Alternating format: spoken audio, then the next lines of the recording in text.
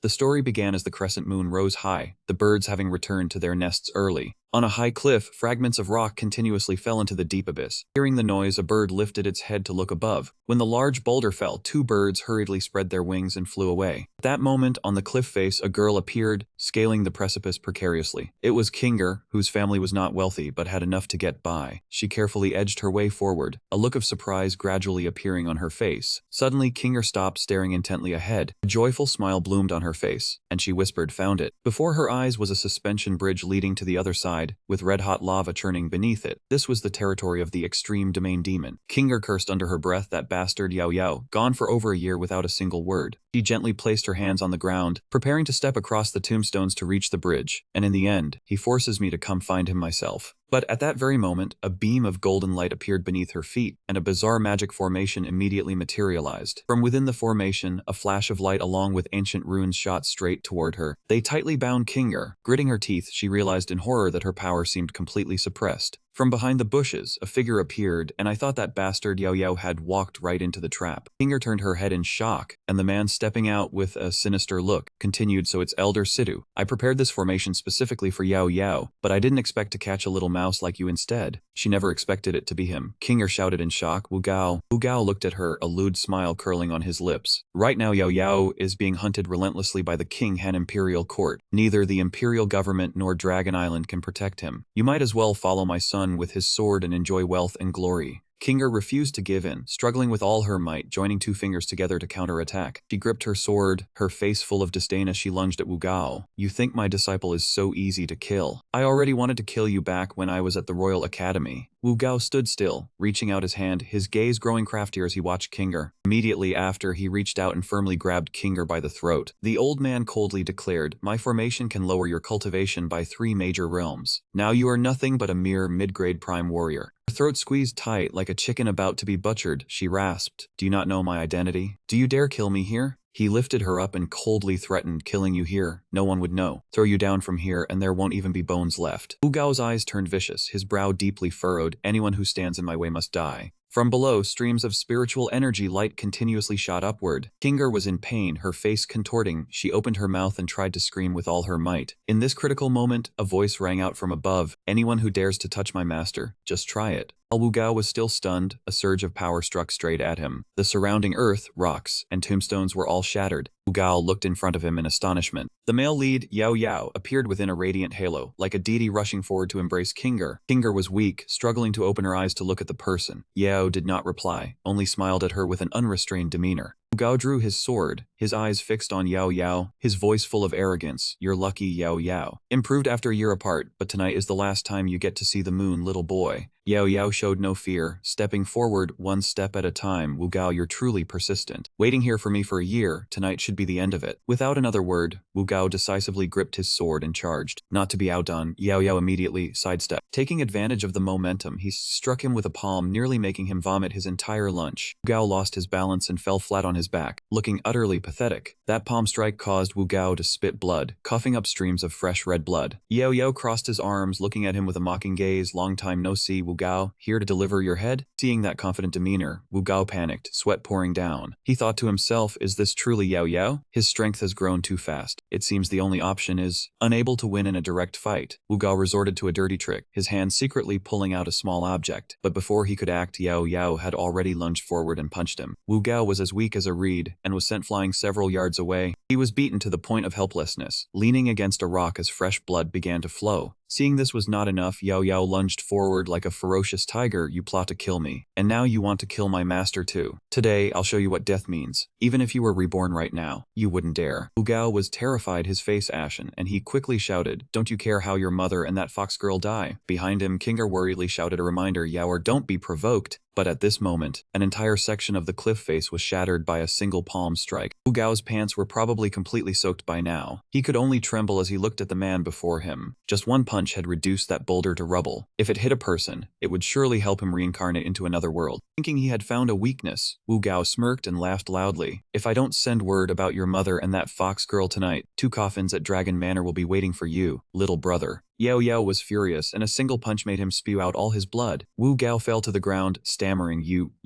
don't you care whether they live or die? Hearing this, Yahello did not reply, instead landing another punch to his face. His eyes were calm, his voice coldly provocative. You can try and see. Beaten until he shivered violently, Wu Gao pointed a helpless finger at him. You will regret this. Tonight, I will have the entire Dragon Manor buried with you. His expression darkened, his brows tightly furrowed, as if he had provoked someone he should not have. Yahello immediately turned his head and shouted, do you want to die? But as he was about to dash forward, a terrifying surge of power rushed at him from behind. Before Yahello's astonished eyes, that power sliced straight into Wu Gao's neck like a blade. His entire body trembled, his pupils constricted, and his eyes were bloodshot. Immediately after, crimson blood gushed from his neck without stopping. Yahello warily looked toward the mysterious figure behind him. A cold gaze swept over. The mysterious person spoke. The Long family has been waiting for a certain brat to arrive. Inger stepped forward and asked softly, who is this senior? Wu Gao died in an instant. You are the prime suspect. Yahello suddenly smiled enigmatically. He is merely an old elder. He raised a finger in a like gesture toward Kinger and said smugly, it is nothing. I am no longer the Yahello of last year. Wu Gao could not threaten me. Kinger frowned in dissatisfaction. You are truly not ordinary. You just took advantage of me. I have not settled the score. Until the next day, when the sun was already high over the radiant Sun Imperial City. Outside the Long family manor, a knock on the door sounded. The gatekeeper yawned widely, cracked the door open. Who is it knocking so early in the morning? But upon seeing Yahello, he excitedly shouted, the consort has returned. The gatekeeper ran while announcing, old master, come out quickly, the consort has returned. Tianba heard this and was overjoyed. Yahello has returned. I have been waiting for you outside for a long time. Seeing Tianba, Yahello immediately knelt to pay his respects. Yahello pays respects to old master, sorry for worrying you. Looking at the matured Yahello, Tianba praised, good, returning is good, your mother and siblings are waiting inside, go see them quickly. At this moment his mother came out from inside. Yahello sadly held his mother's hand and apologized. Are you well? This unfilial son has been away for a long time and only now returns. A few seconds later, his gaze landed on the girl beside her. Yahello reached out to caress Mei Niang's cheek and said softly, Mei Niang, you have worked hard. Mei Niang blushed upon hearing this and replied shyly, it is good that the young master has returned. Tianba said from behind, alright, let us talk inside, I have some matters to discuss with you. The two went to another place to talk. Tianba spoke worriedly, Yahello, your return is not a good time. Yahello looked at him and replied, what is it, old master? Has something happened at home? Tianba calmly recounted, now Taihan leads a pack of rebellious ministers colluding with the Han King, recommending the third young master for the throne. Long Jiashen, a former court official, has become their target. Yahello smiled calmly, his voice impassioned, old master, do not worry, they are just a bunch of insignificant minnows. Tianba stroked his beard, his face stern, rest assured, even if I am just an old skeleton, I will protect your mother and you intact. Yahello raised his hand, the ring glowed, old master need not worry.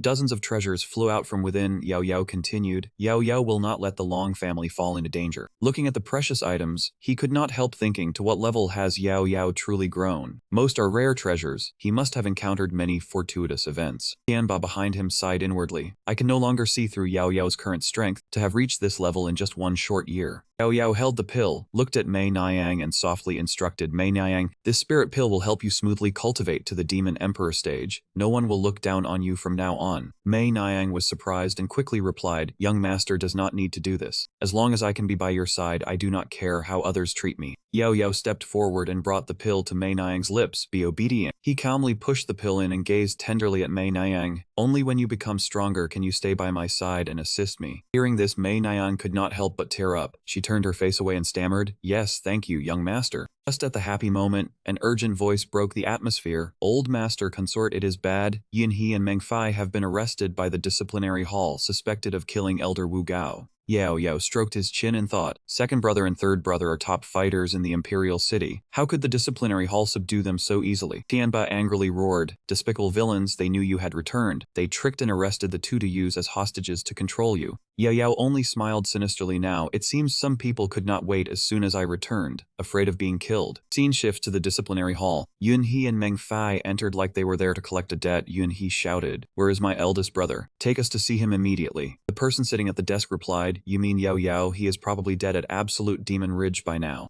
Meng Fei raised his saber and swung it. If you do not give a satisfactory answer today, do not expect to escape my fake spear. The old man coldly stroked his beard and reminded, worry about yourselves, the court is targeting Yao Yao and the Long family. Elder Wu Gao's disappearance just at the right time to frame you. Yun He swung his sword and shouted, third brother, no need for idle talk, kill him and get out. Just as Yun He and Meng Fei charged forward, on the old man's side a muscular man also rushed out. Meng Fei and Yun He were stunned. They exclaimed, in it origin Wang Qiang. Wang Qiang looked at the two with a battle-hungry gaze, his entire body brimming with vitality. Without a word, he swung his hand, his whole body erupting with a wave of fire energy. Wang Qiang, like a mad bull with bloodshot eyes, charged toward the group. His fist slammed into Yun He and Meng Fei, who quickly raised their weapons to defend. Wang Qiang gritted his teeth and struck with force. But at that very moment, his eyes bulged out. His entire body felt as if struck by lightning. A figure flashed by, felling Wang Qiang with a single slash. That man coldly issued a warning. Anyone who touches my brothers will not live to see another day. So it was Yao Yao. He raised his hand, his eyes filled with killing intent. They all had to die. Yun He and Meng Fei acted as if they had struck gold, cheering loudly. Old man Dong.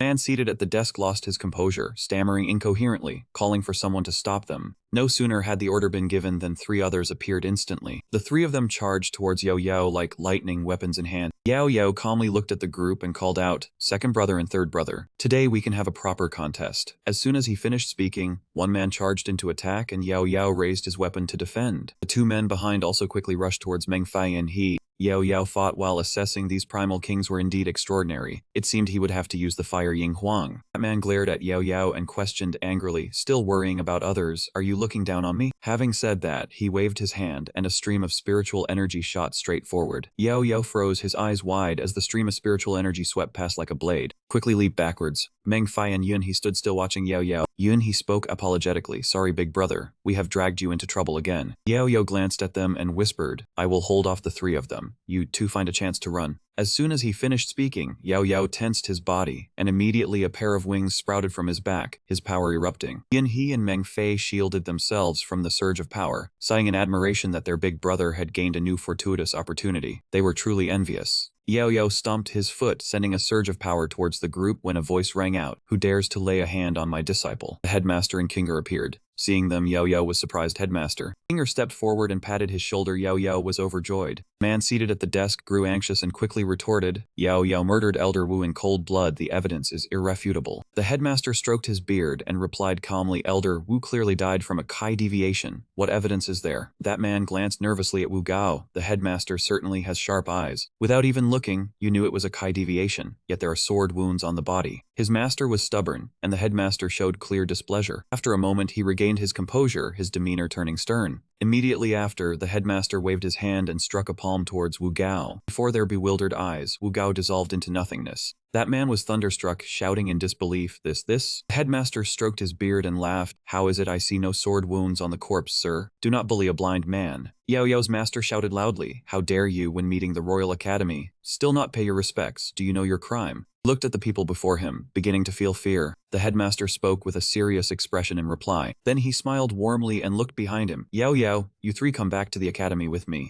Yao Yao bowed. Thank you, headmaster, but these men harmed my brothers. Should we deal with them? The three from earlier, indignant, charged forward together. Yao Yao, you are too arrogant, looking down on us. At that exact moment, a giant claw materialized. It lunged forward, swiping straight at those three reckless men. Yao Yao's body was wreathed in flames, his power surging. I am afraid you are not strong enough. With everything settled, the group left together. Yao Yao and Kinger flew back standing on a divine soil. The headmaster sat on a large crane, happily breathing in the air. Yun He, however, was airsick, vomiting nonstop. Yao Yao blushed and shyly thanked his beautiful master for saving his life. Hearing this, the headmaster stroked his beard and replied, Yao Yao is being modest. With just that one move, even a few more primal kings could do nothing. The headmaster blushed and winked at Kinger. You dare to oppose the discipline hall for a disciple. Have you thought this through? Kinger refuted shyly, Yao Yao is a disciple and I am his master. Is it not right to protect him? Hearing this, Yao Yao moved closer and whispered in her ear, my beautiful master still cares for me. Kinger blushed and bit her lip, saying nothing. Immediately after, she gave Yao Yao a sharp nudge with her elbow. Seeing this, the headmaster burst out laughing. After some time traveling, everyone came to a stop. Everyone else was young and healthy, except that young man who was still vomiting endlessly. The headmaster instructed Yao Yao, go home now, the seventh princess has been waiting for you for a long time. He clasped his hands in obedience. At this moment, Yun He patted his shoulder. He opened his mouth and asked, looking drunk, brother, what realm are you in to have taken down 3 primal kings so easily just now? Yahello pinched his nose, his face full of discomfort as he replied, I am still a high-rank primal general, but thanks to a certain fortuitous opportunity, primal kings pose no threat to me. Seeing Yahello's cold and disgusted expression, he couldn't help it, tears welling up in his eyes. He painfully bit down on his handkerchief to suppress his sobs. How could anyone survive this? Yahello left, and he stepped forward to push open the door in front of him. Inside, Ruodai suddenly stood frozen when she saw him.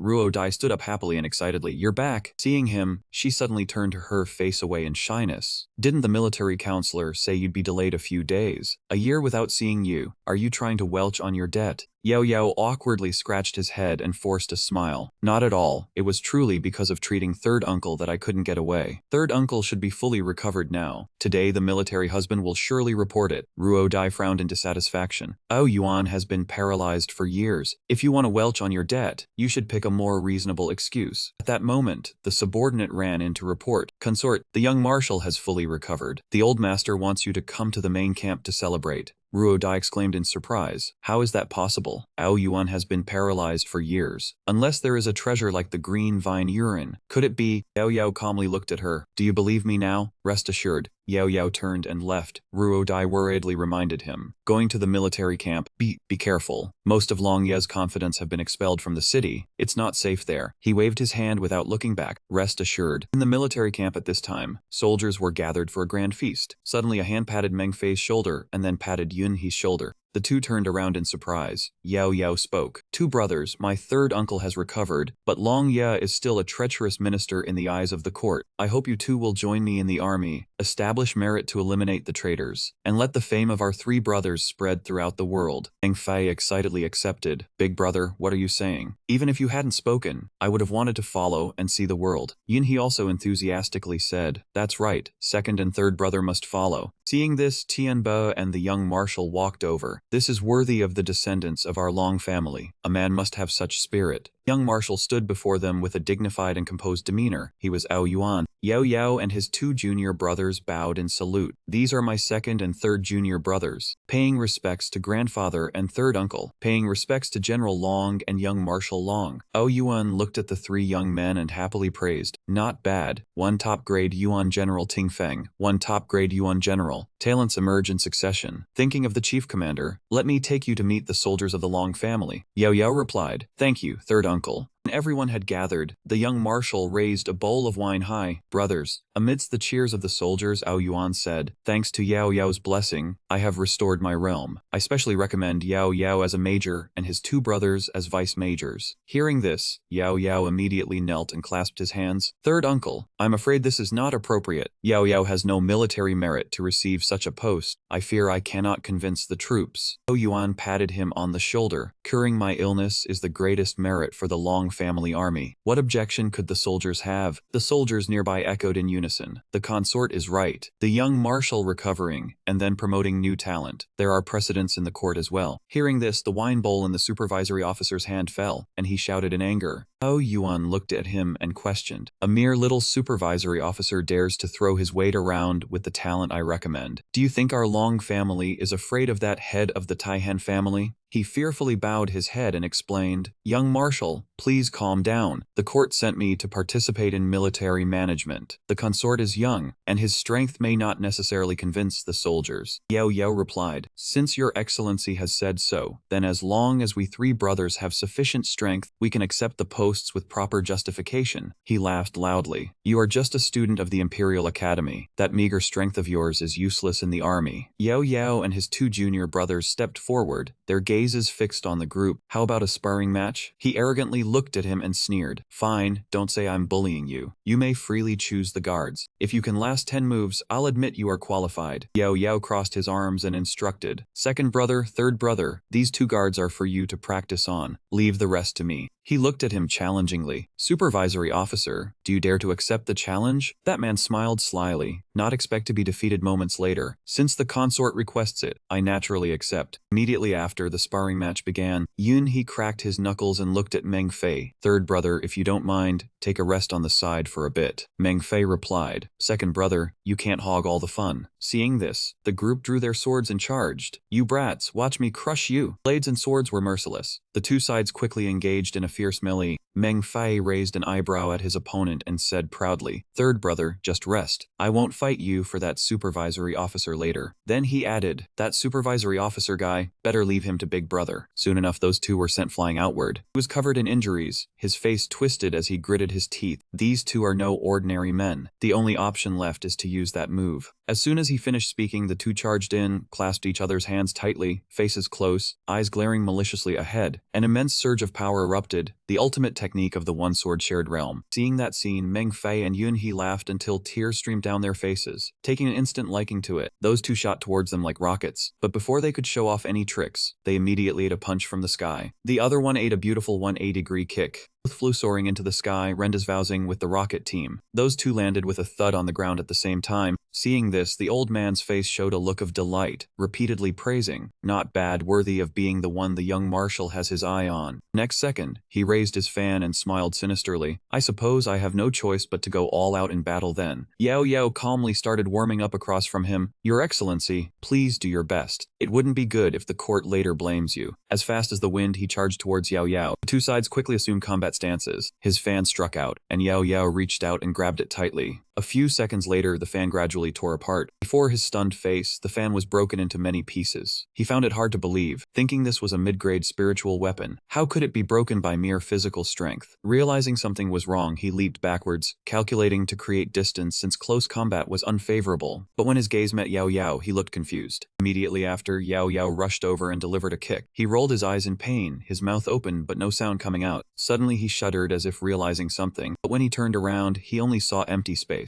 The overseer secretly worried about where that brat had gone. While the old man was searching, Yahello and his wings appeared right behind him, his gaze calm and cold. Without a word, Yahello knocked the overseer away. He smashed face first into the ground. An explosion immediately occurred. Dust and smoke filled the entire space. The subordinates worriedly shouted, "Lord Overseer." Within the hazy smoke, Yahello's figure emerged. He stepped forward, tearing through the smoke. The overseer had already been beaten until froth bubbled at his lips. Yahello lifted his foot and stepped on him. Victory and defeat were clear. The crowd could not help but shout loudly, "Instructor, instructor." Yahello clenched his fist excitedly and shouted loudly, "The Long family army has been stationed at the border for many years without fighting, but once killed 10,000 enemies to build their legacy. Now I am fortunate to be an instructor. I hope to achieve great feats together with everyone." The subordinates, as if re-energized, responded in unison. Yuan walked over, looked at Yahello and asked, "Have you already thought of a plan?" Yahello rubbed his chin thoughtfully and replied, "Earlier I killed the vice-commander of the hunting demon corps. Commander Jiaohu must know I am back. Instead of waiting for him, I will go find him. The plan is for the three brothers and all the generals to set out from multiple directions, set fire to the mountain's stronghold to force them out, then join forces to attack." Yuan's face gradually calmed after hearing this, but he asked, "The hunting demon corps has Wind Eagle scouts active everywhere. If even a blade of grass stirs, they know about it. How can we set fire to the stronghold?" Yahello reached his hand toward the sky, his voice firm. "Third uncle, do not worry, I have a way." Just then, a figure streaked across the sky. Yuan panicked and looked up in alert, then ordered, "Enemy spotted, form the battle formation." Yahello calmly looked at Yuan. "Third uncle, rest assured he is family." That figure stopped and landed on the ground. Huoming bowed with clasped hands. "Huoming pays his respects." Yuan asked in surprise, "Who is this?" Yahello patted Huoming on the shoulder and replied, "Third uncle, I will explain later. This is Huoming, whom I met at Ju Yaoling. He is very strong. Bring him along to deal with Jiaohu's Wind Eagles is the best move." Huoming bowed, his voice soft but firm. "Huoming will clear all obstacles. After half an hour you can lead the troops in." With Huoming leading the way, the soldiers behind were also excited. "Lieutenant General, hear the order, advance." The scene shifted to a eerie place called Mo Wu Ti, which was the meeting hall of the hunting demon corps. He held a beauty in his arms, then struck another girl down, shouting, "Get lost. If you cannot get pregnant, I will send you to the brothers in the camp to play with." Deputy Commander Hong He shouted at his subordinates, "Why have not you gone down the mountain to capture more women for me? Do you want me to die without an heir?" The terrified subordinate knew it was mainly a physiological issue but still replied, "Yes." The more the deputy commander thought, the angrier he became. He gritted his teeth. Recalling the defeat, the deputy commander cursed discontentedly under his breath. "Damn Yahello, killing my only son. And now he dares to brazenly brazenly returned to Long Jia. That old man Taihan, how long does he want me to wait? The deputy commander was furious, his eyes vicious, and he screamed in his heart, Yao Yao. Just then, a shout broke his thoughts. Commander, this is bad. The military camp at the foot of the mountain is on fire. It is about to reach the stronghold. Deputy commander jumped up in shock, asking, where are the Wind Eagle scouts? Why did they not report? The subordinate was terrified and stammered, we do not know which expert they have. One person killed all our Wind Eagle scouts. The deputy commander gritted his teeth in anger, sweat pouring down. I have never heard of anyone daring to attack the hunting demon corpse. Could it be that Taihan wants to kill me? As he was thinking, a massive explosion struck the inside. Ao Yuan appeared, looking stern, his voice dignified. Your lives, this handsome young master will take them. Seeing Ao Yuan, the deputy commander grew anxious, his face panicked. You are Long Third Young Master Mango. Ao Yuan looked at him, his voice cold. You know of this young master and still dare to cause trouble for Yao Yao? The deputy commander stubbornly argued, Yao Yao killed my son and grandson. Should I not take revenge? You lack skill, got countered when you provoked, and now you still complain. Hearing that name, the deputy commander seemed to have touched a reverse scale, his eyes turning vicious. Then, the deputy commander, as if mad, charged at Ao Yuan with a trident. Then, Long Third Young Master Mango, please pay with your life. Ao Yuan calmly gave a mocking smile. The moment the deputy commander charged, Ao Yuan swung his sword in an arc. The deputy commander, before he could do anything, was struck until syrup flowed. He was severely injured and immediately could not help but vomit blood. The deputy commander tremblingly reached his hand out toward Ao Yuan, begging, Long Third Young Master Mango, please do not. I am one of Taihan's men. Are you not afraid of the Chancellor? Ao Yuan walked over, his eyes cold as ice as he looked at him. A pity, our Long family does righteous deeds, but is branded as friends of rebels. As soon as he finished speaking, Ao Yuan swung his sword at him. The dead deserve no regret. Red blood syrup splattered, and the space was filled with a fishy smell. Ao Yuan thought to himself, Yao Yao, do not disappoint me either. Outside, the battle between two armies had not yet begun. They simply stood staring at each other, whispering. Yao gripped the reins tightly, his eyes worried. Behind him, a soldier came to remind him, Instructor, the fire is too big. The brothers cannot keep up. Should we retreat? And what about the brothers in the rear? Yao Yao calmly replied, the Long family army has no precedent of marching and then returning. After that, Yao Yao stared at the ring in his hand, which he had just obtained from Zhu Yaoling. He could use it. A sword appeared and fire energy blazed up endlessly. This was the separating flame sword. Yao Yao launched himself from the saddle, held the separating flame sword in his hand, and looked at the soldiers, saying, Disciples, protect yourselves well. I am not sure how powerful this move is. As soon as he finished speaking, Yao Yao swung his sword and a surge of fire energy like a ferocious beast rushed toward the enemy. Holy shit, the close guards. The flames blazed fiercely, sweeping away the entire army. The enemy leader's eyes were icy cold, reflecting death. Small sparks flew everywhere, and soon the forest was engulfed in a sea of fire. The leader on the other side swung his sword, shouting to intimidate, and ordered his men to kill him. Yao Yao held the blazed sword and swung the shockwave strike toward the group.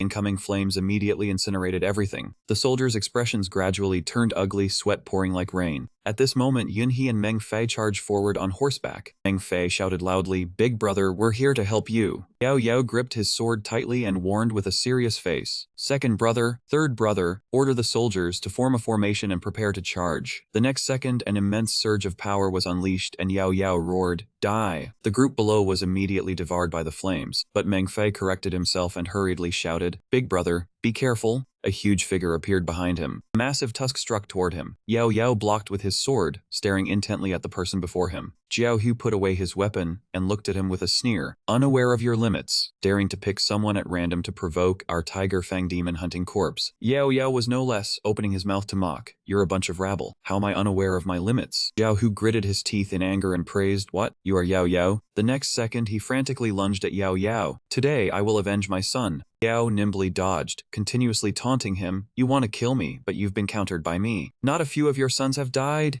Seeing this arrogant attitude, Vice Commander Shi gritted his teeth. Jiao Hu stomped his foot in fury and shouted, Unforgivable. Today, I will use your head to sacrifice to my son and grandson in the heavens. The group behind charged forward aggressively. We follow the Vice Commander. Kill them. Yao Yao calmly looked at the group and then spoke. Second brother, third brother, prepare to counterattack. Immediately after, both sides engaged in battle, the entire army attacking. Yao Yao sent several men flying with a single stroke. Vice Commander Shi raised his weapon, leaped forward and shouted, Go die! swung his hand, sending a wave of power crashing toward Yao Yao, shattering the ground into many pieces. Yao Yao moved like the wind, stepping on his head to escape safely. He did not forget to give him a contemptuous glance. Yao Yao appeared from behind, swinging his sword at Jiao Hu. Vice Commander Shi would not be outdone, swinging the tusk in his hand to strike back. But the old man's eyes suddenly froze as if meeting his match. Yao Yao was unharmed, valiantly charging toward him. Under the setting sun, Yao Yao swung his sword and finished Vice Commander Shi. He passed away just like that, his face full of unwillingness. Several lackeys, seeing this, were stunned, staring blankly as he fell. Not stopping there, Yao Yao continued to charge forward. Wherever he went, the enemies could only flee. Only when there was no one left did he stop. The flames on his body also gradually subsided. Seeing this, the soldiers cheered, "The lieutenant is mighty! The lieutenant is mighty!" His junior brothers quickly came over to praise. "Big brother is amazing. When you have free time, teach us, me and third brother." Yao Yao humbly replied, "You cannot learn this martial skill of mine. Focus on training your own skills." Amid the joy, a subordinate suddenly ran over to report, "Lieutenant, trouble." He knelt in fear and reported, "About 800,000 troops from the tiger-clawed demon-hunting corps are attacking us. The outer brothers cannot stop them. They will surely arrive soon." But as soon as he finished reporting, this man was also assassinated. Yao Yao was stunned at the sight. The poor subordinate only managed to utter 2 words, "Second lieutenant," before dying. In the blink of an eye, Yao Yao and his men were completely surrounded by the enemy. He nervously instructed, "Second brother, third brother, I will use the blaze sword to open a path. Once it is open, go immediately to report to third uncle." The second junior brother replied hesitantly, "But..." Without another word, Yao Yao acted immediately. The third junior brother tearfully dragged the senior brother away, ignoring the second senior brother's constant shouts. "Big brother!" Yao Yao decided to stay, his eyes blazing. "I will hold them off alone. I am the Long Clan's lieutenant. If you are not afraid to die, then attack." Scene shifted to the next morning. The third junior brother yelled, "Second brother, cheer up. You cannot waste the opportunity big brother created by sacrificing his life for us." Hearing this, he wiped his tears and replied, "Big brother hardly managed to help us escape. Let us go find the long third young master immediately." At this moment even he was rushing at full speed. Standing on a high cliff looking down, there were millions of enemy troops moving. He worried inwardly. Damn it, not to mention the several hundred bandit troops heading swiftly toward Yao Yao. Yao Yao probably has no manpower left by now. He had only walked a short distance when he encountered Yao Yao's 2 junior brothers Hu Da and Longsan Xiaoshuai, along with their eldest brother Ao Yuan. He brushed past the 2 and urged them hastily, "Quickly take me there." A glimmer of hope rose in his heart. "Yao Yao, hold on, your third uncle is coming." By the time he set foot there, the sun had already set. Yao Yao stood atop tens of thousands of corpses, locked in a life and death battle. His eyes glared at the survivors as if he wanted to devour them alive. Only 3 remained and they stammered in fear. But Yao Yao was unfortunately exhausted and he fell backward. Luckily, third Uncle Long managed to run over and catch him. His face at that moment was full of panic. Yao Yao relaxed his expression and said softly, "Third uncle, Yao Yao has not disgraced the Long family." And he fell unconscious, knowing nothing more. Under the setting sun, only the third uncle's anguished cries could be heard. Night had fallen over the Long mansion at this time.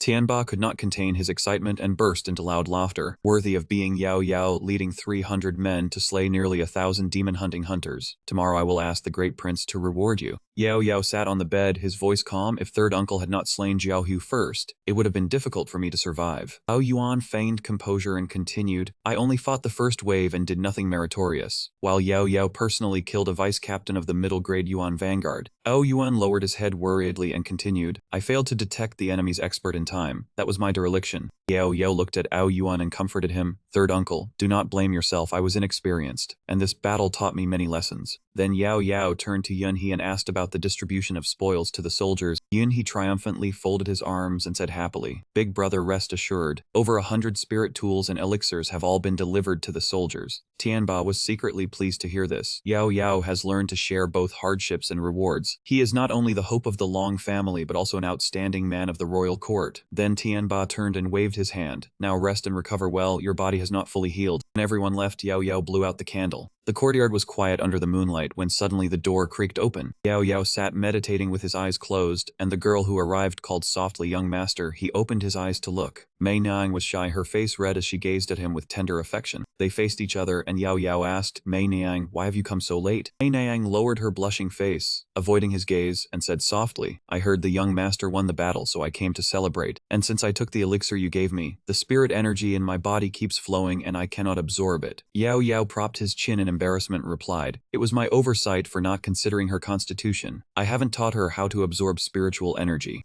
Yao took out a hollow-shaped bottle from his ring. Handing the bottle to her, he explained that, since she had missed the age for cultivation and her bones were set, this treasure would help cleanse her marrow for better spiritual energy absorption. Without any hesitation, Mei Niang drank it all. Yao was surprised, his eyes went wide, and his face suddenly flushed hot. Mei Niang looked at him with a deeply affectionate gaze. Yao regained his composure and covered his eyes. Not good. It's the charm magic of the Li tribe. I never expected Mei Niang would trigger it on her own because of that monkey brat. Before he could steady himself, Mei Niang lunged forward and gave him a passionate kiss. Outside, the scenery was extremely still at this moment. Yao awkwardly blushed and turned away. Mei Niang, you're drunk. Her sleeve slipped down, revealing her full breasts. Young master, Mei Niang is not drunk. Her eyes hazy and full of allure, she looked at Yao. Why won't you look at Mei Niang? Am I not beautiful? Truly, the hardest trial is still the beauty's trap. He slowly averted his gaze, but Mei Niang had already leaned down to give him a kiss. Suddenly, the entire bodies of the two seemed to have their life force drained. Yao shuddered and froze. Not good. Immediately after, he coldly pushed Mei Niang away. Looking at her lying unconscious, he thought to himself, this is the soul charming grand technique of the fox tribe, capable of draining the demonic power of the opposite sex. Mei Niang has a natural allure bone, and couldn't help but use her charm magic.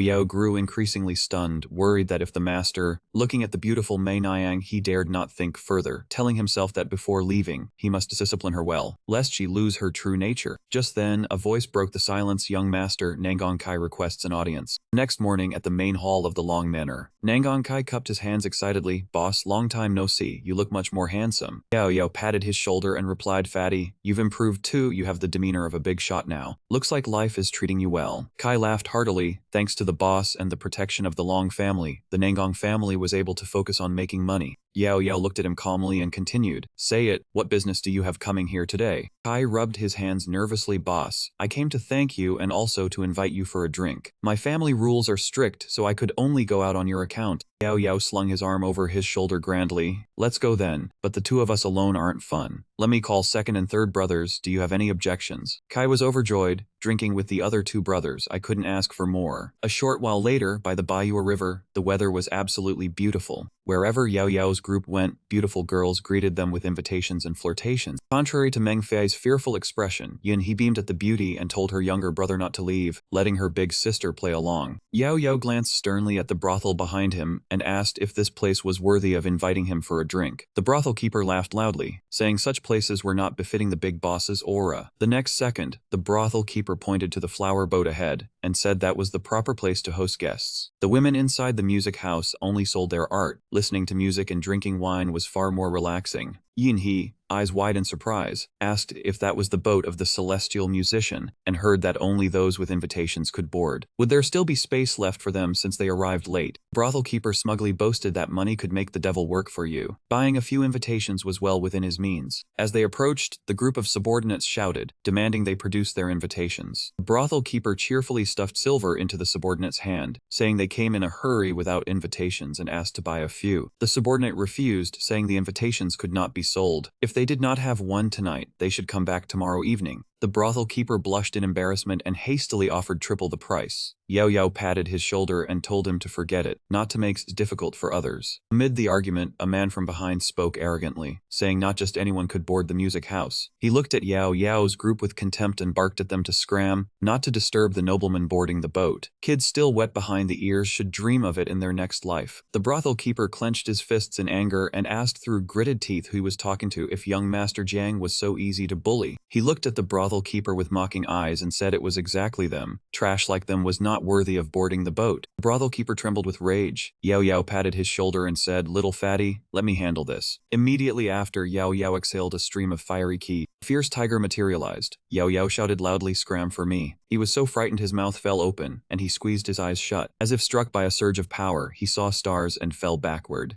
Unfortunately, his foot stepped on a stone. Thanks to that stroke of luck, he successfully fell with a splash into the lake water. His fat frame flailed as he called for help in fear. The brothel keeper excitedly praised the big boss for being formidable, teaching that arrogant nouveau riche a lesson. That man could not even withstand the big boss's sound wave, but it served him right. The whole group turned away cheerfully, but a voice called from behind, asking if the one ahead was young Master Yao. Yao turned around in surprise to confirm the identity, secretly wondering who recognized him here. Then he recognized it as Miss Zhang Mei with Luo Ying behind her. Behind them, Zhang Mei and Luo Ying slowly approached the crowd. Indeed, the number one beauty, Luo Ying, stepped forward gracefully. She bowed in greeting and said, Luo Ying greets young Master Yao. Yao Yao silently recognized the two women who had been rescued on Nangong Jiang's boat. Yao Yao replied with a gentle smile, saying, so it is the celestial musician, long time no see. Luo Ying approached and reminded her subordinate, saying this was her lifesaver. Today, aside from that young master, she would not be receiving any other guests temporarily. Luo Ying extended her hand toward the flower boat and invited young Master Yao to board so she could play a tune for him. Yao Yao calmly looked at the person before him and said he could not refuse the celestial musician's invitation, but today he had come with several brothers. Luo Ying turned to look at Jiang Mei and instructed her to take the young masters to a top spot for wine. Luo Ying covered her mouth with a smile and asked if young Master Yao was now assured enough to come with her to listen to music. Jiang Mei quickly pushed Luo Ying toward Yao Yao and excitedly called out, Miss, rest assured, I will entertain them well. You hurry and take the young master to the boat. On the boat deck, Luo Ying and Yao Yao sat facing each other. Beneath the girl's fingertips, the sound of the zither reverberated throughout the boat. Luo Ying's childhood memories came flooding back. She remembered the days spent with her father. But happiness did not last long. Her father had to go to the battlefield. On the distant battlefield, her father was a fierce warrior. But unfortunately, he could not return. Listening to the melodious zither music, Yao Yao sighed inwardly, thinking Luo Ying truly lived up to her reputation as the second beauty of the imperial city. The music sounded like galloping war horses sweeping across the battlefield. But amidst his thoughts, he could hear her heart hatch. Her ease disguised a love hard to conceal, along with the blood and tears of the battlefield. Ending the sorrowful tune, Luo Ying slowly stood up. She bowed politely and said to Yao Yao, I have performed poorly. After hearing her, Yao Yao let out a gentle breath. The next second, he sighed and praised the celestial musician's unparalleled skill. Even though he was not well versed in music, he could still feel the strong will and the hidden sorrow within. Out of curiosity, Yao Yao asked Luo Ying if she had ever had a loved one go the battlefield and unfortunately fall in battle. Her eyes grew sorrowful, glistening as if she might cry. Luo Ying looked at him with tear-filled eyes and said in a sad voice, Young Master Yao is the first person to discern the deeper meaning in my music. If I were not a courtesan, I would surely tie a red thread to your ankles, playing only for you. Yao Yao shyly waved his hand to refuse, saying it was enough to have heard the celestial musician play a single tune. He did not understand music well and dared not claim to be her soulmate. Seeing Yao Yao refuse, Luo Ying grabbed his hand and choked out as the young master abandoning Luo Ying. With tearful eyes, Luo Ying said, Young master, I am a courtesan, but my body is pure. You saved my life, and I have nothing to repay you with except this body. Yao Yao pushed her hand away and explained that the situation was merely coincidental. He saved her because he had the ability to do so. In his heart, the image of Yer surged forth. He said, Yer has been missing without a trace until now, and I have no heart to think of anything else. Luo Ying pondered over his words and silently praised that she had not misjudged him. Young Master Yao was a man of deep loyalty and affection.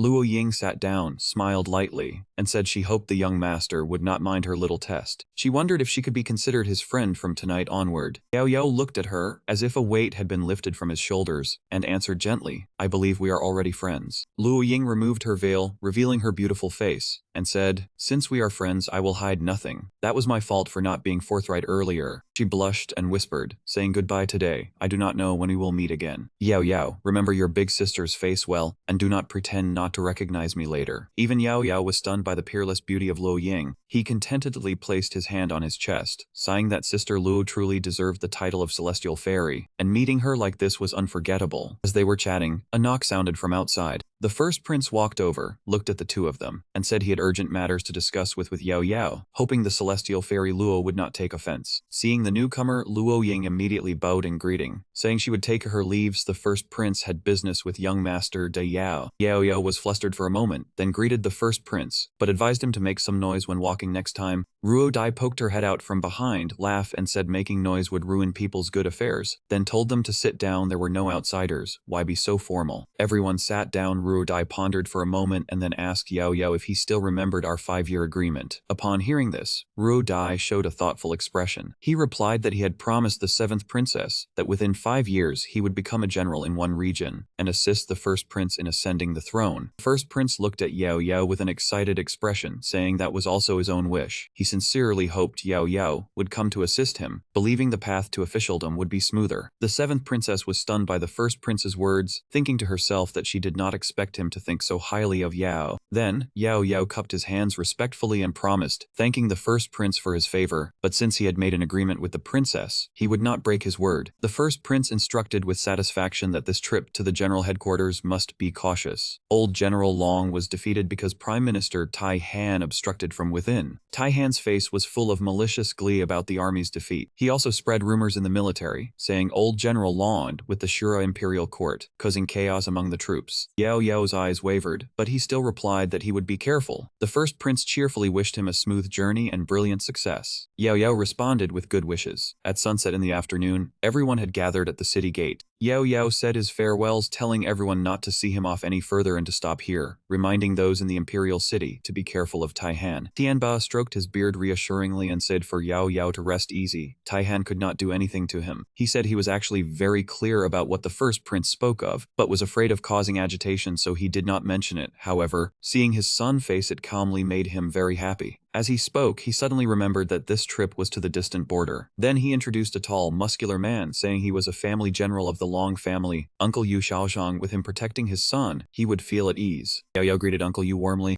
After that, Yao leaped onto his horse preparing to leave, telling his grandfather that it was getting late, and they were about to set off. His eyes shone brightly as he silently vowed to return with great fame. The sun blazed overhead, and the horse gradually slowed its pace. Yao asked Uncle Zhang how far they had traveled. Uncle Zhang replied, "Young master, we have reached the border of the northern Yuan dynasty." The silhouette of North Ming City loomed in the distant desert. Just a bit more travel and they would arrive. Uncle Zhang added, "Ever since the general was framed and defeated, this place had fallen under the power of the Shura people, and he, Yu Xiaozhang, was a peak Yuan king realm expert of the Long family." Yao was puzzled. His grandfather guarded the border all year and did not meddle in court affairs. Would he actually get involved in a civil war? Yu Xiaozhang replied, "That was a long story." His hair fluttered in the wind, his gaze thoughtful. If it were not for the young lady's incident, the general would not have panicked. Tai Han spread rumors that the young lady was a Shura person, causing people to mistakenly believe the general colluded with the Shura imperial court, unsettling the army and leading to defeat. Yao's brows furrowed, his eyes full of fury, thinking of Tai Han in his mind. Meng Fei beside him spoke up. "Boss, Old General Long is after all an elder of the court. No matter how capable that Tai Han bastard is, he is just a joke." Yun He agreed with Meng Fei, saying it might be better to rest in North Ming City before continuing, and also convenient to investigate the strength of the Shura people. Suddenly, a sword flew straight over, startling Yao's horse. Fortunately, Yao did not fall off his horse. The attacker appeared, saying that if they wanted to enter North Ming City, they should leave their valuables behind. The two bandits ordered that these horses would also do, hand them all over. Meng Fei cursed loudly, "Relying on you guys? You ingrates dare to threaten our big brother." Meng Fei's words enraged them. Saying so, one of them charged into attack with a double-handed weapon. Looking like this esteemed one had to personally take action to rob. Yao folded his arms in amusement, saying they came just in time.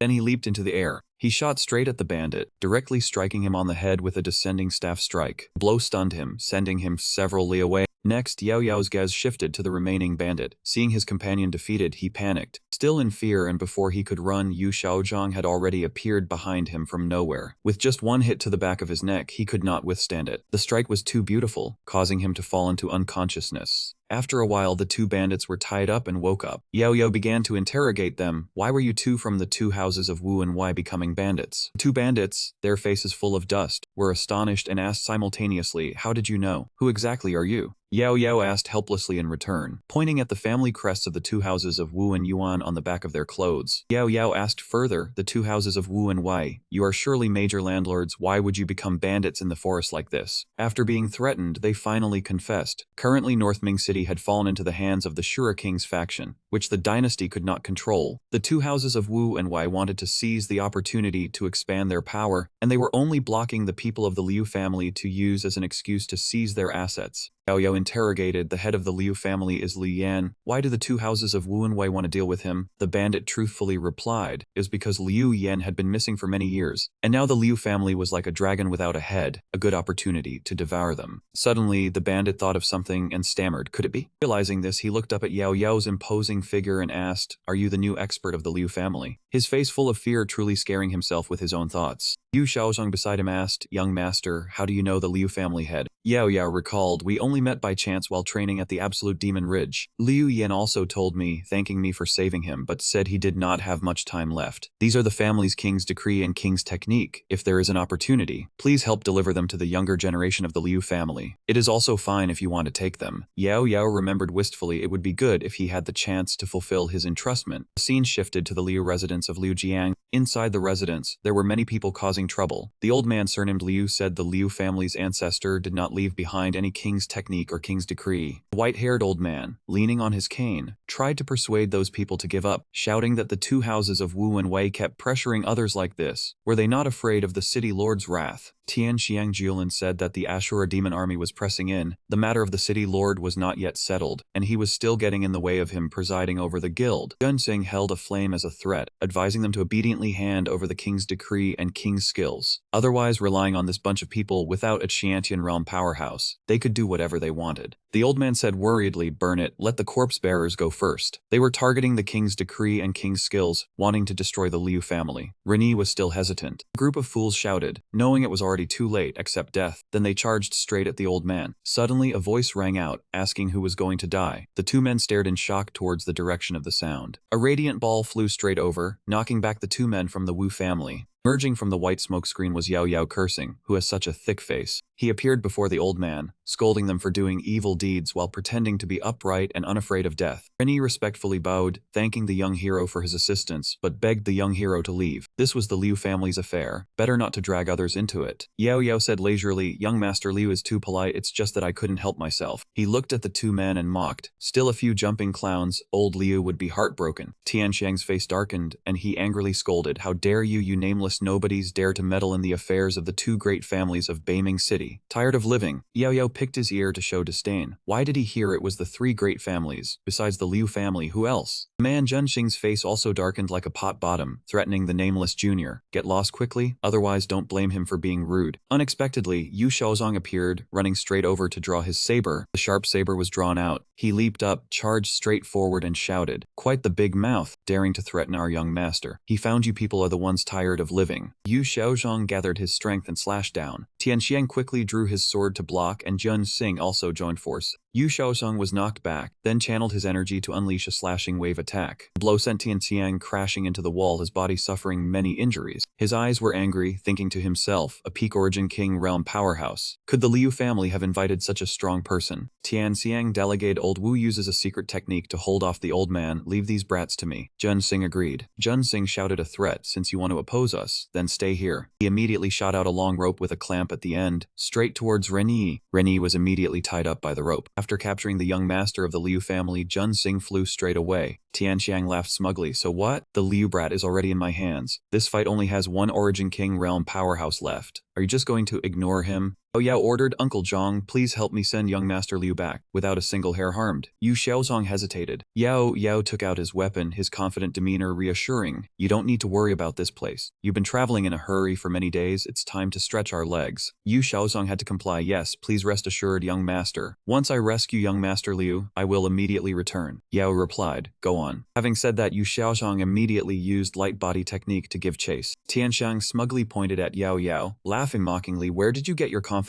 I see you are just a high-grade origin general. Even if you all came at once, you would be no match." The moment he finished speaking, Yao Yao had already appeared before Tian Xiang and even sighed, "I've grown this old and have never met such an arrogant person." Tian Xiang reached out to grab Yao Yao, saying today he would broaden his horizons, but Yao Yao immediately moved to dodge. His eyes were sharp, emitting a blue light. His body moved swiftly, his hand touching the ground. Then he propped himself upside down, spinning his leg to attack. He calmly replied, "Is that so?" Yao Yao's kick, powerful and fiery, struck the man's face, sending several teeth flying. Tian Xiang could not resist, flying straight into the air before landing. He was beaten until his face was swollen, with no strength left to stand up. A moment later, Yu Xiaozong returned, bringing the defeated Jun Xing with him. "Young master, I am back." Just as Yao Yao was tying up Tian Yang, Yu Xiaozong brought forward Jun Xing with his face swollen and asked, "I have safely sent young Master Liu back. What should be done with this man?" Yao Yao said calmly, "I conveniently got over 100,000 spirit stones and over 100 spirit pills. It's acceptable. After all, I am not as greedy as those great great aristocratic families. Tianxiang's eyes widened. He angrily cursed, extorting money. Do you think spirit stones and spirit pills are just things picked up off the street? There are none. Yao looked at him and laid out the terms. So you're awake now. If there are none, that's fine, then come with me to the beast border. Slaughter the Asura demons. Kill until I am satisfied, then I will release you. Tianxiang lowered his voice, still not appeased as he retorted. Who do you think you are? What gives you the right to oppose the Asura demons? Yao was unyielding, stepping directly on Tianxiang's face. What gives me the right is that I can beat you until your head is swollen, and that I can make tomorrow your death day. Even while being suppressed, Tianxiang still put up a brave front. A glorious death is better than a shameful life. Yao spoke up. Uncle Zhang, I heard you are a master of poison mixing? Yu Shaozhong cooperated perfectly, that is correct. Yao's eyes lit up, his face showing interest. So is there any slow-acting poison? The kind that requires an antidote at fixed intervals to survive? Tianxiang's previous bravado vanished. He cried and begged, young master, no, senior, please be magnanimous and let me go. I will pay any compensation. Just don't send me to the beast border. Yao held the pill, laughing. If you had been this obedient just now, would I have needed to waste a pill of mine? Saying this, he pinched Tianxiang's mouth shut and forced the pill down. Tianxiang resisted in fear. Yao said, the nation is in peril, yet you still want to develop your power, truly unforgivable. Consider today a lesson, swallow it. Tianxiang was forced to swallow it. Renyi knelt down, sincerely thanking, many thanks to our benefactor for saving our lives. The 40-odd members of the Liu family are willing to be your servants. Yao quickly waved his hand, Master Liu, no need for that. I was just acting on a request. Old Liu has passed the king's decree and king's skills to me. I am sure a heroic youth like Master Liu will lead the Liu family to greatness. The answer moved Renyi. In his eyes, Yao was extremely handsome. He thought, I didn't expect young Master Yao to be so understanding. What virtue or talent do I have to deserve such praise? I am truly ashamed. Renyi spoke up, startling Yao. I heard young Master Yao wants to go to the beast border. I wonder if I can follow by your side. Even just carrying your luggage or traveling for experience, I can do it all. Yao could only smile awkwardly in embarrassment. This matter was probably not good, because Liu Gongzi was now the family head. Following him to the border to garrison was truly inappropriate. Renyi still bowed respectfully, begging young Master Yao not to refuse. Renyi was still young and needed to go out and train to lead the Liu family to stand firm in Beiming City. That attitude made him feel shy. Yu Shaozhong walked over from somewhere and patted his shoulder. Little young master. Young Master Liu being young and already at the Yuan general realm, truly a cultivation prodigy. Our mixed group needed the power here to help. Yao still had some doubts. The people around began to murmur, worthy of being the one General Long had his eye on. Everyone who came here was as impressive as this. Renyi looked at him in confusion. Young Master Yao. Meng Fei squinted his eyes in judgment. Boss is bisexual. Yao felt dizzy after hearing that, then reluctantly agreed. The man beside him was happy. The young master is following young Master Yao. Our Liu family has hope of returning home. In the middle of a desolate desert, a group of people was riding horses forward. Yao looked around in surprise. Is this the border? Truly not a blade of grass. The soldiers guarding the border could actually adapt to this harsh environment. Yu Shaozhong showed clear worry. Little young master, although talented beyond compare, was still young in age. The soldiers guarding the border were all elites chosen from hundreds. Some when they first arrived were not much older than him. He thought of the scene of countless people bleeding and falling in the long war with the Asura demon clan. The young men of that year were either gone or had sacrificed themselves on the battlefield. Yao scratched his head awkwardly. Uncle Zhang was actually a soldier guarding the border back then. No wonder his aura was so killing. He asked a question to ease his embarrassment. Uncle Zhang, we have arrived, right? The horse's hooves stopped in front of a place. He looked up at the gate of Mobei City. Young master, this is Mobei City. Let us enter first. Looking for a while, he wondered, Uncle Zhang, why is Mobei City so desolate? The city gate has no soldiers, and no civilians are seen. He explained seriously. Young master has not been at the border before, so it is right not to know. Mobei City is the city closest to the Beiyuan royal court, becoming an important reserve fortress. The citizens have evacuated to the rear. Only troops are left stationed here. There was a hint of regret on his face. Ever since General Long was framed by treacherous ministers and suffered the humiliation of losing territory, Grand Marshal Tai took command at the border. Besides me, there are General Zhenbei Dongfeng and the 3rd Prince Lin Tian, which prevents the Asura army from acting rashly. Yao pondered. Even though he was utterly loyal to the court, many soldiers did not know the truth and misunderstood him. Since I have come here, besides achieving merit, I must also restore his honor. Suddenly a pair of feet stepped towards them. Fang Yi showed a contemptuous expression. Is this not Yu Shaozhong, General Xu? Why did the Long family only send a group of people here? He immediately retorted. This general is indeed a veteran soldier. Does he not know the principle that quality matters more than quantity? He changed his attitude, softening his voice and asked, who is this? He confidently introduced himself, but he returned to a contemptuous look. You must be the grandson-in-law of General Long. Truly a talent indeed. Fang Yi did not hesitate to mock. General Long is truly cunning, only sending a brat to guard the border. Have the soldiers of the Long family all gone home to babysit? The two subordinates behind quickly chimed in. Who says otherwise? Tianba colluded with the Asura demon clan back then. The Long family soldiers probably have no face left to guard the border. That is right, they even have to send their grandson-in-law to show his face. Yahello was so angry he could not speak. His eyes were full of flames of hatred. He leaped up and slashed two powerful strikes in the air. Instantly, the heads of the two subordinates left their necks. Yahello was still not appeased, spouting nonsense. Fang Yi was scared pale. The men around were speechless. He angrily pointed at him and shouted, Yahello, you are daring to kill my soldiers. Do you want to rebel? Take him down. In his heart, he still looked down on him. This kid is indeed green, provoked into anger so easily. Let us see who can save you now. The soldiers behind dared not step forward. General, I fear I am no match. The man had just finished speaking when he was physically struck by a weapon. He did not hesitate to stab his subordinate with his sword. His face looked truly vicious. Dare to defy Lord Dongfang's order? Do you want to rebel? He panicked and cried for help. The remaining ones began to surround them. Seize Yahello. Tianxiang and Junxing cried out in fear. It has nothing to do with us. It was Yahello who forced us to come here. Junxing even begged, let us go. From now on, the annual tribute from the border soldiers. Our two ignorant families will. Yahello pointed straight at himself and shouted loudly, well said about rebellion. On the contrary, you tell me where the rebellion is. Fang Yi had a murderous face. You killed my soldiers. Is that not considered rebellion? He heard this and laughed loudly, asking back, was the uncle who was just killed not a soldier guarding the border? His face was full of righteousness. My Long family risked their lives for the royal court for a lifetime. Even my father and second uncle, who I never met, sacrificed themselves for the nation. I followed military law but was framed by villains, and as a general you condone your underlings' indiscriminate killing. That is true rebellion. The soldiers, hearing his words, burst into tears. Currently, the Asura demon clan army was invading, while the regular soldiers were poorly equipped, their bodies covered in wounds. He pointed straight at the leader. On the contrary, your command is full of arrogant people who do not pity the soldiers' hardships. And now you want to frame the Long family. Those few soldiers said tearfully, General Longwu was very good to us, always commanding the fight from the front line, sharing life and death. The general once saved me from the clutches of the Asura demons. It was seen that among them, two men in red were looking at him while grinding their teeth in praise. They could not resist rushing forward for close combat. In short, your Long family colluded with the Asura clan. Come here and die. Yahello's two junior brothers jumped out ready to fight back. It is not your turn to meddle in our big brother's family affairs yet. One circled behind Yunhe and smiled. I am a veteran beast border soldier, the elite of the elite. The other was fighting with Mengfei, not knowing his own limits. After a while, they returned to those two soldiers. Boss, what did those two say just now? Could not hear clearly. The soldiers had begun to counterattack. The Long family devoted the most effort to the dynasty. They could not have colluded with the Asura clan. With General Longwu here, the regular soldiers never experienced victories like now. Whoever frames the Long family, we will never forgive. Fang Yi began to fear. Nonsense, this little bastard actually talked back to him, truly annoying.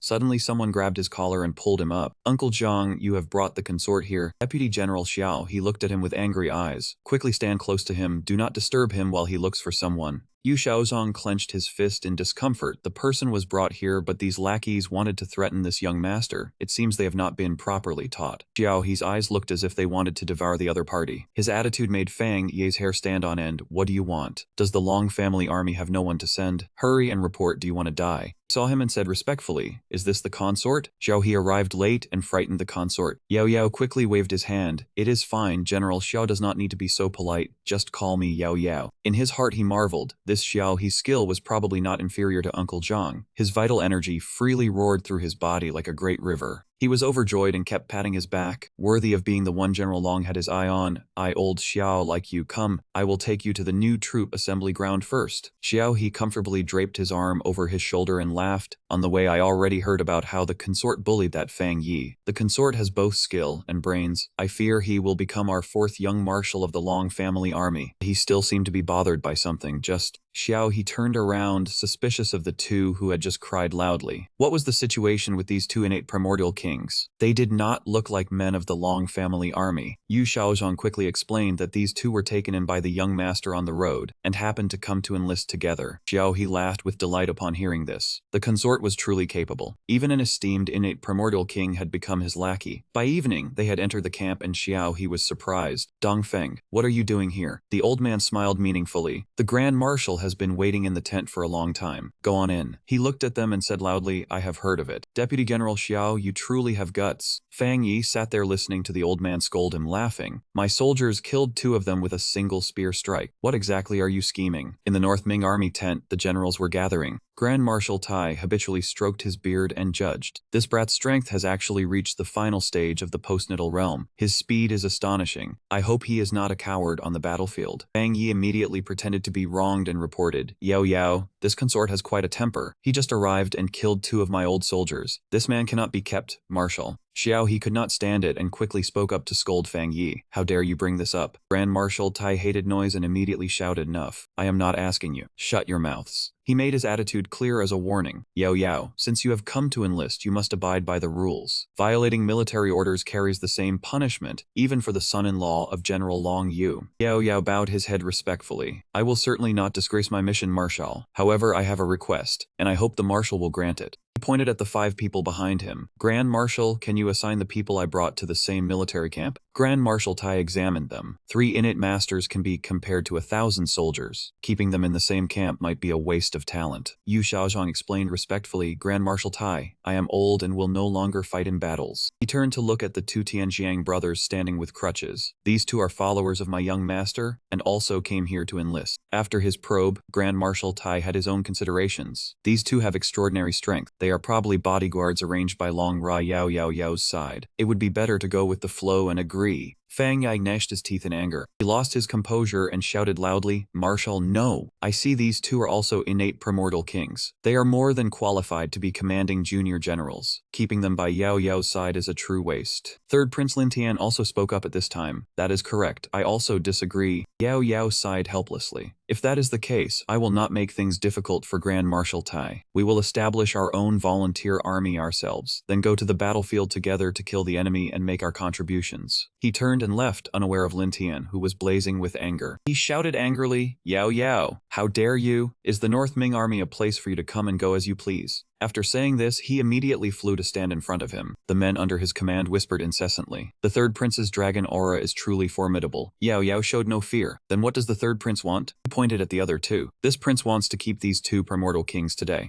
Yao's anger also flared. What if I do not agree? The 3rd Prince ordered his subordinates. Seize them. Yunhe and Meng Fai stood blocking him. If you want to harm our big brother, you will have to step over our dead bodies first. Yao spoke with absolute certainty. I have said it. Today I, Yao, want to leave this military tent. No one can stop me. Lin Tian was eager for a fight. Come on. Xiao He grew tense with fear. Please calm your anger, 3rd Prince. Grand Marshal Tai was still waiting to see how things would develop. This brat Yao was too arrogant. He might as well use this opportunity to curb his arrogance. Dongfeng was delighted. Entering the 3rd Prince, let me see how you, Yao, handle this. Fang Yi was confident. Yao, your death is near. Yu Xiaozhong sighed in admiration. The young master has even greater spirit than the general back then. Truly the younger generation is formidable. Fang Yi loudly issued an order. How dare you? Yao, you dare to disrespect the 3rd Prince. Men, seize him. Yao revealed a triumphant smile. Then he took out an imperial token. Who dares to cause me trouble? Dongfeng frowned in shock. Fang Yi's mouth fell open. He stammered the imperial token. The others witnessing this were also surprised. Yao struck a psychological blow. Now that you know it is the imperial token, why do you not kneel? The group of subordinates all knelt and kowtowed. Long live our emperor of supreme wisdom. Lin Tian's face darkened with fear, but he refused to believe it. Impossible! How could you have the imperial token? It is fake. It must be fake. Yao looked at him and asked, is it fake? You are the 3rd Prince. Can you not tell? Lin Tian gritted his teeth in fury, unable to speak. Lin Tian's eyes were wide as they stared at the token. The authentic token was in Yao's hand. Finally, Lin Tian submitted. He immediately knelt and said, long live our emperor of supreme wisdom. Yao spoke. My brothers and I have faced life and death together, and we go to the battlefield to kill the enemy together. Now that we have sincerely come here, we are instead deliberately harassed. Behind Yao were sharp gazes. He declared on their behalf that they would establish their own volunteer army. The imperial token is here as if the emperor himself were here. Who dares to stop us? The faces of the 3rd Prince's group were all extremely ugly. At the gathering place of the military camp, soldiers were training hard. Yao understood Yu Xiaozhong's concerns and reassured him. Uncle Zhang, I know what you are worried about. Rest assured I have a plan. I will not make grandfather worry. Yu Xiaozhong stroked his chin and replied, Young master, you have made the North Ming Grand Marshal, the Northern Pacifying General, and the third prince all kneel. It was extremely domineering. Even this old man has had his blood stirred. He then frowned and raised a problem. For now, the volunteer army inherently lacks discipline. Without formal training, how does the young master plan to organize them? Yao Yao replied, I should still stay by the young master's side for a few more days. This old man is very curious about what the young master will do. Yu Xiaozong fell silent in thought. Yao Yao then turned around and instructed his second and third brothers. I give you 3 days. Figure out the situation of the volunteer army and find the most prestigious person. I also want to know their whereabouts. Yunhe cupped his hands in salute. Meng Fei also upped his hands in agreement with Yunhe. After that, Yao Yao's group moved to the barracks west of the city. Meng Fei reported that the base of the leader Duan Tao was located in the largest courtyard. General Tong Feng had once recruited him, but was refused, indicating that his soldiers were all powerful. The volunteer soldier was showcasing his specialty, using a king-ranked cold iron great spear, his strength having reached the peak lower-grade origin king, earning everyone's admiration. Among the crowd, a white-haired old man smiled and observed with satisfaction. Duan Tao also had the servant Yan Yan at the innate realm, possessing a cold iron longsword, who was also not to be underestimated. Yao Yao's group entering drew the attention of the guards. He immediately assumed a defensive stance and shouted loudly, Who are you people? Do you know where this place is? Yao Yao crossed his arms, his voice harsh. Go call Duan Tao out. This position of leader I Yao Yao want. The soldier immediately pointed his spear at Yao Yao and barked, Brat, you wanna die? Yao Yao did not reply, only smiled slightly. Then he merely gave a slight wave of his hand. It sent that soldier tumbling backward, who was terrified by Yao Yao's strength. Immediately after, he ordered, Men, seize them. Receiving the order, the group of volunteer soldiers charged forward all at once. Yao Yao's eyes turned sharp and cold, a grin of delight spreading across his face. With just a single punch, he sent the entire group flying. The soldier who fell to the ground reported anxiously, General Duan, they want to seize your deputy leader position. Upon hearing this, Duan Tao's face immediately darkened. Yao Yao's side was also ready for battle. Tian Xiang and Jun Xing stepped forward and declared, We too swear to protect the master with our lives. Hearing this, the soldiers roared, How dare you? Do you have the nerve to cause trouble here? Then, the volunteer soldiers immediately charged again, shouting, Kill them. Tian Xiang and Jun Xing quickly counterattacked. The two coordinated seamlessly, creating a powerful whirlwind. It sent those people flying before they could do anything. Having dealt with the small fry, the two prepared to attack Duan Tao. The two immediately rushed forward, shouting loudly. A spear slashed horizontally, accompanied by a warning. Don't you dare act recklessly. Two encountered considerable difficulty in holding their ground. Behind them, Yan Yan stood in a corner observing them sternly. Their gazes met briefly, tacitly understanding each other's intent. Jun Xing clasped his hands, conjuring 2 green flames in an attacking stance. Tian Xiang clenched his fists, gathering lightning in his palms. Then they both charged forward simultaneously to attack Yan Yan. Yan Yan had a shocked expression, unable to react in time. Suddenly, a vibrating staff hurtled towards them. Duan Tao appeared shielding Yan Yan and said, Let me fight. Duan Tao's eyes were full of killing intent. He swung his staff, creating a powerful wave that struck directly at the two. In the end, both were blasted into the wall, losing consciousness. Duan Tao frowned and raised his voice. Anyone else want to fight? Yu Xiaozong spoke up. Young master, let this old man fight him. Yao Yao cracked his wrist in preparation, replying, No need. I want to stretch my limbs and show them the strength of the new leader. Duan Tao observed Yao Yao thinking, This brat is also an upper-grade origin general, and has 3 innate origin kings protecting him. Who exactly is he? He asked loudly, Why do you PP break into my residence without cause and beat my soldiers? If you want to fight, I am ready. Yao Yao clenched his flaming fist, his eyes sharp. That's right, we want to challenge you, and take your deputy leader position while we are at it. Duan Tao frowned enraged, arrogant words, relying on just you alone? Yao Yao pointed at himself and laid out the condition, just relying on me. If you lose, you must pledge allegiance to me. How about it? Duan Tao pointed his spear directly at Yao Yao and asked back, And what if you lose? Without another word, Yao Yao immediately charged straight in front of Duan Tao, catching him off guard. Yao Yao's eyes lit up, full of pride. I won't lose. Yao charged straight in and threw a punch at Duan Tao. The powerful punch created a loud explosion. Luckily, Duan Tao managed to dodge just in time. Having just leaped back, witnessing that power, Duan Tao thought, What kind of background does this brat have for his strength to be so great? Just as he regained his composure, Duan Tao frowned in shock. Yao Yao had quickly changed direction, attacking him without him noticing. Fortunately, Duan Tao managed to fly up high in time. He gripped his staff tightly, channeling his power, calculating, You are also formidable, but you don't know how to fly. Fate has decreed your loss. Having thought this, he grinned and concentrated his power onto the staff. Duan Tao threw the spear straight down, speeding towards the target. The spear flew downwards with immense force, but the moment it touched Yao Yao's spiritual energy, it slowed down. The spear hovered in the air, unable to reach Yao Yao. Duan Tao frowned in anger, gritting his teeth as he speculated who this brat was. Possessing such powerful primal energy, and protected by the innate origin king, could he be a general of the imperial court? Then Yao Yao grabbed the spear. He smirked slightly, praising deputy leader Duan for his good skills. However, having said that, he threw it back, telling him he was no match. Duan Tao raised his hand to catch the spear. The spear tip cut his face, making him even angrier. Duan Tao's eyes were bloodshot, filled with rage. He channeled his inner force to launch an attack, shouting not to be so arrogant. Charging forward with powerful momentum, Yao Yao remained unfazed, drawing his sword to parry. Duan Tao yelled a challenge. Let me see how long you can hold on. The force was so strong that the ground beneath Yao Yao's feet cracked. The fight tilted in Duan Tao's favor. His soldiers cheered. Yu Shaozhang frowned, worried about the young master. Duan Tao sneered, flipping in midair. Then he immediately landed on Yao Yao's sword blade. Next, he sprang up high, faking a powerful downward strike. Waves of force transformed into arrows, raining attacks on Yao Yao. Unfazed, Yao unleashed the Huoming tech. A towering pillar of fire appeared around Yao Yao, forming a shield. Within the pillar of fire, the silhouette of a winged figure flickered. A human-bird hybrid flew out, carrying blazing flames. He curled his lips into a smile as a faint flame flew out. The flame turned into a fiery red firebird, lifting Yao Yao high into the air. Yao Yao pointed his sword and declared, "It is time to decide. The loser is you." Yao Yao rode Huoming, preparing to duel Duan Tao. Yao Yao had a confident demeanor, while Duan Tao was more tense. Duan Tao struck first, sending surging waves of water rolling out. Yao Yao was not inferior, surrounding his sword with flames. Flames shot fiercely from the sword, 12 sword techniques, chaotic sword strikes. Fire and water clashed, forming an energy sphere that seemed ready to explode. But Yao Yao seemed to have the upper hand. Yao Yao's flame was too strong, completely overwhelming Duan Tao and swiftly attacking him. That man's entire body was engulfed by the flame. The strike created a massive whirlwind that flew into the sky, causing a loud explosion. In the end, Yao Yao remained seated imposingly on Huoming, declaring that he had lost. Looking down from above were the streaks of water spreading out after the collision. Duan Tao lay on the ground, his eyes looking up at the sky. His eyes were hazy, but he still managed to think. This young man is young in age yet high in cultivation. Yao Yao jumped to the ground. Approaching Duan Tao, he asked what exactly he wanted to do. Yao Yao smiled and proposed, "I want to kill all the Asura demon fiends. Are you willing to help me?" Yao reached out his hand, saying, "You will still be the vice leader. Come with me to the battlefield. If I die in battle, you will be free." Yao Yao's words made Duan Tao ponder. He recalled the past. His younger brother was killed, and before dying, he had told him to protect the territory and drive away the Asura demon fiends. Looking at the heroic Yao Yao before him, Duan Tao could not hold back his tears, thinking that I have long forgotten who I am. Recalling his deceased younger brother and the happy days, his eyes welled up with tears as if only killing all those beasts could wash away the sin. Now, the image of Yao Yao in Duan Tao's eyes was like a ray of light. Duan Tao thought, this handsome young man has broken the technique I practiced for years in an instant. He knelt down in salute, vowing to be willing to charge into the fire and smoke for the general. Yao Yao patted Duan Tao's shoulder, telling him not to be so formal, just call me young master. The soldiers of the volunteer army were all astonished at that sight. Having said that, Yao Yao turned around. With arms crossed imposingly, he introduced himself. I am Yao Yao, the grandson-in-law of General Long Wu, here to aid everyone to eliminate the Asura demon fiends. The soldiers buzzed with excitement, knowing Yao Yao's extraordinary skill in defeating General Duan. Yao Yao continued, those who do not want to follow me will not be forced. I only need brave heroes for battle. Duan Tao saluted, vowing to stay and destroy the Asura demon fiends. Witnessing the leader's promise, the soldiers were a bit hesitant. But then, under the evening sky, they all shouted in unison, destroy the Asura demon fiends. Yu Shaozhang witnessed this and secretly praised, the young master has made me somewhat admire him. At the main camp of the northern Ming army, a soldier hurriedly ran back to report the news. He entered and reported everything. The leader stroked his beard and pondered. Yao Yao using upper-grade general strength to defeat Duan Tao was truly formidable. He somewhat regretted letting her go, wondering if promoting her to Major General would make her return. In another camp, the news had also spread. Dong Feng said, that brat wants to become famous. Let me go deal with him. Lin Tian replied, no need, wait for him to enter the Shura battlefield. Then we will use a borrowed knife to kill. Dong Feng laughed smugly, the third prince is wise. I will send someone to watch him. Lin Tian laid out the plan bluntly, he is just a frog in a well. Stopping the Shura demon men is what matters. Night fell at the northern Ming Feng volunteer camp. The courtyard was late, but the lamps were still lit. Duan Tao reported the situation for the past half year, the Shura dynasty, and we have been tense. They are focused on consolidating the land they seized. Duan Tao said, the Imperial Army attacked 3 times trying to reclaim Northern Wind City but to no avail. General Longpo often used ambushes and raids, causing them heavy losses. But currently, Grand Marshal Taijun is setting up formations. The other fronts lack breakthrough power. The image of the massive, valiant Shura demon soldiers was imposing. Each one was fierce, bold, and skilled in battle. The Imperial Army could not win in a direct confrontation, Still, they had weaknesses, the weak points being the heart and head, but their entire bodies were covered in sturdy black iron armor. Soldiers and leaders were distinguished by their armor grade. Without strong origin energy cultivation, do not expect good treatment. Yahello asked, a frontal assault against the Shura demon men is not a good plan, General Duan. Is there truly no other way? Duantao said, for now, we can only use the demon-slaying cannons. Cannons were made of sturdy metal with great power. They could be considered top-grade weapons, but all 4 were currently positioned on the northern city walls. Yahello frowned and pointed out the flaw. The demon-slaying cannons are powerful, but their size and weight make them very difficult to transport. They can only be placed at key points for defense. Duantao secretly praised the young master is truly clever, spotting the weakness in an instant. It seems I have chosen the right person to follow. Yahello cracked his knuckles with glee. If that is the case, Chief Duan, gather 1,000 volunteer soldiers. We will take the initiative, attacking the Shura demon men with a night raid. The statement made Duantao's eyes widen in shock. What, young master, you cannot? Yahello crossed his arms and asked, are you people afraid to die? Duantao slammed the table. We are not afraid to die, but doing so is like crushing our own eggs. It is far too wasteful. Yan also spoke up, young master General Duan, I have 3 years of experience fighting Shura demon men in the northern desert. We understand how strong they are. Recalling the image of Shura demon soldiers twice the size of normal men, clad in sturdy black armor, Yan said anxiously, unless the Imperial Army commits its full force, the army of High Commander Qiaoxuan's been gone for a month and still has not returned. Their fate is unknown. Having said that, Yan cupped his hands in plea, young master, I beg you to reconsider. Duantao added, young master, the brothers are not cowards who fear death, but I beg the young master to engage in battle cautiously. Yahello waved his hand and replied, I understand your concerns. I studied the maps all night. I will not let everyone go to their deaths. Duantao still felt uneasy, continuing to dissuade him. Although the young master's martial arts are superb, persisting stubbornly like this is truly a great taboo for a soldier. I hope I am just worrying too much. Yahello remained unchanged, opening the door and declaring for the leaders to follow orders. Assemble the troops tomorrow night to attack the Shura demon men. No mistakes allowed. The others were somewhat flustered upon hearing this. Late the next night at the cliffside, all the army groups had assembled fully. The entire force was on high alert. Duantao said, young master wants to raid Northern Wind City. We must pass through Valley Town. Ahead lies Valley Town. On the map, Yahello's volunteer army stood not far from the demon race's dwelling. According to Duantao, this place was hard to attack and easy to defend, a region that every soldier vied for. The guarding demon men were all large and ferocious, but to enter Valley Town, they had to pass the patrol gate, though there were only a few hundred people. Duantao explained, but above us there are always creatures flying by. Those are the Shura demon men scouts. Yahello pointed to the sky and asked, are you talking about those things? The scouts flew through the sky on gigantic kites. Those scouts were massive and very aggressive. The scout's eyes turned red. He laughed loudly. Look what I have found. Yahello calmly said, Tian Xiang, Wu Se Sin, hear my command. Both of them leaped up simultaneously. Yes. Yahello ordered, kill them. Tian Xiang quickly charged forward, slicing the kite in two.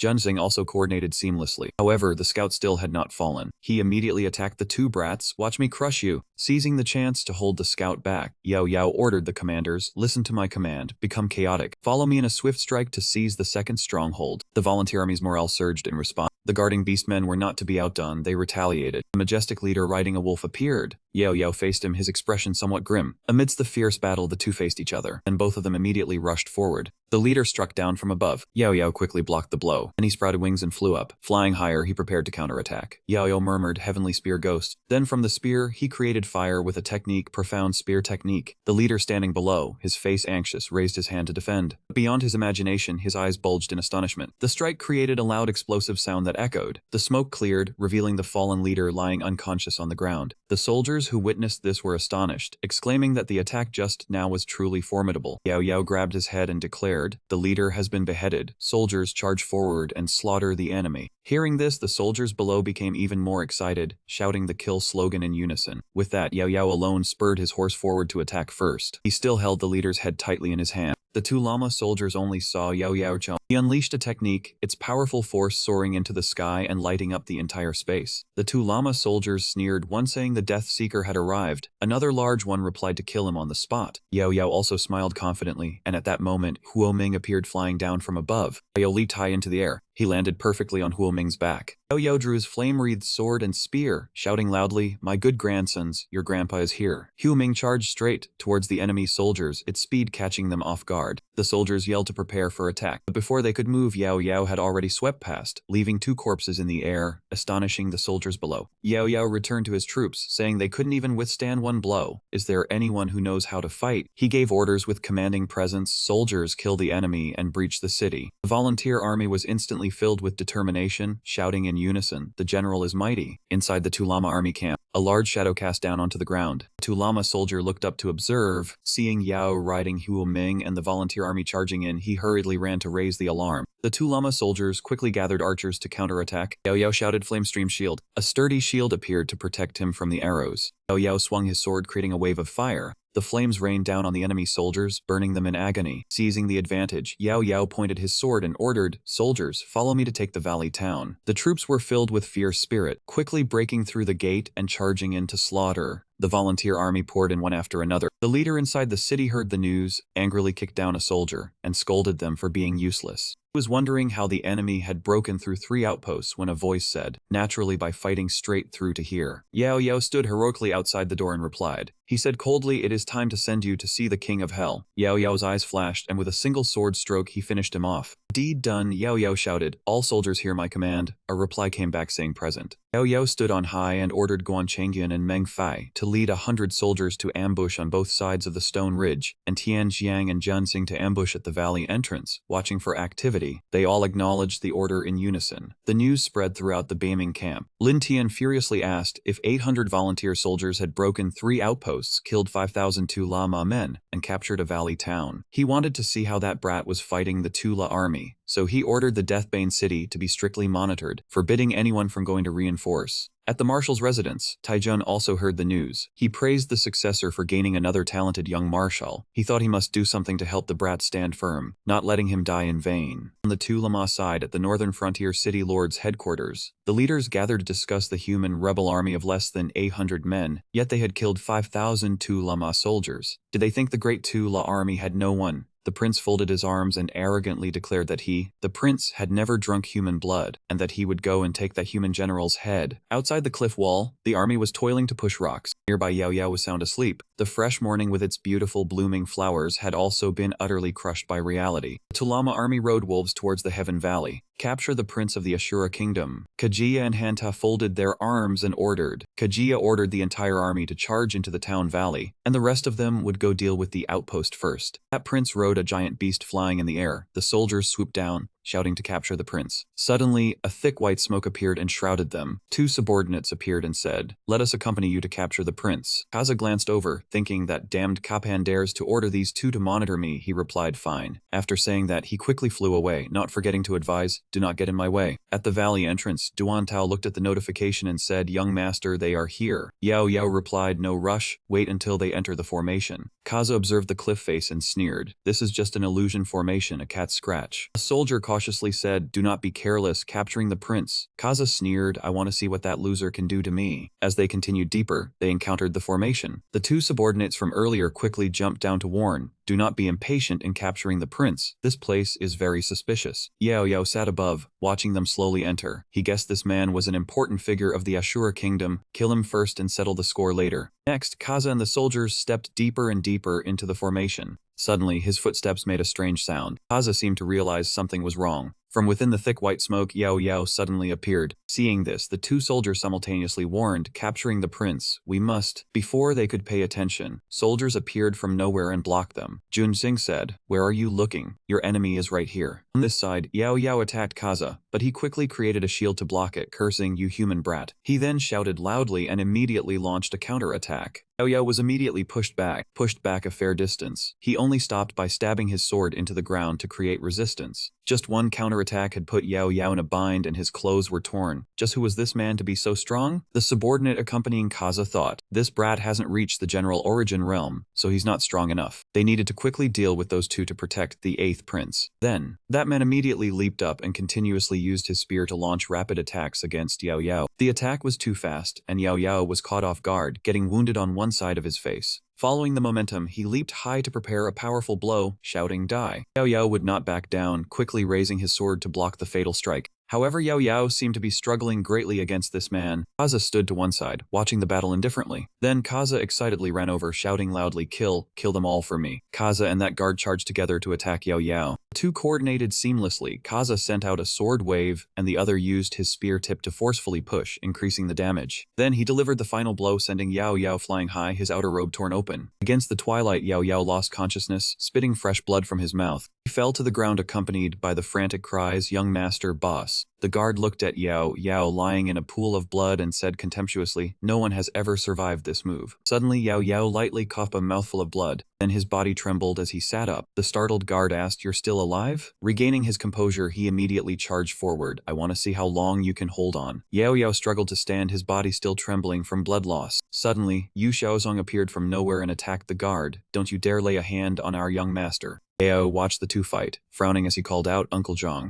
Yao Yao looked at the flame in his palm, thinking, "I didn't expect them to send a mid-grade demon king. It seems I can only condense the demon core." Saying this, he immediately placed the stone into his mouth and swallowed. Then Yao Yao sat down, gathering the three energies right in the shadow. He began to circulate his inner technique, the celestial demon blood drinking art. On the other side, Yu Xiaozong was still fighting the Asura soldier. But Asura soldier was too strong. Yu Xiaozong had already been stabbed straight through the left chest. Right at that moment, Yao Yao had also completed his cultivation practice. He let out a breath. Then Yao Yao grabbed his sword and slowly walked towards the guard. Blazing red flame enveloped the entire sword. Strange symbols appeared on Yao Yao's face, and he curled his lips in a mysterious smile. Yao Yao directly unleashed his technique. The guard hastily created a shield to defend. But this time it was different. The guard's shield shattered to his utter astonishment. Right at this moment, the two stood facing each other. Even the guard was astonished, wondering how this brat's strength had soared so much. Yao Yao continued his attack, flames engulfing his entire body. Next, he immediately lunged forward rapidly. The guard also swung his sword in defense. In the distance, seeing the towering pillar of fire and the powerful thunder, Meng Fei called out worriedly. The scene shifted to the battlefield, a sword stuck into the ground amid scattered drops of blood. Yao Yao, covered in wounds, weakly dragged each step, suffering immense pain from the backlash of the demon core. Kaza scraped his sword across the ground, preparing to deliver a decisive blow. He was determined to finish off the protagonist. In his subconscious, Yao Yao thought he could not fall now. With that thought, he suddenly turned and attacked Kaza, who, unable to react, took a painful hit. At that moment, Yu Xiaozong appeared in time, leaving Kaza caught in a pincer. Yao Yao bravely lunged forward, grabbing Kaza by the neck and lifting him up. Finally, he slammed him hard into the mountain, creating a loud explosion that shattered the rock. Seeing this, Yu Xiaozong's mouth hung open in shock, speechless. After using all his strength to defeat Kaza, Yao Yao also collapsed, and Yu Xiaozong panickedly called out, "Young master." Elsewhere, the enemy commander urged his soldiers on, focusing their spirits, wary of an ambush. Meng Fei, eager to fight, urged Yunhe, but Yunhe calmly said to wait until everyone was inside the rocky ravine. Then he accidentally dropped a small stone, catching the commander's attention.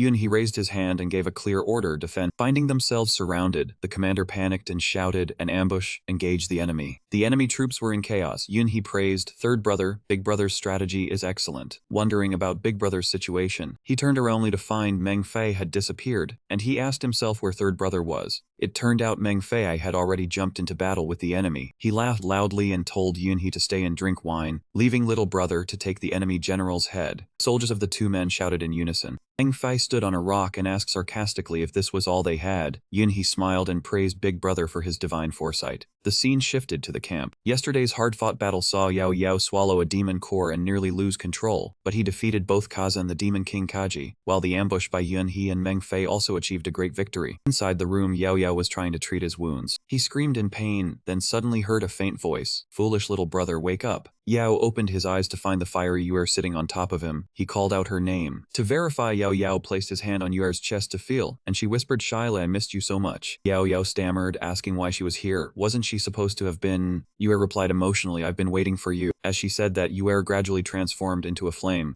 Very quickly, she turned into a fierce fire lion. Under the intense heat of the flames, Yao Yao screamed in agony and despair. His face now gradually began to take on the features of a lion. His screams, along with the light from the room, drew the attention of everyone. The door to Yao's room opened. He stepped outside cheerfully and praised Yu Xiaozong, "Uncle Zhang, thank you for your hard work on the night watch." Yao Yao looked at his hand and thought to himself, the situation isn't too bad. Yuer, wait for me. He shook hands with Yu Xiaozong a bit too hard, causing him pain. The old man stammered to ask Yao Yao why he was already up with such severe injuries. In his heart, he greatly admired the young master's prowess. To be so badly injured yet recover overnight was truly unbelievable. Yao Yao replied, "I'm fine, Uncle Zhang. Let's go see the prisoner. I have something to ask him." Yu Xiaozong thought to himself, if the young master could reach the primordial king level, he feared no one could rival him. Perhaps he could even attain the legendary emperor realm. The scene shifted to the dungeon. Kaza was imprisoned in a dark cell, his hands and feet bound by chains. The prison door was opened. Yahello stepped in and greeted politely, "Your Highness the Prince, forgive the poor hospitality." The chains began to move. Kaza angrily lunged to attack. "Little brat, you haven't won yet." However, fortunately he was pulled back by the chains. His entire body was restrained by the sturdy chains, unable to approach Yahello. Kaza laughed arrogantly. "The great army of the Shura dynasty will attack. You must obediently release me." Yahello coldly slapped him hard, losing a battle yet still so cocky. "Speak, what is the demon race's next plan?" Kaza, spitting blood from the slap, still stubbornly replied, "Despicable humans, do not underestimate us Shura." Yu Shaozong advised Yahello, "Your wounds aren't fully healed. Rest for now. Let me handle the interrogation." Seeing Yu Shaozong take out a black bottle, Kaza began to panic. "What are you going to do?" Yu Shaozong smiled and said, "This is the Yang Immortal powder. You will like it." Next, he took out Kaza's head and dripped a few drops of the medicine onto his forehead. His screams echoed through the dark dungeon. He frantically clawed at his own face, begging to be released while scratching the itch. After a while, Yu Shaozong brought the report outside. Yahello replied with contempt, calling him a true coward. Yahello approached the dying Kaza and asked directly about Long Yuanhuo, who was captured in the Flaming Sun dynasty. Kaza stammered a reply, saying that the female tribe had a demon race saintess of supreme intelligence who commands the world. Hearing this, Yahello fell into thought. Yuanhuo had become the demon race saintess. Was there still a chance for them to be together? In Bifeng City, Capan flew into a rage, scolding the soldiers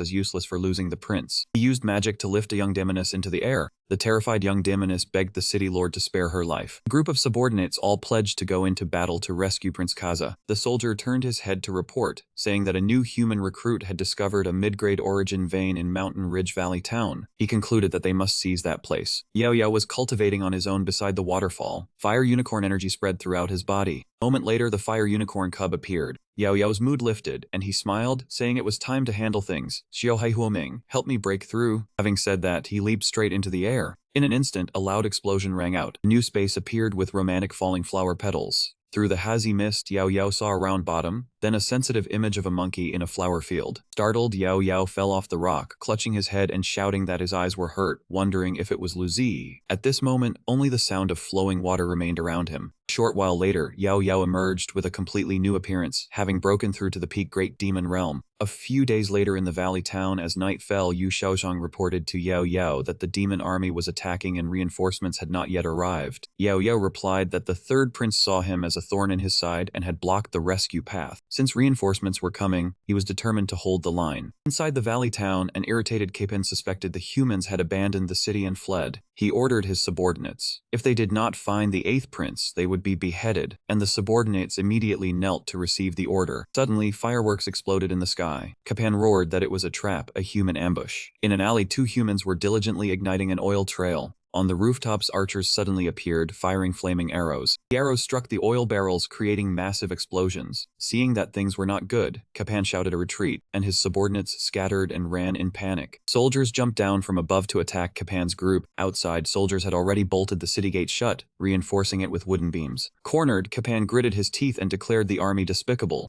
His roar echoed throughout the city, proclaiming that everyone deserved to die. Finally, he asserted that he would slaughter all humans. Having said that, he raised his mace, preparing an energy technique. Perceiving the danger, a panicked Yahello shouted for everyone to retreat. Capan stood towering, a large hammer in his hand, declaring he would kill all humans. He then swung his hammer, preparing to launch an attack. Yahello knew it would be difficult to stop him and urgently called for everyone to retreat. Capan's calves and arms swelled, his veins bulging. He gripped the hammer handle tightly, mustering all his strength. Capan struck the ground mightily, causing the earth to tremble. The ground cracked open with each wave of energy. Finally, a thick cloud of smoke engulfed the 2 of them, and Meng Fei called out loudly. Amidst the flames, Capan grabbed Yao by the head, but a glint appeared in his eyes as his direction changed. Yu Shaozong appeared, riding his sword as he charged forward. He moved swiftly and unleashed his technique. A brilliant sword shot straight towards Capan. Capan released Yahello to dodge the massive sword. Yahello closed his eyes, raising his hand to summon the worm partner. Yu Shaozong folded his arms on his sword, taunting the mid-grade demon king for bullying children. Capan observed with his hammer in hand, praising the interesting human strongman, finally a worthy opponent. 3 forces converged around Valley Town, a mysterious force from the mountains, 40,000 demon soldiers, and 20,000 human soldiers. In the forest, the various animals were at peace. A furry paw appeared, causing them to panic. A massive foot stepped down, shaking the entire forest. Then they quickly fled, leaving behind the terror. Back on the battlefield, Meng Fei and Yun He quickly supported Yao Yao as they retreated. Yu Xiaozhang instructed them to protect the young master, find a chance to escape, and leave him behind to block the enemy. The enemy general smugly declared that the demon army had arrived, and he had no more time to waste on them. He immediately swung his axe and charged forward without hesitation. Yu Xiaozhang tried to hold his ground, shouting for everyone to take the young master away from here quickly. Their side attacked swiftly, and Yu Xiaozhang also tried to parry, blocking all of the opponent's strikes. Yu Xiaozhang alone faced a leader who was too strong, coupled with several subordinates joining the attack, and finally his sword was tightly bound by chains. Yao Yao saw this from afar, calling out for Uncle Zhang to no avail. Yun He's heart ached, but he had to accept it, saying the old leader could not return, and they were no match.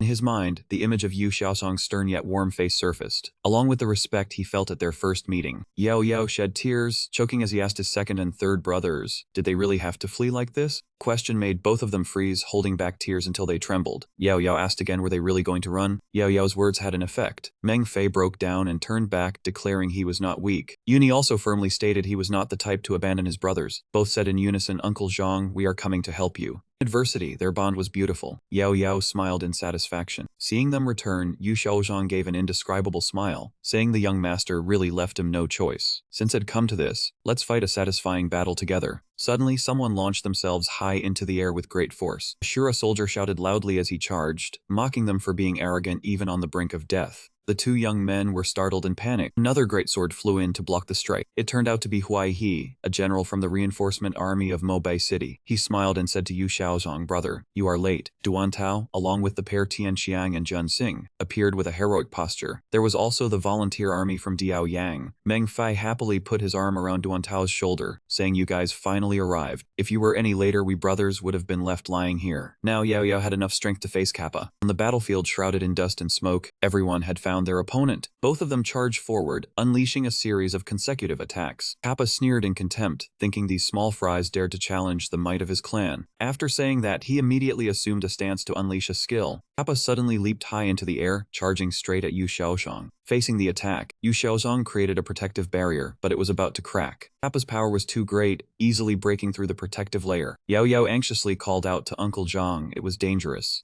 Kappa was delighted and added another killing move, the soul-crushing hammer. Yu Xiaozhang was hit, the veins in his eyes bulging and rolling back, showing immense pain. The strike was so powerful that the ground beneath also cracked open. Witnessing the scene, Yao Yao cried out in pain, a blaze erupting on his face. A great flame engulfed his body, burning fiercely. After subduing Yu Xiaozhang, Kappa landed on the ground facing Yao Yao and ordered the destruction of his general. The image of Yu Xiaozhang with a gentle smile and the promise to protect him completely surfaced. Yao Yao swore, Uncle Zhang, I will send them on their way with you. Yao Yao pulled out a handful of demon cores that were blazing his hand. He immediately swallowed all those demon cores. The action stunned Kappa, who wondered what this brat was doing. Was he not afraid of swallowing so many demon cores and exploding? Yao Yao did not die, but instead generated powerful energy flying straight up high. Kappa below could not believe his eyes. Yao Yao's form transformed, symbols and flame-like shapes appearing on his face and hair. He gained a pair of wings, his hair standing on end. Yao Yao was breaking through to a higher realm. In the sky, a red cyclonic cloud with dazzling lightning bolts struck down. Kappa asked in confusion, what kind of creature was this brat? Was this a lightning tribulation caused by forcefully breaking through a realm? How could a human race have a lightning tribulation? Without thinking further, Kappa immediately shot up high, swung his axe, and roared, die for me. Suddenly, something moved quickly from below the forest, climbing the cliff wall to leap high. A giant ape appeared, its eyes shining brightly, swinging its fist. It struck down with a powerful punch, cracking the very ground. At this moment, more lightning tribulations appeared in the sky, along with many more winged figures. The giant ape landed on the ground after taking down its opponent. The sky was lit up by the lightning tribulation and the silhouettes of winged figures. He looked at Yao Yao, silently calling for the old master to run. The opponent refused to concede, raising his axe. He grimaced, channeling all his strength into a kick. Kappa launched a powerful strike against the giant ape. Then he looked up to the sky and cursed, this brat is not human. This is the flame cloud lightning that only the high-level monster race can attract. The sky was in chaos amidst lightning, fire, and people. Yao's eyes blazed brightly. He shouted, come on. Lightning tribulation struck straight down to the ground. Around them, there was only a thick, blinding smoke, with faint, limp silhouettes. The smoke slowly dissipated, revealing Yao in human form, but with some changes. Everyone watched in silence and made their decisions. He charged forward immediately, determined to kill this brat, because if it succeeded in its tribulation, the consequences would be unimaginable. Capan prepared to attack Yao Yao, who was in the middle of his tribulation. Lu Zi quickly rushed out to block him. Both sides poured all their strength into the battle. While they fought fiercely, Yao Yao continued his tribulation.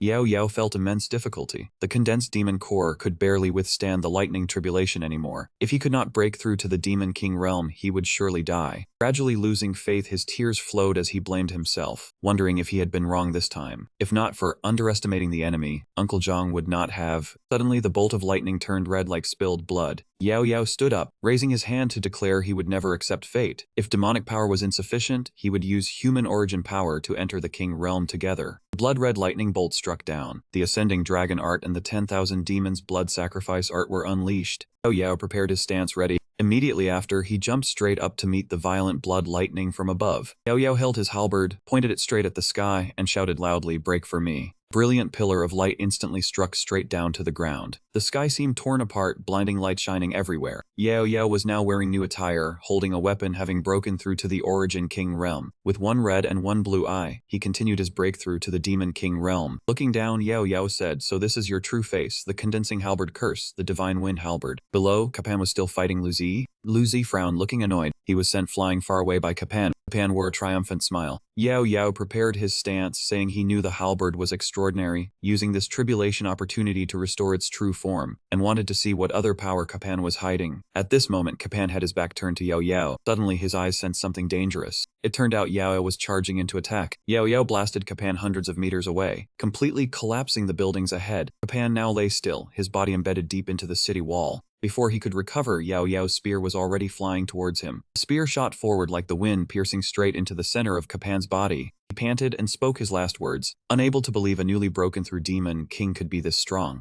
Yao Yao flew to right in front of Capan. His eyes had now rolled back white, his body no longer moving. Yao Yao finally answered his question. He was at the Jewel King realm. The scene shifted to the battlefield. Both sides were deploying troops and observing each other's movements. Yao Yao rode his warhorse, ready to charge into formation with his brothers. On the opposite side, the demon race looked disdainful, thinking the human race was just a mantis trying to stop a chariot. Without waiting long, they began issuing orders to attack. Uzai from the other side was also bursting with fighting spirit. He let out a powerful roar. Dongmen and Yao Yao eagerly charged forward to attack first. Yao Yao rushed in like lightning, wreaking havoc on the enemy formation. Yunhe ran alongside, saying to Meng Fei they would bet on who could kill 1,000 enemies first, the reward would be theirs. Meng Fei responded confidently. Hearing this, both laughed heartily. In the midst of the assault, Yao Yao suddenly leaped off his horse and flew into the air. His body was now emitting flames, showing his high level of determination. His two hands began to press together. Yao Yao began to circulate his power. He created a gigantic fireball, declaring that the demon race had taken their land and killed their people, and today they would pay the price. With that, he unleashed the powerful heavenly halberd art. Flames shot straight into the formation of demon soldiers. It created an explosion of enormous destructive power, shattering everything. Meanwhile, Yunhe and Meng Fei were still fighting with all their might. Surrounded by demon soldiers, Meng Fei praised the boss's might, while Yunhe encouraged each other to strive for a breakthrough to the Origin King realm. The explosion left a giant crater, separating Yao Yao from the demon soldiers. Yao Yao ordered his mount Xiaohei to return. Demon soldiers now began bringing out arrow carts. Capan raised his hand and shouted the order, "Shoot him dead for me." Hundreds of arrows were fired towards Yao Yao.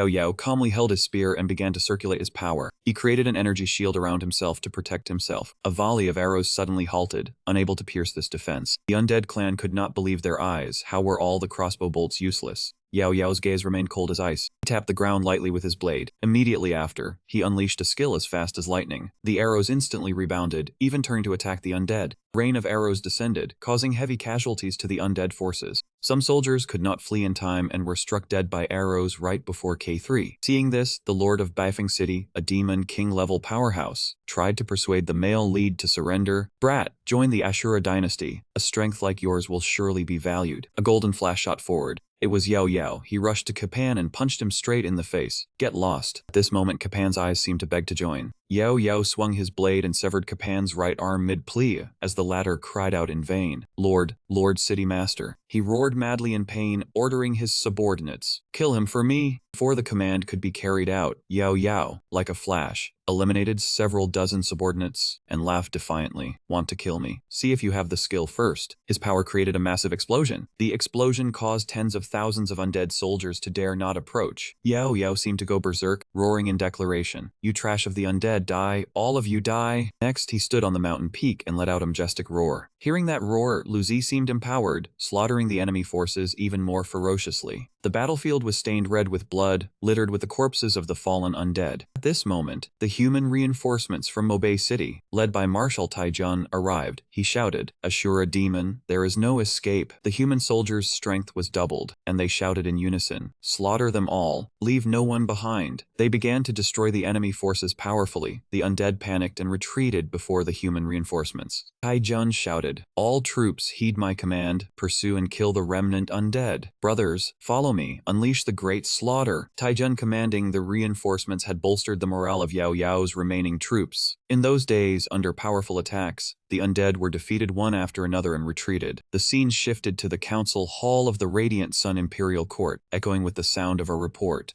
A soldier rushed in frantically. "Your Majesty, urgent report." He recounted, "A great victory at the frontier. Grand Marshal Tai defeated the main undead army at Valley Town, captured 5 cities, took the 8th prince of the Asura dynasty alive, and killed nearly 100,000 enemy troops." Hearing this, the emperor was overjoyed. "Excellent. This is a blessing star shining upon our court. Issue an order to reward contributions and boost the soldiers' morale." General Qi Shang stepped forward to report, "Your Majesty, your servant believes that the 3rd prince, who personally campaigned to the frontier and commanded troops to kill the enemy brilliantly, should be greatly rewarded." The emperor stroked his beard and laughed heartily. "My son is so brave, of course he deserves the highest merit. I reward him with a set of golden armor." Suddenly a voice rang out, "Your Majesty, as I have learned." It turned out to be Tian Ba, who refuted Prime Minister Qi's opinion and defended his son's achievements. Slaying the demon army's great marshal, capturing Prince Kaja alive, and taking the city were all the efforts of consort Yao. The emperor was surprised. "Is that so?" Tian Ba replied, "Your Majesty, it is indeed true." After hearing this, the emperor stood up and declared, "Issue the decree, summon Yao to the imperial city immediately. I wish to meet and reward him." In Guzhen, this great victory became a historic border battle between the Miaoyang dynasty and the Shura kingdom. After the bloody battle, both Guan and Zhang broke through to the Yuan king rank thanks to Yao's spirit medicines and heavenly treasures. At this moment, he began to ignite the flame of conclusion, which was also the flame of a new beginning. Looking at the flame, Yao murmured, "Souls return to the heavens. Zhang Bo and the brothers have died. The demon race has been defeated. Everyone's merits and glory will be spread across the world." He looked up at the sky with a sorrowful expression. Seeing this, Luzi comforted him. "Boss, if he knew the Shura people had this outcome, his soul would surely find solace." Sigh. Yao could only let a long sigh. He used an excuse and bid farewell to everyone. "Today a sacred decree came from the palace, summoning us back to the capital urgently. You all rest early. We set out tomorrow." Yin He and Meng Fei tried to call him back, but were too late. Very quickly, Yao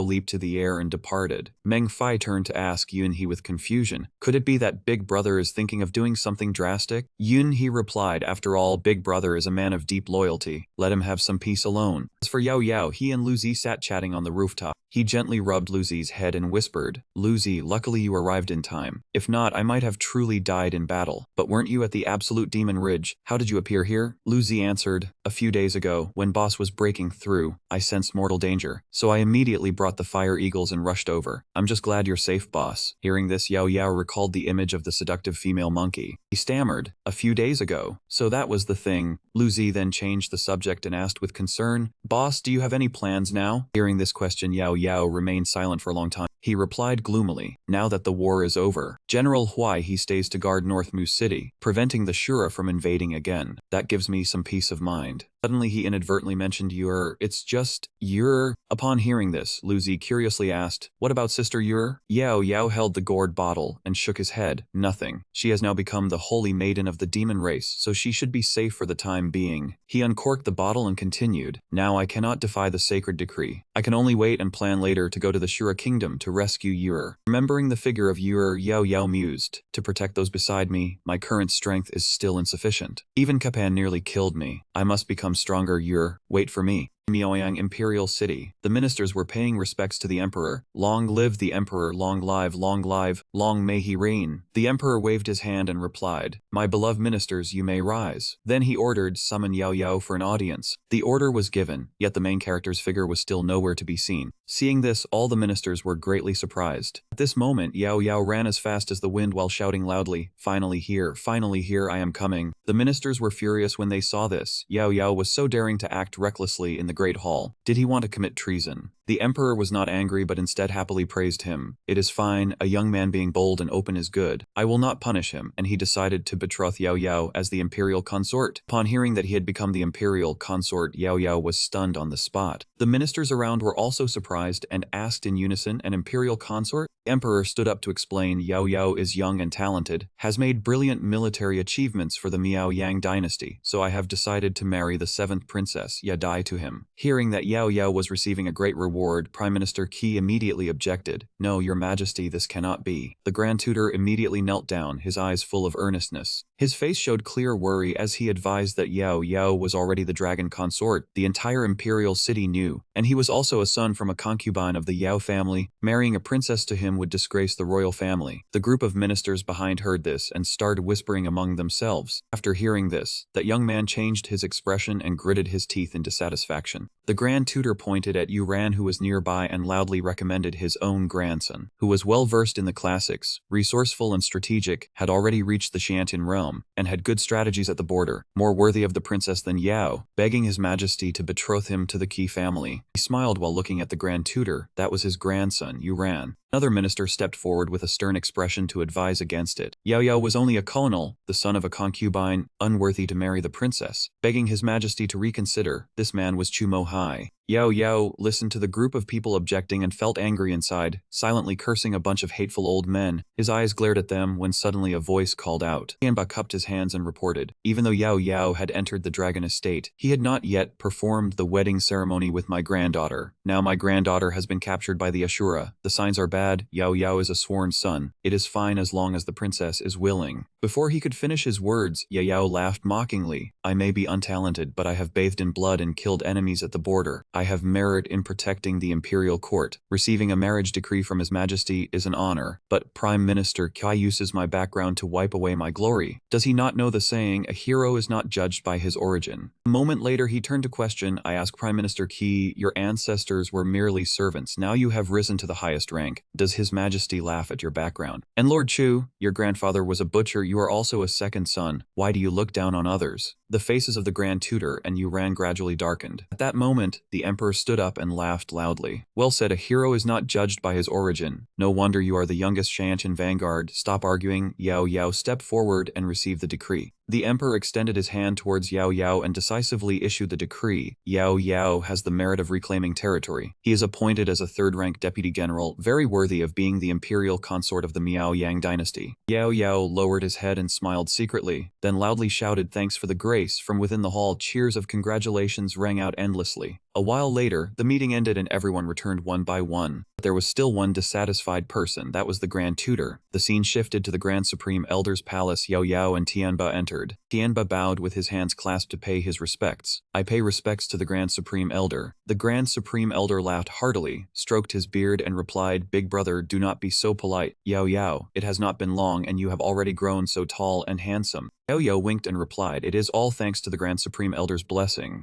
The Grand Supreme Elder regained a calm tone. It is I who benefited from your blessing. If it were not for you saving my life at the absolute Demon Ridge and giving me the venerable immortal wine. Let us not dwell on that. Today the focus is on your marriage. Yao Yao placed his hand on his chest, thinking of the image of his beloved, saying, Grandfather, Grand Supreme Elder, I and you Tianba hastily interrupted to advise, you are a sentimental person. But now our dynasty and the Asura dynasty are enemies. You and you were fated but not destined. The pretend marriage was not real. I agree with this marriage. The Grand Supreme Elder stroked his beard with a contemplative face. Do you think the imperial princess is not worthy of you? Hearing this, Yao Yao quickly waved his hands. I dare not. I just fear she does not like me. The Grand Supreme Elder patted his shoulder and encouraged him. Then you must go and determine my granddaughter's feelings yourself. Come, let us go up to that peak and continue talking. Those small, beautiful creatures were leisurely enjoying their lives. The scene shifted to the other side of the garden pavilion. A small butterfly flew a few circles and landed on Ruai's hand. She asked sadly, Mai, have you returned? Not far away, the Grand Supreme Elder along with Yao Yao and Tianba were heading this way. Ruai extended her hand, and the butterfly obediently flew away. Seeing the three people, Ruo Dai stood up and nervously greeted them, paying respects to Imperial Grandfather, Dragon Grandfather, and General Yao. Tianba smiled brightly, very good, before going into the ground to hear the seventh princess call me Dragon Grandfather. This old man is already very happy. The Grand Supreme Elder looked at the girl and asked kindly, Ruo Dai, Grandfather arranged this marriage for you. Do you have any objections? Ruo Dai lowered her head shyly and replied, I will follow Grandfather's arrangements. Hearing this, the two old men looked at each other excitedly. Good, we still have matters to attend to. The two of you stay here and talk. As soon as they finished speaking, the two of them swiftly disappeared like the wind. Ruo Dai closed her eyes, her cheeks blushing, not daring to look at the person before her. After hesitating for a moment, Ruo Dai looked at Yao Yao and asked shyly, do you find all this too sudden? Yao Yao awkwardly scratched his head, his eyes evading. Ruo Dai heard this, her eyes looking dazedly at the person before her. She looked into the distance sadly. Originally I was a sacrifice to be married off to the Feng Yu dynasty for an alliance, but you won the battle, Imperial Grandfather praised you, so I agreed without hesitation. Under the setting sun, Ruo Dai's shadow grew even smaller, thanks to Imperial Grandfather. My father no longer forces me to go to the Feng Yu dynasty. If you do not wish for it, Yao Yao reached out and touched her lips. While she was still confused, he kissed her deeply, rejoicing in his heart that marrying her as his wife was the fortune of 3 lifetimes for Yao Yao. Ruo Dai was pleased but shy, pushing him away, you scoundrel, doing such a thing in broad daylight? Yao Yao happily pointed at himself, you are already my fiancé. Can this be considered a bad thing? To ease her shyness, Ruo Dai quickly said,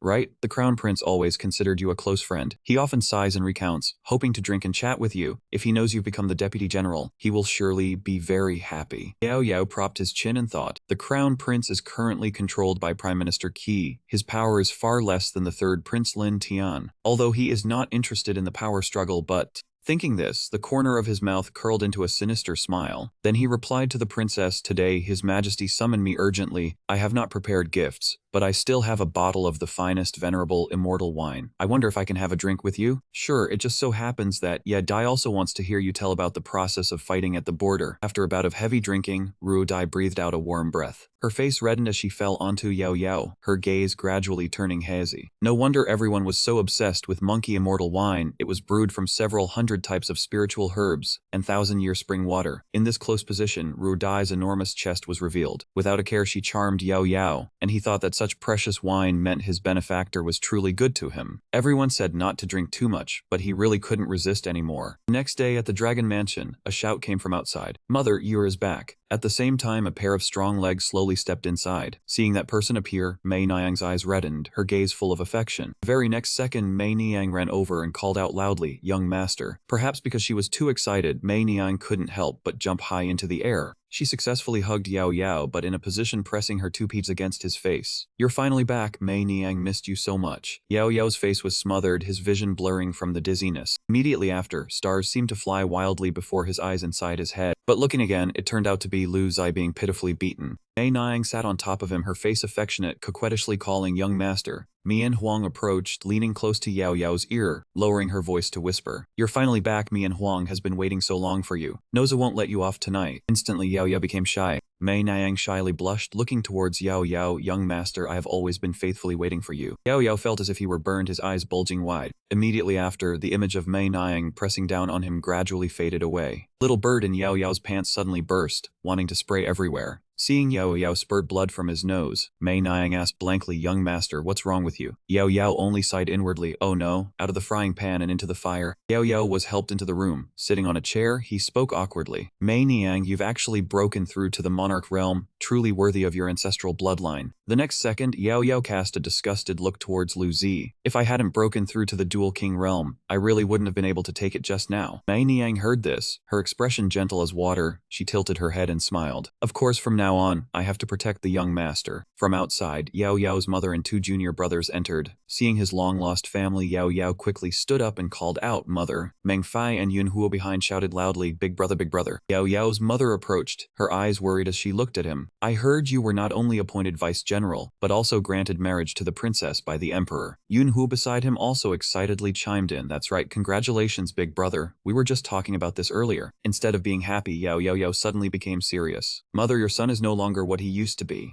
Gleam of killing intent flashed in his eyes, his voice coldly sounding. Soon, I will trample the Yao family under my feet. I will surely make the Yao family disappear from the royal city forever. His mother heard this, her face showing even deeper boundless worry. Then she said in panic, actually, we are still doing very well. Looking at the falling leaves outside the window, his gaze seemed to be contemplating something. To comfort his mother, Yao regained a docile expression, waving his hand. Mother, rest assured, you will act carefully and won't be reckless. Everyone go and rest first. I'm going to change clothes. The scene shifts to the Hidden Skill Pavilion in the Royal Academy. The headmaster entered from outside. The headmaster looked at the students, announcing loudly, "Tomorrow is the Academy-wide martial arts tournament. Yet you elders are still here searching for martial tomes for your disciples." His expression and manner became increasingly intense. He continued, "Are you afraid our academy has no talents?" "This is the headmaster, Seidu Xiang." But from inside, Elder Aoyang Changming immediately retorted, "Unfortunately, the martial tomes in the library are all mediocre, nothing outstanding. If only we could obtain something." Following that, Elder Yang Fenglin added, "If only we could obtain something." Elder Aoyang looked at the book in his hand, saying there were rumors that since the academy's founding, the secret of the stone pillar outside the academy had only been inherited by 1 or 2 people. According to Aoyang, the scene of the majestic arena appeared. Those who received the inheritance were all champions of the martial arts tournament. Elder Aoyang became more and more excited as he spoke, resting his chin and asserting, "Tomorrow, the champion will surely be my grandson Aoyang Tian and disciple Yuran, if they receive the stone pillar's inheritance." Elder Fenglin raised his eyebrow at him, speaking up to remind him, "This stone pillar is the academy's secret. If Zhen Tian and Yuran receive the inheritance, I wonder if us old folks will be lucky enough to witness it." Aoyang heard these words, showing no worry, and laughed loudly. "That is natural, my 2 lads are beloved by you elders. Add the academy's inheritance. It is only right that the disciples and we elders share it together." Entire Hidden Skill Pavilion immediately resonated with the 2 men's laughter. Right.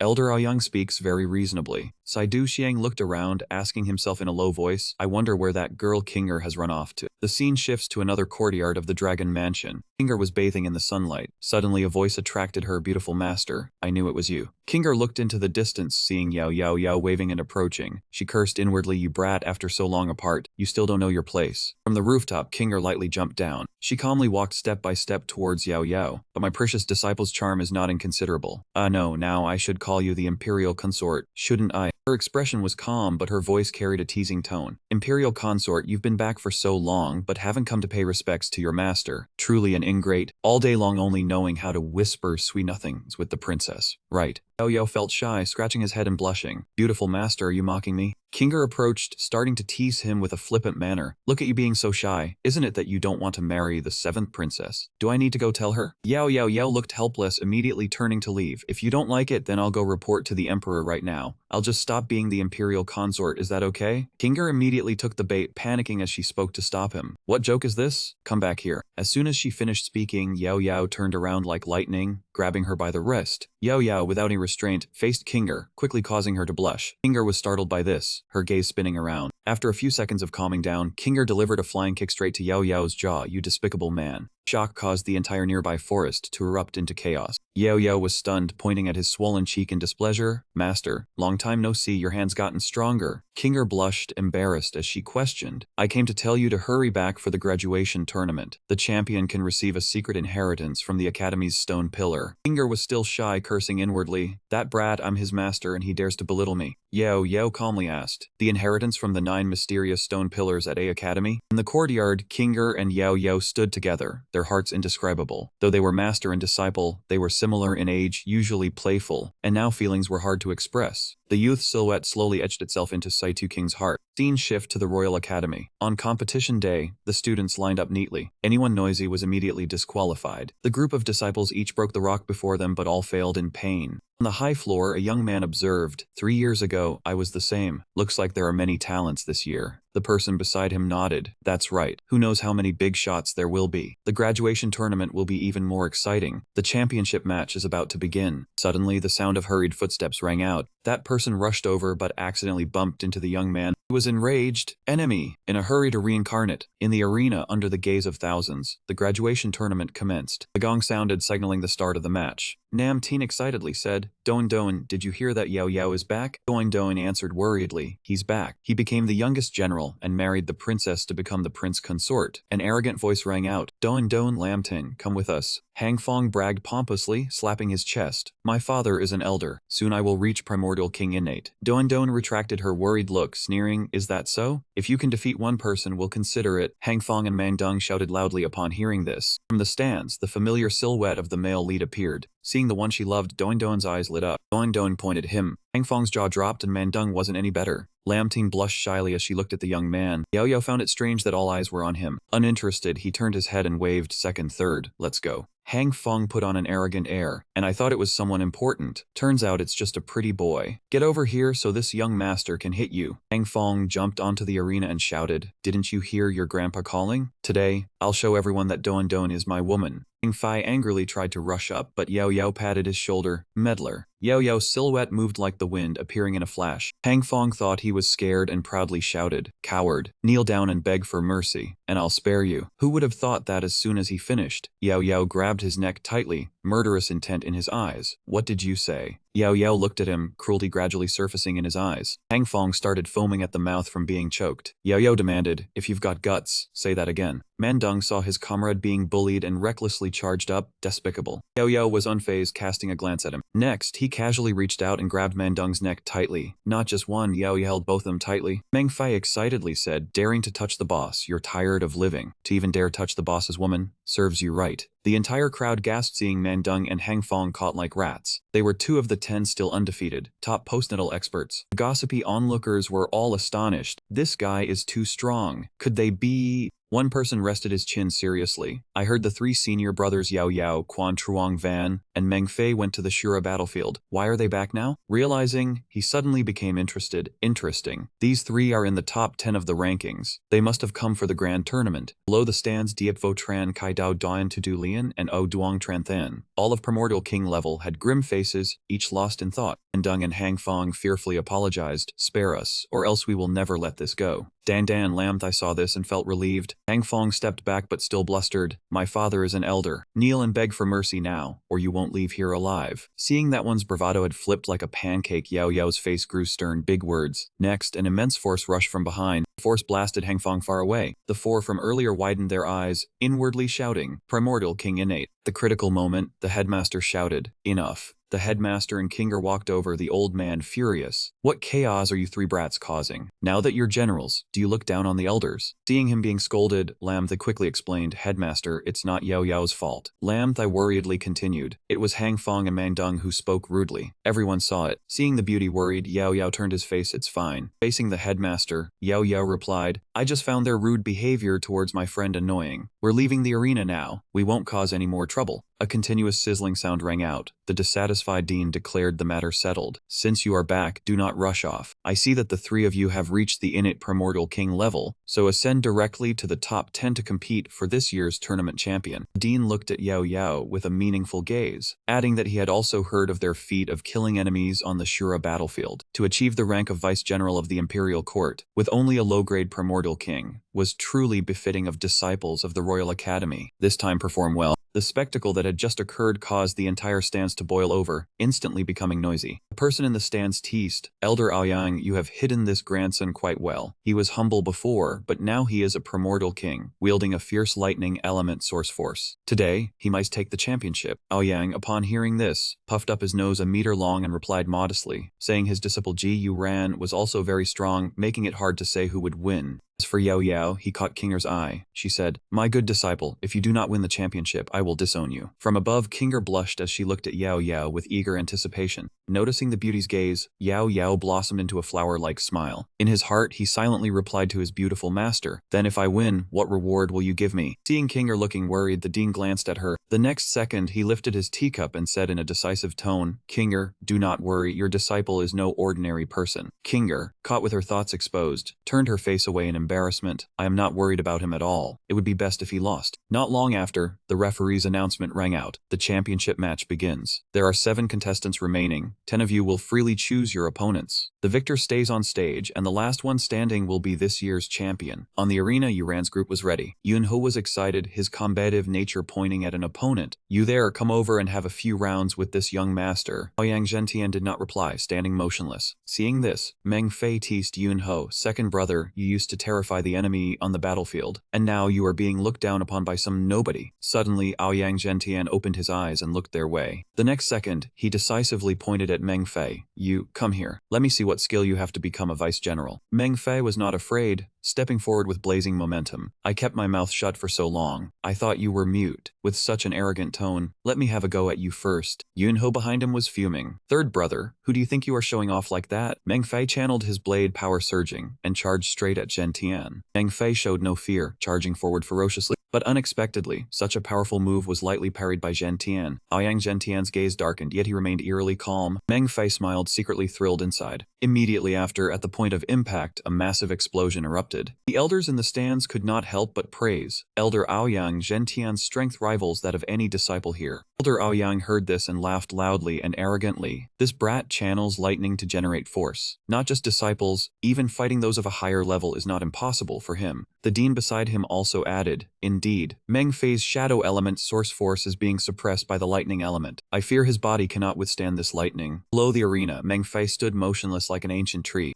A murderous glint flashed in his eyes. This lightning-wielding body is certainly no ordinary thing. Fortunately, I also cultivated the wind element source force. If I had relied solely on the suppressed shadow element, I surely would not have won. Aoyang Zhentian seemed to transform into a different person, lightning swirling around him. Little brat, are you ready? Yun Ho shouted. Third brother, be careful. Meng Fei was enraged, looking at the man before him and shouting, based on you, you dare to utter a word before me? As soon as he finished, the two sides clashed. Meng Fei immediately used his ultimate move, Windblade Shadow Phantom Dance. On the other side, Aoyang Zhentian also threw a lightning-infused punch. He stood still, his raised arm growing steadily more powerful. Immediately after, the two forces quickly collided, spreading across the space. Meng Fei grew increasingly furious, striking back with force. Aoyang Zhentian, as if nothing had happened, replied, my turn. While Meng Fei was still comprehending, Aoyang Zhentian swiftly appeared from behind. He soared high into the sky, lightning power radiating everywhere. Meng Fei urgently turned his head, raising the power in his hand to resist. Zhentian's expression was stern, saying nothing, and struck a palm toward him. The two streams of power clashed once more. A massive shockwave caused everyone to raise their hands to shield themselves. Who won? Who lost in the end? The tempestuous power made it impossible to open one's eyes. They tried to answer each other. Aoyang Zhentian's lightning element source force seems endless. He is a low-grade peak primordial king. Senior brother Meng Fei has just entered the primordial king realm and is struggling to hold on. But Meng Fei has experienced battles on both sides of the war, his body full of killing intent, so he may not be defeated so easily. As for Meng Fei, he was now looking ahead in confusion. The next second, his eyes narrowed, then widened in disbelief. Before he could collect himself, several moves came rushing in succession, striking him. Seizing the opportunity, the Windblade rushed in and slashed Meng Fei. You are just someone who has just broken through to the primordial king realm. The gap in our realms cannot be easily crossed. In the space between, an explosion occurred. Meng Fei's eyes widened as he gradually lost consciousness. 0 red blood cells were sold. As for Aoyang Zhentian, he was unharmed, glaring fiercely at Meng Fei. The entire stands were in awe of the battle that had just taken place. Seeing something was wrong, Yun Ho quickly rushed over and called out, Old Zhang. The opponent's side looked on at this scene with a satisfied sneer. Yun Ho worriedly ran over near Meng Fei to ask, Old Zhang,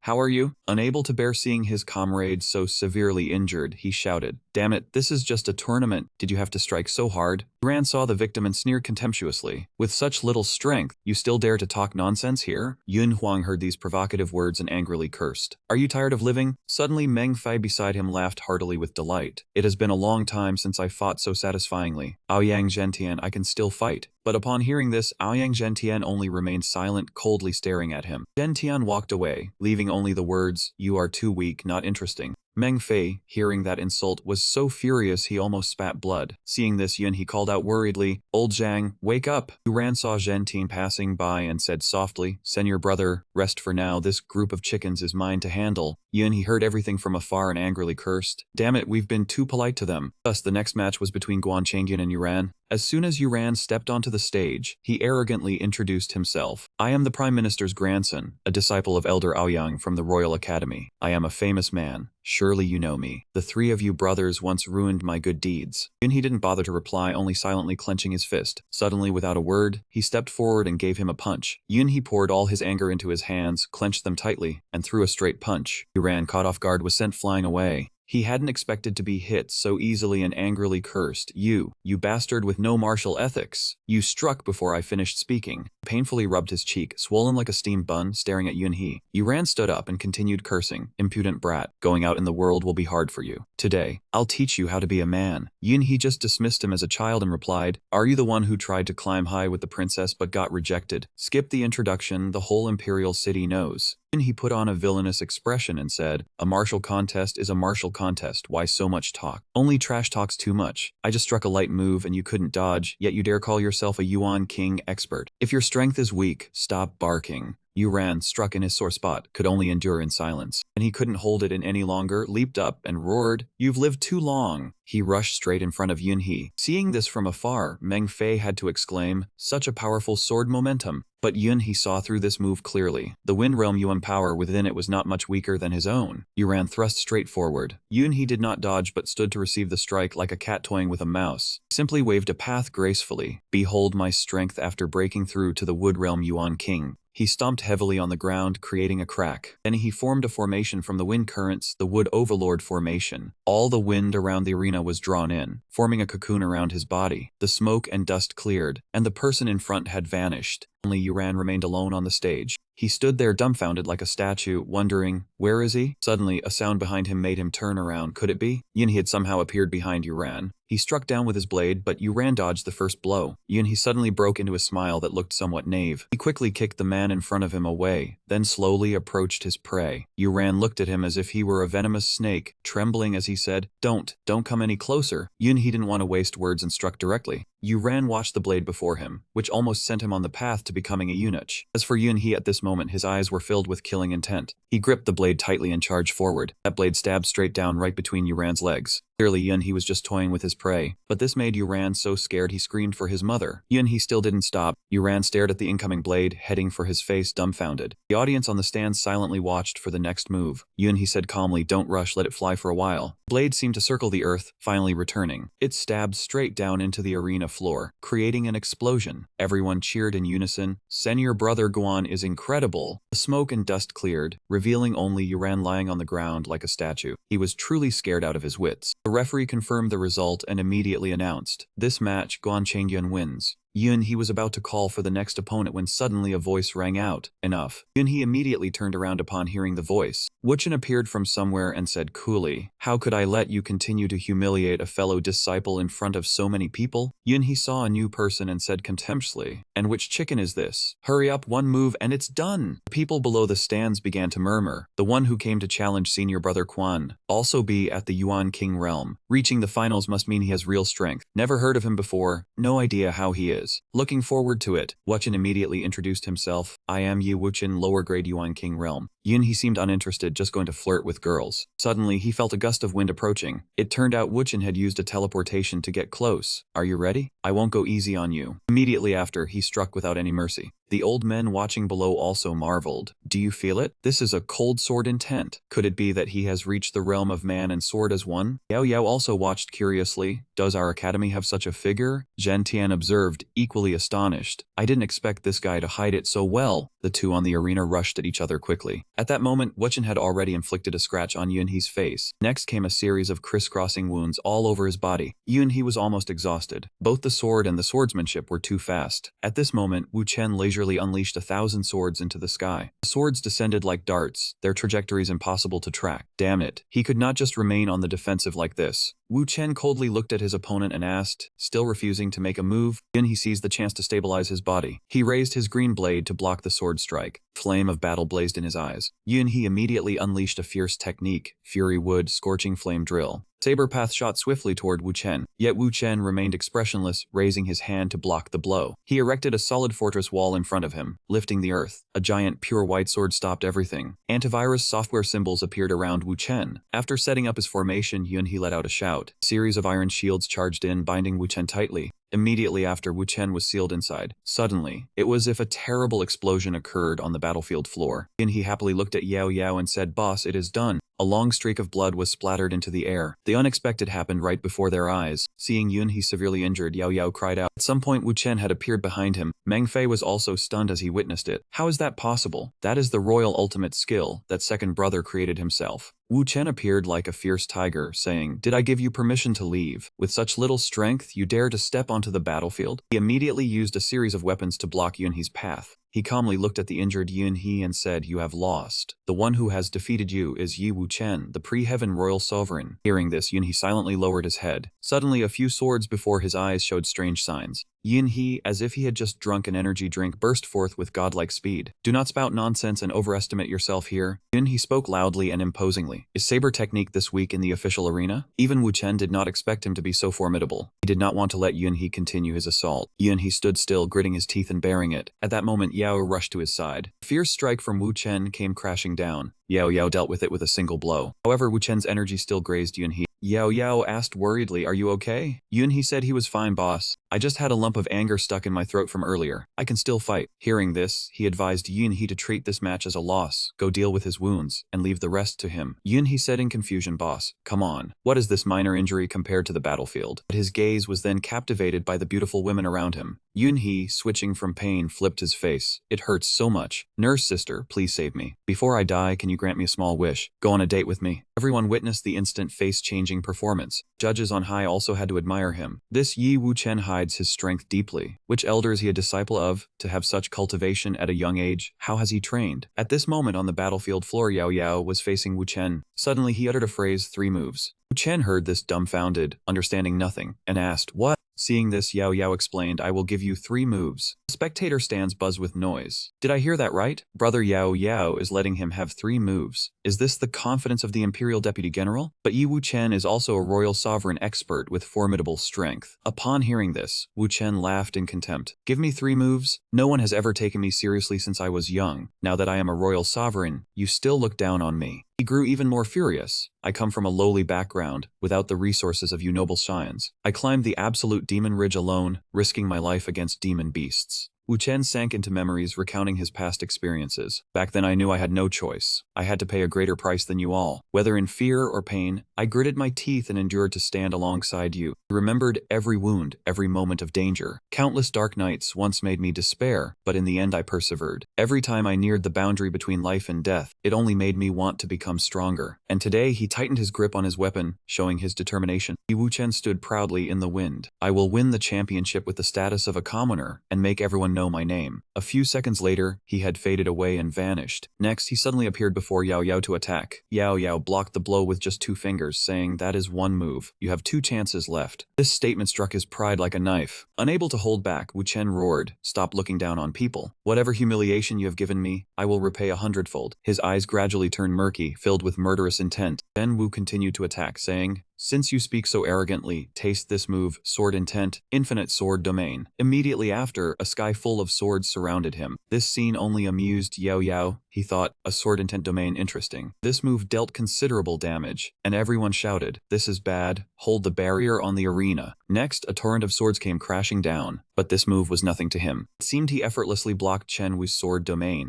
After the attack, the arena floor was riddled with marks. Yao witnessed everything and commented, "Your strength is not bad, you surprise me quite a bit. Not many in the academy are stronger than you." He remained calm and spoke gently, "You still have 1 more chance." Chen Wu, with his high pride, could not bear it and stammered, "What? How is that possible?" He gritted his teeth and forced out each word, "Don't be so arrogant. To stand on this arena, I have gambled my entire life." Then he sank into a memory, "Father, don't leave me alone." At that time he begged, but his father would not listen, scolding him, "Do you want to be trampled underfoot for your whole life? We come from humble origins. If we don't rely on ourselves, we'll only be servants." After that, his father threw down a sword and told him to pick it up. Chen Wu could not argue and could only obey. He wiped his tears as he entered the deep, dark forest. From then on, a fierce determination to become strong haunted his heart. Chen Wu became even more frenzied, shouting loudly, "Today I will prove myself, even if I wasn't taught properly, even if I don't have many resources." He was brimming with killing intent and said loudly, "I will still rely on myself and become a legend." People below the arena wondered, "What is this? The pull is so strong." Next, a flash of light shot past their eyes. The next situation forced Chen Wu to brace himself. At this moment, the corner of Yao's mouth curled into a slight smile. Unexpectedly, Chen Wu's rocket-like lunge missed. Yao didn't even look, saying, "Your strength is not bad, but your sword is too ordinary. A pity." He raised his sword in return, saying, "Actually, you and I are very alike. I also rely on myself to fight the world." Here the strong reign supreme. He continued, I'll give you a chance to prove yourself. Take 3 of my moves, if you can. I'll consider it your win. Chen Wu heard this and couldn't help but say, are you insulting me? He didn't want to explain much and said, think whatever you want. Are you ready? The seniors on the stands heard this and grew interested. This Yao Yao is too arrogant. Let's see how he loses face later. At this moment, everyone was watching the match intently. Now Yao Yao is making his move, young man. His attack felt like 10,000 charging troops. Chen Wu looked at the scene, stunned, as if he were glued to the ground. Just a few seconds later, a flash of light burst across the entire stands. Despite being injured, Meng Fei and Yun He shouted, Boss, that's awesome. At this moment, Chen Wu struggled to climb to his feet. Strong, so strong. He saw that the man was still standing and said, good work. Get ready for the second move. Even the live audience was shocked. Then another attack came flying. Chen Wu still tried to stand firm and take the blow. Yao Yao said nothing and struck immediately. Right after a flash of light, he was sent flying. Everyone felt sympathy. Senior brother Yao Yao attacked when he wasn't steady yet. Some weak-hearted girls said, what kind of move is that? Senior brother Yi, hang in there. The people below the arena shouted, Senior brother Yi, get up quickly. Chen Wu still lay motionless. People wondered, can he still get up? Didn't he want to prove himself? Jen Tan watched the scene, stunned. Is this all you can do? Shouts from below grew louder. Senior brother Yi, stand up. Yi Wuchen, fight, you can't lose. At this moment, Yao Yao had already approached him. Suddenly, Chen Wu tightly grabbed his leg. This action surprised him. Seeing Chen Wu finally stand up, everyone cheered joyfully. Yi Wuchen, good job. Senior brother Yi,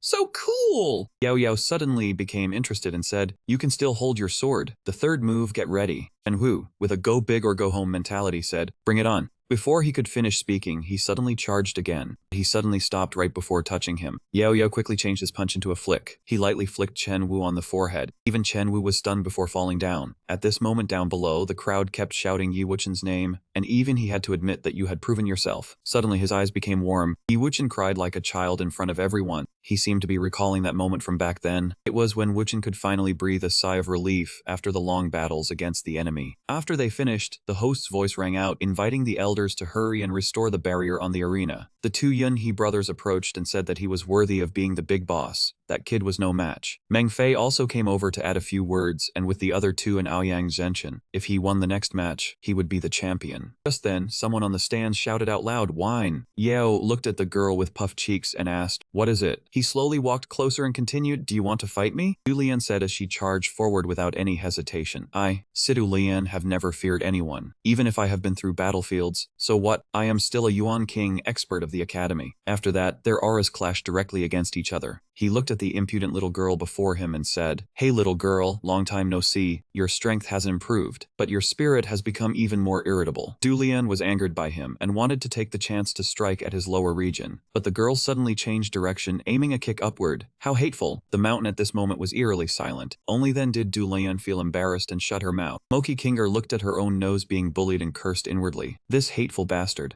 Meanwhile, the people down below kept shouting loudly, boss, be strong, give that stubborn girl a good thrashing. Suddenly, Du Lian in front of him vanished. It turned out the girl had flown straight up into the sky. Then she descended powerfully right in front of him, but he still easily blocked this kick. Everyone who saw the scene was stunned, their jaws dropping at its terrifying power. At that moment, Du Lian slowly descended to the ground. The girl pouted, unable to hold back her frustration, but still said, fine, you are formidable, I concede. Yao Yao was stunned upon hearing that. Then he watched her approach Yun He, laughing loudly. Yun He saw her coming with blazing killing intent and shouted, what do you want? Don't come any closer. If you come any closer, I will scream. After that, a bolt of lightning struck the arena floor, and Zhenchen, after a few seconds of transformation, stepped up. Hearing the commotion, he turned around to look at him. Zhenchen coldly uttered a reminder, I will give you 1 minute to restore your elemental power. I do not want to win the championship too blandly. He did not care, stretched a few times and said, no need, just a little warm-up is enough. Quick and decisive battle. Go all out with your full strength. Yao Yao quickly retreated to gain momentum. Zhenchen on the other side did the same. The 2 charged straight at each other. The people below could not see clearly. Where are they? How can we not see them anymore? What is happening? At that moment, Meng Fei turned to ask Yun He, second brother, can you see clearly? Yun He observed for a while and said helplessly, I can only see the trajectory, it is too fast. The elders up high watched and sighed in admiration. Yao Yao's strength is truly unfathomable. Aoyang Zhenchen cultivates thunder elemental power. His speed and burst are so strong that even the academy academy elders might not be able to compare. Yahello is evenly matched. I fear those two have not yet unleashed their full power. Right now on the arena, the two of them were like fire and ice, closing in on each other. After a series of chemical reactions, an explosion was created. Yahello, after disappearing for a few seconds, reappeared with a pair of wings on his back. Genshin was like a lightning rod, surrounded by sparks. Yahello became interested and said, "Your movement speed truly dominates this royal academy. Even when I fought on the border battlefields, I have never met anyone as strong as you. You are worth a serious fight." Genshin laughed heartily upon hearing this. "It has been a long time since I have fought so refreshingly. You have skill, but if this is all you have, I will be very disappointed." And he suddenly flashed a sly smile and shouted, "Lightning domain, cage out!" Suddenly he was surrounded by a circle of lightning. They tightly bound both of his hands, and it reached Yaoyao's legs. He looked at himself being tied up in surprise, wondering, "This, since when?" Only then did Aoyang Gentian slowly walk closer to explain. "When you were speaking arrogantly, did you not notice?" He suddenly raised his hand to gather the lightning bolt, then unexpectedly clenched his fist tightly. A weapon appeared in Gentian's hand, and he said that during the battle, the entire arena had been filled with his thunder elemental power, and he could command the lightning force in this arena at any time. Following that, a massive lightning bird appeared in the sky. Yaoyao looked at it in terror. He quickly realized that the object before him was a concentrated lightning top, its power no less than my own lightning tribulation from before. The weapon in Gentian's hand gradually became clear, and he exclaimed, "Brat, stop hiding. Show me your true strength. If not, this strike will kill you right here." His eyes burned with killing intent as he looked at him. Just as the arrow shot forward, the lightning bird beside him also let out a roar. The people watching around could not help but be shocked for a moment. She looked at this scene in surprise, suddenly shouting loudly, "Jing Jing, Jing Jing, come and look quickly." Immediately after, the entire stands were once again treated to a change of colors. Yaoyao appeared like an actor stepping out of the smoke. His body had undergone a miraculous transformation at this moment. He looked down at Genshin and said, "Is that all you've got?" On the spectator stands, the elders could not help but shout. How could they face each other and withstand such thunderous power? Genshin laughed heartily upon hearing this. He said more and more gleefully, "A mere body of flesh and bone blocking my lightning. I have never seen a terrifying monster like you before." Yaoyao threw his spear into the air. He caught it easily and said, "Thank you for the compliment. It is time for this match to end." He added, "Dear readers, really thank you for worrying about the brothers. If it drags on any longer, the readers will drop the story." Genshin did not expect such a powerful force to charge at him. Tried to dodge but was too late. Suddenly Yaoyao appeared right behind him. He just lightly tapped his cheek, yet Genshin could not take it and fell down. He fell straight to the ground like that.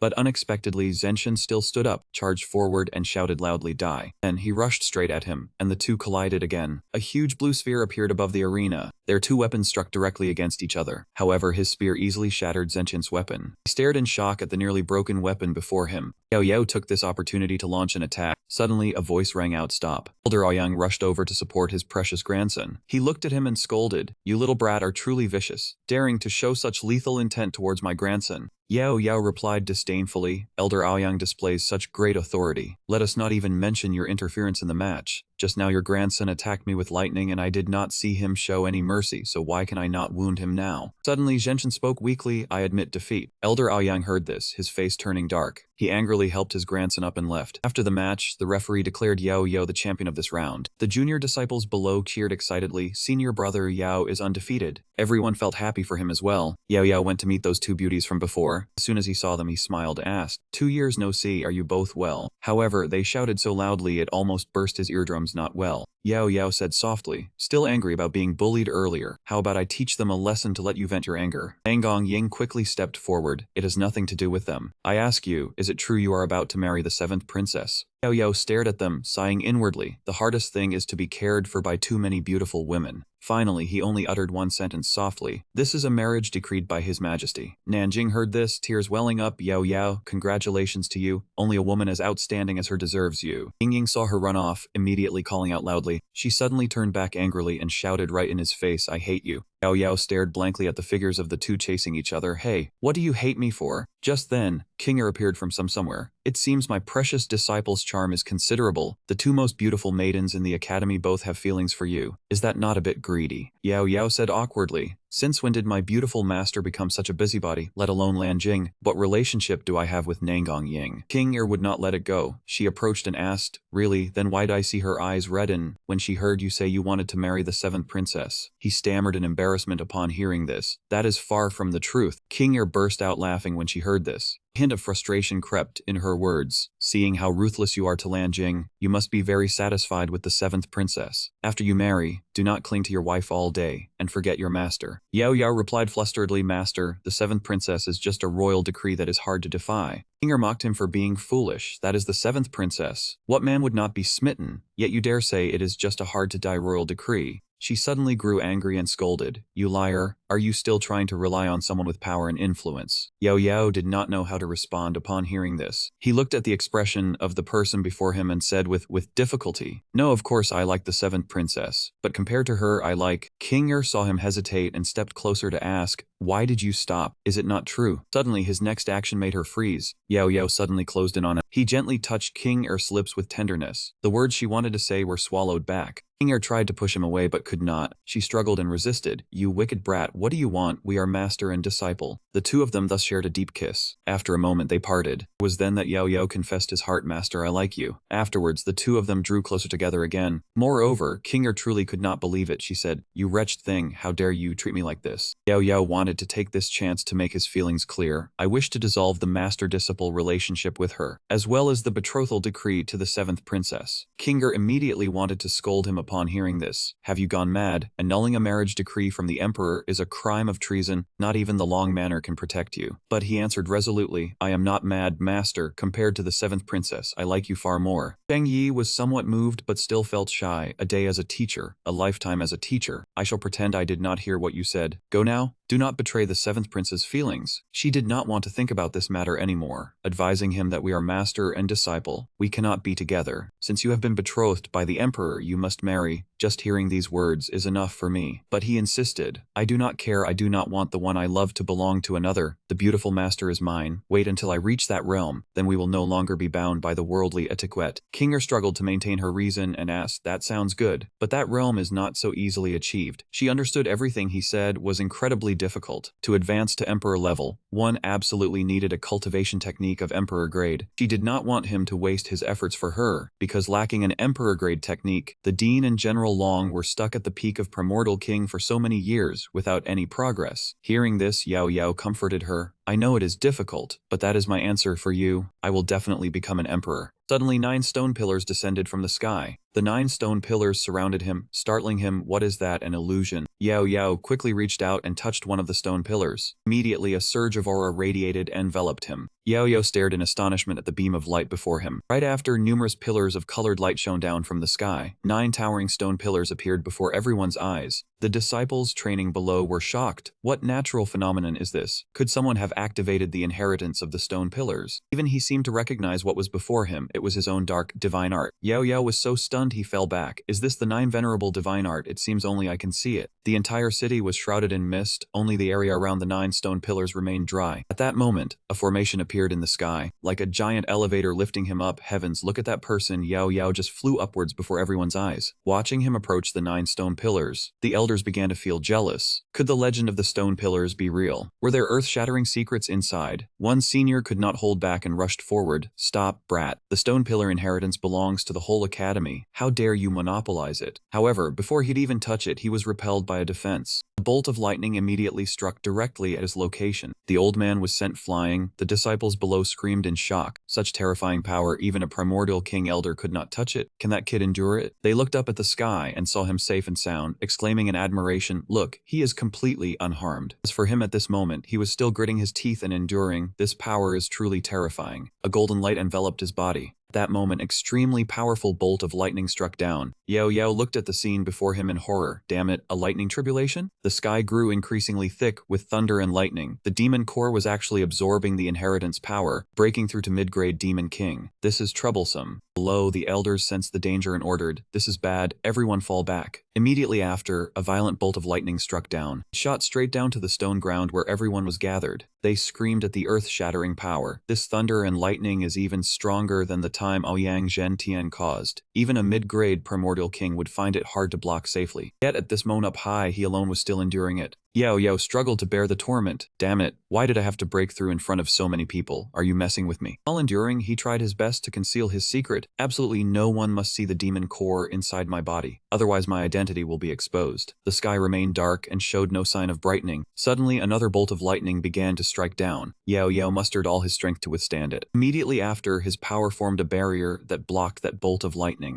The people below were shocked. He actually managed to block the thunder and lightning once again. Tianba could not believe his eyes, using a physical body of flesh and bone to clash with lightning. Just how powerful is this physical strength? Suddenly, the sky turned a blazing red. Look, that is... At this time, the witnesses below could not hold back any longer. Could this be the legendary fire character Lightning Tribulation? So terrifying. This time, Yahello is finished. I fear even the stone pillar inheritance will disappear. Another person said, just one pillar already brought such a horrifying heavenly tribulation. It is all because of his greed wanting to accept the inheritance of all 9 pillars that he has fallen into this hopeless situation. Yet suddenly Tianba had a strange belief. Who knows, maybe he can survive this tribulation. A mighty lightning dragon appeared. He unleashed all his power, trying his best to clash with it. It seems I have to go all out. Immediately after, a series of lightning bolts like dragons flew down. He flew up like a phoenix to meet them. The two forces of destruction collided, creating a blinding flash of light. Everyone witnessed one surprise after another. As the smoke and dust cleared, he alone remained intact there. Though Yahello was visibly tired, he was still happy. I actually broke through to mid-grade Demon King and mid-grade Primordial King.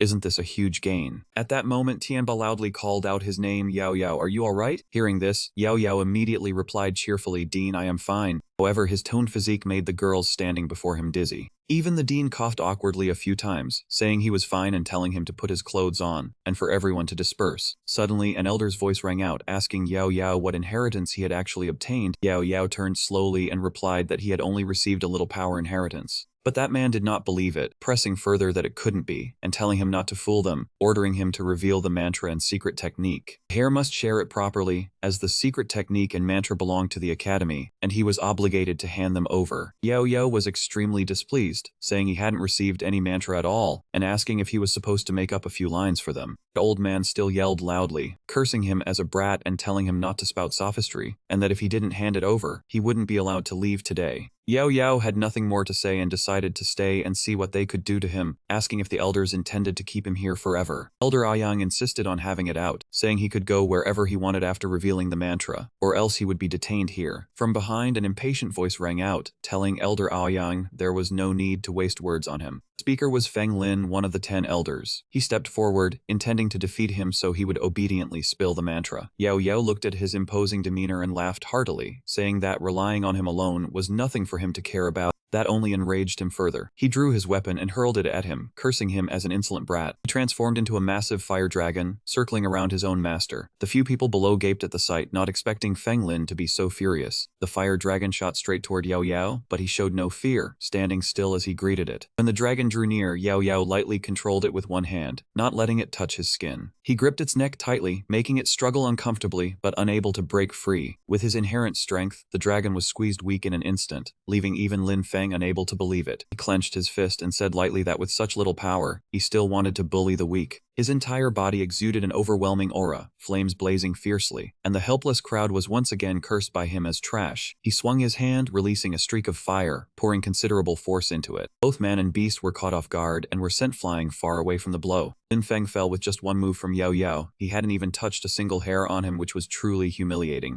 After this display, Yahello looked around and asked if anyone else wanted to forcibly detain him. Just from seeing the fight, no one dared to utter a word. No matter how angry they weren't foolish enough to challenge him again. But there was still someone who did not know fear. Elder Aoyang decided to take the field himself, saying that since he showed contempt for the elders, the vice dean would teach him a lesson. The voice rang out again, saying enough was enough, that Elder Aoyang was going too far in pressuring him, and that pressuring a junior disciple like this would bring shame to the academy if it got out. Elder Aoyang gritted his teeth in anger. The headmaster must also understand the significance of this stone pillar's inheritance. If he continues to shield him, I fear the other elders will be dissatisfied. Headmaster was provoked, harshly questioning whether dared accuse him of favoritism, as he had never been partial to anyone in all his years as headmaster, and on the contrary, Elder Aoyang was bullying the juniors excessively. Elder Aoyang was left speechless. Then the Grand Elder interrupted. That was enough. He would handle this matter himself. He turned to Yahello and asked sternly as the headmaster, he would ask him one last time, had he truly not obtained any incantation or secret technique. Yahello did not answer, only stared straight at him, and the Grand Elder also patiently waited for a reply. He finally affirmed that what he had received was only the inheritance power, nothing else, and they could believe it or not. The Grand Elder reluctantly accepted, saying if that was the case, they would believe him for now, but this power was meant only for the Academy's geniuses. Now that he had graduated, he should assume the role of Elder and help the students in the future, otherwise the inheritance would be revoked. Elder Aoyang and Zhen Tian had no choice but to listen silently to the surrounding crowd's discussions. The crowd buzzed with noise, believing Yao had struck it rich by obtaining the inheritance from the 9 stone pillars, his strength soaring to mid-grade primordial king. It was said that only 1 or 2 people had ever received such an inheritance.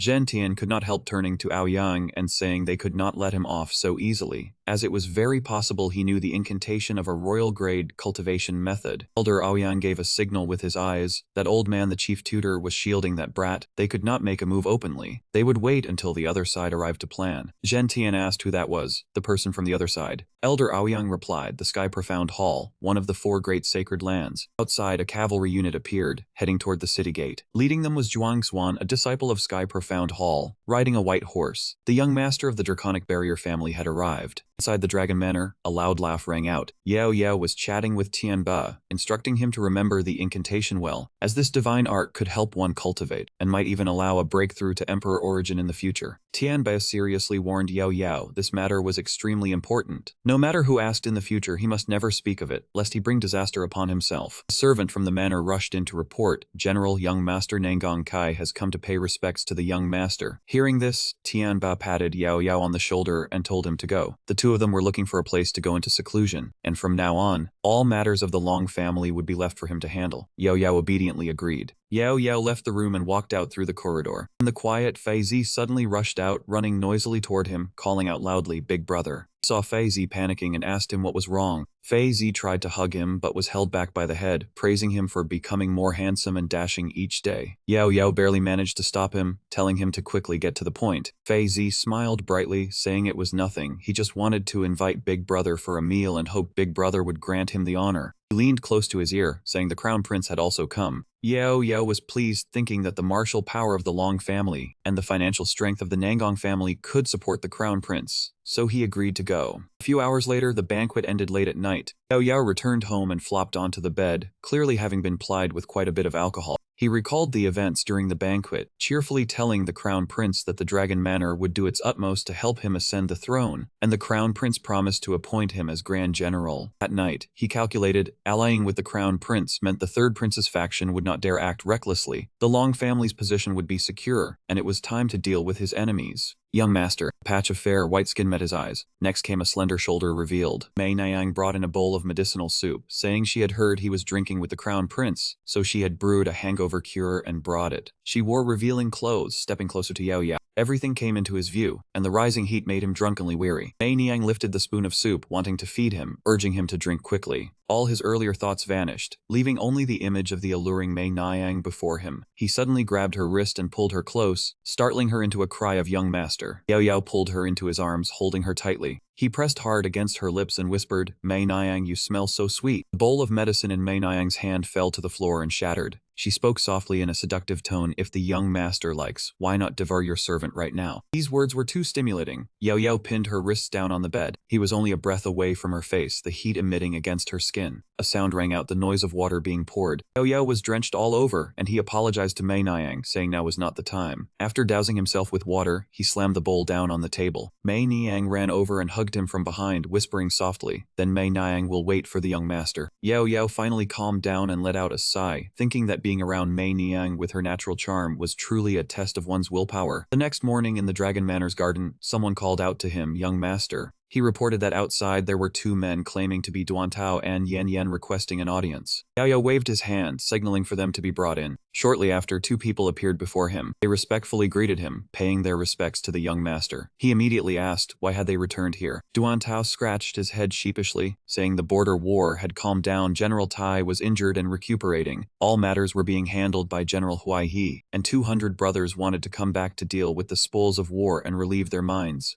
He only then took notice, saying saying he had forgotten about this. Well then, did they have any plans for this return? Yuan Tao replied not for now, but he had already asked the brothers, and they all still awaited the young master's orders. Yao Yao gently plucked his zither, saying that the border army was also controlled by the Long Clan's people, including the generals guarding the north and south. Military power was now in the Long Clan's hands. He sat in the imperial city, preparing to establish another power. He calculated carefully. 200 volunteer soldiers was no small number. They fought year-round and were formidable, worthy of being his support. It was time for those dirty scum to taste the suffering he and his mother had endured. His aura burst forth as he declared that since his brothers had chosen to follow him, from now on, the volunteer army would be renamed the Dark Dragon Organization. On the wide street, a person wearing a strange hat signaled for his brothers to scatter and hide throughout the imperial city. They began opening casinos, the easiest places to gather intelligence. Yao Yao was the mastermind behind it all, controlling the entire network here. He wanted his brothers to form the largest intelligence system in the dynasty, monitoring every move of the hidden powers. He promised Duan Tao and Yan Yan, "I have many inconveniences in the imperial city. I'll have to trouble you two to manage the Dark Dragon Organization on a daily basis. Later, Yao Yao will let our brothers live in luxury." They knelt on one knee and replied respectfully, "We will not betray the young master's trust." Suddenly, a loud shout came from outside. A horse galloped like the wind, its hooves pounding heavily on the yellow earth. A heroic figure with a fluttering robe dismounted and shouted, "Yao Yao, I have returned." Hearing this, he urged the two men to rest, saying he would greet the other brothers another day. They bid him farewell and left. Seeing the newcomer, he smiled warmly and greeted, "Third uncle, you have finally returned." Ao Yuan patted his shoulder firmly, praising his strength and achievements at the border, also mentioning the emperor's decree for him to marry the princess. Yao Yao scratched his head shyly, replying that it was all thanks to his uncle's guidance. He then asked when third uncle would finally marry an aunt. Soon as he said this, Ao Yuan froze, unable to speak. Then he bit his lip bitterly. This matter seemed far from joyful for him. Yao Yao realized he had misspoken and nervously apologized to his uncle. But his uncle did not blame him, saying he had come to terms with it over the years. It was only a woman, nothing so terrible. He seemed to want to say something more, but memories flooded back. The scene of him being wounded, helplessly watching his beloved being taken away. That year, the people of the Asura Profound Palace had crippled his cultivation. Now he was determined to avenge this grudge. Intelligence indicated that the people from the Asura Profound Palace were coming to the imperial city soon. It was time to settle old scores. The harsh noonday sun shone down on the Asura Profound Palace, one of the 4 supreme sacred halls. Even the mighty dynasty was merely its vassal. In the sky, a group of people flew over, an ominous sign. The Azure Profound Palace had set its sights on the rising star. Yao Yao set up a killing formation in the Long Mansion and transmitted the 9 venerable divine art to Tianba and Ao Yuan to aid their breakthroughs. Zhuang Zuan looked down and angrily demanded where the emperor was, why he hadn't come to welcome the Azure Profound Palace's arrival in person. Lin Tian was deeply displeased by the Azure Profound Palace's arrogance, which showed no regard for the imperial family. Seeing this attitude, Yuran quickly explained that the emperor was busy with state affairs and had sent him and the third prince. Zhuang Zuan calmed down and asked if he was junior brother Qi. He said that besides the necessary task, he was also ordered by their master to take him back to the palace for training. Yuran hurriedly replied. He turned and pointed to the person beside him, introducing him as the third prince. The third prince showed respect and invited senior brother Zhuang to follow him to rest. Seeing this attitude, he happily led the way. A lantern swayed in the wind. 100 Flowers River was indeed a bustling place. Zhuang Xuan and his group strolled along. He angrily said, "Is this the lodging you spoke of? How dare you lead me, a proud disciple of the Azure Profound Palace, to a brothel?" Yuran chuckled and explained that on the flower boat, there was a peculiar young lady, talented and versatile, who sold her art but not her body, and was the dynasty's foremost beauty. Hearing this, Zhuang Xuan's eyes lit up. The third prince sighed and added that this woman was breathtakingly beautiful, with skin as white as jade. If not for the royal family's dignity, he would have made her his consort long ago. The boat guards stopped them. "Please, young masters, stop here. Miss Luo An is not receiving guests today." He naturally refused and pushed the man down. "I have come here. Whether she receives me or not is not for her to decide." Luo An sat idly, gazing at the flowing water, her heart secretly wondering what her brother was doing. She looked at the enveloping sunlight and wondered why she couldn't stop thinking about him. Suddenly, the door was kicked open violently. A maidservant rushed out and shouted, "Who are you? How dare you barge into the young lady's room?" Ignoring the girl's shouts, he walked straight in. Seeing this, Luo An was extremely surprised and asked the young master what business he had. Zhuang Xuan shamelessly wrapped his arms around her. "Truly a gem. From now on, you are my woman. Come with me. No need to sell your art here anymore." Luo An stiffened in shock. Flashed a very sinister smile. Luan was pressed against the wall and screamed, "Let me go! Let me go!" Zhuang, now utterly despicable, said that for him to take a fancy to her was her fortune for 18 lifetimes. Suddenly, someone swept in from behind him, shouting, "Beast! Who allowed you to touch her?" Following the shout came a blinding flash of light. Yahello stood valiantly at the door. Seeing him, Luan quickly ran over. Zhuang shouted angrily, "Where do you lowlife dare to ruin my good deed?" He gently embraced her. He was livid with rage and roared, "Despicable! No matter who you are, today you will die, even if the gods try to save you." In an instant, he had flown over, firmly grabbing hold of his head. He grasped the enemy and flew through dozens of boats. Yahello grabbed his neck and lifted him into the air. That man screamed, "Despicable! I will kill you, you bastard!" Seeing this, Zhuang began to unleash his power. Countless snakes materialized from the air and lunged at him. He roared, "Die!" But Yahello quickly formed a hand seal and sneered, "With such little skill, you dare to be so arrogant? Today, I will make you regret ever stepping onto this flower boat." He struck him with full force, breaking his teeth and making him spit blood. The third prince and his men below shouted, "Yahello, stop! Brother Zhuang is from the Azure Profound Palace. Don't be rude. If you don't want to implicate the Long clan, release senior brother Zhuang immediately." Seeing there were people on his side, that man puffed up his chest. "Did you hear that? If you don't want to die, let go quickly and kowtow to apologize to me." But the only reply from him was 3 words, "Azure Profound Palace?" Then came a series of slaps that left his face swollen like a pig. Seeing that, those two fought him evenly. Yao fought more fiercely, with no intention of stopping. His expression at this moment looked very dangerous. Zhuang was beaten to the point of speechlessness. Lin Tian saw the danger and quickly advised, telling Yahello to release Zhuang because he was an envoy of the Shangxuan Hall. Yahello did not hesitate to throw him down, saying he had obeyed the third prince. Those two hurriedly caught Zhuang.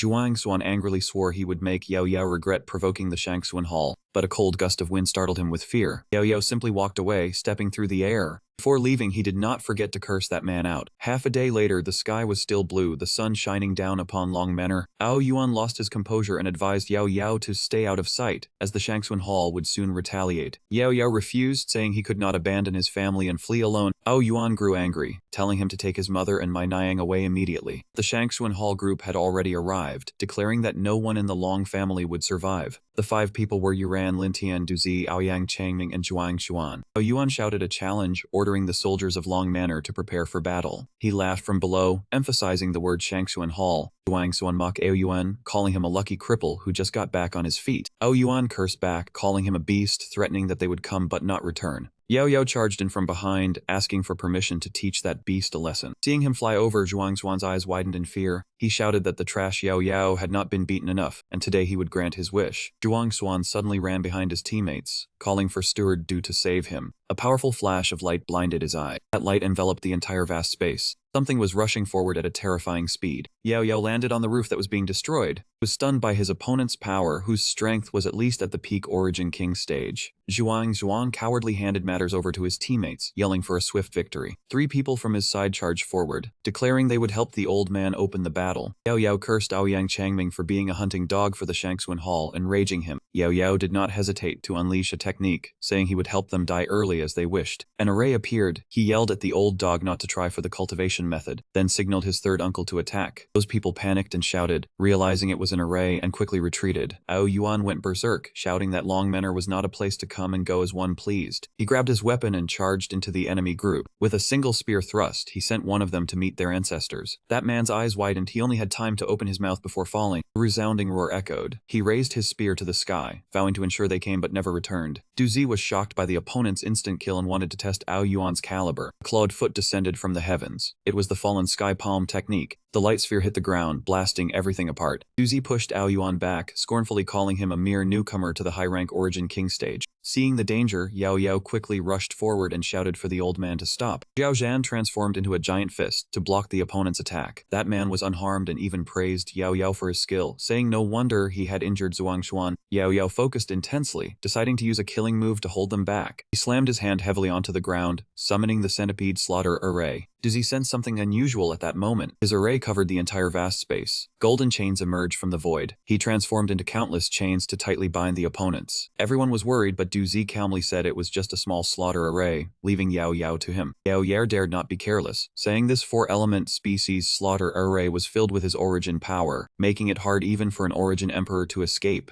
An image of a dragon and phoenix fighting appeared in the sky. He roared his intent to fight to the death with the opponent. An earth-shattering explosion resounded afterwards. Yahello fell into a deep pit, breathing heavily as his origin power was completely drained. Suddenly, something before him left him utterly astonished. Duzi slowly flew closer to him, sneering and saying the brat was quite impressive. Forcing an old man like him to this point was enough for him to be proud. But Yahello seemed unable to believe his eyes. He was unharmed. He struck at him with all his might. An old man like me cannot let some with your talent live. Today you must die here. Fall out. Yahello gritted his teeth, his face full of anger. I refuse to accept this. In the space, streams of power light continuously burst forth. In his eyes, there was only the image of one person. Xiao Jian stood blocking in front, taking the blow for him. Xiao brother Xiao did not stop his attack, saying he wanted to see how many people would come to save him. From afar, deep within the absolute demon ridge, a massive source of power could be seen rising. Tianbai erupted with power, roaring loudly. Thanks to Yahello's imperial-grade cultivation art, he had finally broken the seal that had suppressed his cultivation for over a decade. The power released was so strong that the nearby squirrel dropped its acorn. Tianbai said loudly, with the current imperial realm, who in the imperial court would dare to look down on the Long family anymore? At the same time, Duzi in the Long Mansion Imperial City also responded arrogantly, wanting to see how many came to save the person. A hurried, flustered female voice called out loudly, "Young master." Mei Niang worriedly hugged him tightly as soon as she arrived. Yahello, his face still stained with blood, stared blankly at her. Mei Niang still looked at him with a gaze full of infatuation, softly calling young master. Suddenly a horrified scream rang out. No, then Mei Niang fell limp in his arms. Duzi saw this and laughed with delight, thinking it was your turn to take your leave this time. Immediately after, he rushed forward with a massive long spear aimed directly at the two of them. Yao then asked himself, why had he underestimated the enemy? People around shouted in fear, Yao, dodge. As the long spear came down, tiny stone fragments flew everywhere. Tianbai at this moment also watched closely, so he had blocked the blow for him. Yao called out dazedly, grandfather. He replied firmly, focus on healing your injuries. Leave the rest to me. Duzi now sensed the aura of a primal emperor expert, quickly asking who the honored one was, pleading with him not to interfere in the affairs of the Shangxuan region. The person beside him reminded he is Tianbai, the head of the Long River. Zhuang Zuan arrogantly said, regardless of who he is, before Supervisor Du of the Yang Yao Royal Court who dares to show off their might. Supervisor Du has reached the half-primal emperor level. He is unmatched here. Duzi upon hearing this shouted for him to shut up. In his heart he understood that this man's strength was already at the primal emperor level, an absolute imperial sovereign. You truly are a fool. Tianbai mocked angrily. Is that so? Then let me see just how formidable a half-primal emperor is. He began to take large strides towards them. A moment later, he leaped up and then disappeared. Tianbai showed no mercy, slapping Duzi directly across the face. After that, he easily threw him to the ground. Tianbai stepped on Duzi's body contemptuously. Is a mere primal emperor this weak? With this level of skill, you cannot destroy my Long family. Zhuang Xuan still shouted threats. Aren't you afraid of our Shangxuan Hall? Tianbai glanced at him with a sharp gaze, then angrily taught him a lesson, daring to injure my son and then trying to kill my grandson. Zhuang Xuan was choked by a force. Tianbai said to them, today none of the Shangxuan people will leave Long River alive. Zhuang Xuan remained stubborn. The Shangxuan Hall will not forgive you. Tianbai said nothing more, only punching him once. Zhuang Xuan spat out a mouthful of blood, clutching his neck in pain. Tianbai erupted with full power. None of you think you can escape. All of you go and die. As the power was released, those people quickly yelled out in pain.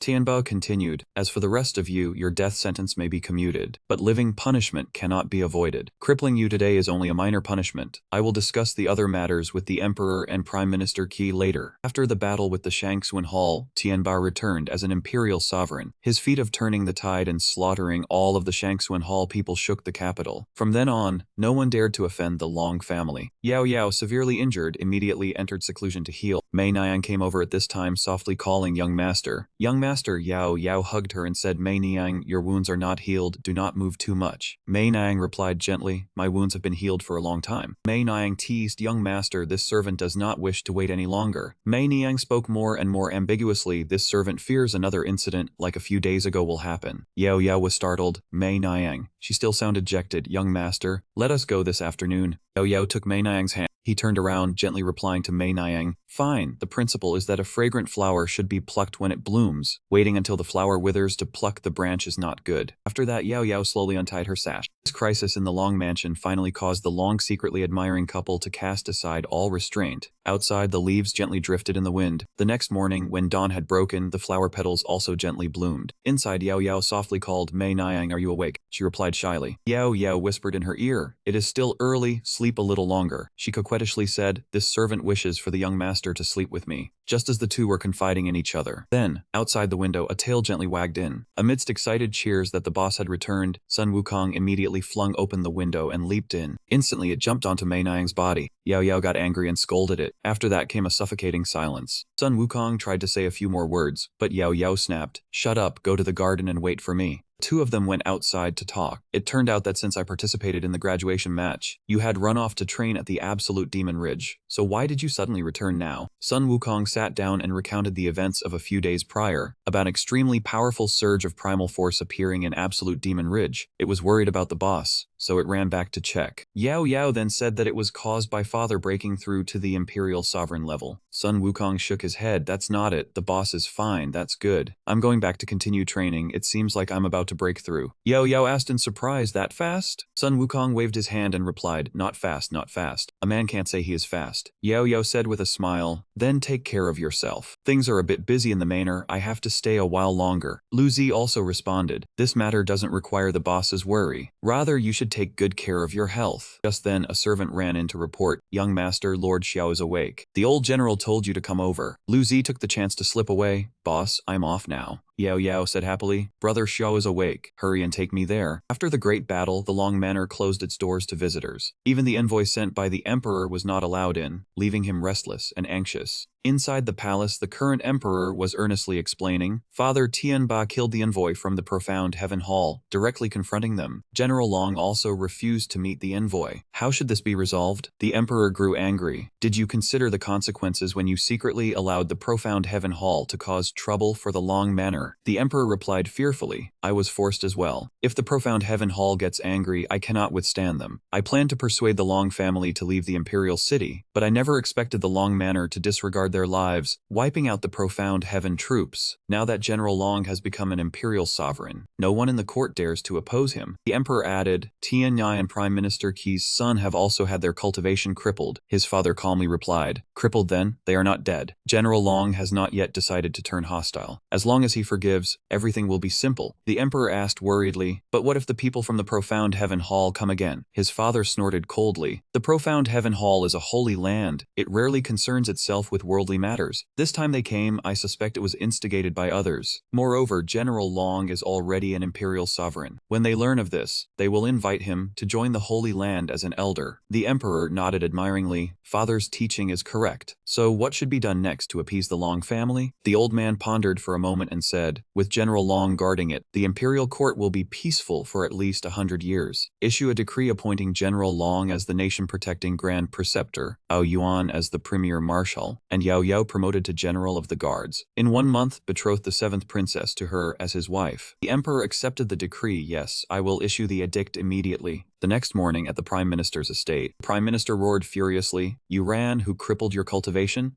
Qi Shen reported, reporting to your excellency it was Tianba. Not only the young master, but the 3rd prince was also crippled. The Prime Minister gritted his teeth, that detestable old man. I will make him pay for this. The Prime Minister ordered Qi Shen, you quickly take you ran back to the profound heaven hall, tell its master everything. Ask him to come forward for revenge. Qi Shen replied, understood, I will not fail your command. The Prime Minister gritted his teeth in determination, Long family, I will surely make you pay 100 times over. After the emperor issued the decree, Tianba's power and influence soared. With the imperial sovereign realm, he stood equal to the emperor. Ao Yuan held more than half of the military command, and the Long Manor became the #1 powerful family. Taihan resigned and retreated into seclusion. The Grand Prince ascended to the position of Crown Prince, and people everywhere discussed it fervently. Yao Yao's mother said worriedly, your wounds have just healed, just let the servants follow me. Yao Yao replied, it's fine, I recovered a long time ago. It's also been a long time since I went shopping with you, mother. Suddenly, a man whose horse was out of control shouted, get out of the way. Everyone get out of my way. Yao Yao quickly exclaimed, mother, be careful. At this moment, the frenzied horse was about to crash straight into her. That man had just dismounted his horse when he arrogantly said, don't think that just because you climbed up to the Long family, you can look down on everyone. He pointed directly at Yao Yao and shouted, don't forget you are still the most despicable illegitimate child of the Yao family. Yao Yao calmly replied, is that so? The painful memories surfaced one after another. In the past, he was bullied because he had no power to resist. But now, his grandfather was the guardian Grand National Preceptor scepter, and the Long Manor was the #1 aristocratic financial clan. He himself was a grand general of the imperial court, also the imperial consort, and his strength had broken through to the middle stage of the primordial king realm. Yao Yao angrily questioned, "Just a Yao family? I'm afraid it can hardly hold its ground in front of the Minister of Revenue. Cowardly descendants like you, how would you know the storms of the imperial court? I want to see who you can still rely on to be so arrogant." At this moment, shouts were heard from all around. "Stop!" Elsewhere at the mansion of the Minister of Revenue, the servants were cleaning, and a voice urged them, "Hurry up and clean, the master will be receiving an important guest soon. You all look so dazed, be careful or the master will whip you to death." The group quickly replied, "Yes, Manager Feng." Shortly after, a loud explosion rang out. The servants who were cleaning screamed in terror, "Oh my gods!" At this moment, Yao Yao was riding a horse, dragging another person with him as he charged into the mansion. Among the onlookers, someone loudly asked, "Who is so bold as to dare to storm the Yao mansion?" Old Feng saw the chaos and angrily shouted, "Which madman dares to storm the mansion of the Minister of Revenue, huh? Do you want to die?" Yao Yao sat on the horse, dragging another person with him. "Old dog Feng, it's been a few years and you're still not dead. Quickly tell your master that today Yao Yao has come to collect a debt." Old Feng clenched his fists and looked at Yao Yao defiantly. "It's you, Yao Yao. This is the mansion of the Minister of Revenue. I advise you not to do anything reckless, or you'll have a hard time explaining yourself to His Majesty." At this moment, another person walked over. "What's going on here? It's so noisy early in the morning." He looked doubtfully towards Yao Yao. This was the Minister of Revenue, Yao Mingzi. Yao Yao swung his arm and threw down the person he was carrying. "Long time no see, Minister. I've come to collect a debt." Seeing his arrogant demeanor, Yao Mingji questioned, "Yao Yao, this is the minister's mansion. Don't act rashly here. Don't forget that you still carry the blood of the Yao family. The minister you just called is your own biological father." Yao Yao sneered contemptuously. "So what if it's the minister's mansion? I dared to come today, so there's nothing to be afraid of." The next second, his gaze was proud, his teeth clenched and his face cold. "Besides, I have long since severed ties with the Yao family. Today I am merely here to demand justice." Yao Mingzi pointed his finger at Yao Yao. "Don't be too arrogant." Yao Yao calmly replied, "When you bullied my mother and me, did you ever think this day would come? Today, I will collect the principal and the interest. I am arrogant, what can you do about it?" Yao Yao waved his hand, and a surge of power quickly rose. It was finally time to return and collect the debt. As soon as he finished speaking, a stream of flame energy shot towards the other person. "Then, let's start with you." Yao Yao sat on his horse with a proud and domineering demeanor, and loudly declared, "Dark Dragon Organization, hear my command." The Yao family rode horses and caused chaos in the streets, endangering the people, violating the national law. I, as the Grand General of the Imperial Court, am here to arrest the criminals. Yao Mingzi, as the commander of the Imperial Guard, has abused his power and ordered the siege and killing of this Grand General. This Grand General has no choice but to counterattack. Yao Mingzi fearfully watched the chaos. "Yao Yao, what do you want after all? Now that you are a Grand General, this place is still the mansion of the Minister of Revenue. Are you truly not afraid of His Majesty punishing you for your crimes?" Hearing these words, Yao Yao seemed to be struck. He thought to himself, after being bullied for so many years, he could finally get revenge to his heart's content today. "Yao family, I will make you taste all the humiliation that my mother and I have suffered." Yao Mingzi and the crowd were surrounded and knelt on the ground. "Yao Yao, stop." Yao Yao gripped the reins tightly and coldly looked at him. Yao Mingzi, witnessing this end of the Yao mansion, "Do you regret mistreating the son of yours back then?" Yao Mingzi angrily retorted, "A grievance has its head, a debt has its owner. If you want revenge, just target me. Don't harm the others in the Yao family." Yao Yao laughed mockingly. "Well said, a grievance has its head, a debt has its owner. But unfortunately, every single person in the Yao family owes me." He looked at the people before him and the painful memories flooded back. "You insulted me back then. Now it's your turn to taste that feeling." Therefore Yao Yao waved his hand and ordered, "Cut off the limbs of the Yao family brats and throw them into the manure pit." The group panicked and struggled, screaming, "Yao Yao, spare us, we were wrong, do not go too far. The Yao family is not someone you can offend."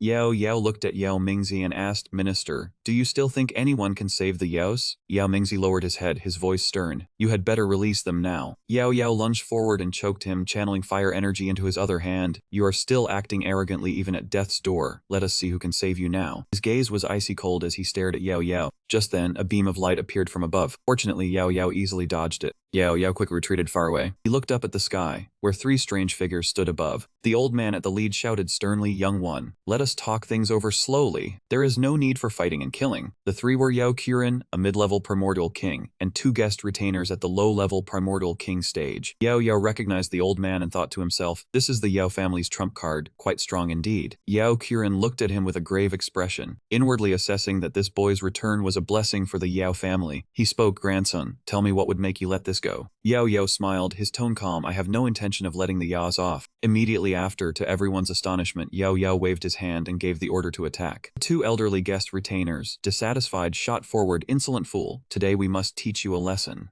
Duantao rushed forward and stood blocking in front of Yao Yao. Next, the 2 old men were beaten until they spat blood. Seeing this, the crowd was utterly speechless, their mouths agape in shock. Yao Yao folded his arms and looked at Yao Mingzi, his voice mocking. "There are gaps even among primordial kings. Now it is your turn, minister." Yao Qiren flew down, his voice stern. "Grandson, stop this, he is still your biological father." Yao Yao replied coldly, "Old man, I have clear grievances and debts. Back then, thanks to his words and my mother, I was allowed to live." His voice turned even colder, his expression shifting. "Today, I only seek revenge on the Yao, not on you. But Yao Mingzi will not escape." Immediately after, Yao Yao leaped past Yao Qiren and grabbed toward the dazed Yao Mingzi. Yao Qiren rushed forward and shouted loudly in opposition, "Stop! If you kill him, the world will scorn you." With no other choice, the old man swung his fist and punched toward Yao Yao. Yao Yao countered and warned, "Do not waste your efforts, you are no match for me." Yao Qiren was heavily injured, clutching his chest in pain, thinking to himself, he did not expect the boy's strength to be this formidable. No wonder he survived the frontier. The old man grabbed his sword and flew into the sky. "As long as this old man draws breath." Yao Qiren swung his sword toward him, his voice stern, "I will never let the Yao family be destroyed at your hands." Yao Yao smiled disdainfully, foolish. As soon as he finished speaking, 2 massive forces collided. Yao Qiren was knocked to the ground. Yao Mingzi shouted, "Father, just let him kill me. Let everything come to an end. I am the one who wronged him and his mother." Yao Yao approached step by step. "Only now do you feel regret? It is too late." With fury in his eyes, Yao Yao tightly choked him. "Yao Mingzi, it is time to send you off." But at that very moment his mother appeared. Yao Yao stopped. He was surprised. "Mother, why are you here?" His mother ran over and grabbed his hand, anxiously stopping him. "Spare him, he is not your father." Yao Yao was startled, his eyes wide with disbelief. "What?" His mother stammered and explained, "It is true. I am not lying to you. You are a child I found. You have nothing to do with him. He does not even know." From her sleeve, his mother pulled out a small bundle. "When I found you, I also saw this." Yao Yao could hardly believe it, reaching out to open the pouch. Inside, a jade pendant necklace was revealed. Yao Yao clutched the necklace tightly, his voice a whisper, "I am not your biological child." He sank into thought, his eyes filled with sadness, his heart in an indescribable mess. His mother was anxious and full of regret, apologizing for not telling you sooner. "This is my fault." She hurried forward, speaking urgently, "Yao Yao, spare them. If you must blame someone, blame me." Yao Yao looked at his mother and suddenly felt a sense of distance. "I want to be alone for a while." He turned on his heel and quickly left.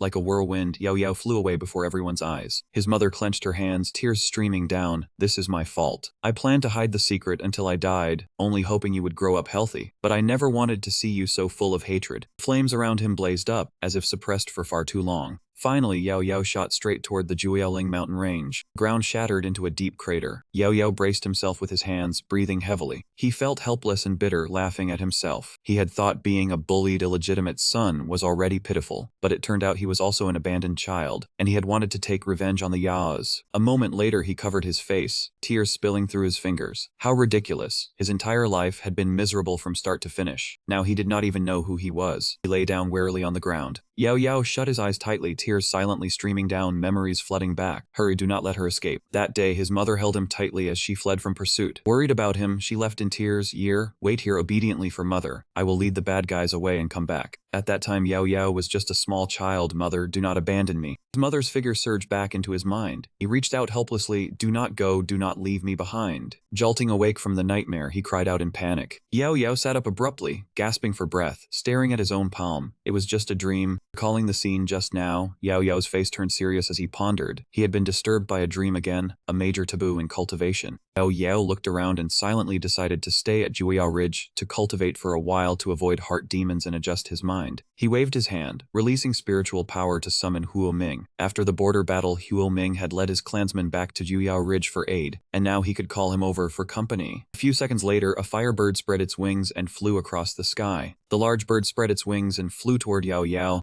Yao Yao took a running start and leaped high. He rode onto Huo Ming's back and spoke. Huo Ming, go to Monkey Ridge and find Lu Zi. Huo Ming immediately took flight. In the vast sky, Huo Ming carried Yao Yao and shot forward. Before long, the two had arrived at the territory of Monkey Ridge. Seeing the desolate scene below, Yao Yao's face darkened. Something had happened at Monkey Ridge. Huo Ming, speed up. Below Monkey Ridge, fires raged everywhere, the scene one of utter chaos. Yao Yao flew in like lightning and saw dozens of monkey demons had been slain. Before him, Lu Zi was facing a giant monster. Sun Wu was not holding his Ri staff, and his expression was growing tense. Worried, Yao rushed forward and shouted, "Little Lu Zi." The next second, two streams of power clashed violently. Yao Yao stood blocking in front of him, casting a formation with a flick of his hand. Lu Zi panicked. "Boss, are you alright?" Yao Yao replied, "I'm fine." The monster was unharmed, frantically charging forward with sharp teeth. What kind of monster is this? Lu Zi transformed into a small monkey and quickly leaped onto Yao Yao's shoulder. "Boss, don't get close. This monster is extremely eerie. It can't be killed." Yao Yao gritted his teeth and asked again, "Can't be killed?" Seeing the monster preparing to counterattack, Yao Yao shouted warily, "Danger, dodge now." His eyes turned icy cold, locked onto the monster. Immediately after, Yao Yao charged forward and struck it with a palm, but like chains, the monster quickly coiled around his arm. Yao Yao was horrified. His attack had been completely nullified. Monster opened its massive maw toward Yao Yao. Lu Zi rushed over in panic. "Boss, be careful." Seeing the teeth embedded in his arm, Yao Yao gritted his teeth. This thing knows illusionary forms? The monster grew stronger, tightening its grip on his arm, absorbing the power from his bloodline. Yao Yao grew furious, channeling fire energy and shouted, "Get lost." A blast of hot air made the monster retreat a step. Yao Yao's eyes blazed with fire as he yelled, "Trying to run? Not so easy." With that, Yao Yao unleashed a strike directly at it, filling the space with dust and smoke. When the smoke cleared, the monster's figure had vanished, leaving only the ruined trees. It had run very fast. Lu Zi ran over and asked worriedly, "Boss, are you alright?" Yao Yao looked at Lu Zi, his voice full of doubt. "I'm fine." "But what was that thing?" "Truly hard to deal with." The small monkey replied helplessly, "I don't know either. It appeared for the first time today, but it has already killed many monkeys here." Lu Zi recounted, "He Wang and I chased it for days, but never managed to corner it to death. As long as a single drop of fresh blood remains, it revives immediately." Yao Yao was surprised. "What? A single drop of fresh blood and it revives? That despicable?" Lu Zi continued, "Worse, it absorbs continuously and evolves without stop. If we don't kill it quickly, the demon race will be slaughtered." He Wang appeared, gripping his staff tightly. "That is a blood clan, a race outside the three clans of humans, demons, and devils." Yao Yao glanced at him. "The blood clan has such races too?" He Wang explained seriously, "The world is vast, anything is possible. Little Monkey King must be careful, because the blood clan always seeks to absorb high-grade bloodlines. Since it failed this time, it will likely return." Lu Zi slammed the ground in dissatisfaction. "If it dares to show up, I'll smash it to death with one staff strike." Yao Yao taunted, "If you could do that, you wouldn't have struggled so much today." Regaining his composure, Yao Yao looked seriously at the two. "For the demon race, we must eliminate this blood clan member. Do you know where it came from?" He Wang replied, "I know. Let me lead you there." Not daring to delay, the three quickly headed toward the volcano crater at Juya Ridge. He Wang approached the crater's edge and spoke. "This is where the first incident occurred." Yao Yao bent down and picked up a few pieces of primordial stone scattered on the ground. A primordial stone, at least 10,000 years old, should have been a whole block. Yao Yao looked into the mysterious space inside as Lu Zi pointed and asked, "Boss, see any clues? Did the blood clan crawl out from here?" Yao Yao summoned his artifact, his eyes stern. "No. Let me use the sky-breaking mirror to take a look. Perhaps we can see something." Under the gaze of the sky-breaking mirror, an image gradually appeared. Yao Yao urgently called out, "You two, come look." The sky-breaking mirror is replaying what happened here. A bloody scene emerged, a red slime lying on the ground. So this was its original form, unexpectedly small. The monkey demons were quickly sucked tight by it, drained until withered. The result was only a skin and bones body left behind. Lu Zi witnessed this scene and calmly analyzed. With such terrifying absorption power, Juya Ridge will become hell before long. Yao Yao waved his hand and looked into the sky-breaking mirror. "This thing comes and goes without a trace. We don't know when it will appear, what to do. With the sky-breaking mirror here, that thing can't hide." As soon as he finished, Yao Yao took a running start and leaped forcefully into the air. "Found it. No wonder we saw no trace. It was hiding underground." Immediately after, Yao Yao hurled a stream of fire energy toward it. "Let me see how long you can keep hiding." Two streams of energy collided, creating a massive explosion. Yao Yao waved his hand using his artifact to tie up the monster tightly. His eyes were sharp, not daring to look away for a second. "Lu Zi, don't just stand there. Now, burn it to death." Below, the monster struggled violently without cease. Lu Zi opened his mouth, gathering strength to blow out a breath of fire. The next second, a blazing stream of fire shot forward, wrapping tightly around its body. The monster cried out in pain, Don't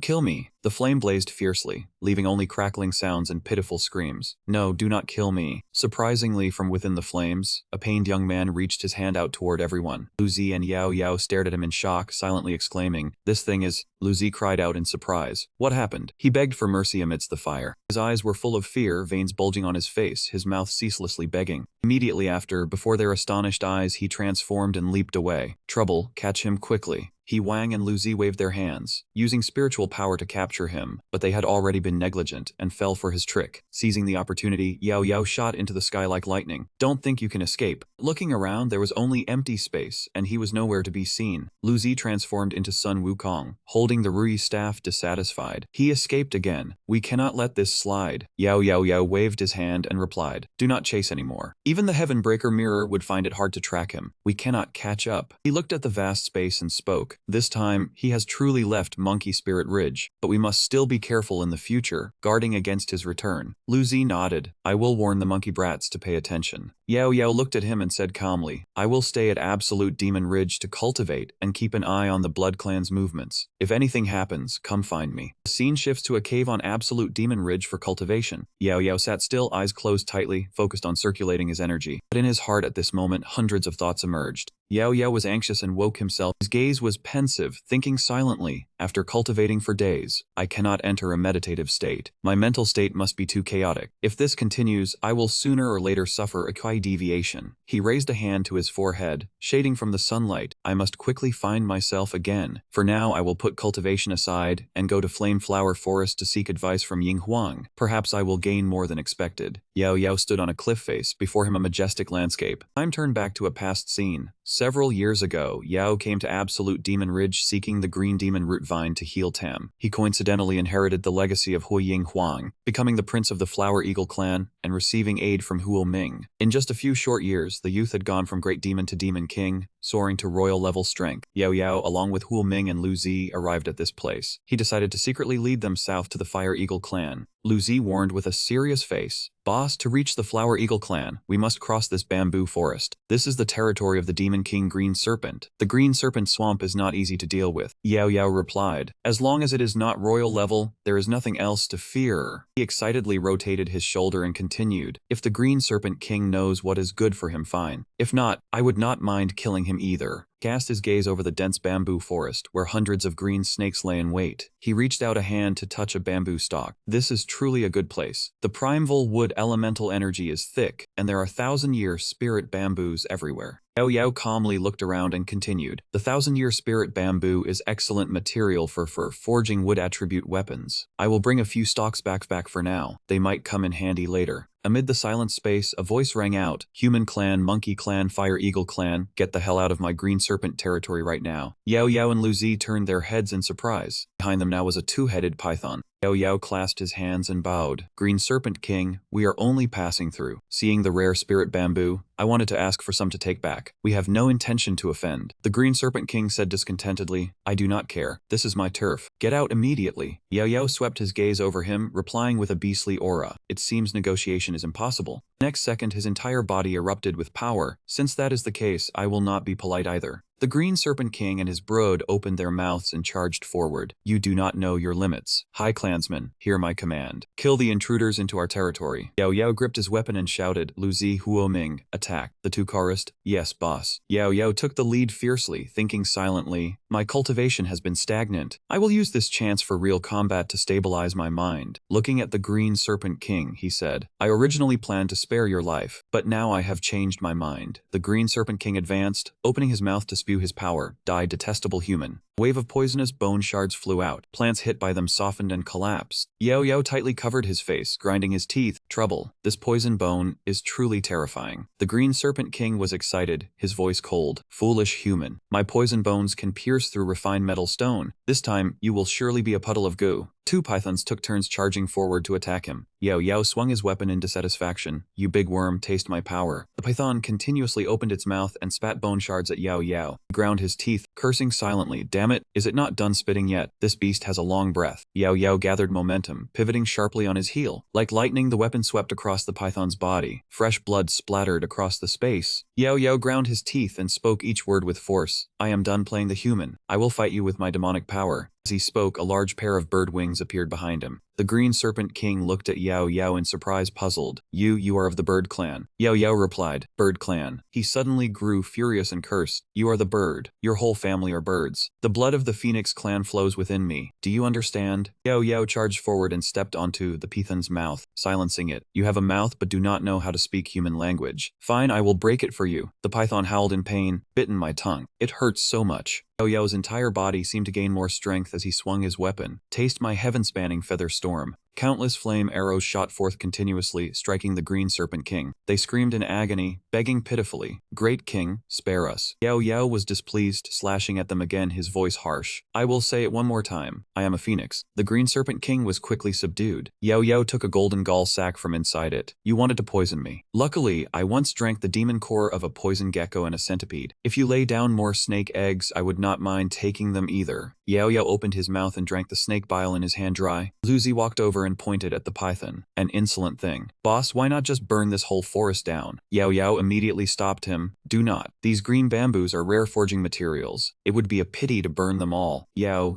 walked and spoke. I once heard that in this bamboo forest, there is a kind of living bamboo that can regenerate body parts. Since we are here, it is a good chance to look for it. Time quickly passed. A moment later, in one corner, a bamboo stalk suddenly began to glow strangely bright. Yao Yao was excited and shouted, That is it, found it. Luzi stared wide-eyed at the bamboo before him. This is it. Yao Yao felt the bamboo stalk and replied with satisfaction. This is indeed an unexpected gain. I will store it for now. Perhaps it will play a major role later. He expertly shrunk it into the palm of his hand and continued. Alright, let us continue on our way. The scene shifts to a space filled with demonic energy. Demon Devil Ridge. Wu Ming looked at the Demon Devil Ridge before him, feeling apprehensive inside. Your Highness the Prince, ahead lies Demon Devil Ridge, the territory of the fallen demon clan. Perhaps we should take a detour from another direction. Yao Yao raised an eyebrow, quickly sensing a terrifying surge of power from that direction. The fallen demon clan was one of the 10 great royal clans in the absolute demon mountain range. Just approaching their territory's border, he could already feel an immense pressure. Looking at the vast sky, his heart suddenly felt heavy. Luzi and I have long been enemies with the fallen demon clan, so I do not wish to walk right into a trap. We will take a detour. At this moment, from a place not far away, a creature had been watching them all along. The entire space suddenly trembled abnormally. Huo Ming spoke up, What is going on? A few seconds later, a swarm of giant black ants appeared. Luzi shouted, Damn it, it is the territorial border patrol of the Black Ant tribe. The Black Ant King, a high-grade demon king, appeared. He was riding the largest ant, his voice full of suspicion ringing out, Human merchants. Yao Yao looked at the Ant King and calmly replied, We are just passing through, please make way. In his heart, he reminded himself this is no place to stay. If they alert the fallen demon royal clan, they will have to fight a fierce battle.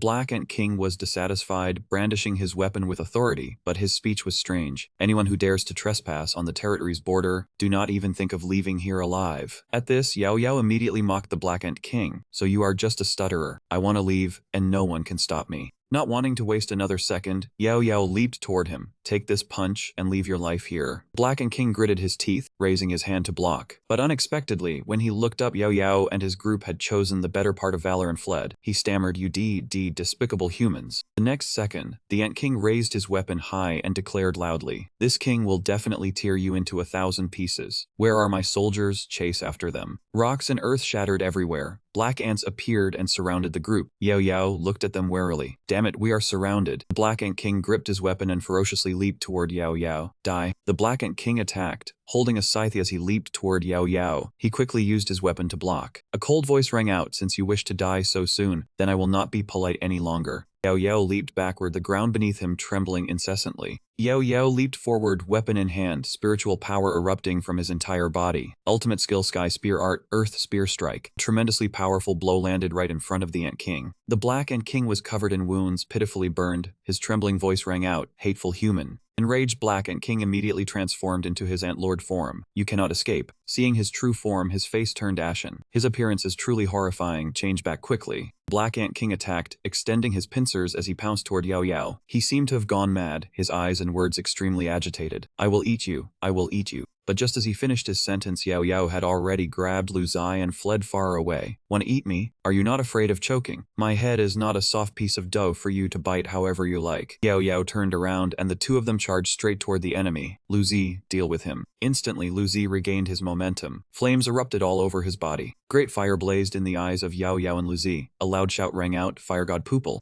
Then the fire god Pupil poured down heavily upon the Black Ant swarm. The Black Ant King was submerged in a sea of fire, crying out in pain. Damn it, damn it. Today, none of you will leave the Demon Mountain range." From afar, the smaller ants sensed something was wrong. Seeing this scene, Lu Zai immediately became anxious. "Damn it, they are calling for reinforcements. Boss, run fast." Yahello shouted, "Huo Ming, stop playing, we are leaving." Huo Ming below cried out, "Boss, wait for me." The fallen Demon King and his companions flew over from afar, their wings spread wide. "Who dares to cause trouble here?" Fallen Demon King looked at the Ant Lord. The Black Ant King immediately accused, "It is the Marcus tribe and the human who killed the third prince. I wanted to fight them, but I was severely injured instead." The Fallen King was surprised. "What? He is the human who killed Lao San." Yahello quickly left with Lu Zai. "This bastard is telling blatant lies. So uncultured. When he cannot beat someone, he starts spreading false rumors. The demon world has truly gone to ruin." The Black Ant King turned and pointed at Yahello. "That is right. It is them." Seeing Yahello, the Fallen King was displeased. His fierce green eyes glared at him. "Today I will definitely use your blood to honor Lao San's spirit. Capture them for me." Yahello shot them a contemptuous look. "This young master does not have time to waste with you today. My family is calling me home for dinner. We will fight another day." But at that very moment, strange threads from somewhere tightly bound his feet. "What the hell is this?" His entire body was then yanked downward. Yahello quickly used his weapon to cut through the silk threads. "Lu Zai, Huo Ming, be careful of the silk threads." But Huo Ming was not so lucky. He was surrounded by a group of spiders. Yahello realized with a start that they were black poison spiders. Like lightning, Yahello tore through the wind and charged toward the spiders. "Huo Ming, hold on." As soon as Yahello landed, a powerful aura exploded into a massive surge. Lu Zai suddenly pointed at a gigantic spider web in the air. "Damn it, boss, be careful of the web." The moment the words left his mouth, Yahello and Huo Ming fell into the spider web. Yahello cautioned Huo Ming, "Stick close to me later. Once I cut through this large web, we will fly away immediately." Huo Ming replied excitedly, "Okay."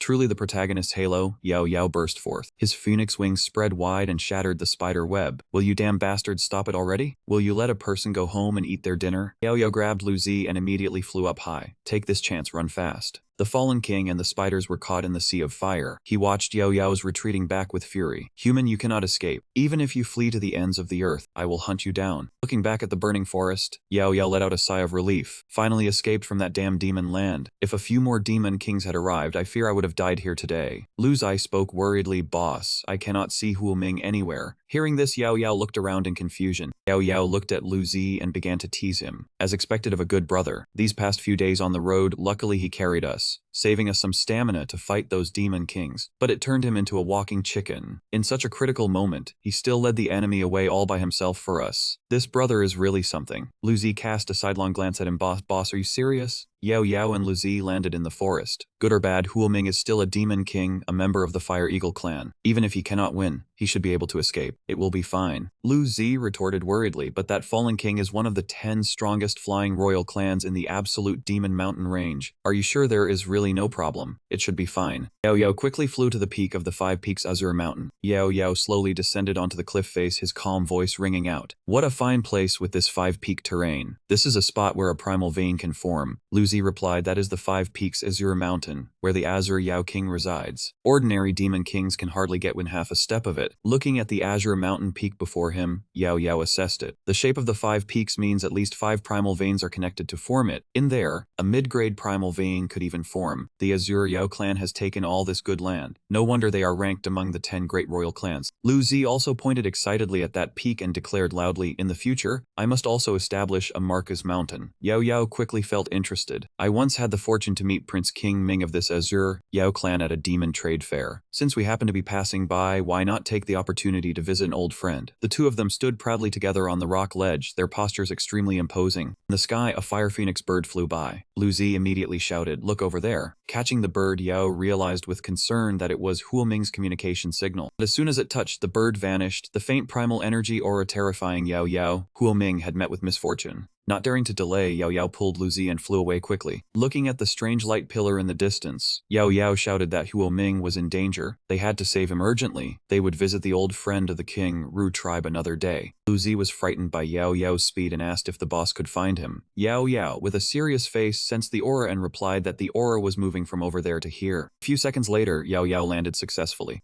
Contrary to Yao Yao's heroic demeanor, Lu Zi landed headfirst into the ground. Dizzy, it stammered that the desert was the territory of the venom scorpions. Huo Ming must have taken the wrong path to the blazing maple forest. Just as it calmed down, it was shocked to see a group of giant scorpions in front of them. Lu Zi sat down on the ground, pointing nervously ahead, saying the boss was over there. On the other side, a phoenix was constantly fighting against the group of scorpions. Among them, Xiaohai also rose up to join the battle. Unfortunately, the fire phoenix was hit by a venomous fang and let out a miserable cry. Immediately after, Huo Ming fell from above to the ground. Xiaohai worriedly rushed forward but was blocked by a scorpion. A worried voice sounded from behind, startling Huo Ming, who turned his head to ask if he was okay. Huo Ming spread his wings in pain and replied he would not die, but they had to break out quickly. The Scorpion King heard this and sneered, saying what a fine by-horse king or whatever. He said viciously with cold, excited eyes that after swallowing his demon core, he would elevate his bloodline. As soon as he finished speaking, the Scorpion King shot his venomous tail at Xiaohai. Xiaohai was hit in pain and fell down. Seeing Xiaohai injured, Huo Ming urgently shouted, "How dare you!" But at this moment, the scorpion tail had already changed direction towards him. The Scorpion King excitedly awaited his meal, saying, "Do not struggle. He would swallow this horse's demon core first, then come for him." He stepped forward towards Xiaohai, saw strange characters appear, and asked what trick he was trying to play. Immediately after, those lines of text flew towards him. Before his astonished eyes, the text slowly wrapped around his hand. The Scorpion King startled, realizing this was the underworld horse curse, and that this was a long-extinct underworld horse. Dissatisfied, he stretched out his other arm, saying he did not believe that after eating him, this damned thing would not disappear. Instantly, that arm transformed into a sharp claw. He swung it at Xiaohei and yelled, "Die." Huo Ming rushed over to block in front of Xiaohei with his own body. The poisonous fang charging forward was suddenly stopped by something else. A weapon appeared and immediately blocked the fang horizontally. Yao Yao arrived gracefully with an imposing aura. His eyes blazed like fire, his killing intent exuded terrifyingly. "How dare you hurt them?" The group of scorpions, terrified by this surge of power, retreated backward. The weapon from earlier spun a few times in the sky. Then it returned to its proper position. Yao Yao's face dark with dissatisfaction as he said, "You people." The next words he spoke, as the weapon in his hand flashed forward, were that they all must die.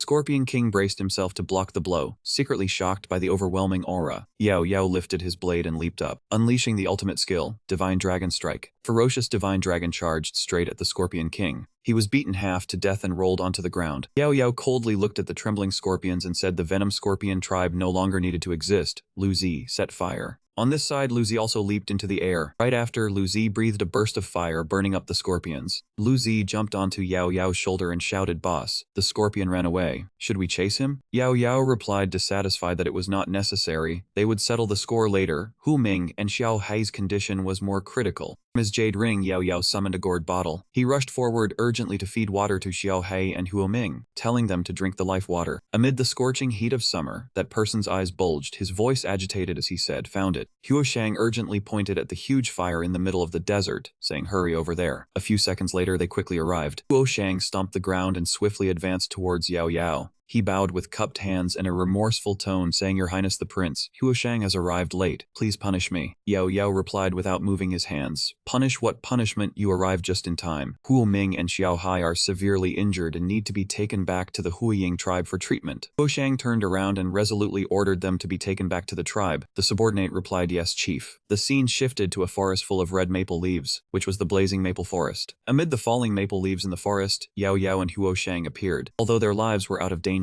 recovering fully would require a few days of rest. "I will trouble the chief then." Huo Shang looked sternly at Yao Yao and said he rushed over upon receiving the signal, but was still a step too late. If not for the prince arriving in time, my son would have. Huo Shang cupped his hands and bowed in gratitude, saying he would engrave the life-saving grace in his bones and heart. If there was ever anything needed in the future, just command. Yao Yao awkwardly caught Huo Shang, saying the tribe leader had gone too far. Huo Ming was a brother, he called me boss, and when he was in trouble I could not stand by and watch. Huo Shang responded, Huo Ming following the prince was his fortune. And as for that man Poison Scorpion King, I have already sent people to track him. Yao Yao suddenly remembered and spoke up. "Ah right, I came to find Ying Huang on business. I hope the tribe leader can guide me." Huo Shang extended a hand toward the camp, inviting the prince to follow me. At an empty plot within the forest, Ying Huang concentrated, continuously channeling his energy into the alchemy furnace. His eyes suddenly bulged wide, his heart filled with confusion. Instantly, an enormous explosion occurred. Ying Huang struggled to open his eyes and shouted in frustration, "Damn it, why can it not be refined?" At this moment, Huoshang entered, his face frozen. "Ying Huang, the prince has returned." Seeing Ying Huang's battered appearance, Yahello was startled and called out, "Greetings, Ying Huang." Ying Huang saw him and immediately ran over to embrace his shoulders joyfully. "It has only been a little over a year, and this brat is already at the intermediate grade Demon King realm," he kept praising. "No wonder you are the man I admire. Your lineage is truly formidable." Yahello was puzzled. "Ying Huang flatters me too much. This time I came because there is something I need to discuss." He patted his shoulder in agreement. "Speak directly, do not beat around the bush." He spoke with a serious tone and expression, and Ying Huang knew at a glance it was something important. A flame suddenly blazed in his eyes. A pair of blazing wings grew from his back.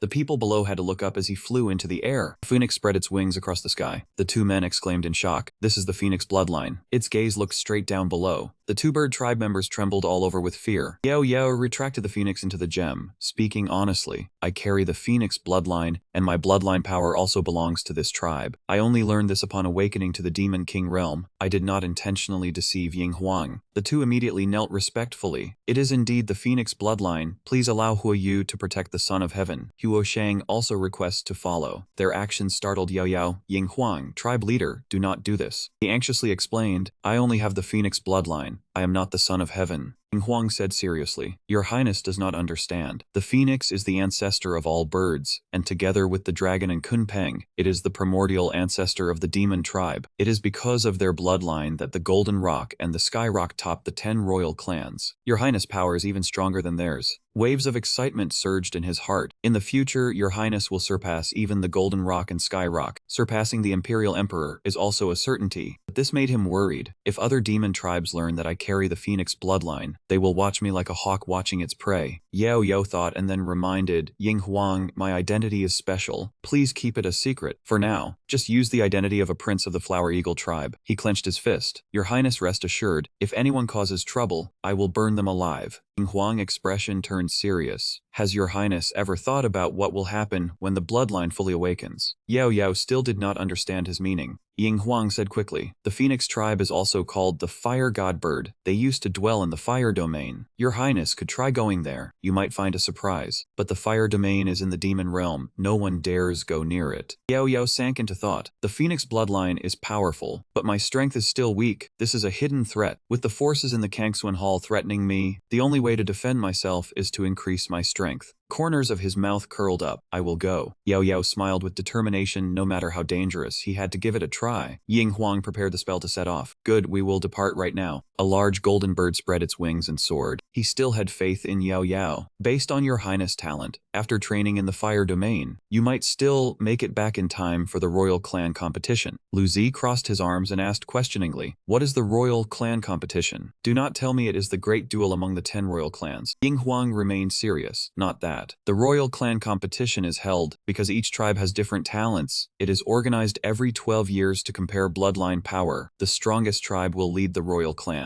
As for the specifics, wait until Your Highness returns to participate, and you will know." Yahello gazed far into the void. "I hope this trip will be fruitful." At the territory of the Fire Domain, smoke and fire billowed fiercely. The two had arrived, looking around. "Your Highness, this place is the outer ring of the Fire Domain." Yahello looked blankly at the scene before him. "Is this the Fire Domain?" He spread his arms to feel the surrounding warmth, finding it familiar as if returning to his homeland. The monkey joyfully hugged a rock. "Boss, this place is great, very suitable for training." Ying Huang laughed. "Of course, many fire attribute demon beasts risk coming here. There are also quite a few residences of major demon kings around." Suddenly, a series of fire arrows attacked the ground. 4 demon beasts appeared: a 6-armed giant monkey, a cloud tiger king, the flamebird king Hongyan, and the blaze wolf king. "Greeting Lord Ying Huang." He was quite surprised. "Rare that you still remember this emperor. Rest assured, I am not here to fight you this time." The blaze wolf king respectfully asked, "Then what matter does Ying Huang have to command?" His face hardened. "It does not concern you, but since you are here, if you have gained anything in these years, offer it to this emperor." The wolf king tossed tossed out a ring of red stone. I have 100,000 medium-grade fire attribute origin stones. The Tiger King presented a tightly bound pouch. I have 100 gen of profound fire iron. The Bird King offered a bottle. I have a bottle of fire immortal liquid. The giant monkey held 3 gems. I have 3,000-year flame fruits. Even Yahello was stunned to see these, all rare and hard to find spirit treasures. Your Highness, take them all, they will be of great use. Yahello refused. These are treasures the demon kings offered to Yinghuang. How can I? The treasures flew toward him. Your Highness, do not be polite. Finding these for your Highness is an honor. The fire domain is dangerous. These things can help. The volcano before us is the central area, divided into 9 trial layers, each with different flames, growing more terrifying the deeper you go. Ordinary demon kings can only reach the first layer, fire cloud flame. The second layer, crimson yellow flame, requires a half-step emperor to enter. He gathered the treasures and said seriously, the third layer is golden essence flame. In the past, I once risked my life to barge in, and fortunately found a golden essence fruit, which allowed me to revive from the brink of death and break through to a new realm. That is why I said those treasures would be useful to your Highness. Yahello looked at his serious expression and asked, what about the other layers? Has anyone ever reached the 9th layer since ancient times? Yinghuang fell into thought again. The Phoenix tribe has long been gone, and since then the fire domain has become a forbidden land. Only those with pure Phoenix bloodline can reach the final layer. He worriedly reminded, Yahello, your Highness, I hope you gain something, but I also hope you understand the danger of the 9 layers. Remember, do not go too deep. His expression turned serious. I understand. Yahello along with Lu Zai stepped inside. Your Highness, I will wait here for your return. The 4 demon beasts stared in shock at his back. Just who is this kid? Why does Yinghuang call him your Highness?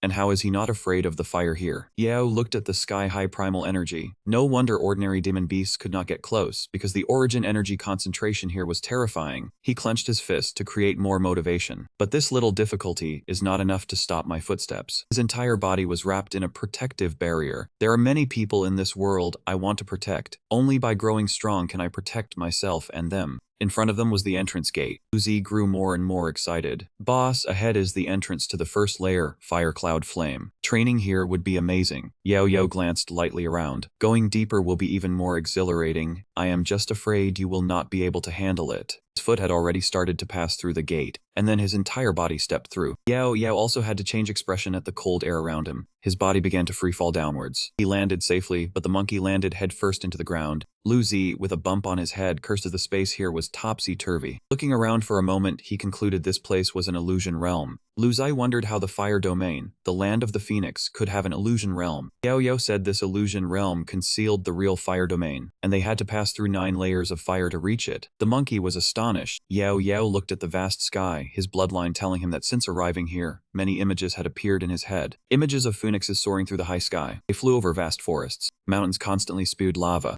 Yahello spoke with sadness in his eyes. That was the real fire domain. The fire domain was originally the dwelling place of the Phoenix, but after the ancient war, the Phoenix ancestor used its demonic power to envelop it within the 9-layer fire illusion. The 9 layers were Fire Cloud Flame, Crimson Emperor Flame, Gold Cyclone Flame, Bronze Wall Flame, Blue Extreme Flame, Netherworld Flame, Violet Sky Flame, Demon Extinguishing Flame, and World Purification Flame. Each layer had its own fire core worm, and only by refining it could one pass through and reach the real fire domain. Yahello pondered. They had to refine the fire core worm, integrating its fire-based origin power into themselves to withstand the heat, or else, regardless of their cultivation level, they would be turned to ash. He told the monkey to hurry up and find the fire core worm. Refining it would increase their strength. Lu Zai admired him and thought it was all thanks to the Phoenix bloodline. A tornado accompanied by lightning and thunder caught their attention. Wukong indicated it was the Rock Clan. Yahello calmly said they cultivated in the fire domain and hoped no conflict would occur. The wings on his back wanted to fly, so he said to get close to the fire clouds and find the fire core worm first. Suddenly, a slash stopped them. The Rock Prince was cultivating and no one was to disturb him. A figure riding a bird flew over, enraging the monkey, who cursed, believing the rock was too tyrannical. Tianyan crossed his arms in contempt, saying that a wild monkey daring to be rude before him was tired of living. He rode his vulture beast down with a trident. Despite dodging, the trident still pierced through his wing. The monkey tried to grab the falling Yahello. Yahello wanted to attack physically but could not because the opponent was too fast. Tianyan laughed scornfully, so it was just a lowly human. He circled around behind him, cursing him for daring to covet the possessions of the demon race. Lu Zai roared from a distance. He shot out a chain, wrapping it tightly around the monkey, ignoring its roars. He tightened it further, cursing it, calling himself a prince and saying he would burn Yahello. and then send the monkey off. The monkey retorted that his dying embers weren't even enough to keep the boss warm. Tian Yan laughed smugly, saying that falling into the fire cloud flame would kill even a Supreme Court Demon King. Looking at the boss hanging in the air, the monkey's eyes blazed with fury. In the blink of an eye, it transformed into its gigantic form, roaring that they deserved to die. It excitedly swung its fist to attack. Tian Yan grew worried, recognizing it as a member of the Diamond Ape clan. The monkey beat its chest in rage, demanding they pay with their lives for the boss. The fire was blazing fiercely around his entire body. Though in pain, he tried his best, not wanting to die here. His eyes and mouth released powerful fire energy accompanied by a scream. Condensing from the Danchin into a ruby core, he formed the Nirvana finger seal. Power burst forth. The Nirvana finger was reborn. The phoenix bloodline surged. The fire energy merged into fire spirits, flying everywhere. Yao Yao, in his true phoenix form, charged straight ahead. His gaze was more serious than ever before. Yao Yao was determined. Rock Prince was it? He would take his life right here. Lu Zi angrily threw a punch, demanding the birdmen pay with his life. Tian Yan dodged while sneering, calling it a cat scratch martial art. His weapon clashed with the monkey's fist. Lu Zi's eyes were full of rage, refusing to believe he couldn't shatter this spear. Continuously rained punches down on the opponent's weapon. Finally, it gave up, panting, and asked what level the weapon was. He stood on his demon beast contemptuously, saying the Diamond Ape clan was nothing more than this. The bird also confidently asked for permission to finish it off. The moment the words left its mouth, it swooped down to attack. Its master flew away, leaving it to fight. Lu Zi was annoyed because the bird was too fast. Using his spirit form would drain his energy. Lu Zi suddenly transformed back into its small, cute form. Lu Zi hopped on the back of the big bird, causing it to screech pitifully. It began plucking the bird's feathers one by one, muttering, "Today I'll turn you into a bald bird." The poor bird could only cry out for the monkey to spare it. Once all its feathers were plucked, it flew back crying to its master. Lu Zi held its stomach, laughing until tears flowed, mocking the ugly bird. Tian Yan's face turned purple with rage, scolding that even a scrawny monkey could not be dealt with. He immediately picked up his weapon, ready to unleash his power. He rushed forward, thrusting rapidly toward the monkey. With a vicious and smug expression, he said, "I will reunite you with the humans." At this moment, Yao Yao charged into the fight and shouted, "Lu Zi, be careful behind you." His strike not only snapped that man's weapon in two but also nearly killed him. The spot where Tian Yan fell made the ground crack open. He lifted the bird with one hand while preparing a skill with the other, asking, "Boss, are you alright?" Tian Yan had been hit and was severely wounded. He raised his weapon, determined. "I do not wish to oppose the Skyrock clan, but you leave me no choice." The two stared at each other, 4 eyes locked. That man seethed with anger and declared, "Human, you have angered me. Today, I will make you regret being born." Yao waved her hand, retorting, "What?" He slammed a massive fist into the ground. At that moment, that man had completely lost his composure. A loud bang echoed throughout the space. Tian Yan suddenly conjured multiple illusions surrounding him. This was his illusion technique. The monkey widened its eyes in alarm. "This is the Skyrock clan's illusion art. Very hard to tell real from fake." Yao Yao calmly closed her eyes, thinking it was just a cat scratch. All the illusions turned into light, charging to attack. The monkey was startled to see his blazing eyes. Stunned, "Boss, your eyes." Suddenly, that power enveloped the entire space. That man's illusions began to be attacked and dissipated. Even the illusions on the right could not escape that attack. His true form also took an extremely heavy blow. Yao Yao rushed forward with her weapon, finding his true form. Tian Yan could only stand frozen, watching his opponent prepare a finishing blow. In his eyes at that moment, only her silhouette remained. Yao Yao smirked smugly. "Did you think the Skyrock clan is the only overlord? There is always a higher mountain." He stood tall like a sovereign. The arrogant and domineering must pay the price. Tian Yan was both shocked and furious. This is a phoenix. The Phoenix clan has been lost for 10,000 years. You half-breed human, dare to face me? Yao Yao still thrust her weapon down, forcefully retorting, "So what?" The bird immediately rushed forward to block the blow for him, shouting, "Your Highness, run!" Tian Yan cried in fumes, "I will return to bathe the monkey and human clans in blood to avenge this." Having said that, he flew away in a flash. He skewered the bird, saying, "He sure runs fast." "Well, I've never tasted Skyrock meat before." The whole area glowed red with fire. Lu Zi delightedly eyed the bird on the stove, saying, "Boss, its core essence is delicious." Yao Yao stuffed something into his pouch, saying that core was useless to him but good for the monkey. In his hand was a small flame. I fused the fire heart seed with heavenly celestial flame and grasped the power of fire cloud blaze. The monkey admired, "Boss is so powerful." Yao Yao handed the pill to the monkey. "The primordial energy in the fire cloud blaze is very pure. It will help you cultivate. Follow me, I will guard you." Lu Zi danced joyfully. Suddenly, a wisp of fire flashed by while Lu Zi was meditating, and he stood watching. After a moment, the monkey suddenly caught up blood and cried out in pain. Yao looked in shock at the thrashing monkey. "Lu Zi, what happened? Why can't you pass through?" Suddenly it lay still, making him call out in panic, "Lu Zi, Lu Zi." Yao's heart was filled with anxiety, thinking of the worst case. Could Lu Zi be dead? Yao kept pounding on the barrier, shouting, "Lu Zi, Hang on, I will think of a way to save you. He had to use his own weapon to break it. Suddenly, a shout rang out along with stunned eyes. Lu Ziyu was trying to put out its burning tail, wailing, "So hot! I'm about to become a roasted monkey." Only then did he sigh in relief, scolding fondly, "You little rascal, I almost thought you were done for." Rings of fire were encircling the monkey. Its entire body emitted a powerful aura. Yao Yao realized, Lu Zi is about to break through.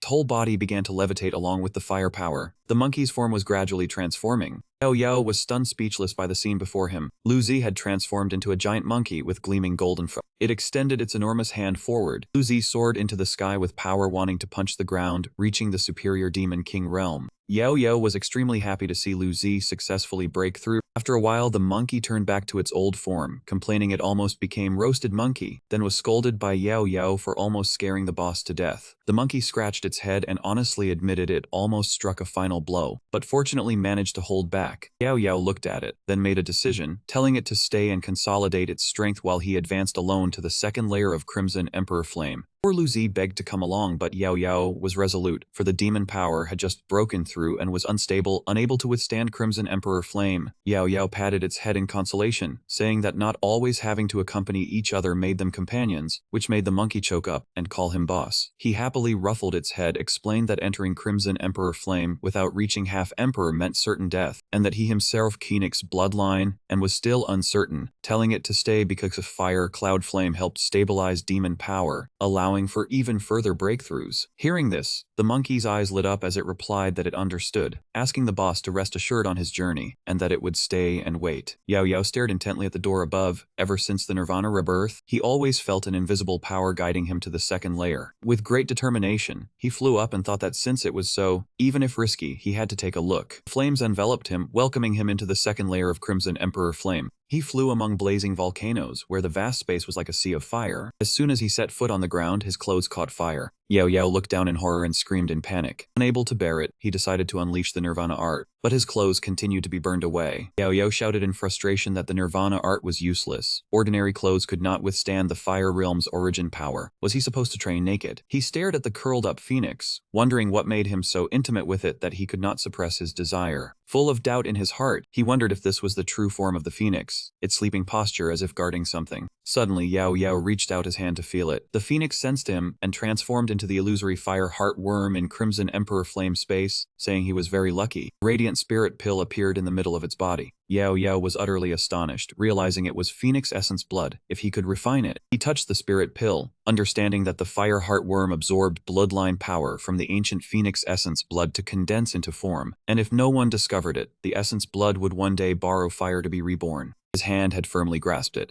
After a moment, he brought the pill to his mouth. A single drop of essence blood that had existed for 10,000 years still contained extremely powerful burning force. The tiny phoenix flew into his hand, warning that the fire heart worm had fused with that drop of essence blood, and a body of flesh and bone could hardly withstand the phoenix bloodline. His eyes turned serious, and he said that since it had guided him here, it should lend him a hand. He sat cross-legged, and the streams of power from Crimson Emperor Flame, Fire Heart Worm, Phoenix Essence Blood, Demon Emperor Inheritance, and his bloodline began to emanate. Those streams of power began to blend and merge. Yao Yao slowly absorbed the power, and his cultivation began to soar. He was satisfied as a single drop of essence blood helped him rise 3 consecutive levels to Superior Demon King middle stage. Touching his body, he felt that the strength of the Phoenix of yore was truly terrifying, relying on 1 drop of essence blood to allow him, a lower Demon King, to break through in a single burst. Suddenly, a strange phoenix image appeared in his mind. A lightning bolt flashed through his consciousness, and he realized that image in the inherited bloodline memory was the Phoenix King. Yao Yao looked at his hands in shock. The aura from just a memory was unbearable for him, clearly not just a royal level. He stepped forward, full of curiosity, wondering what secret the fire domain hid that the Phoenix King had to arrange 9 layers of trials. 2 flames blazed in his hands, and he decided to take advantage of controlling Fire Cloud Flame and Crimson Emperor Flame to refine the Divine Phoenix Spear Enru. Having said that, he immediately plucked a feather from his own wing.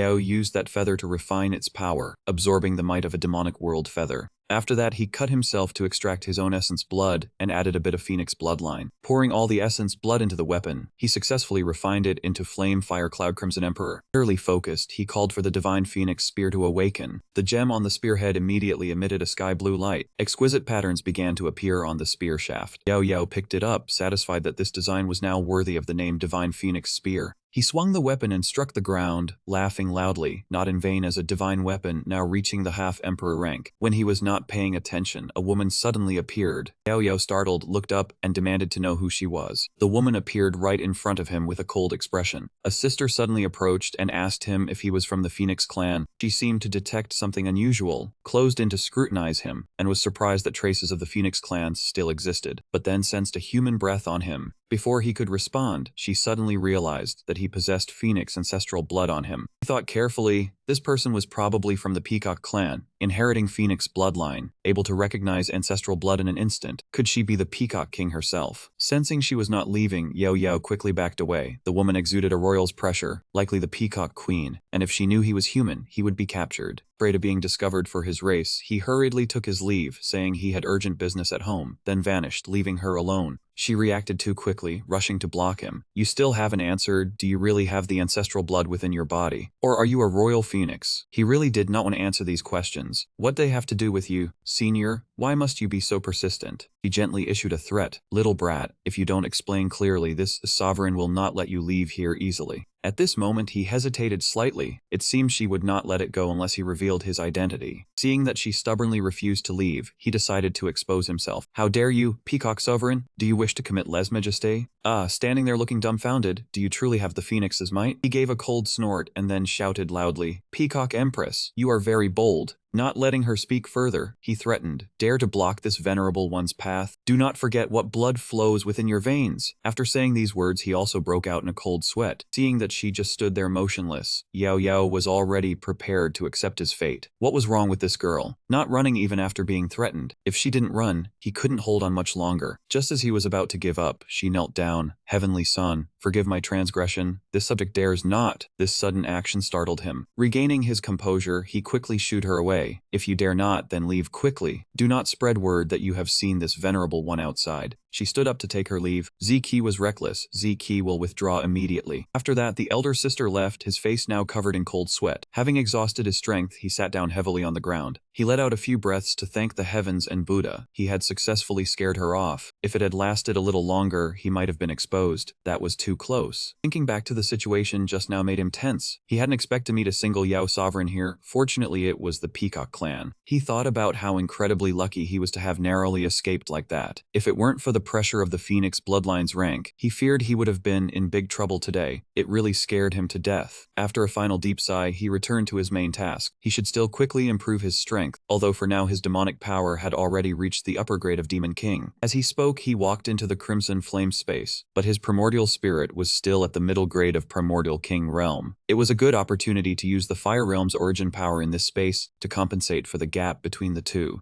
Having said that, Yahello sat down and released his spiritual power around him. The Fire Realm's origin power within the Fire domain was very abundant. Cultivating the 9 venerable divine art would not cause any major disturbances. No sooner said than done. He decisively sat down to cultivate. There was still plenty of time ahead, so he might as well stay here and train for a while longer. While he was focused, Ziki, who had supposedly left, returned. She glanced at him with a sidelong look. I was almost fooled. If it weren't for the human scent on that man, I truly would have thought he was the Phoenix Heavenly Son. Feeling the spiritual power on his body, she calmly calculated. With his bloodline concentration, if he continued to cultivate, completely becoming the Phoenix Heavenly Son would not be a problem. Having no faith in humanity to begin with, she planned to investigate Yahello. She needed to understand his origins clearly, as this concerned the future of the Peacock clan. Time flew by. Yahello had been cultivating for a year in the Crimson Flame space. After such a long time with no progress, he doubted himself. Why couldn't he break through yet? Could he truly have a heart demon? Going all out one time, he deployed his spiritual power. Between grasping and letting go, the heart demon vanished. One thought flower blooms, one thought flower falls. He burst out with all the frustration in his heart. So what if I'm a fallen child? So what if I'm useless? Yahello was born between heaven and earth, and I will climb to the highest peak. A shocking roar rang out, shattering the chains around his body. A massive explosion erupted. Yahello burst out of the cultivation space with a new breakthrough. Looking back, his black hair had now turned red. His golden eyes radiated the spirit of a phoenix. Looking at the results, he was satisfied. The 9 venerable divine art was truly a divine art that allowed him to reach the peak of the middle grade primordial king realm in such a short time. A feeling of heat spreading over his body caught his attention. Fortunately, no one was here, or else he would be seen as a despicable man who likes to go naked. From somewhere or other, he put on a set of clothes and decided to leave the Crimson Flame space. Now that the knot in his heart had been untied, it was time to go out and explain things to the old man. Having said that, he shot out at the speed of light. Ahead lay two different gates. The left gate led out of the Crimson Flame Space's second floor. The right gate led into the Golden Flame Space's third floor. Approaching the right gate, Yahello felt an urge to enter and try. He had reached the third floor gate. Should he give it a try? As soon as he raised his foot to step in, a force pushed him back. He realized he had overestimated himself. The source of this power, indeed, one could not enter the Golden Flame Space without reaching the Half-Saint realm. Taking a few steps back, he decided to give up and go back. Oh well, it wouldn't be too late to come again once he reached the Half-Saint realm. So Yahello flew out of the Crimson Flame Space. As he just exited the gate, a figure watched his every move. As soon as he was outside, he shouted and waved to his bosun brother, Luzi.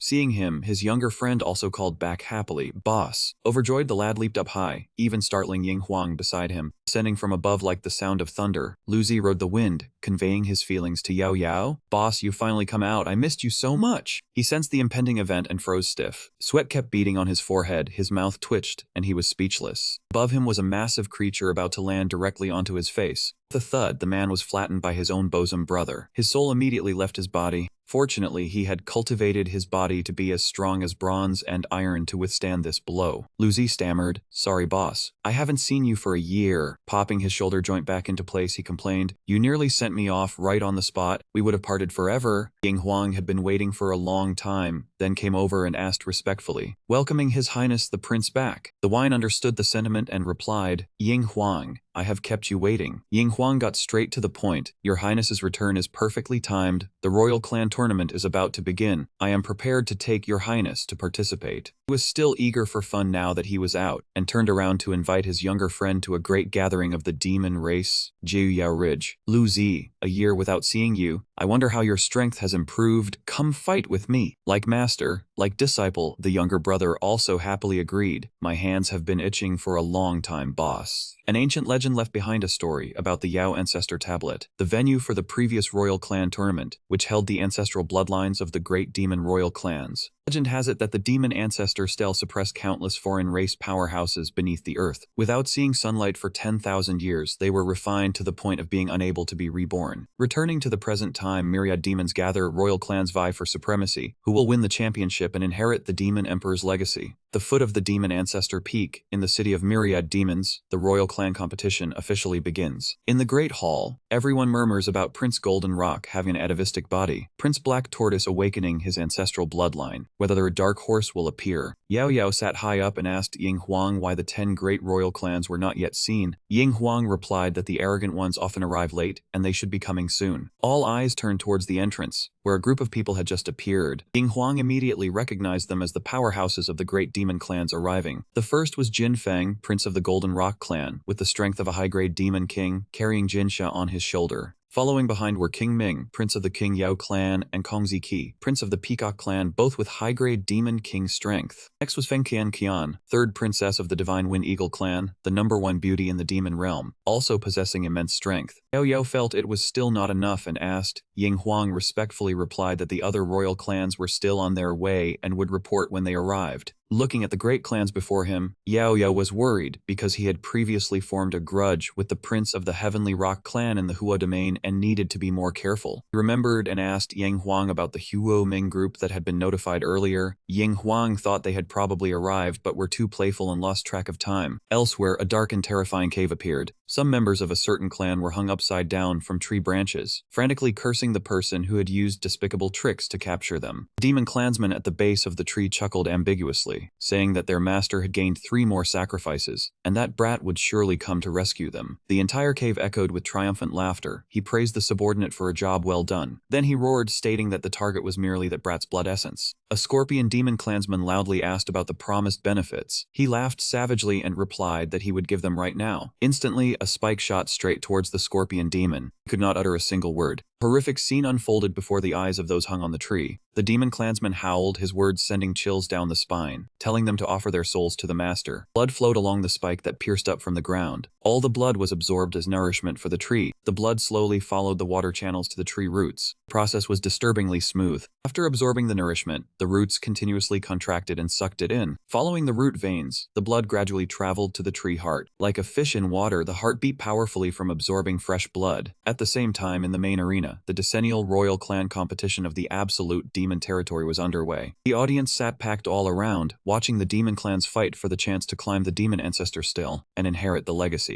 All means were permitted. The first trial was a life and death battle in this arena. Even 10 against 1 or a gang fight was considered valid. The match had no rules, only surviving until the end made one the winner. The audience remarked that the participants were all above Demon King level, but their strength was unimpressive. Yahello had passed the first trial. The second trial was the illusion formation of the great mountain demon ancestor still left by the ancient demon emperor. After the first trial, the contestants began climbing the steps. Yahello calmly walked behind the group. Luzi wondered why he could not see any formation. Suddenly, Yahello sensed a clear threat. Before him stood Black Ant King, the ant-man he had encountered before. He flashed a cunning smile, seemingly targeting him. Distracted, he fell into a formation. Luzi panicked and reported that the formation had activated. The scene before him gradually blurred. After a moment, everything around him was only thick smoke. Yahello tried to focus on a point ahead. He could only see blurred white smoke. When the smoke cleared, he found himself transported to an unfamiliar mansion. A familiar scolding voice rang out, reprimanding him for disappearing for so long before coming back. Turning around, he recognized that the person who had just scolded him was standing next to a coffin. The name on the coffin was his mother. This was an immense blow to Yahello. He lost his composure, stammering as he asked about his mother. Luzi tried desperately to calm him, saying it was an illusion. The other person angrily scolded again, accusing him of how he could blame his mother, who had traded her life for his. His mind became hazy, anxious. He quickly tried to clarify that he never blamed his mother. Luzi frantically called for him to wake up, saying it was all fake. For some reason, Luzi could not enlarge himself to stop Yahello. Helpless, Luzi summoned the Rui staff, determined to shatter the illusion to save his boss. A single strike from the staff, and the illusion just now instantly vanished. Yahello was extremely calm at this moment. No, that monkey did not take the opportunity to ambush him while he charged forward.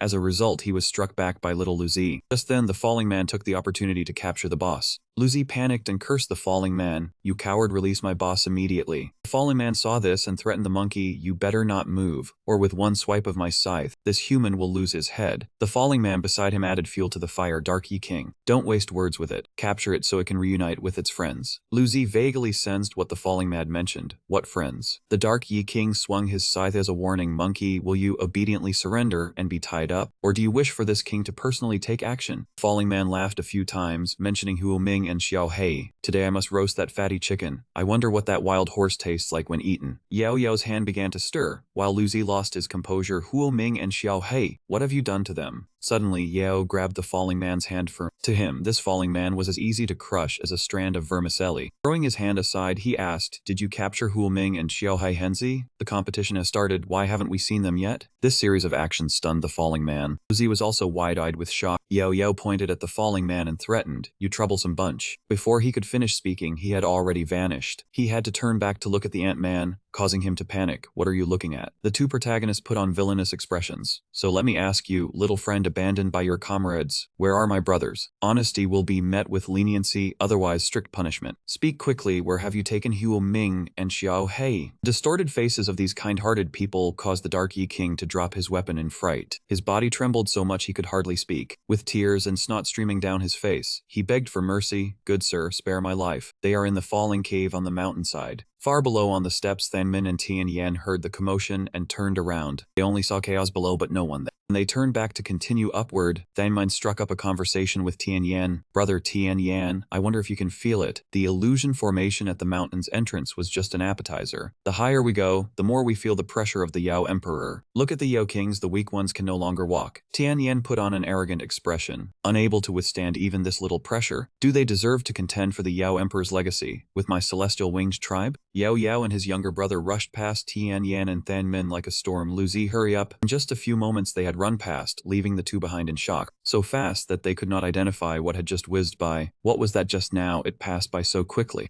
Yahello and Luzi had already run to the top of the waterfall. Luzi pointed at the mountain ahead. "Boss, it should be this place. I can already smell the stench of blood." The man and the monkey entered the rocky cave together. The Yao Emperor's pressure from the Yao ancestor stele is hidden within. It's definitely not an ordinary Yao. We must be careful. Tian had already flown over at some point, standing on a tree, watching the two of them Yahello. He harbored a grudge and nurtured a scheme. Earlier I thought I was mistaken, but I never expected it was really you. In the battle at the fire domain, you killed my subordinates and insulted my royal clan. This time, you have found a good place to bury yourself. Suddenly, a flame flickered gently. Inside the cave, Yahello shot a beam of light to illuminate the path. Lu Zi looked in the direction of the light and guessed, "Boss, it seems this place is quite deep." Following the usual plot, there's probably a peerless Yao demon suppressed beneath the Yao ancestor stele, right? As he spoke, he heard Yao's worried voice. "I can already sense the presence of Huo Ming and Xiao Hai. No matter if it's a dragon's pool or a tiger's den, even if a Yao emperor is present, I cannot abandon my brothers." Lu Zi's eyes lit up at his loyalty. "Boss, how touching."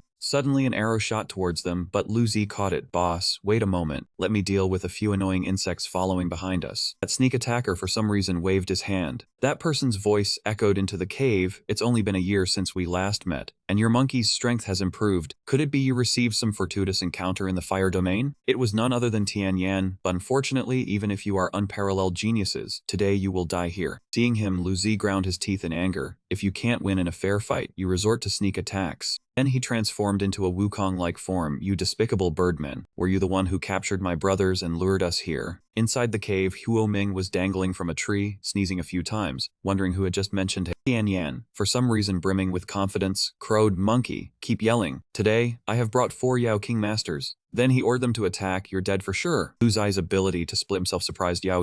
"Wow, Liuer, when did you learn that Birdman's clone technique?" Lu Zi fought while explaining, "Boss, this is the high platform technique I learned from my bloodline inheritance, not the fake clone technique of that Birdman. Each of my clones possesses the strength of the original. Today, I'll beat him so badly even his mother won't recognize him." Above, the falling men were constantly circling, moving to the deepest part of the cave, inside the falling cave chamber. As soon as the falling man flew back, he faced the master's interrogation. "I told you to capture him, so how did it come to this?" He trembled and tried to justify himself, reporting to the Yao Emperor, "I don't know why, but that human strength has become far greater than before." The dark falling lord, upon hearing this, flew into a rage. "Useless. You've delayed the ancestral god's awakening. Use the captured human's blood essence to make amends." Huo Ming, growing so weak he was losing consciousness, still thought of Yao. "Boss, don't come here." Outside the cave, the battle raged on. The situation was very tense, with no end in sight. Sensing Huo Ming's energy made him anxious. Not good. Huo Ming's aura is getting weaker and weaker. Horrified at the thought, he unleashed a finishing blow and shouted to the little monkey, "Lu Zi, there's no more time to waste. Huo Ming's presence is fading. We must hurry inside." Tian Yan took a hit that caved the wall, but he wasn't dead yet, trying to escape. That man was still arrogant, but he took a hit from Lu Zi right away. Truly too contemptuous. Seeing the boy restless and frustrated, Yao quickly stopped him. "Little Lu, calm your anger. If you hit him more, even his mother wouldn't recognize him." Lu Zi frowned and scolded Tian Yan. "You hateful thing. I didn't even get to wear the newly forged battle armor before you smashed it. One more strike," and Yao looked on helplessly. Alright, this time his mother truly won't recognize him. On one side was Tian Yan's swollen face, on the other was the little monkey's fury. From deep within the cave, a tentacle aimed straight at them. Tian Yan and his companions were pulled in. Yao and Lu Zi barely dodged. What kind of monster was that? The blood race's crimson tentacles. Seeing this, the two immediately ran in the direction of the tentacles. If it was the blood race, their side was in danger. A blood-soaked scene appeared deep in the cave, extremely horrifying. Yao and Lu Zi arrived at the spot. Lu Zi angrily said, "Disgusting, this smell is too foul." Tian Yan, hung upside down on a tree, immediately cursed loudly. "Lowly human race, you deliberately set a trap for this prince." When a thread of blood touched him, he panicked. "What kind of demon is this? Let me down now. Don't touch my ears. I won't cause trouble anymore." Extreme terror made him squirm like a coconut worm, rolling and screaming, "Don't come over here, stay away." But his shouting changed nothing. A cruel tentacle went straight into his nostril. His screams became even more miserable. Yao and Lu Zi watched the scene, a chill running down their spines. Heavens, it was too terrifying. Lu Zi turned his head upon hearing Huo Ming's weak call, "Boss."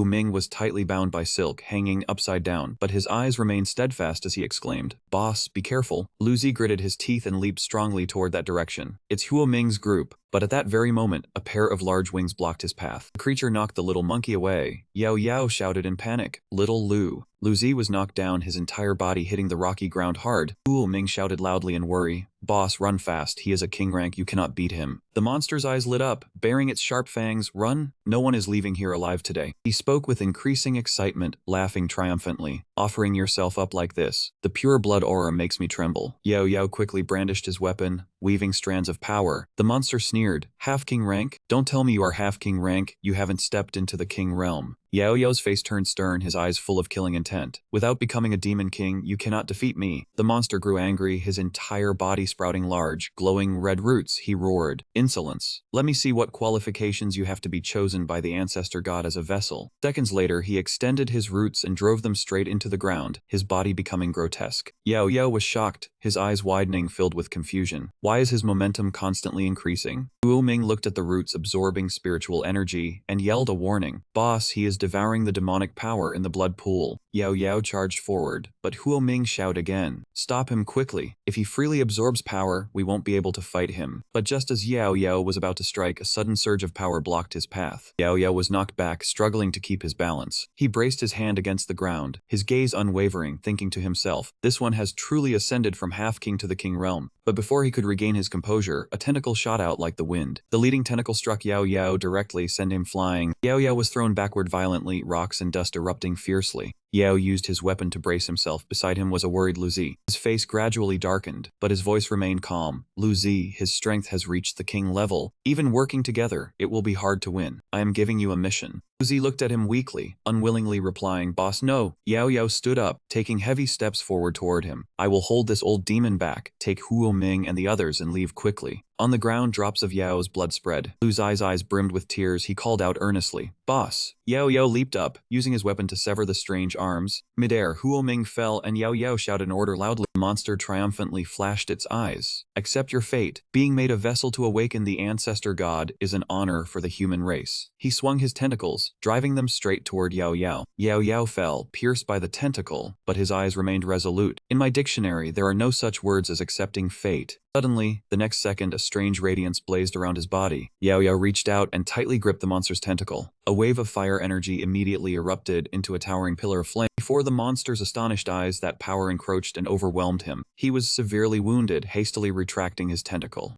What are you after all?" As for Yao, his entire body glowing, holding a piece of the monster's flesh in his hand. "So it is you, the blood-race bastard who escaped from me that day." Sweat streaming down his face, he stammered in fear, "Phoenix child, no wonder the ancestor god chose you." Yao spread his wings and soared into the air, meeting his gaze in accusation. "Ancestor god? You mean that thing?" On the other side, Lu Zi showed a victorious, sinister smile. Seeing his weakness exposed, the monster panicked. "Use your hand." "No, I surrender." Lu Zi replied excitedly, "You freak, being parasitized by the demon race, you are no longer a dragon king. Going this far just for that evil thing?" Immediately after, that his staff continuously struck that object. "Today I must smash it." But strangely, he flipped like a pancake, revealing a sinister smile. Before everyone's stunned gaze, he laughed loudly. Yao was dissatisfied, turning his head to look at Wukong. No, at Lu Zi, "Be careful." On Lu Zi's side, that strange thing shattered, startling her into a scream. The black monster was smug, squinting his eyes at them. "The ancestor god has absorbed your Phoenix blood essence. My mission is complete. Awaken." He excitedly declared to Yao, "The next step is to prepare the vessel for the ancestor god." As soon as he finished speaking, a massive explosion occurred. Yao was pushed back a few steps by that power. Lu Zi Ming takes the chance to run. "I will stop this monster." He seemed angered, continuously swinging out massive tentacles. "You have no way to escape now." The tentacles relentlessly rushed at the group. Lu Zi quickly dodged. Right behind him, a tentacle emerged from the ground. A moment later, it shot forward, piercing through Lu Zi's body from behind. Yao was horrified, his eyes dazed as he turned back to look at Lu Zi. In the space, Yao's anguished scream rang out, "Lu Zi." Yao went berserk, his entire body seemingly transforming. He gritted his teeth, staring at the monster. He spun around, gripped his weapon tightly, and roared, "Damn it." Finally, he hurled his weapon fiercely towards him. The blade turned into fire, blazing as it flew forward. Just as the fire blade reached him, a large circle appeared. He stood amidst the fire, his pitch-black eyes fixed on him, saying discontentedly, "I am the most loyal servant of the ancestor god, protected by him. Your petty phoenix flames can do nothing to me." The next moment, he unleashed a counterattack. Yao was furious, his whole body tense. He roared, "Die!" Then the entire space churned into Yao's fire vortex. This was the 9 venerable divine art. His eyes were white, cold, and resolute as he stared straight at the monster. Outside the forest, spiritual energy continuously gathered here. From afar, those people watched the converging spiritual energy in disbelief. Strange, why has the natural energy around here weakened by several degrees? Lu Zi used his last strength to transfer his origin core towards Yao. "Boss, I give you my origin energy." Behind him, those people also united in mind, "Take ours as well." Empowered by this, Yao flared up with a colossal aura of fire. His entire body seemed to change, his hair turning red, his eyes solid and terrifyingly stern. The monster was stunned, looking at Yahello in disbelief, saying, "Phoenix progenitor, no wonder only your blood essence could revive my bloodline." Beside Yahello, a surge of power shot towards him like lightning. The monster was startled, seeing Yahello flickering in and out of sight in the air. Unexpectedly, the next second Yahello stood before him, pointing a finger at him. Half a second later, he directly swung his hand, stabbing his finger straight into the monster's glabella. With just a light touch, an enormous power exploded. The monster was sent flying hundreds of meters by Yahello. The ground beneath his feet churned and exploded. But at this moment, on Yahello's handsome face, 2 red marks appeared clearly, and he gritted his teeth in pain. Huo Ming and Lu Zi panicked as they watched him fall. "Boss." The smoke from the explosion gradually dissipated. Huo Ming held Yahello, looking towards Lu Zi. "This place is about to collapse, let's get out first." Not daring to delay, the group immediately left. From inside, the floating cocoon echoed with terrified screams. "Save me, I was wrong, someone save us." Amidst the chaotic scene, a laugh rang out. The black monster was dissatisfied, his veins bulging ferociously. "Lord Ancestor God, you must eat him." Looking from the outside, an explosion appeared. Inside, the heart of the Ancestor God beat violently. Under everyone's worried eyes, Yahello lay motionless. "What do we do? It's been 2 hours and the boss hasn't woken up." Lu Zi, with a look of worldly understanding, spoke seriously. "It seems there's only that way left." Huo Ming and the others were surprised. "What way?" Lu Zi quickly ran towards everyone. The next moment, Lu Zi's gentle appearance, like a well-bred maiden, emerged. Under the horrified eyes of the group, Lu Zi puckered their lips towards Yahello. His eyes sparkled, his lips glossy, as if recreating the story of the sleeping princess in the woods. Miraculously, Yahello suddenly opened his eyes wide. He was dissatisfied, swinging his hand to knock Lu Zi away. Seeing him awake, the group left together. Yahello awkwardly looked at the discontented Lu Zi. "Don't be angry, I know you want to save me, I was wrong, okay?" Huo Ming looked at him, his voice full of gratitude. "Your Highness, it's a good thing you were here, otherwise we don't know what that Blood Clan monster would have done to us." Huo Ming also said excitedly, "Boss, did you really kill him? Your ultimate move was so powerful." Hearing this, Yahello, who was in the middle of it, was also completely confused. "I can't even remember how I took him down. At that time, I saw everyone was seriously injured, my blood energy surged, and the 9 damnation divine art activated on its own. After that, I don't remember anything else." He turned to look at the group and said happily, "Don't think about it too much, it's good that you're all fine. Remember, we're still in the royal tournament, we need to hurry on our way. Brothers, charge!" The whole group left happily together. The scene shifted to a towering mountain peak. Everyone looked up. Arriving there, Huo Ming asked in confusion, "Why gather here? Why aren't we moving on?" The venerable standing up high explained, "That is what you need to be careful of in the second trial. Now cross this iron chain to reach the final trial ground." Yahello questioned, "Did we miss some important information?" The person beside him answered, "No brother told us about it." Suddenly, that rooster appeared with bulging six-pack muscles and shouted loudly, "Get out of the way, don't block my path." The demon beast behind saw him and quickly moved aside. "Who is this guy to get here without being a demon king rank? Keep your voice down. He is the tyrant of the Rooster Clan, a high-grade demon king of the Golden Rooster Clan. His feared name is Lan Sa, known as the Rooster Tyrant." But unexpectedly, from another side, a cricket covered his mouth and laughed. "Rooster Tyrant my ass." Behind him, a cold gaze was cast over. Immediately after, that rooster used his sharp beak to pierce through the cricket. That rooster also didn't forget to tear him into several pieces.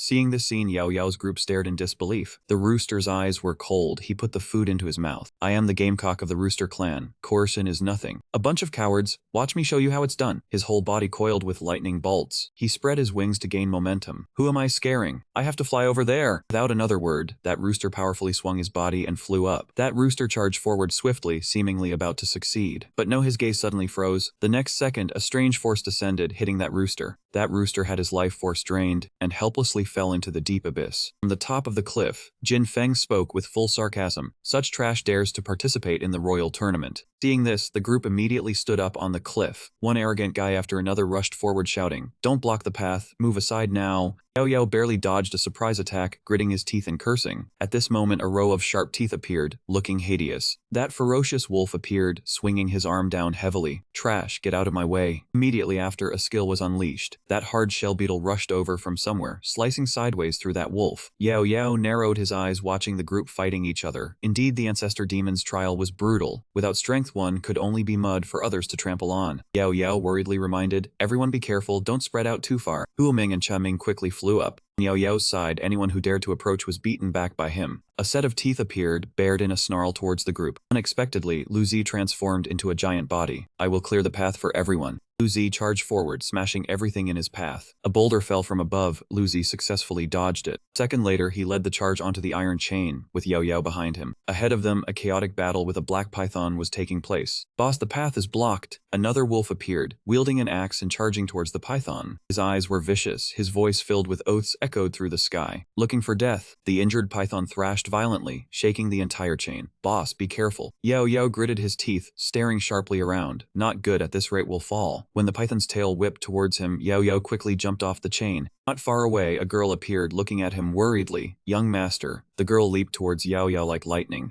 Her hair spread out, wrapping around Yahello's arm. The next second, he was no longer suspended in the air. Space was chaotic. Yahello was released by that person and sat down heavily on the ground. Seeing the girl in front of him, Yahello was surprised. Mei Nayang, why are you here? Mei Nayang blushed. Young master has been gone so long. Can't your servant find you on her own? Mei Nayang reached out her hand, her eyes gentle. All right, young master, get up quickly. Now is not the time to chat. Let's cross this place first. Yao did not refuse, quickly taking Mei Nayang's hand. Immediately after, the two advanced with their swords working in perfect harmony. Both of their eyes suddenly froze as they met. Standing on the other side, Huo Ming gritted his teeth. The Black Python King is not dead, and has even evolved. Having two horns sprout from the head means becoming a flood dragon. Those who can become flood dragons within the Python clan are all transcendent kings. I'm afraid this guy is half a step into the royal rank. Yao along with Mei Nayang approached, his voice sharp. You all go ahead, I'll hold him back. The python, after evolving, became even stronger. It charged towards the two of them. Mei Nayang waved her hand, channeling Kai energy, ready to receive the attack. The entire space then was filled with an enticing pink color. This is my ultimate skill, Celestial Fox, Seduction. A flow of love power immediately coiled around the python. Yao asked in surprise why there was such a skill. The python and everyone looked at him with affectionate eyes. Mei Nayang brushed past. Yao blushed, looking at her a year apart. She had become naughty. Midair, the ancestral monument and the majestic main square stood tall. Yao and Mei Nayang successfully crossed the iron chain bridge. Just then, the entire space shook violently. Only 2 people had crossed. The announcement voice rang out, time's up. Many people on the bridge screamed in disappointment, just 1 step short, unwilling. Yao warily looked at the magic formation. What is this barrier? A beam of light shone down. Yao was surprised. Mei Nayang explained this was the bloodline trial of the ancestral monument. Yao sensed the energy in his body, wondering why the demon core reacted to the light. He closed his eyes, a yell rang out, why am I, the strongest wolf king, not qualified? That person rushed forward but was repelled by the tombstone, bitterly shouting his unwillingness. Huo Ming blankly looked around. What is happening?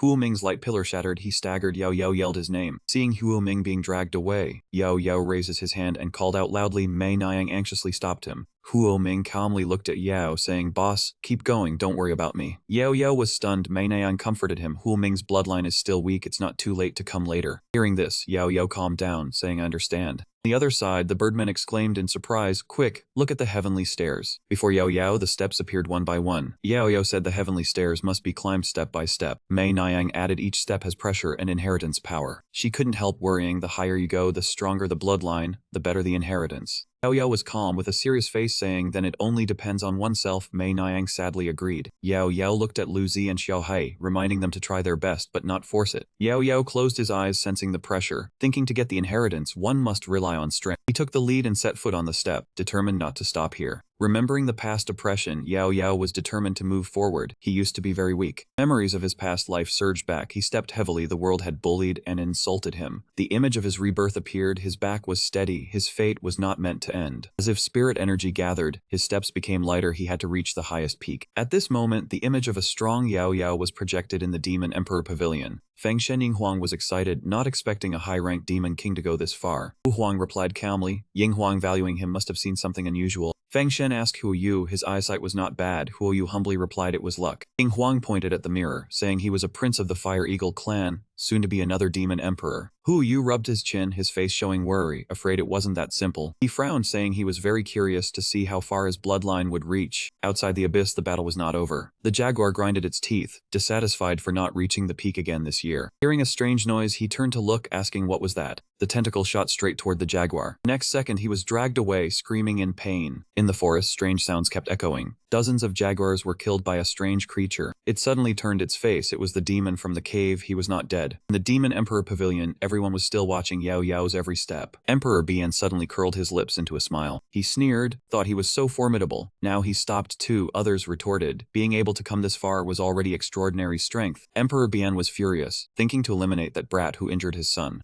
On the opposite side, Huo Yu noticed his unusual attitude. On the heavenly stairs, the struggle continued. Yao Yao was drenched in sweat, breathing heavily. Exhausted, he knelt, wondering if he had to stop here. Looking at the nearby goal, he thought of Yuer, his parents, his grandfather. How could he stop? Thinking this, he mustered his will, his eyes lit up, and he let out a yell. Next second, phoenix wings appeared on his back. The stone demon bloodline art was activated. This sight shocked the Demon Emperor Pavilion. This boy is a descendant of the phoenix. Yao Yao spread his wings, power radiated. Everyone was awed by the dense bloodline, shouting, "Heavenly Son of the demon race." Seeing the phoenix manifest, the demons knelt, loudly praying for the heavenly son's blessing. On the heavenly staircase, Yao Yao slowly ascended step by step. At the final stair, he finally succeeded in conquering it. Yao Yao turned around, looking down below. At one spot, a tentacle rose from the depths of the earth. The ancestral tomb area suddenly shook violently. What was happening? A massive tentacle broke through the stone and rose up. What kind of demon was this? The elder chief shouted loudly. The blood demon was audacious, daring to disturb the 1,000-year seal. He gave the order. The monster race, listen up. The blood demon race wants to break the seal. Quickly suppress it. Protect the descendants receiving the inheritance. On the heavenly staircase, Yao Yao calmly closed his eyes and sensed. A pair of fiery phoenix wings appeared. The monster race cheered. The venerable lord has come to save us. The monster advanced, streams of slime oozing out, soaking the ground. Everyone turned their heads nervously to look at him. Monster was excited. It was time to release the ancestral blood demon god. He rushed forward quickly, saying, "You have imprisoned us for 10,000 years. Now it is time to welcome the ancestral god into the light." Swung sharp roots towards the ancestral altar. Everyone immediately counterattacked. But before they could make a move, he was grabbed tightly by a tentacle from underground. The monster race's ancestral altar suddenly shattered. He was bound tightly. The elder chief was terrified. The blood demon ancestor was absorbing monster blood. They must destroy the blood cocoon immediately. Mian Mian rushed over, wielding a trident and striking towards the monster. Do not think you can break the seal. But as soon as the strike landed, a massive explosion pushed everyone back. Beam of light shone from within, causing everyone to scream in agony. The monster was smug, reaching out a hand and stepping forward, inviting the ancestral god to enjoy the blood of these imperial beings. The venerable clasped his hands and channeled his energy, saying, "To break the seal, you must pass through my trial." The phoenix spread its wings. The venerable used the power of the ancestral steel to suppress it once more. Power blazed from his ancient eyes. Be gone to the underground for 1,000 autumns. Inside the ancestral altar, the creatures struggled and screamed, "Let me out." Streams of light wove through each other, poised to break through the shell. The venerable was pushed back. He shouted, "Not good. The blood cocoon has absorbed too much essence blood. I do not have enough strength to suppress it." At the top of the heavenly staircase, Yao Yao sat still. A voice reached him, "You must wake up. Only ancestral blood can unleash the power of the ancestral stele." At the decisive moment, Yao Yao's eyes snapped open. Seeing the chaos, he was shocked. The venerable quickly explained and requested him to pour essence blood into the ancestral stele to suppress the blood demon. Yao Yao's face was full of disbelief. He questioned the venerable, but then let it go, deciding to save the situation first. He did not delay, forcefully cutting a gash into his own hand. Afterward, Yao Yao fiercely slammed his blood-soaked palm onto the ground. A terrifying force shot straight into the ancient tombstone. A shockwave radiated from the tombstone. Monsters everywhere screamed in terror. Fire blazed up violently. That figure gradually faded. From within the sea of fire, Yao Yao stepped out, one step at a time. Zi and Mei Niang joyfully called out, "Big boss, young master." Suddenly he weakened and knelt down, thinking to himself that his strength had been drained by the ancestral stele. A hand gently rested on his shoulder from behind. The venerable announced to the monster race, "The blood demon has been sealed. Hunt down the remnants. The battle is over. Everyone disperse." He then took Yao Yao and vanished. Lu Zi worried, not knowing where he had taken him. Mei Niang was sorrowful, her gaze following without blinking as Yao Yao went far away. That day, the sky indeed turned clear blue again. The scene shifted to a small courtyard on the peak of some mountain. Yao Yao slowly opened his eyes, seeing a wooden house in front of him. He sat up in pain. The venerable spoke, praising him for waking up quickly. The venerable asked him if he was willing to become the celestial emperor of the monster race. Yao Yao was surprised. Pointed himself in disbelief, asking, "Back me?" The venerable turned his back and walked away, saying if he took command, the myriad monsters would see him as their emperor. Yao Yao was suspicious. The venerable glanced over, sensing the situation. But Yao Yao refused directly, then ran off, infuriating the venerable. A moment later, he was brought back by that old man. Venerable gave him the time of one incense stick to think and warned him, that he must discard his human status if he accepted the position. Yao Yao's heart was filled with doubt, unwilling to discard his human identity. He lowered his head, his voice dejected as he refused because he still had family and a lover among the human race. The Venerable asked again, emphasizing the immense benefits of being the Celestial Emperor. Yao Yao resolutely refused, saying the human race was his root, he could not abandon it, but promised to help when the monster race needed it. The Venerable heard this and smiled, praising him for valuing loyalty and friendship, then told him to go. The Venerable One happily stroked the beasts, incessantly praising and instructing him to guide the six-eared monkey. Its temper was fiery and prone to causing trouble, but its potential equaled that of a demon progenitor. In the future, the demon race might have to rely on you all. Yao Yao paid no heed and announced his departure. Seeing his expression, the Venerable One said with dissatisfaction, "You are not leaving. Do you want me to offer you a meal?" Yao Yao turned his back without a trace of reluctance, muttering under his breath, "Returning that to you, stingy miser." Reaching the peak got no reward at all. The Venerable One behind him heard this, and his face darkened. Stop. Yao Yao spun around like lightning and happily returned. Does the Venerable One have any further instructions? Unexpectedly, the Venerable One gave him a cup of tea in an odd manner. "Spare me your complaints. Though old, I am not deaf. Take this." When he opened his hand, a dazzling object appeared. Yao Yao exclaimed in disbelief, a royal-grade spatial ring. Unable to contain his happiness, he chirped while running, "The Venerable One is generous. The Venerable One is the best." The Venerable One behind watched his back. "Brat, do not disappoint me in the future." Turning to the forest where the gathering had taken place earlier, everything felt like a nightmare. The gathering ended. Yao Yao successfully ascended the peak and soared to heaven. Lu Zi, Xiaohai, Huang, Huoming, and Huoxian all gained rewards, their potential greatly enhanced by the ancestral steel inheritance. After the bloody demon progenitor battle, the demon race suffered heavy losses, with only a few imperial-ranked great imperial bloodlines surviving. The manifestation of the Phoenix true form exposed Yao Yao's ancestral blood secret, earning the respect of all demons and a flood of requests to join his ranks. Treasures and beauties from all tribes were presented ceaselessly, inciting jealousy and competition among the princesses of the great imperial bloodlines. Standing in the forest as leaves changed, Yao Yao looked at the crowd with reluctance, refusing the Venerable One's expectation that he become the demon race's celestial emperor. He bid everyone farewell to return to the human realm. Yao Yao instructed Lu Zi, "You have received the ancestral stale inheritance and become the new monkey king of the fire monkey tribe. Stay here for now to cultivate. I will visit later." Lu Zi was sorrowful, tears nearly spilling. "Yes, boss." Yao Yao continued to instruct Huo Ming, "Do not be disheartened. I have asked Ying Huang for your imperial-grade blood essence. Cultivate well. I will help you improve your strength in the future." Huo Ming replied from behind, "Boss, rest assured. I will definitely work hard and not disgrace the Celestial Emperor." Not far away, a pillar of light shot straight into the sky. Yao Yao thought intensely, the direction of the human imperial city. It seems there are fluctuations of an imperial-ranked battle. "Grandfather." Not daring to delay, Yao Yao said hastily, "Something is wrong. Ying Huang, please take us back to the human imperial city." The scene shifted to the Azure Dragon Manor. Uncle Yuan reluctantly reached out to catch the last falling leaf, but at that moment, a violent explosion sounded from the gate. Ao Yuan gripped his weapon tightly, staring at the blurry figure. "Who dares to break into my dragon manor?" Xia Wei appeared with a coquettish voice. "Ah, I look at him. Brother Yuan, you are able to stand up now." Ao Yuan saw his dream lover and froze, exclaiming in shock. That girl appeared before his eyes. Ao Yuan could hardly believe it. "Oh Wei, is it you?" Xia Wei quickly ran toward Ao Yuan, but at that moment a hand from behind patted the girl's waist. Xia Wei trembled in fear. Xuan Yunfei appeared from behind. "A Wei, do not forget that I am your betrothed husband." Seeing his arch-enemy, Ao Yuan ground his teeth.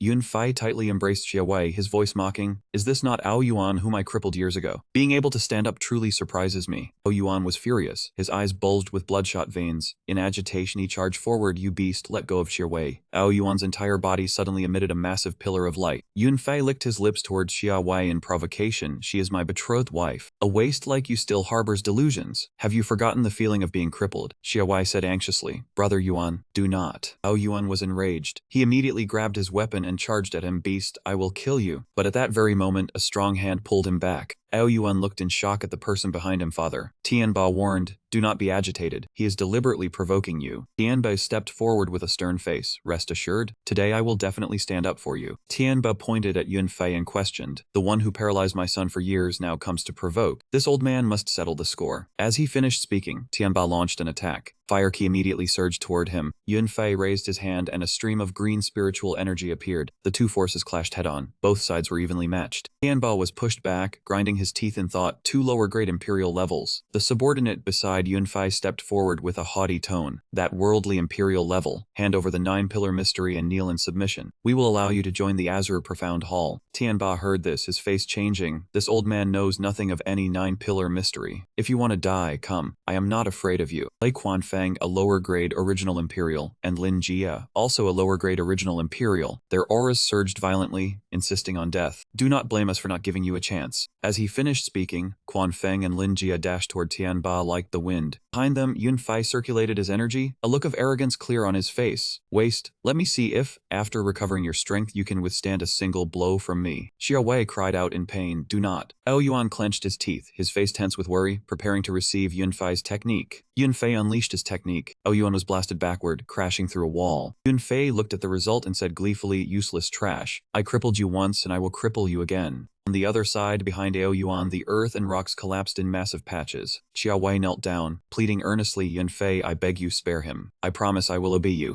Yunfei was cold-hearted, determined to cripple Ao Yuan's cultivation. His power was being reassessed for the second time. In that critical moment, Yao Yao shouted from above, dare to touch a single hair of my third uncle, and I will definitely tear you to pieces. A fire phoenix appeared, spreading its wings and flying toward Tianba. The phoenix scratched down repeatedly, pushing back the two enemies. Quan Feng was startled to realize this was a demon beast at the demon imperial level. Seeing Yao Yao and Mei Niang return, Tianba was relieved. Yao Yao answered gravely, grandfather, I am back. On the other side, Ao Yuan was helped up. Yao Yao asked worriedly, are you two alright? Yuran appeared and warned cautiously, master. He is the brat who received the 9-pillar mystery inheritance. Yunfei circulated his energy with dissatisfaction, his voice cold, beating my disciple, killing the Asura Profound Hall envoy. Today, obediently hand over the 9-pillar mystery, and I will let you all die in one piece. On Yao Yao's side, his entire body trembled. He looked behind him suspiciously. Yao Yao was furious, opened his mouth to curse, gritted his teeth, his power surging, and he shouted, you will die. Yao Yao's entire body blazed into a pillar of fire, its might radiating in all directions. Yunfei was dissatisfied, gritting his teeth as he looked at Yao Yao, a mere inferior king daring to be so arrogant before him. Quick as lightning, Yunfei charged forward. The battle began, and Yao Yao calmly tightened his grip on the command token in his hand. When Yunfei closed in, Yao Yao leisurely drew out the command token. Yao Yao swung his hand towards him, a lethal strike. Yunfei panicked, leaning back to dodge. Yao Yao was displeased, clenching his fist as he looked at him and questioned, you are the one who crippled my third uncle back then, aren't you? Yunfei's face was swollen from the slap, and he stammered in disbelief. Impossible. Yunfei roared like a madman. How could you possibly possess a high-level Blessed Lord's Firmament token? It must be fake. Daring to insult the Firmament domain, you must die. The masked man was horrified, stammering to the person beside him. A high-level Blessed Lord's Firmament token is only given to mid-grade Imperial Kings and above. Who is that person to have one? Yunfei, enraged and still refusing to believe in the token, charged madly towards Yao Yao. Someone shouted, Yunfei, don't be impulsive. But as soon as his attack was launched, Ying Huang beside him grabbed him, capturing him effortlessly. Ying Huang was displeased, and with a turning motion of his hand, he finished him off. Yunfei writhed in pain, his body engulfed in flames, and he screamed loudly, causing the people behind him to run up in worry. Yao Yao sat down, his eyes icy cold. You still haven't answered me. Was it you who crippled my third uncle back then? Yunfei trembled and cried out, my hand. Just as Yao Yao was about to strike the final blow, a person rushed over from afar shouting, stop.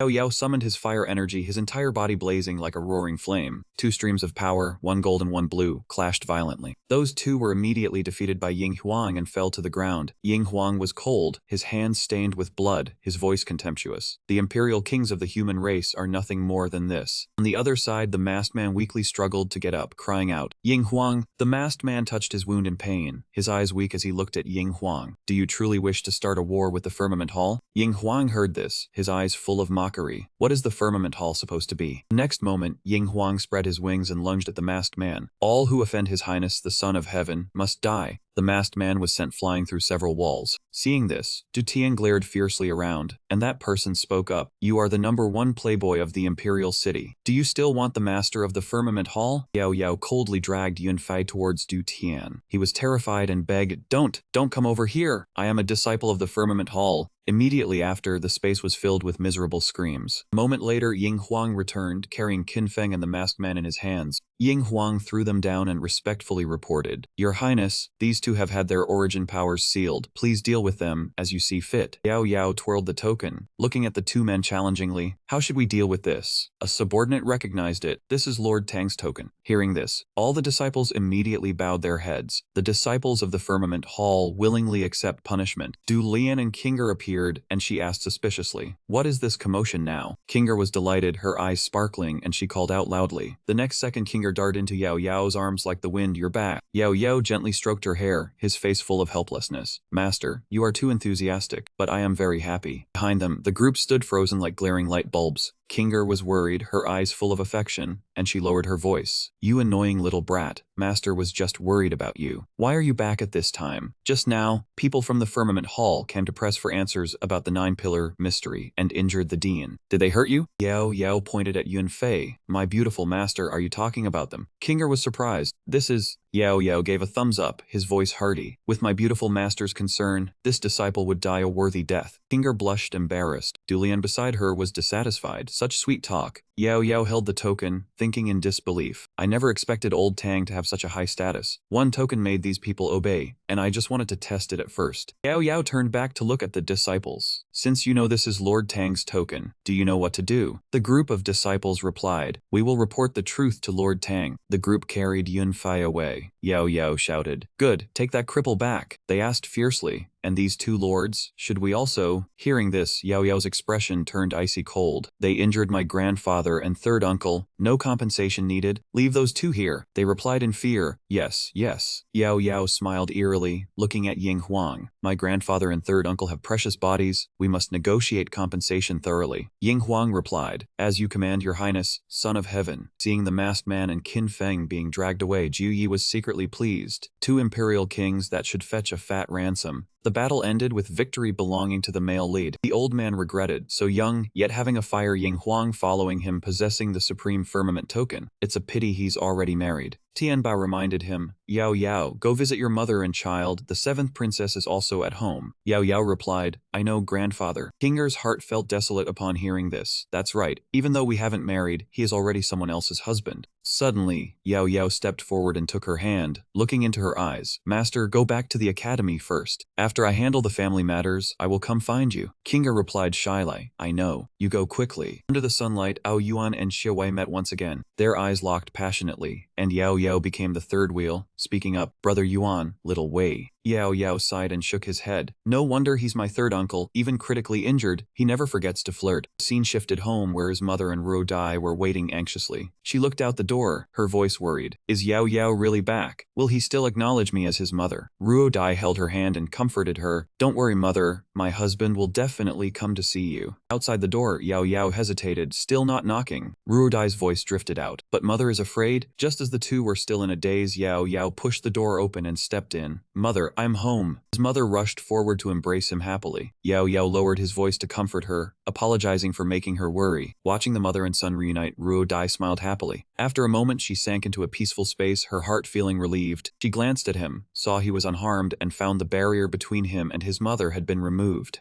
Lost in thought, a familiar hand landed on her waist. Ruodai was startled, and Yao Yao smiled slyly behind her. Yao Yao rested his head on her shoulder, thanking her for comforting his mother all this time. Ruodai blushed and replied that it was a wife's duty. Yao Yao gazed at her deeply and warmly, even though they were not yet formally wed. The two exchanged burning glances. Ruodai asked if she was already his wife. Yao Yao gently suggested holding the wedding ceremony again. She agreed, and the two closed their eyes and puckered their lips. "Do you agree to marry me, seventh princess?" The news of Yao Yao's return and marriage to the seventh princess spread throughout the capital in just one afternoon. Every alley and corner buzzed with gossip. Everyone thought Yao Yao and the seventh princess were a perfect match, the man talented and the woman beautiful. The scene shifted to the Royal Academy. Kinger sat by the window, hearing that the wedding would take place in less than a month. The tears she had held back finally rolled down her cheeks. Is this the family matter he had to handle? Du Lian comforted her, suggesting they go and snatch him back for her. Her tears fell silently, her face full of sorrow. Kinger turned around and told Du Lian not to think about it. She declared she would go into seclusion and see no one. Du Lian was unwilling.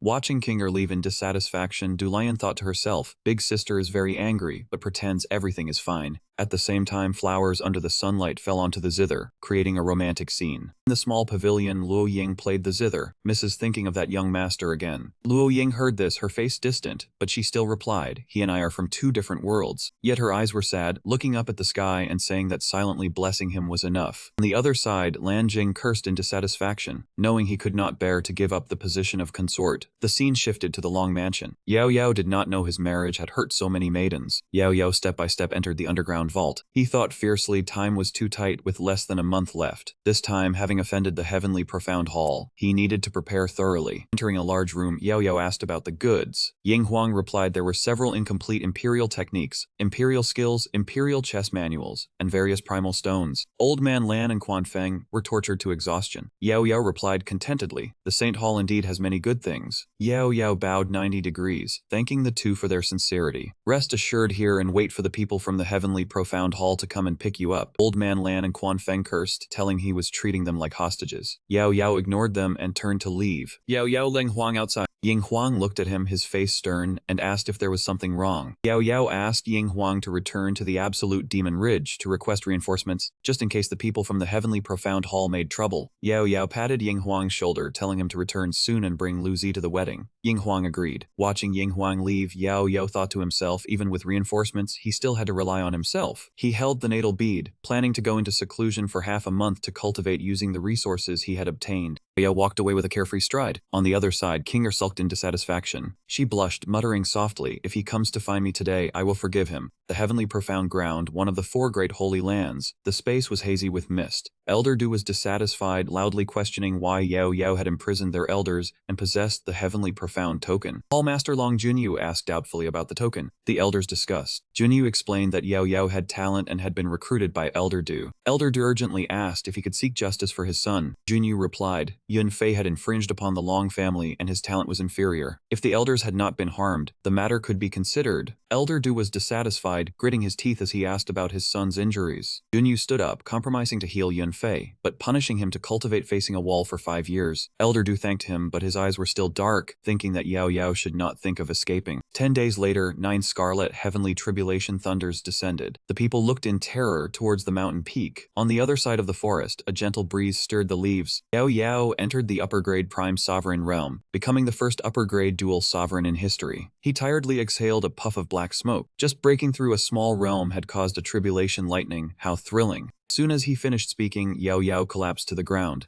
3 days later, the fire continued to burn without ceasing. A small tent was set up near where Yao Yao lay. Yao Yao slowly woke up. "Where is this?" Meng Fei shouted, "Boss is awake." Meng Fei excitedly ran to report the news, calling for second brother, "Come see." Seeing Yao Yao soaking wet, second brother scolded Meng Fei for taking poor care of him. Meng Fei waved his hand and admitted his mistake. Yao Yao smiled leisurely, saying it was fine. Second brother yelled loudly for clothes. Dressed in new pants, Meng Fei praised Big Boss as extraordinary. Yunhee's tears streamed down, thinking the boss had kicked the bucket. Yunhee worriedly reminded him that he heard the people from the heavenly profound hall had come, so he came to support. Meng Fei said he had missed Big Brother for years. "Thank you all, the gift from Snow Demon Ridge is such a surprise," Meng Fei exclaimed in astonishment. Yunhee remained calm, his face flushed as he closed his eyes in anticipation, asking if the boss would give him some beauties. Yao Yao reached out and flicked his finger lightly. Instead of beauties, before them were 2 extremely ferocious demon beasts, the Azure Serpent Flood Dragon and the demonic Glimmer Black Fox, both demon kings. "They are the mounts I selected for you two from Snow Demon Ridge." Meng Fei excitedly rushed over to hug the demonic Glimmer Black Fox tightly, praising how cool it was and shouting that the boss was mighty. Then he said in disappointment, "No way, this little snake. It would ride me instead." Giant Serpent, as if sensing the disdain, suddenly opened its eyes. Its entire body shook, rapidly swelling to a terrifying size. The Azure Serpent grew as quickly as a ferocious dragon, flames shooting from its gaze, proclaiming itself to be the transformation Flood Dragon King of the Azure Serpent clan. Yao Yao laughed triumphantly and asked Yunhee if it was big enough yet, telling him that the Azure Serpent Flood Dragon was very proud, so do not offend it, and that it was also a little beauty. Yunhee stammered in fear, admitting his mistake. Seeing the two happy, Yao told them to stay at the dragon residence these few days to attend his wedding. Meng Fei happily agreed, but said he still had to go to the academy for a bit as he had not yet visited his master. Hearing this, Yao Yao grew worried, his face falling as he remembered Kinger's sharp gaze. He said the academy was done for, that he had slept for several days. Meng Fei calmly replied, 3 days. Yahello trembled, quickly got up to leave, saying he had matters to attend to and had to go ahead. Seeing this, Meng Fei had a question mark appear over his head, asking why the rush. Yun, he said with interest, third brother, the backyard is about to catch fire. Scene change, Yahello flew to the academy at the speed of light, calling out for his beautiful master. Seeing the surrounding area quiet with no one answering, he muttered to himself, she must be in seclusion, and decided not to disturb her. But not far away, a strange fragrance drifted over. He thought to himself, the smell of wine. Yahello walked over and pushed the door open, entering the room. Before his eyes, Kinger had collapsed on the floor, an empty wine jug beside her. Yahello shouted in worry, asking the master how much she had drunk. Kinger, face red, grabbed his face, her eyes full of sorrow, and called him a heartless scoundrel. Before he could understand, Kinger held his face and gave him a passionate kiss. Time quickly passed until the second day. Kinger slowly woke up from her drunken stupor. At that moment, she was startled to realize the person lying beside her. Yahello lay there quietly with his eyes closed. Kinger recalled last night that Yahello had carried her to the bed. Emboldened by the alcohol, she shyly said that today she must teach him to uphold the promise of honoring the master and respecting the teachings. And then it happened. Kinger screamed in embarrassment, "What have I done?" Yahello woke up and calmly reminded her of last night's rule, that the master must be on top. Kinger shyly waved her hand, telling him not to speak. Yahello grasped her hand tightly, reluctant to let go. Looking at the girl before him, he said with certainty, "Wait until the day I become emperor. I will let the world know you are my woman." Kinger blushed and lowered her head, replying, "I know. I will wait." Yahello happily reached out for her, but was immediately kicked flying out by Kinger, who said that before he became emperor, he was not allowed to cross the line. Yahello was stunned, wondering in suspicion if she was just shy. Not far away, a strange sound reached him. He looked over in confusion. On a tree branch, Dulian looked at Yahello and said that only his sister was easy to fool. Yahello retorted that it was a pure heart of gold. From above, Dulian jumped down in front of him. She made a provocative throat-slitting gesture, saying if he bullied Big Sister, he would know the consequences. Yahello patted Dulian on the head, telling his sister-in-law to rest assured that he would not let anyone bully her. Dulian protested unhappily, saying she was not his sister-in-law. Dulian's face flushed red as she watched Yahello leave, thinking to herself that he was not so bad after all. A few days later, the imperial city was draped in red, as the wedding of Supreme General Yahello and the 7th princess approached. Lung Huang received orders to set up an ambush alongside the demon emperor of Snow Demon Ridge. Amid the bustling streets, the shadow of Lu Zi continuously flitted by. Using its cunning cleverness, it successfully snatched a bunch of bananas from a merchant. It mischievously turned everything upside down, asking why the candied hawthorn turned into bananas. Not long after, Lu Zi stopped at the door of the mansion. Maids who had been teased screamed loudly. Seeing a familiar figure, Lu Zi excitedly called out, "Boss!" It rushed over and coiled tightly around Yahello. He remarked that its energy aura had grown stronger. Lu Zi happily replied, "I was just lucky enough to have a bit of an opportunity." Yahello reminded it to just stay inside the mansion, as the wedding might cause trouble for him. Lu Zi excitedly replied, "Yes, boss." Yahello's grand wedding arrived, but this place was dark and gloomy, demonic energy swirling around. It was the holy land of the Shura Demon clan, the Shura Demon Wam. Yer circulated her energy, sitting amidst the hazy mist. A second later, she extended her hand, her energy aura manifesting. As she slowly opened her eyes and gazed forward, her entire body radiated light as she successfully conquered the upper grade realm. The matriarch beside her bowed her head and congratulated the saintess on her breakthrough to the upper grade realm. Yer coldly glanced at her and asked, "Now that I've broken through to upper grade, can I go see mother?" On the day of the grand wedding, the bridal carriage had arrived, and the auspicious hour had come. The large 8-man bridal palanquin appeared resplendently, and the 10 consorts entered the palace to welcome the bride. Yahello in his wedding robes looked overjoyed, making way for the groom to depart. In the distance, 2 girls stood watching. One showed a look of regret, saying that Mi Niang had wronged her. Mi Niang only smiled sadly. No grievance. Just having Mi Niang by the young master's side is enough. The surrounding people ran over. The consort is going to marry his wife. Everyone come and see. Wish the consort all the best. May he have a noble son. On the upper floor, a girl holding a musical instrument stood watching. Her eyes held a hint of unspeakable sadness. Her heart ached more than ever. Luo Ying is here to wish the young master a happy marriage. Feizi sat upstairs laughing happily. After a moment, he threw down a stack of banknotes. "Today is my brother's wedding day. Here is the wedding money. Wishing the god of wealth's family and the 7th princess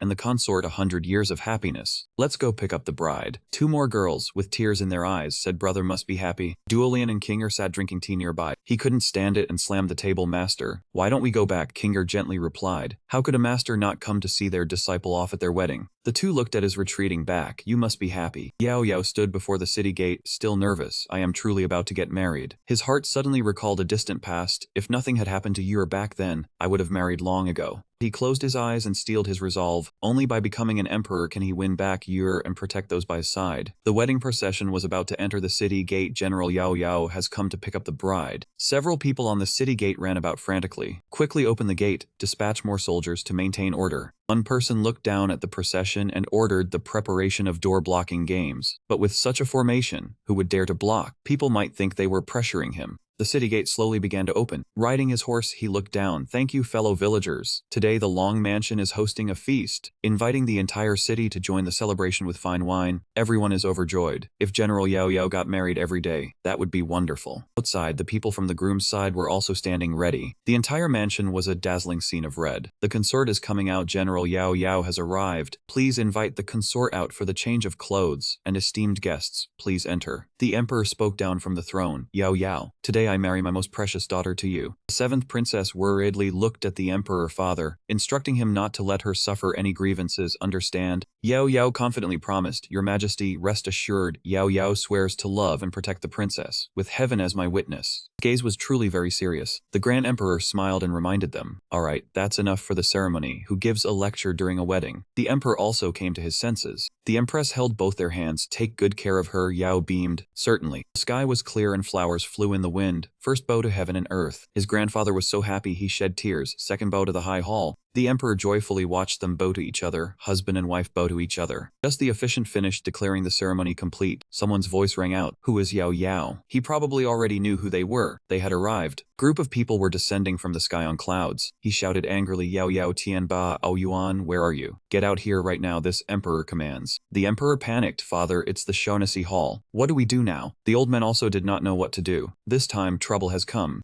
Yao Yao's grandfather stepped forward. I am Long Chanma. He was extremely irritated. Don't you dare cause trouble here. He widened his eyes in shock. He quickly swung a sword arc. Tianba was startled by that power, so strong, at least the mid-stage primordial emperor realm. The barrier he created was broken, his body protecting energy shattered. Another sword arc slashed down, he dodged it. Drag this out, destroy the palace. Mo Yi showed contempt, just a low-grade imperial practitioner and a child. Quickly call that responding emperor out, and this emperor might go easy on you. Yao Yao could no longer stand by. Today's my wedding day. Your uninvited presence is truly detestable. He stood there brimming with power, startling him. His face was extremely serious. I have decided I will capture all of these people and lock them in a dark room. A moment of silence passed among the three from Mo Yi's group. Several disciples burst into mocking laughter. Has this guy been drinking dumb juice? One laughed so hard tears came, laughing at him. A high-grade origin king. You are also a peerless genius, but your brain seems to have fallen out. He angrily scolded him. If the people the master wants are all here, then don't waste time. Let this emperor personally send you all down under. Huge halos gathered around him. Kid, I, a primordial emperor realm elder of the five-spirit holy land, want to see just how formidable you are to dare try to capture me. His true form was an extremely large ox. When he raised his sword, the ox also raised its sword. But someone stopped him. You people have quite the nerve, daring to defy the hall master's decree and break the rules. What crime is that? Yao Yao was overjoyed to see that person. The backup has arrived. The old man turned back with a kind smile. Little friend, long time no see. He shouted loudly, cutting off the conversation. Elder Tang, this kid has colluded with the demon emperor. Fei Yun, go back and report to the hall master. Lan Yi and Ji Huan Feng are still in their hands, their fate unknown. But the old man was not shaken. The hall master and the elders had already decided on the previous matter. Stop causing trouble. I am here this time at the hall master's invitation to invite Tian Balong to the secular imperial court to join the holy hall. But he adamantly refused to let it go. With my child so severely injured, how could I simply overlook it? Elder Tang, I have offended you today and I will personally confess to the palace master later. As soon as he finished speaking, the disciples immediately made their move. Elder Tang shouted in displeasure, how dare you? The seventh princess, frightened, tightly gripped her husband's arm. Yao Yao held her hand to reassure her, do not be afraid, I am here. But the two of them were stopped by a barrier. Yi lightly glanced at the beam of light in surprise. He still did not understand what was happening. What is going on? A phoenix wing flew out. Thangruk appeared with a smile. Lagging in my welcome. Please forgive me, your highness the celestial emperor. Another golden-haired man appeared. Jin Kang Yuan Huang Yuan Kang. Lagging in my welcome. Please forgive me, your highness the celestial emperor. Yet another old man appeared. Shen Feng Ying Huang Feng Jing. Lagging in my welcome, please forgive me, Your Highness the Celestial Emperor. Ziki did not back down either. Bukui Huang's son Ziki. Lagging in my welcome, please forgive me, Your Highness the Celestial Emperor. All four of them bowed respectfully. Huo Ying Huang, Huo Yu Yuan. Lagging in my welcome, please forgive me, Your Highness the Celestial Emperor. He felt as if a thunderbolt had struck his ears. Celestial Emperor. He immediately seized upon this to criticize Elder Tang. Do you see now, Long even colludes with the demon race. This time they must be eyeing our human territory. Yao Yao quickly spoke up to reassure him. Elder, do not worry. These demon sovereigns are here to attend the wedding and give gifts. They have no intention of invasion. I beg you to see clearly. Jiang Huang said sternly, that is correct. We came to present gifts to His Highness, the Celestial Emperor. If you dare to harm His Highness, our demon race will fight to the death with the Shangxuan Hall. Elder Tang coldly turned and walked away. Mo Yi, you immediately returned to the Holy Hall and apologized to the Palace Master. Take responsibility yourself. He could only put on an indignant expression. This is going too far in bullying people. Helpless, he had to shout, let us go. Tianba looked at his granddaughter with satisfaction. Yao Yao truly is. No wonder you remained so calm. It turns out you had such backing. After a moment, the Emperor spoke. Let us discuss the elder's matter later. Since you are all here, please come inside. The wedding of Yao Yao and the seventh princess is not yet over. I invite all the demon sovereigns to the feast. Long Yuanyu, please come in. The sky grew dark. The lanterns sparkled. The general and the princess truly are a perfect match. The man talented and the woman beautiful. Yao Yao raised his cup in gratitude. Today, I thank Elder Tang and the demon sovereigns for resolving the crisis. I am deeply grateful. Ying Huang replied respectfully, Your Highness the Celestial Emperor is too kind. Elder Tang said modestly, I only did a small deed. Even if I were not here today, you would have resolved the danger. I dare not claim credit. From his hand emerged a stream of green light. Light transformed into a small suit of armor. Coming in haste, these are 2 top-grade king-level guardian armors, a small congratulatory gift from this old man. One person showed dissatisfaction, you humans are truly stingy. For the Celestial Emperor's wedding, you bring only such things. She then produced an item. I give the bride this semi-royal rank undergarment to wear. Those below the royal rank cannot harm her. It is also to put His Highness the Celestial Emperor at ease. The seventh princess happily thanked her. A demon sovereign insisted on giving herbs. How rude of me. This is a spirit wind herb approaching a limitless little medicine king, a small token of this sovereign's regard. Ying Huang did not fall behind. I have an extreme gold stone to give to His Highness the Celestial Emperor. Elder Tang was still surprised. Why are you all so competitive? This boy Yao Yao has extraordinary connections. Suddenly, there was the sound of someone breathing out. Then Duok leaned close to his hand, holding 2 pills. Your Highness, those things are useless. These are the clear blood pearls this sovereign has hidden. 1 pearl extends lifespan by 100 years. The important thing is for Your Highness to use them tonight. That feeling, just try it and you will know. Yao Yao's eyes widened in shock. This sovereign is too attentive, but he humbly said, it is all for His Highness. Suddenly someone pulled him away. Drink properly, do not disturb His Highness. Being dragged away roughly, he still managed to say, remember to use them. Meng Fei and Yun, he were happily drunk. Boss has finally gotten married. From now on the sister-in-law will take care of you. Their actions annoyed him. These guys. Lu Zi suddenly grabbed his clothes. It clung tightly to Yao Yao, crying, boss, Lu Zi cannot bear to depart. Yao Yao was also startled. You have had too much to drink. Suddenly someone stepped over and kissed his cheek. The kid is drunk and still being messy. The seventh princess was happy. Everything today is like a dream. I am your wife now. He looked lovingly at Ruo Dai, lightly leaning on his shoulder. From now on you are my wife. He looked around and sighed. A few years ago I was alone and useless, despised by others. Now I am a top-grade dual king, possess the ancient demon sovereign's inheritance, the secret of the 9 pillars, friends like clouds, a beauty by my side, obtaining power and treasures as easily as taking them from my palm. 2 stood together gazing at the moonlight, not knowing what the future would bring. Luo Ying at this moment also looked up at the night sky. Yer sat on the rooftop, tilting her head as she waited. The bright moonlight shone down upon where she sat. The night sky was full of bright stars. His mother sat near his grandfather, holding a cup of wine as if offering a blessing. It is so good. I could wait until this day for Yao Yao. This mortal body is fully content in this life. His grandfather stood up holding his wine cup. Yao Yao, Grandpa wishes you and the 7th princess a harmonious union forever. He also raised his cup to return the kindness. The 7th princess smiled brightly. Ruo Dai will not fail the trust placed in me. I will face everything together with the husband. Suddenly a voice came from outside the door. What about me then? His eyes widened in surprise. Yer appeared as a physical person, truly a happy family. This house should not have me. Everyone was always meant to be like this. Very good. Yao Yao stammered emotionally.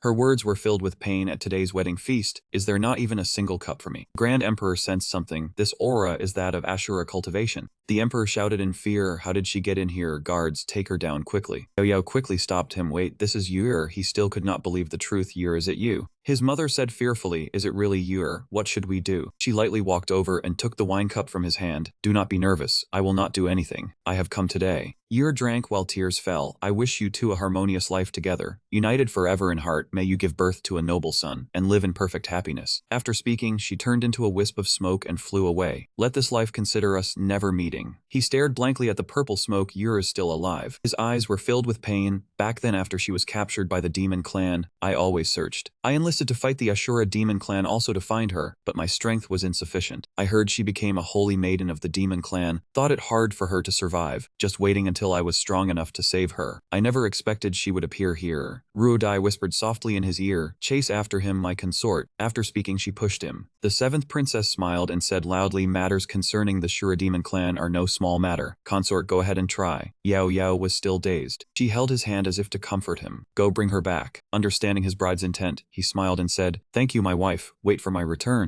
Yao Yao flew away with great determination. "Long Yuni, you are my woman. I will definitely find you." He ran chasing after the two people ahead. "Yuni, don't go." The masked man was about to cast a spell. "Yuni does not want to follow you. Get lost, don't make me kill you." Yao Yao immediately rushed over. "Let me speak to Yuni myself." A stone shot out a rope, binding him. A thorny rope tried to tighten around him. Even so, Yao Yao still tried to move forward. "Yuni, don't go. I will definitely find a way to take you home." She only stammered, "My home is in the Shura Imperial Dynasty. I get along very well with their uncle, and in the future, I will try to stop the war with the Diodung Imperial Dynasty." She cried and kissed his forehead. "So Yao Yao, forget about me." This young man couldn't bear it and shouted, "No." Tears fell to the ground, sparkling like stars. Yao Yao still tried to run after her. "Yunai." Suddenly his hand grabbed someone's hand. "Don't go." It was a strange girl who winked. "Brother, you are awake." Yao Yao quickly waved his hand. "Sorry, I didn't mean to, may I ask?" The old man struck him, breaking the boat. "Who allowed you to come near?" "Beast, back off." The girl quickly stopped her. Father, he didn't mean it. I worked hard to save him." "What if you kill him?" The old man still did not stop. "Even if he dies, that's fine. We'll throw the body away tonight. This kid is nothing except handsome, not worthy of your care." His hand trembled and reached out. Yao Yao held the girl's hand. "Please don't argue, it was my carelessness. Please tell me where this is." The father did not hesitate to slap his hand away. "You still dare to touch." The brilliant sunlight shone down on the village. "This is Yitang village. I am Mintu Mak. 7 days ago I found you outside the village and brought you back." He gently bandaged his forehead from a corner. "Thank you. Right, I was chasing after Yunye." He recalled that moment. "Mama, don't kill him. Let's go, Yunye." His eyes held a distant sorrow. He was injured by the royal realm powerhouse beside Yunye, and ultimately could not keep her there. He teased a bit too much from a corner. With such an ugly expression, "Did your wife leave for far away?" Yao Yao gently touched his wound. "Why do you say that?" The girl recalled and analyzed. "Because that day I picked you up, you were wearing a wedding robe." Chasing while wearing a wedding robe? If not your wife, then what? With such a miserable expression, you probably couldn't catch up, right? He held his head in frustration. "Although you say that, there is no major problem. My situation is a bit more complicated." She muttered, "Anyway, you have no wife, and I was the one who saved you." He slammed his hand on the bed from a corner. "Then it is simple." The girl approached. "How about staying at my house? Repay the life-saving grace with your body." Yao Yao quickly refused. "Sorry, there is someone waiting for me at home." The girl laughed while holding her stomach. "Just kidding, your expression is so funny." He felt uncomfortable. "Don't joke like that. If there is anything I can do, just tell me." The girl picked up a basket of herbs. "You were silent after waking up, but just now you are much better. Whether to go or stay, follow nature. You rest now." Only he remained in the room thinking. Follow nature. Yao Yao sat cross-legged to train. "If I am strong enough, the world naturally cannot hinder me. But before that, what is mine is mine. What should not be mine will not be mine." Behind him appeared a yin-yang 8 trigrams pattern. Able to take a step further, the light shot straight into the sky. The father smoked his pipe in the yard. Quite the talented kid, understanding in an instant. This posture means he wants to reach the threshold of the royal realm. But don't you even think about bringing him home. Mak 2 found it amusing. Finally, before leaving the demon realm,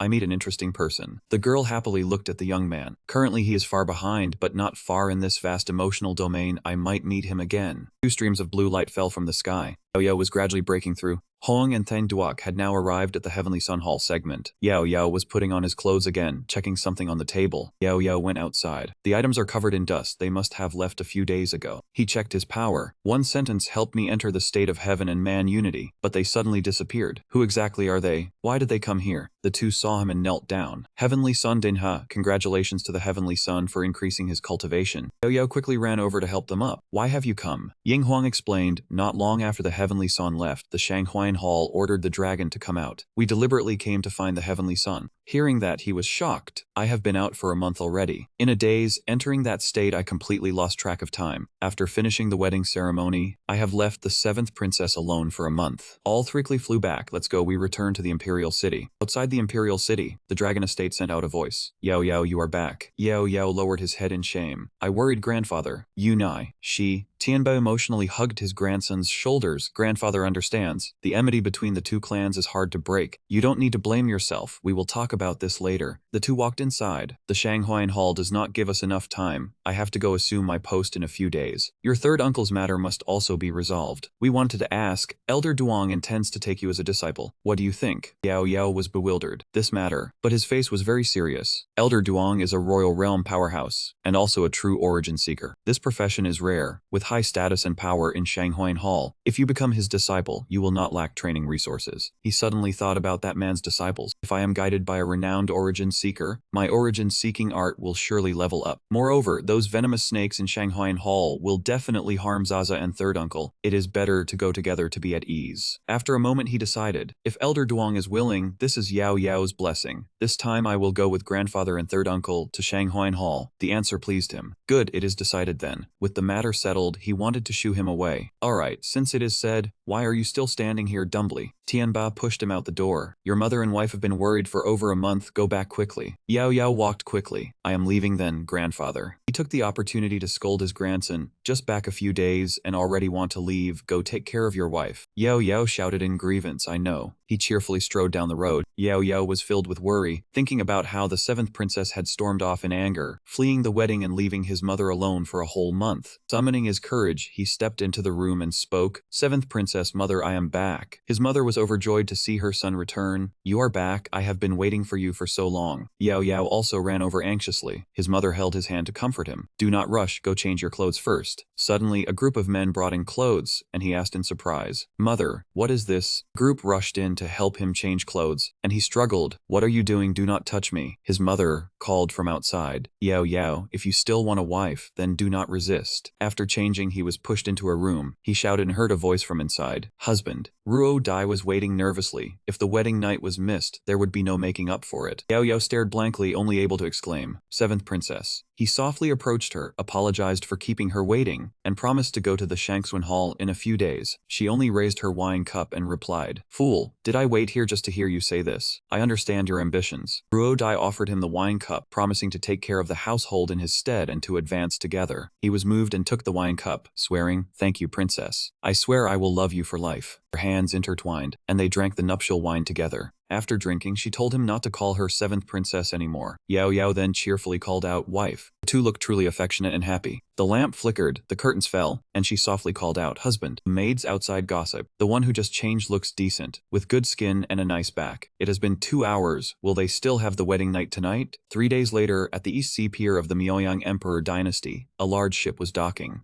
Meng Fei teased Yao Yao, asking why his sister-in-law didn't see his brother off. He irritably pushed him away, saying if he had time for nonsense he should go train, because by the time he returned you would be emperor. 3 days later, Yao Yao finished arranging everything and left the Radiant Sun Imperial Dynasty with Tianba, Aoyuan, and Xiaowei at the East Sea dock. Meng Fei listened to him and shouted, Does your brother think everyone is as annoying as you are? Tianba quickly reminded everyone to say their goodbyes and set off. All 4 people on the boat kept waving goodbye. Ren Yi clenched his fists confidently and said the boss might be left behind by us next time. Yun He stretched vigorously and said let's just go train. Meng Fei and Lu Zi also chimed in agreement. In the Dragon Prefecture Imperial City, Ruo Dai lay in regret. Truly too annoying. I said today I should have seen him off. Cheng Ni watched the sun rise at the Imperial Academy and sighed that having too good a disciple was also worrying. But if it is you will definitely shine at the Profound Firmament Hall. The boat swayed on the huge waves. Yao Yao stood on the gunwale, feeling dizzy and sensing an inexplicable pressure. Xiaowei speculated he had caught a cold. Yao Yao sniffled and said it must be Ruo Dai missing me. Ao Yuan hugged the beauty's shoulder and laughed, You poor thing, and the 7th princess. Newlyed and already separated. Yao Yao angrily muttered to himself, Then third uncle, don't force-feed dog food in front of me. He looked at the vast ocean, silently asking how long this trip would take to reach the Profound Firmament Hall. The two of them replied affectionately that at this speed, it would take about 10 days to reach the Teleportation Island. He wondered about the name Teleportation Island. Xiaowei patiently explained that the Profound Firmament City was much larger than the Radiant Sun Imperial city. The climate of the East Sea was unpredictable, with many beasts and dangers, and it might take a whole year to be safe. She then talked about the scenery of Teleportation Island, saying there were many cities and major and minor powers in the Chaos Holy Land, and the Profound Firmament Hall was just one of them. We have to find the Teleportation Island of the Profound Firmament City to get there. Yao Yao suddenly thought of something, I see, then fell into a worried contemplation. Arriving at the Profound Firmament City, we might run into the He family causing trouble. I must conserve my strength these days. Suddenly, the boat shook violently, causing panic. What was that? Blue sharks were attacking the boat. They were enormous, incredibly strong, extremely fast, and always moved in packs. Ao Yuan said irritably that they were still here. They wanted to destroy the ship. Jia Wei cowered in her husband's arms, telling him to just fly over this section. Don't get entangled. Yao Yao confidently jumped down towards the shark pack. No need. Everyone just keep going. Tianba reached out to stop him, asking what he was doing. The vicious sharks looked at the leader whose head he had just stepped on. He said he came here to catch a few to pull the boat.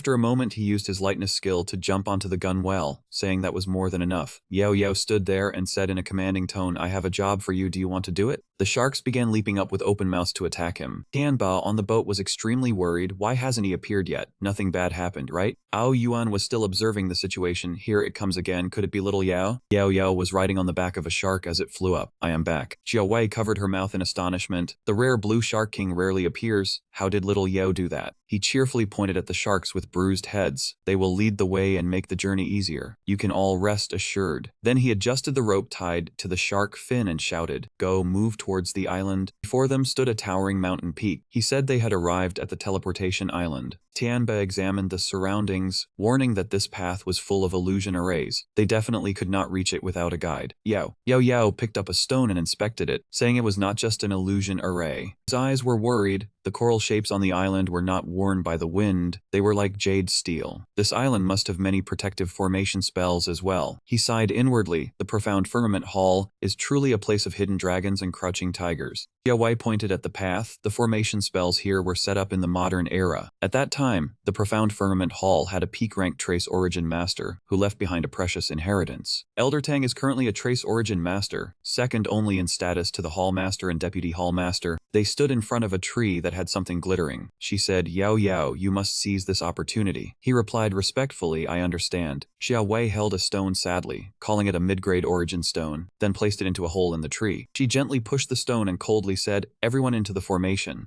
A light formation spell enveloped the space. The teleportation formation began. Even Yao Yao was astonished. The origin energy density here is so thick. A person appeared, pointing at the magnificent city. Welcome to the Profound Firmament City. Tianba was amazed. Is this really the Profound Firmament City? It is much larger than the Imperial City. Xia Wei enthusiastically introduced it. The city is even livelier inside. Let us rest first after entering the city. I will take everyone sightseeing. But two soldiers stopped them. Wait, you cannot enter. She asked irritably what the meaning of this was. We are from Elder Tang, newly arrived. How dare you block us? The two soldiers said they were only following orders. She grew angrier. Whose orders? Someone appeared, curling his lip slightly. He Ming, riding his pet, said I dare not block Elder Tang's honored guest. But my dear sister and the man with her had better not even think about entering. Jia Wei stopped Ao Yuan and spoke sternly. He Ming, my affairs do not concern you. I will go report to father myself. He lost his composure, still mentioning father. If you had not chosen this hick, father would not have lost the city lord position. He went mad. All the shame of our He family is thanks to my good sister. Do you still have the face to return home? Jia Wei was horrified. What, father's city lord position? Ao Yuan seized the moment to kick He Ming's pet beast. His face was full of anger. Because you bear the He surname, I am giving you a chance to explain. He Ming was not to be outdone and struck back. I am talking to my sister. Why are you, a piece of scum, interfering? He immediately drew his sword to chop off his hand. Get your dirty hand off. While Ao Yuan was holding the beast's snout, Tianba stopped him. Starting a fight in front of me, do you think I am dead? Tianba just flicked his hand, sending both man and beast flying. He Ming vomited blood and glared back in fury. Yao ran over and grabbed his collar, smugly saying it was inconvenient to speak with some elders around. If you want to block people, you should first check your own strength. He Ming still refused to yield, saying if he entered the city, he would have to deal with the He family and the Mo family. He remained calm and sneered scornfully. So what? You are not even qualified to speak for the He family. In a few days, Long Jiang will bring people to visit your mansion. I hope you behave yourself by then. Suddenly, someone appeared and coldly said, No need for a few days. Elder He stood imposingly before them, bellowing at He Ming to get up at once. He Ming saw his father and turned pale. Father. He quickly threw off his hand, and he thought a peak lower grade emperor realm. Yanba was surprised. Your aura is truly immense. He also assessed and evaluated a mid-stage lower grade emperor realm is formidable, but he is still a bit weaker than me. Xiaowei looked at him sorrowfully. Father, what are you doing here? I will explain when I get back. Ao Yuan immediately bowed respectfully. Uncle He, this junior is Ao Yuan. Elder He had now seen his daughter. He looked at her and spoke softly. Come back with me. Xiaowei could only utter one word before falling silent. He ordered his subordinates to get ready. As long as you cut ties with this man, you can still be a member of the He family. She struggled as the two soldiers grabbed her. Father, I am already married. Elder He coldly replied. I never agreed. Yao had already stood before them, telling third uncle and third aunt not to waste words on someone without eyes. Amin angrily pointed a finger at his face, cursing him as an ill-mannered country bumpkin who dared to interrupt the elder's affairs. Yao raised the token, causing him to pale, and asked if he now had the right to speak. He could not believe his eyes when he saw the Azure profound command. He remained calm as he ordered them to release third aunt and stop making trouble. That man stubbornly resisted, insisting the token was fake and threatening that no one would dare release her. Yao challenged him to bear the consequences, and the guards began to waver, unsure who obey. That man arrogantly ordered the guards to arrest Yao, claiming the token was fake and that he feared nothing, and that they would take him to see the clan head for verification. He remained completely unruffled, even smiling with confidence and challenging, telling them to come over. Elder Ha finally could not sit still. He spoke, telling everyone to be silent. He looked at the token in his hand, recognizing it as Elder Tang's. Yao's smugness lessened as he confirmed it, demanding that he not make things difficult for third aunt, or it would be hard to explain later. Hearing what seemed like a threat, he showed contempt, asking him what gave him the right to say that, thinking he could not intimidate him. Yao did not stop attacking, saying that as the clan head he must know what matters, and in his heart he was full of contempt, because the man still wanted to suppress him with the aura of a false king, truly a fantasy. Elder Ha stepped aside, feigning a reminder that the Azure Profound Hall had many elders, hoping he could keep this token. Xia Wei, still grieving, told her father she had returned home openly and honestly, but he only indifferently told her to know her place. Xia Wei thought these people were unreasonable and needed a chance to teach them a lesson. He glanced at his son with displeasure and told him to shut up. Ao Yuan embraced his shoulders, asking after his niece, if Yao was alright. He held his trembling knees, said he was fine, but inwardly wondered if old Ha was trying to pressure him, make him lose face, or test him. Hauai ran over, grasping his hand with regret, apologizing because her father was always so unreasonable, never expecting Hamine would dare block their way. Yao scratched his head awkwardly, hoping third aunt would not blame him for his rudeness. Xia Wei's eyes glistened as if she would cry, saying she was the one who felt guilty for not having entertained them properly, and that her family's attitude was too stubborn.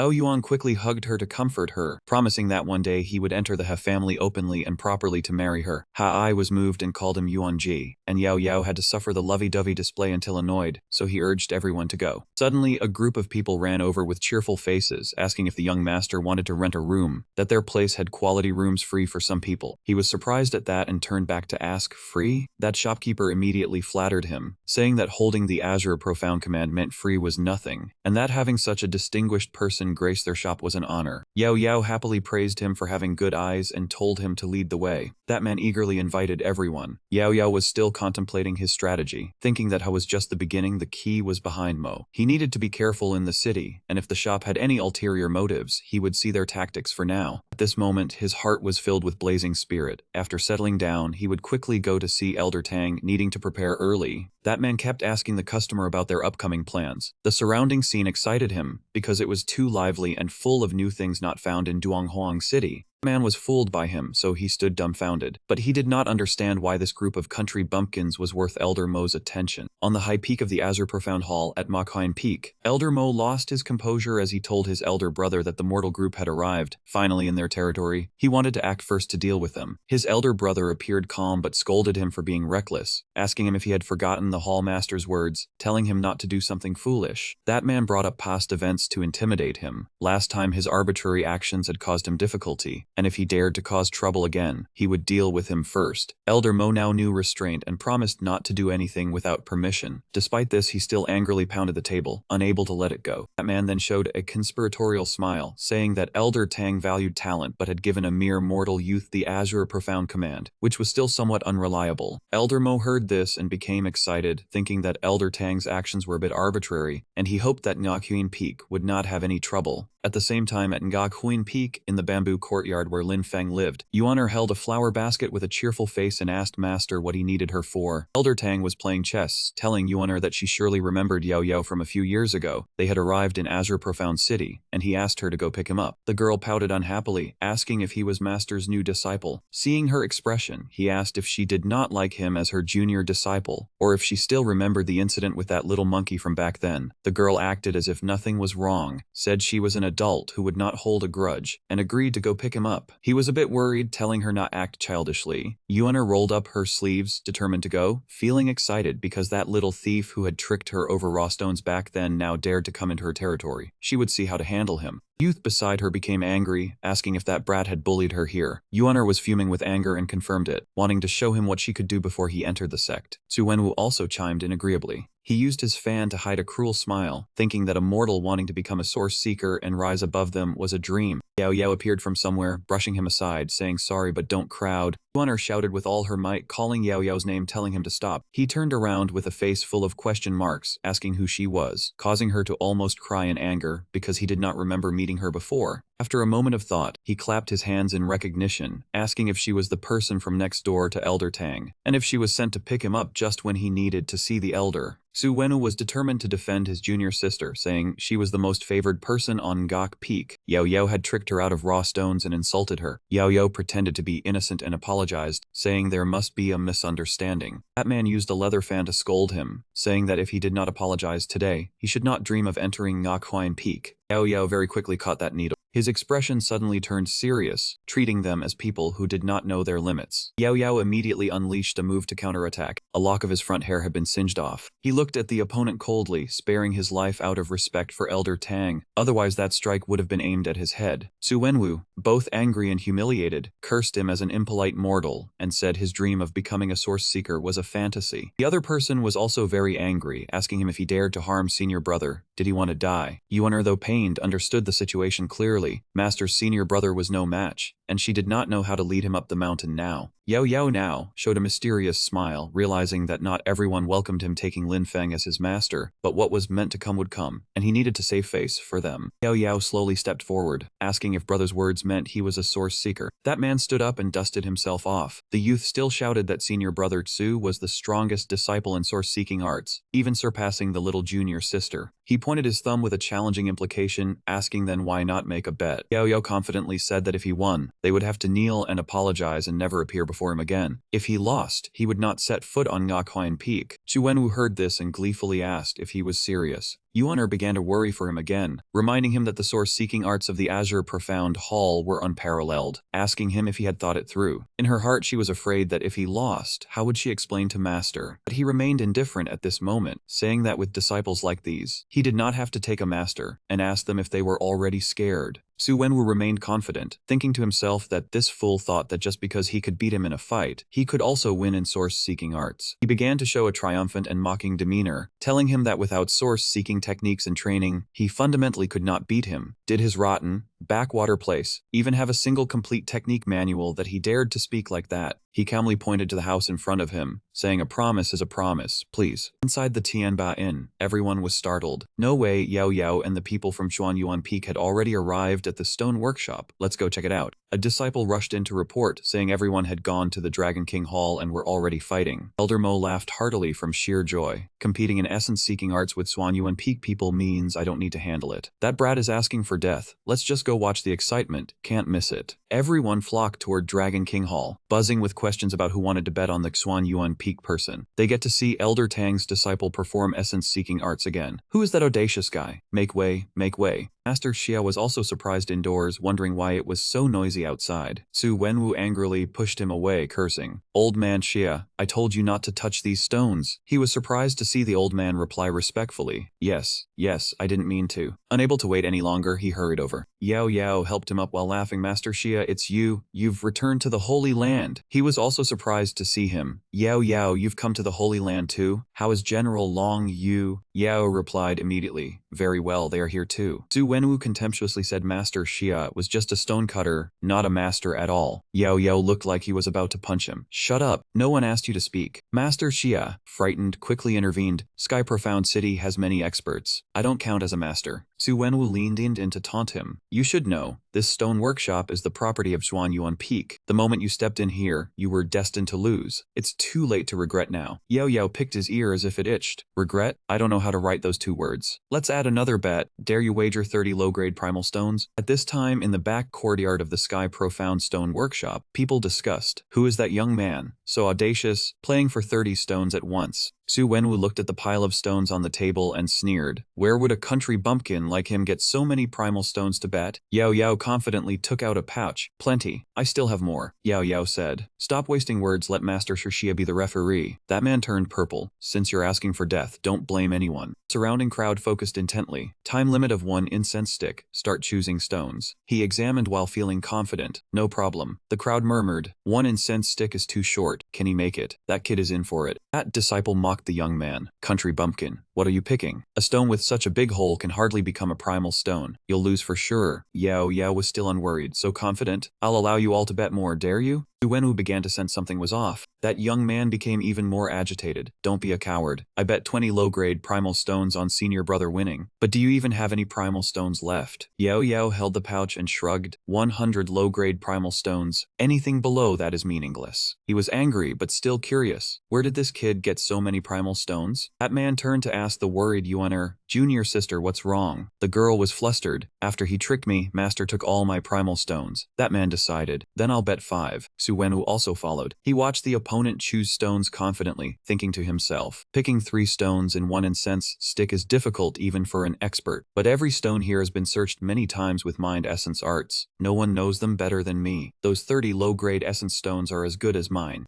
Yahello kept inspecting each stone. The stones here were all old stones. The rate of refining them into old stones wasn't low. 9 out of 10 bets were lost, but the primal veins of the Holy Land were far superior to the mortal world. He could try to win on quality. Yuaner was still worried. Brother, do you think Yahello has a chance to win? That man smiled confidently. No way. Senior brother Xu's essence seeking has reached the peak of a gold-grade essence seeker. Even finding them in time is a problem for him. After a while, he picked up his first stone. I've chosen Su Wenwu. After some hesitation, also finished. I'm done too. His heart was astonished. So fast. I've only just found one I liked. Colorful stones shimmered in the sunlight. Master Xia was flustered because he had never seen so many primal stones. Su Wenwu decided, thank you all for your trust. Let's open the stones. He took his knife and cut the stone while concluding. Su Wenwu, first stone valued at 400 primal stones. The stones were cut one after another slowly. The shimmering stone in Master Xia's hand was estimated at 1,200 low-grade primal stones. He grew even more arrogant. Just this piece earned 800 primal stones. Yahello, what about you? Yahello pointed at the stone with a hole in the middle. Then I'll cut this one first. He stopped Master Xia, who was worried for him. But you guys said if there's no primal stone, dare you bet? Su Wenwu raised another pouch, 10 mid-grade primal stones. I bet this one will have primal stones. In? The crowd buzzed. Again, how can a mortal have so much money? Su Wenwu broke into a sweat, thinking to himself, don't you try to play word games. If there are a few red primal stones inside, we lose. He lost confidence. No need to bet. Open it. Everyone focused on Master Xia. Everyone nervously watched for the result. He let out a disappointed sigh. No primal stone, a loss of 500 low-grade primal stones. Those people held their heads in regret. What a pity, we should have bet earlier. I told you there was none, I shouldn't have been fooled. Yahello made a teasing face. Lucky I didn't bet. I almost lost 10 mid-grade ones. Su Wenwu was furious. I shouldn't have been fooled. If I had bet, those 10 mid-grade stones would be mine. He placed another heavy stone on the table. Round 2, I opened this one. How much to bet? 10 mid-grade stones, dare to play. Su Wenwu analyzed the stone slab. This one isn't large in volume, the stone isn't pretty, probably not good quality. His face was full of cunning. My judgment is correct. You think I'm scared? You lose this round. Yahello smiled brightly, then put the primal stones out. He hesitated. Where would I get so many primal stones? A voice came from the high floor. I trust the eyes of Xuanyuan Peak's disciple. Elder Mo used his own money. Count those 10 as mine. He thought, a civil war in Xuanyuan Peak. Let me add fuel to the fire. Master Xia finished cutting the stone and announced, Su Wenwu, second stone, 1 light aberration primal stone, worth 2.5 low-grade primal stones. The crowd muttered. This time, senior brother Su wins. Regained his smug expression. Yao Yao, the second stone decides everything. A blinding light from the stone surrounded a terrestrial aberration primal stone, 1.5 stones, making it 3.5 low-grade primal stones. Su Wenwu was furious. Another aberration? Just a little short. Yao Yao shook his fist at Elder Mo. Thank you, Elder Mo. I'll take these 10. Want to continue? Don't tell me you're scared after just one loss. Angry, he had to hold back. A junior causing trouble. This old man just wants some fun. If we bet for real, I fear you don't have enough primal stones. Yao Yao replied, then ask how much you want to bet. He considered to himself. That kid took out 130 low-grade ones. Only dared to bet once. He must be out of money. Plus my 10, he has 20 mid-grade left. I'll just throw out a number he can't match to shut him up. He pulled out a very large pouch confidently. Is 100 mid-grade primal stones enough? Everyone was shocked. That much. 100 mid-grade stones? No wonder he's Elder Mo. He pretended to provoke. It seems you're not qualified to bet with me. Yao Yao didn't let it go. Elder Mo, don't rush. He knelt down with a feigned respectful expression. I still have to thank Elder Mo for losing those 10 mid-grade stones to me. Otherwise, I wouldn't have enough for 100. He thought to himself. Did you think you could fool me so easily? Elder Mo gritted his teeth. He decisively placed the stone down. I'm in. I wonder how Elder Mo wants to bet? He held the money pouch extremely annoyed. This time, he had no choice but to bet. Tianba appeared to stop her grandchild Yao Yao. Don't act rashly. Elder Mo was examining each stone. The first piece helped Yao Yao profit 500 low-grade spirit stones, while he earned 800 from Yun Yu. The second stone netted Yao Yao 1,500 spirit stones. Xu Wenwu earned 1,000. Although Yao Yao won this piece, he still owed that man 800 low-grade spirit stones. Pondered for a long time before deciding. Yao Yao only had one stone left worth 300 low-grade spirit stones, but 800 mid-grade stones were worth considering. He smiled brightly. Let's tally it up then, junior disciple Su. I trust you won't disappoint me. Su Wenwu felt immense pressure looking at the stone slab. He thought he couldn't lose. The final piece containing spiritual energy surely held a large spirit stone. He couldn't lose to this country bumpkin. He seemed to have nothing left to lose. Open it. Master Xia put all his strength into chopping the stone. The stone slowly cracked, revealing its interior. Elder Mo was extremely surprised. What is this? Su Wenwu couldn't believe it. Impossible, how can there be no spirit stone? The patterns on the stone are correct, the spiritual energy is fine. There should be at least 5 stones. Yao Yao picked up the stone sample and observed it. The patterns expand when essence converges to form spirit stones. This piece would become a great spirit stone in a few dozen years, but you destroyed it. What a pity, you lost 3 pieces in one go. You lost. Xu Wenwu, bitter and enraged, tried to strangle him. What are you doing? I'll fight you.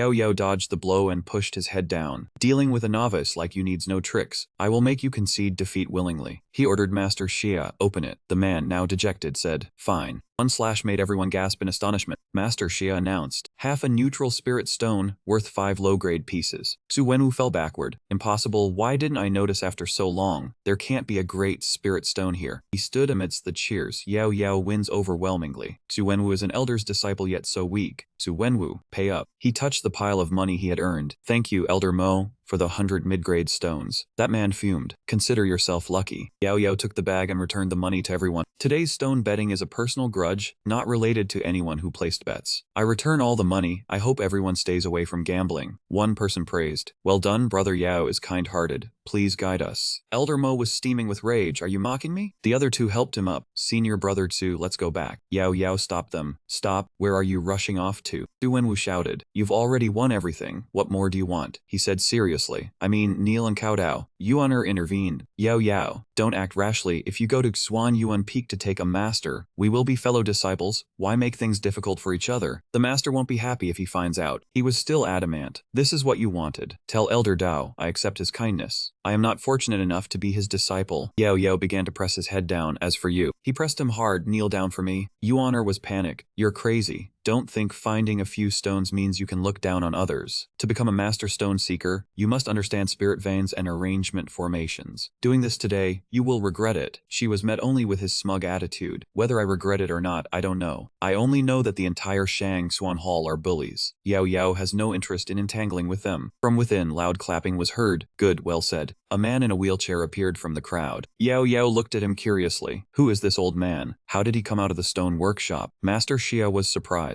Why has he suddenly come? Haven't seen him for years. That disciple charged forward. Where did you come from, old man? Dare to meddle in Shang Xuan Hall's affairs? He quickly shouted. Stop. The old man's eyes turned a fiery red. He pressed his hand down on the wheelchair. A powerful strike erupted, covering the entire space. The lead thug was severely injured. Where did this old man come from? Couldn't believe it. This old man's hand displays strength surpassing the imperial rank with precise body control. I offended Shang Xuan Hall. I must find a way to leave. The old man observed him and then spoke. Good stock. Don't let these blind fools misunderstand. Take me as your master. He immediately bowed respectfully. This junior has only one small request. I beg the senior to protect my family from Shang Xuan Hall. Tianba, while bowing, scolded. Yao Yao, don't be rude. The old man found it amusing and laughed. It's fine, is that the only request? As long as I am here, no one from Shang Xuan Hall will dare to act. Call me master once. Let me hear it. He immediately bowed 90 degrees. Disciple Yao Yao pays respects to master. The crowd buzzed with discussion. Never thought this old man, about to die, could take on such a good disciple. The old man in the wheelchair went ahead. Follow me, Tianba advised. Yao Yao, train hard, don't worry about me. Yuaner suddenly grabbed his hand tightly. You can't go. You already agreed to Xuan Yuan peak first. The old man looked displeased. Yao Yao calmly said, Master, I can handle this. He looked at the girl in confusion. I didn't take any master. You clearly didn't want me to go to Xuan Yuan Peak. She stammered. I only wanted you to apologize. Who told you not to submit? Consider this me begging you, ask anything of me. Suddenly he smiled slyly. Really? Yuaner blushed with embarrassment. What? Yao leaned close to her. You'll do anything I say? She broke out in a cold sweat from tension and fear. Yuaner quickly covered her body. Dumb near. The two senior brothers went mad. Still not letting go, do you want to become an enemy of Shang Xuan Hall? If you dare bully our junior sister, I'll fight you. He only showed contempt relying on you? Those two were silent, not saying a word. He turned back to scold the girl. A bunch of cowards. See their true colors now. Don't think having someone to back you up will keep you safe. Yuaner looked after him in confusion. You still want to leave? Yao was annoyed. I have no interest in a domineering house like yours. You can't keep me here. Please tell Elder Dao, thank him for me. Yao has already taken a master and is busy training. I won't be going to Xuan Yuan Peak. Yuaner sat down, her whole body trembling. It's over. How will I explain to master? At that moment on the third floor of the stone workshop, the old man sat at a distance watching him. The child is truly good. Yao explained. It's just to make those people give up. Elder Dao really helped me. I should still save face for her. The old man's gaze turned stern. All right, now that you are here, I, your master, can teach you for 3 years. His expression was very severe. Starting now, aside from listening to my lectures, the rest of the time you must train outside in the yard. Every second, every minute. We only speak of cultivation. It's too late for you to regret it now. He could only look back there with an awkward expression. The old man began to display his power to control the stones. Yao also tried his best to control the stones as he wished. In the following days, he focused day and night on training. At this moment, he was sitting in meditation among the surrounding stones. 2 months later, a bird flew past and dropped its droppings. Droppings landed right on the head of a stone statue. Suddenly, a burst of light emitted, startling him.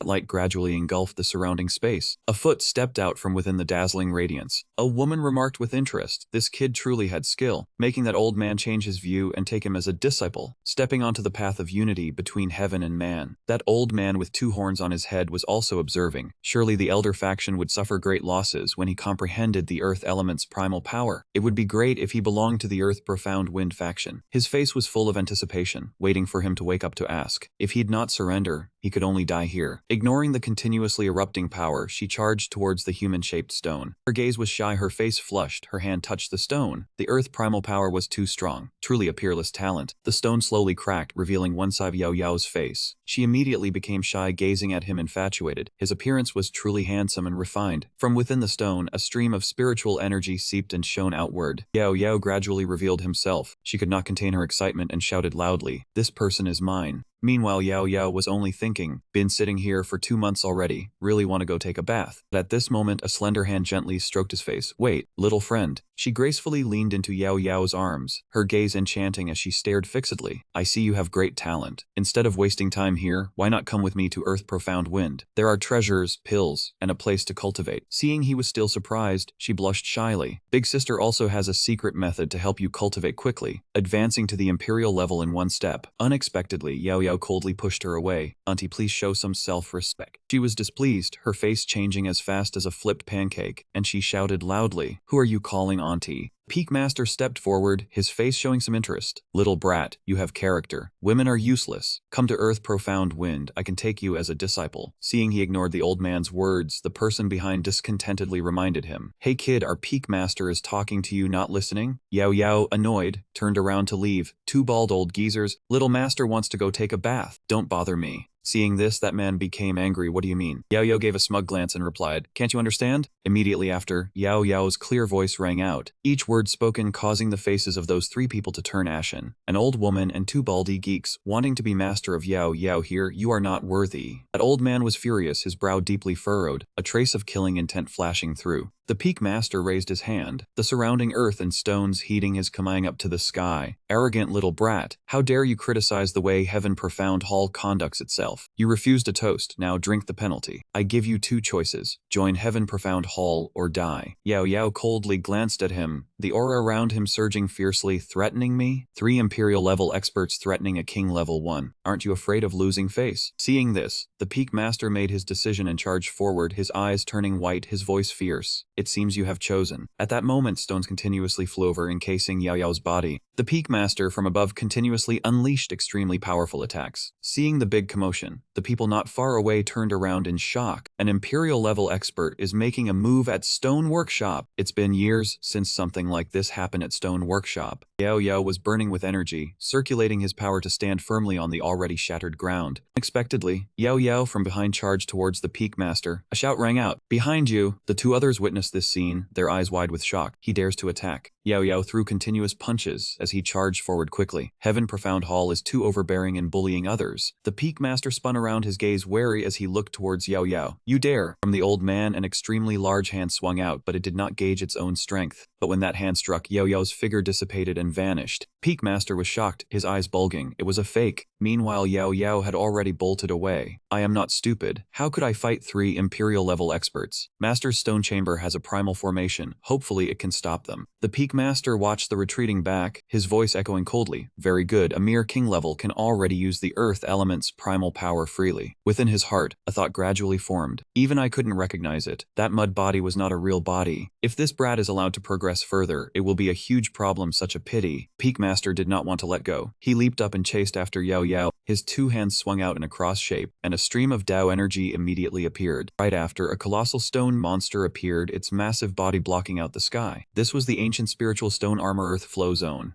Yao Yao was cold, his gaze wary as he looked behind him. The pressure was so strong it slowed his movements. Suddenly, under his feet, a surge of earth and rock clung tightly to him. Seeing him in trouble, Yao's master immediately unleashed a technique, suction. The words had just fallen, and the ground beneath the peak master's feet shattered. The old man panicked and immediately spat blood. How can this be? From behind, the other two shouted, Peak master. He was secretly horrified. This is crazy. That old man actually has such strength. Meanwhile, the master was sitting on a chair, his face extremely wary. From today, the 3rd floor of Stone Workshop is closed. His gaze suddenly turned cold, each word ringing out, anyone who enters will be killed without mercy. On the other side, the faces of those 3 people gradually changed color. Yao Yao appeared and immediately heard non-stop coughing sounds. Seeing the master spitting blood, Yao Yao quickly rushed over to support him. Master, the old man's expression was somewhat sorrowful, his voice filled with helplessness. Still cannot use it. Yao Yao was worried, so he offered the small bottle in his hand. Master is injured. This life essence is beneficial to you. The master immediately pushed the bottle away, refusing. No need. If ordinary pills worked, those Imperial level brats wouldn't be running up to me. For my body, even pill stones are useless, which is why I wanted to quickly pass everything on to you.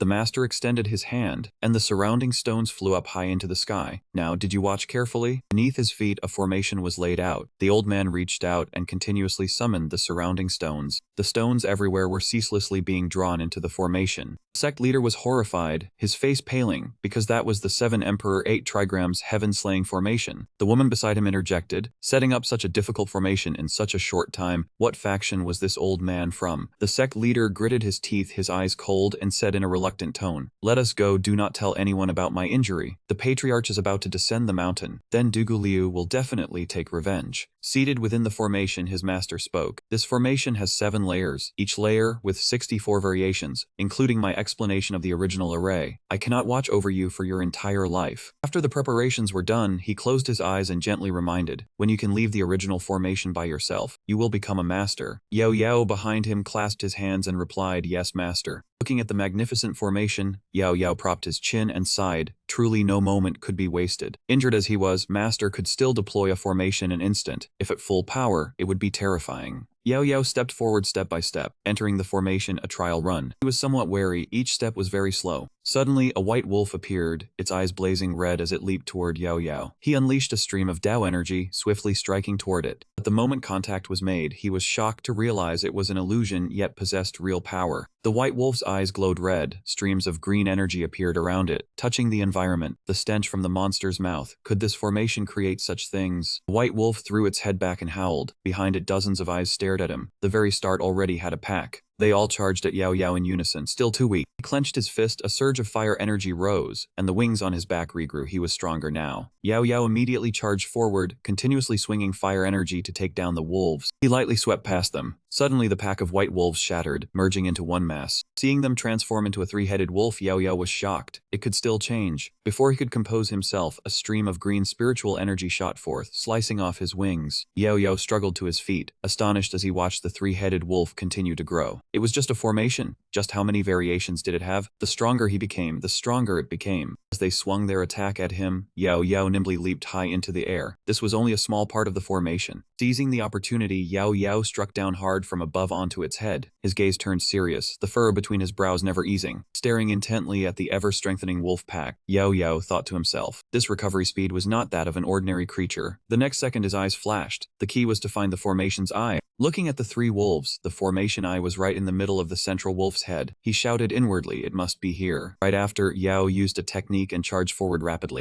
The wolf pack threw their heads back and howled in challenge. Yao Yao was horrified, his eyes wide. He had been tricked. This was not the formation eye but a trap. The ice around him continuously shattered into countless pieces. Yao Yao stood frozen in shock within the formation's lightning. His face gradually darkened. If Master had not left a path of life, his mournful voice sounded, he might have been killed by the monster right there. This wicked formation was too nerve-wracking. Saying this, Yao Yao composed himself, but then thought again that he was in the treasure vault, and could not rest for a single moment. Time swiftly passed. 3 months later, Yao Yao was now incredibly powerful. Looking at the base formation before him, he was satisfied. The last formation, except for the astral totems. From behind him a hand appeared. "So handsome, I really like you." A beautiful girl appeared, pressing close to Yao Yao. "My forest is so cold, little brother, warm me up." Yao Yao was shocked, inwardly speculating if this was a mental test. His eyes could not help but wonder, is it over or did I guess wrong? The girl approached, her face gradually changing. "Brother Yao Yao, are you alright?" Yao Yao was suspicious. "It still is not over." His face grew sterner, reaching his hand toward her, the final formation eye. Grabbing her hand, he pulled her close. Caught off guard, the girl cried out, "Hey." Her face flushed, her fearful eyes stammering nonstop. Unexpectedly, the next second, she used a technique to send Yao Yao flying. "You hateful thing." Yao Yao was knocked down lightly. His face gradually grew pale, sweat falling. Wait, the illusion has been dispelled. As for the girl, she was now shyly covering her face and running away. She felt somewhat wronged, her face constantly reddening, tears falling. "Enemy, I originally came to apologize, but just now, will he be angrier?" As she was thinking, a voice rang out, "Little junior sister." The girl ignored the call and hurriedly ran off. Yao Yao behind her scratched his head in bewilderment, thinking to himself, the most urgent matter was Master's health. Other herbs were ineffective, but the phoenix grass could work, yet refining it was not easy. As Yao Yao passed by, Diane taunted him. The turtle just came out of its shell and already made the little junior sister cry. Su Wenwu behind him had a sinister expression. "I know someone in the city who can deal with him." Yao Yao entered the city alone. The wind chimes from the beginning rang clearly and continuously. Yao Yu sat arrogantly in a large sedan, surrounded by a crowd of followers. Those people were noisy, the space began to grow chaotic. Yao Yao was somewhat dazed as he looked over. That group of people continuously acted arrogantly, bullying the weak. Suddenly a thug forcefully slapped his shoulder.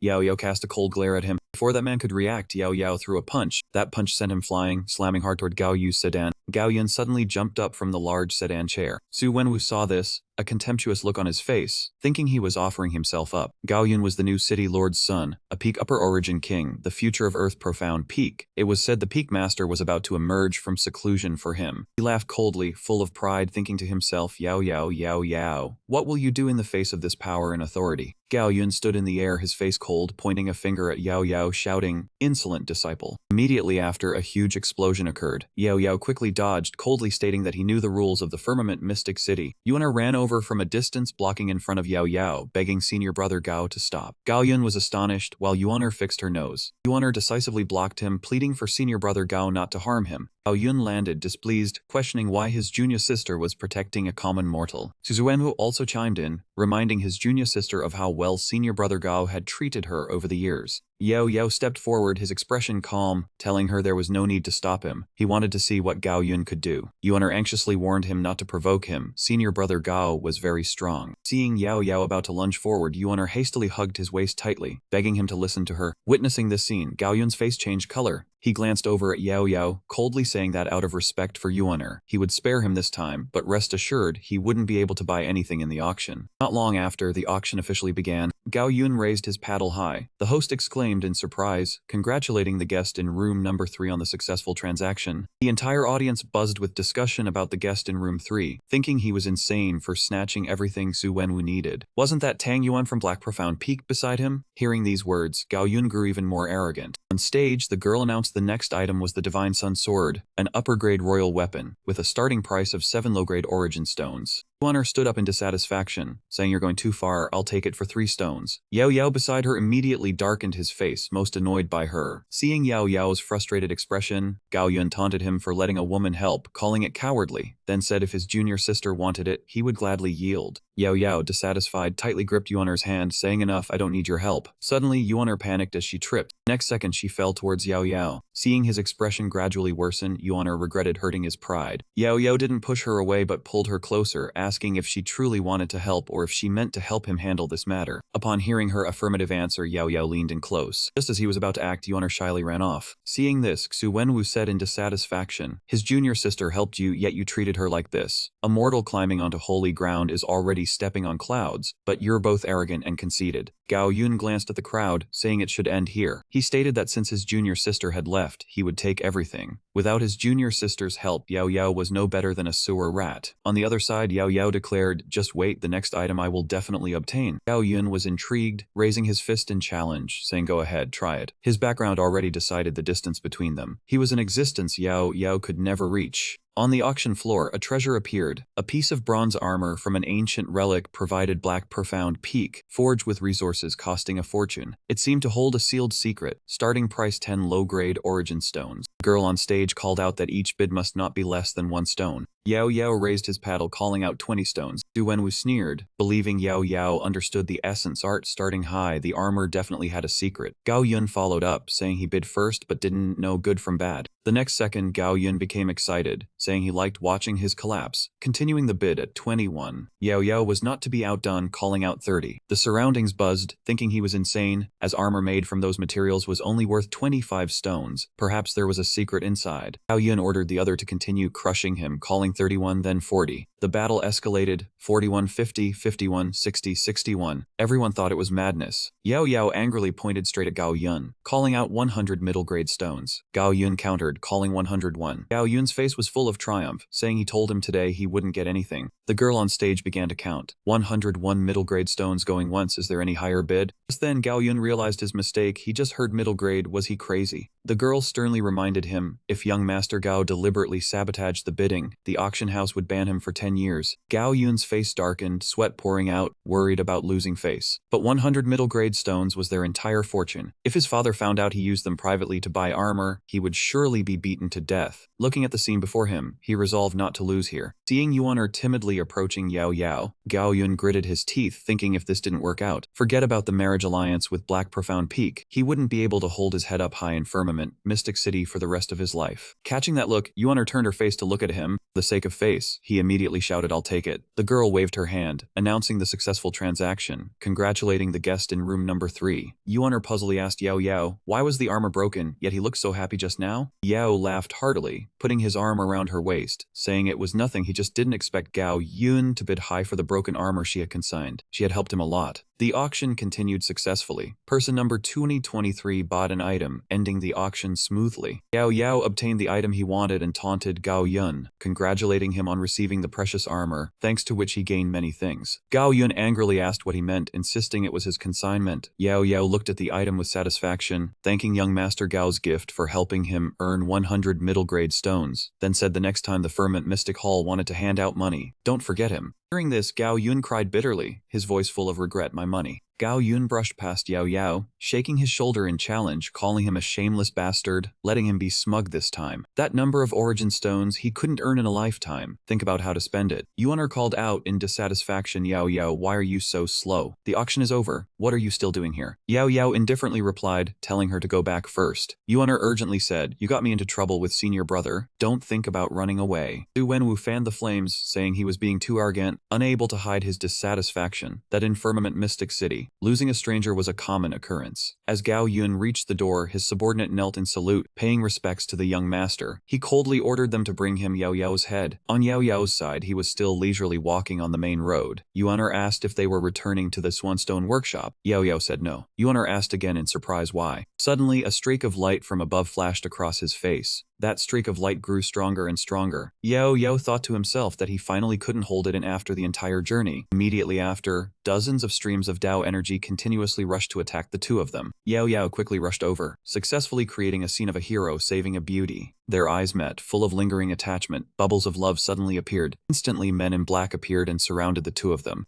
Gao Yun stood not far away, speaking proudly that these were high-level experts trained by his father. They would not flinch even in death. Little junior sister, are you alright? Rest assured they have restraint, but if you insist on helping this guy, I'm afraid you'll have to suffer. Below, the group of assassins in black began to act. Yuan shouted worriedly, Yao Yao, be careful. They rushed forward, their paired swords slashing toward Yao Yao. Yao Yao dodged, and the two sides chased each other like a cat playing with a mouse. Yuan rushed forward worriedly. Suddenly, her expression changed, and she stood frozen. Because in front of her, Yao Yao was suddenly stabbed from behind by one of them. Yuan fell to the ground in fear. Gao Yun flew over from afar, saying, little junior sister, don't be afraid, we are here. Gao Yun's face was full of pride. He secretly smirked sinisterly, thinking, you bastard, you think you're so cool, don't you? Let's see if you can be so reckless in your next life. Yuan cried loudly, leaning into Gao Yun's arms, saying, senior brother, quickly save Yao Yao. Gao Yun took the opportunity to comfort her, telling her not to be afraid, senior brother was here. At this moment, the assassins quickly left. On a tall building not far away, Yao Yao and Yuan appeared. She asked in confusion, is that us? What are they doing? Yao Yao sighed and turned around to leave, contemptuously saying he couldn't even recognize an illusion formation and still wanted to be an assassin. Let's go. The next part is not for children to watch. Yuan stood still. The scene before her was shocked. Countless talismans flew in the air. She thought to herself, those are primal formation flags. When did he set up an illusion formation on such a large scale? Yuan turned around, watching Yao Yao's back. She thought about the primal peak, how so many people cultivated for years without even reaching the threshold of primal formation initiation, yet he had only been at Swan Peak for 2 months. Clearly, when they first met, he was still clueless and half-baked about the energy perception art, but his current level laid in her hands. She absolutely had to snatch him away from the stone workshop and bring him to the primal peak. The scene shifted to a lavish dining table, where a seductive beauty appeared. Gao Yun was captivated by the illusion. Around him were two beauties with soft bodies. He said, little junior sister, you really know your place, even willing to serve me alongside these beauties. She replied, senior brother taught me well. Time passed quickly. The primal formation flags of the illusion formation gradually weakened. Watching the scene before them, a few people were awkwardly wondering if they should report it to the city guards. They never expected the young master of the Cow family would act like a dog, wallowing in debauchery. They should better discipline their own son. On the ground now, Gao Yun slowly opened his eyes. Seeing the crowd surrounding him, he angrily roared, Yao Yao, I will never rest until I destroy you. The scene shifted to Yao Yao, who was channeling his energy alone on the 3rd floor of the Swanstone workshop. The surrounding aura radiated in waves. He thought, luckily I swallowed the blood lotus earlier to replenish my blood energy. I'm about to recover. I'll use the Phoenix Essence blood as the main component to heal Master's injury. Yao Yao calmly and continuously infused his energy into the flower stem in his hand.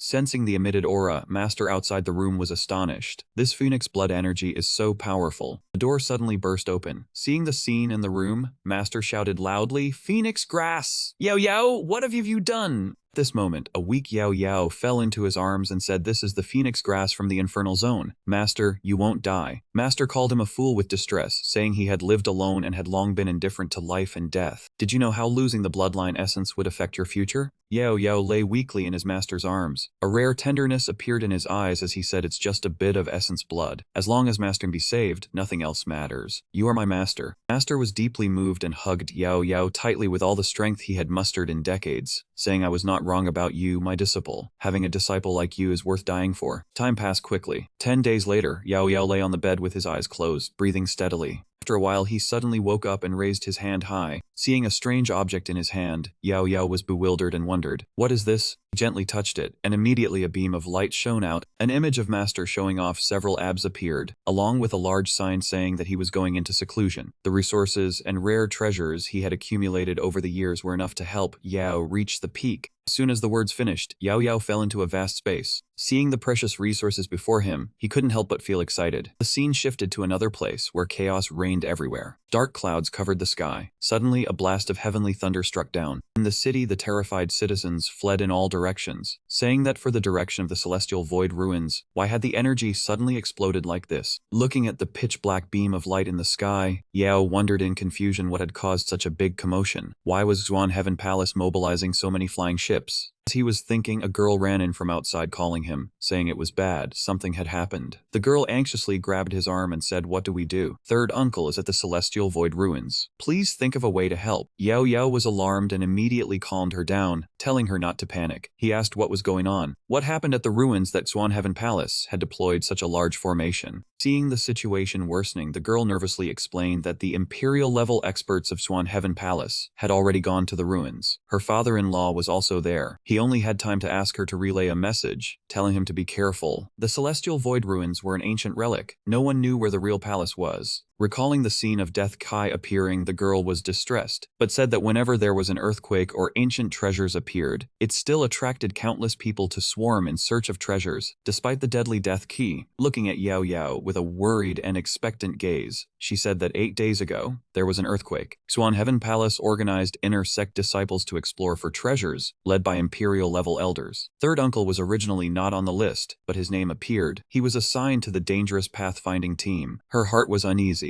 so she investigated and found it was recommended by the Cao family. Now her father-in-law had also gone. She was afraid. Hearing this, Yahello urgently cut her off, telling her to stay home. He would go to the Celestial Void Ruins. Yahello immediately mounted his horse and rode off without delay. The girl behind him shouted loudly for him to be careful. Yahello silently fumed. It was that Gao Yun again. How dare he touch his people? This time he would absolutely not let him off. The scene shifted to that mountain crevice. Power and Death Key continuously erupted. A loud shout rang out, ordering everyone to fall back and not get close to the Death Key. "Why is anyone still here?" Yan Wuzong, an Imperial-level elder of Xuan Heaven Palace, anxiously urged the people behind him, saying he could no longer control it. They could not seek death willingly. They needed to protect everyone. Retreat into the barrier. Gao Yun asked his subordinate with a serious face if that Ao Yuan guy had returned. He answered that no one could escape from Death Key like that. Hearing this, Gao Yun smiled smugly and said, Yahello, oh Yahello, you made me go bankrupt and ruined my reputation. You escaped, but your family won't escape. He spoke up with feigned mourning for those who lost their lives over a few treasures. The subordinate was touched, praising the young master for having a merciful heart, giving him that chance. Who knew he had such bad luck? Suddenly, a green arm emerged from beneath the ground. A corpse soldier rose from the earth. That subordinate did not have time to scream before his life force was drained, and he yelled for the young master's help. Bao Yu was terrified and retreated, shouting for the elder because within the death aura was a breakthrough of a royal-grade corpse. Huang Fai immediately charged forward and swung a strike at the corpse soldier, but the golden talisman chain tightly bound the corpse soldier. He shouted loudly, telling them to let him hold it off for everyone to quickly flee to Marshall City. Seeing the monster, the group cried out for help, unwilling to die, and scattered in panic. Huang Fai tightened the chain, calming everyone, telling them not to look back and to spread out. The corpse soldier stretched its body, causing the chain to start breaking and the binding formation to be destroyed. Huang Fei was horrified, his eyes wide as he stared at it. Not far away, many dark figures appeared indistinctly in the night. Seeing this was bad, Huang Fei yelled, "It is over, the corpse technique." Hearing this, the corpse soldier's eyes gradually lit up. The chains were immediately shattered into many pieces. The corpse soldier broke free and continuously rushed towards the group of people. In the air, airships gradually drew closer. The elder shouted from above for everyone to charge together. They had to seal the death aura and tidal current within a 50-mile radius. In front of the village hall, everyone was buzzing with discussion about how Elder Long and the 9 imperial sovereigns were nearly annihilated. As they chatted, Yahello suddenly appeared out of nowhere to interrupt, asking where Elder Long was. Suddenly, a shout came from the high building. "Who goes there? Is Elder Long all right?" Everyone was startled to realize it was the junior sister. He quickly leaped towards the place where the sound came from. Yahello did not hesitate and rushed straight to the door. Zhang Mei was surprised to see him rushing in and called his name. He hurried to the man lying on the floor, anxiously asking about his elder brother's condition. The other two also ran in to ask, "What happened, junior sister, come here quickly." Her expression was sad, but she still forced herself to say she was fine. Zhang Mei said Ao Yuan was chosen for the formation and severely injured by the erosion of death aura, and he comforted his junior sister for doing well. One person could not help but ask in confusion who had chosen him, while another cried out in shock. Yao Yao asked darkly who had chosen his elder brother, and that person said Elder Long himself had participated. Losing his composure, he grabbed the man opposite him by the collar and roared, "Why did Uncle suddenly join the exploration team?" In his dying moments, the man still managed to reply that he knew nothing.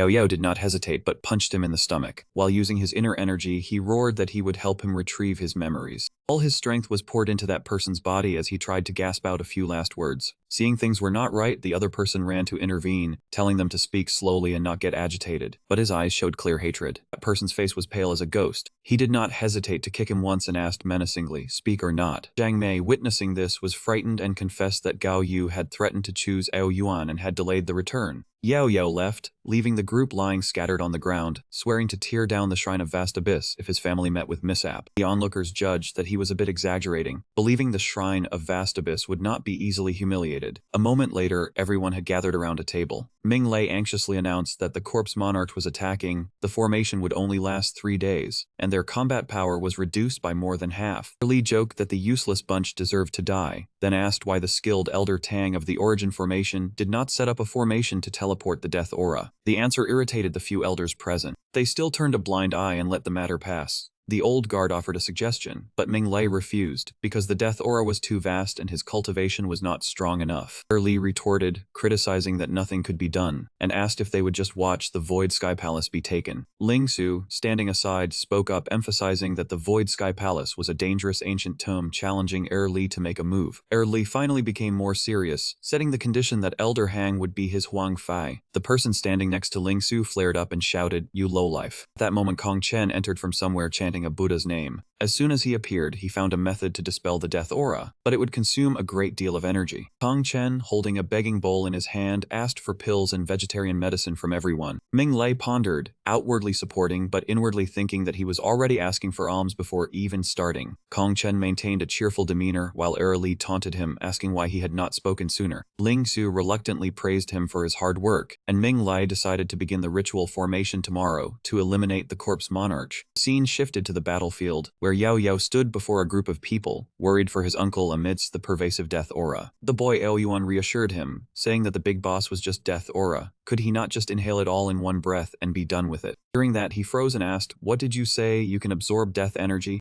Xiao Hei's words left him extremely confused. "Xiao Hei, you..." Before Yao Yao could finish, Xiao Hei had turned into a small pink ring, still chattering, "Boss, don't worry, I am of the Mingma bloodline, and have the talent to refine death energy." He could only encourage, "Good job, kid, just focus on refining, it'll protect you." Yao Yao just opened his mouth to ask when the ring cracked open. Xiao Hei had already finished refining the death energy. Before him appeared an extremely handsome man. He immediately stiffened. "Handsome guy, who are you?" It was then that Xiao Hei realized his appearance had completely changed. Though it looked cool, he grabbed his hand happily. "Boss, I've taken human form." Yao Yao appeared cold on the surface but found it amusing inside. "This kid's human form is even more handsome than mine. From now on, don't let him transform again." A short while later, the two of them made their way outside the ruins of the Void Heaven Palace. Xiao Hei looked around in admiration. "Creation really plays tricks on you. The Violet Mountain that the 4 holy lands feared like tigers. I entered it like it was unguarded." As they walked, Xiao Hei stopped. "Boss, I think there is someone ahead." Yao Yao calmly stopped him. "Hold on, observe first. The area around Violet Mountain is full of death energy. How could an ordinary person enter?" Xiao Hei continued, "Boss, the scent from her..." Before he could finish, he interrupted. "Could it be that she can refine death energy?" He thought there might be danger and cunningly said, "This Violet Mountain is truly mysterious. We must be careful. Xiao Hei, you go ahead and scout, I will protect you." Seeing himself being pushed into the bad job, Xiao Hei cried out, "Boss, no way." Yao Yao could not get him to go and started bullying. "Who is the boss here, me or you? Now that you have grown your wings, you don't listen anymore, huh?" Making Xiao Hei scared. "Boss, if anything happens, you absolutely must save me." He stood behind confidently. "Don't be afraid, I am here. If not for me, you would have been invaded by death energy long ago." Xiao Hei was scared but obeyed. "Then you must keep your word. As he walked, he turned back reluctantly. "Boss, I am going." He maintained his attitude, "Go ahead." Soon after, Xiao Hai reached the person in front, greeting them politely. "Hello, little ghost. Why are you alone?" When he turned around, he could not find his boss anywhere and started crying. "There's no one. Boss, didn't you say you would protect me?" Just then, a voice came from ahead. "Hey." The ghost opened its stinking mouth wide and asked, "You calling me? Save me." At this point, Xiao Hai could only shout, "Oh my god." Fortunately, in that critical moment, Yao Yao rushed over with a double flying kick that sent the evil ghost flying. The blow sent the ghost crashing into the wall opposite. A few evil ghosts below were undaunted, advancing like moths to a flame.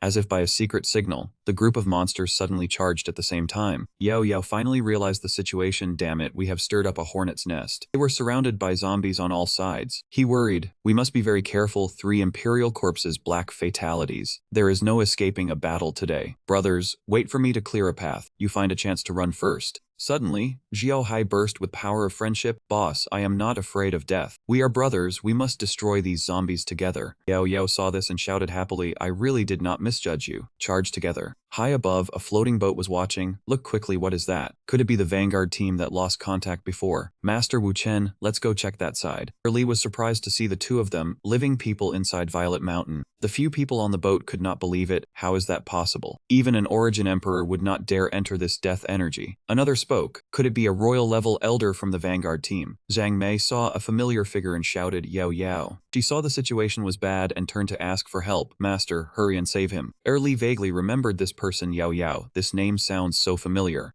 Guru immediately reported, "Your Highness, Yao Yao is the leader of the Radiant Dynasty army who defeated the Asura dynasty and killed many Demon King-level generals." He seemed to be struck by a painful memory and roared, "So it is him. Count yourself lucky to have survived until today. The 4 Holy Lands cannot interfere, but since we have met again, I will conveniently take his head back to remember our fallen soldiers." Immediately after, a blue old woman full of vitality appeared on the ground. Li did not hesitate for a second and quickly jumped down. The staff in his hand quickly swept a line down towards the ground. Lin Feng saw the situation was bad and yelled, "Li, what are you doing?" Li's attack flashed down to the ground like lightning. A pillar of light descended from the sky, taking down several zombies. Xiao Hai, standing nearby, could not help thinking, Asura demons. Even the 4 Holy Lands have found a way to avoid death energy to enter Violet Mountain. Finally, Li landed safely on the ground. A group of zombies sensing life immediately rushed over, but Li only let out a sneer of disdain. With just a flick of his hand, all the zombies logged off from the earth. Meanwhile, Xiao Hai was confidently displaying his power. Seeing this, Li stood calmly in the middle of the battlefield. "So you are the brat who caused great losses to the Asura army. Your strength seems unimpressive." Xiao Hai was unfazed, fighting as he replied, "Letting you monsters run rampant on human territory. It seems all the human experts are dead." Ling Sui stood on the ship, as if predicting misfortune, and said, "Li, stop. Don't settle the worldly dynasty grudges here." Another person spoke, "This kid has a connection with me. I asked the crown prince to hold his hand." Kong Chen calmly said, "Amitabha, even the younger generation is mocking our human emperor." Yao Yao heard this and spat in disdain, "A bunch of hypocrites." Then he charged at Li, ready to fight. "Just a half-step origin emperor, you overestimate yourself too much." As he fought, Yao Yao taunted, "What is it? Didn't you want to kill me, crown prince?" Making him anxious, "He is only a sage king. How is his strength not inferior to my half-step origin emperor?" On the ship, Zhang Mei saw this and turned to call her master. "You were right in your calculations. Yao Yao's talent is truly astonishing. It seems he can even suppress Li. Let's just watch." Scene shifted to the ground where Yao Yao was overwhelming Li. He shouted, "Kid, you have good strength, able to fight me evenly when I have used 70%. Since the human emperor has spoken, I will not bully the weak." With that, he flew away. He stood below and was disgusted by this. "You come when you want and leave when you want.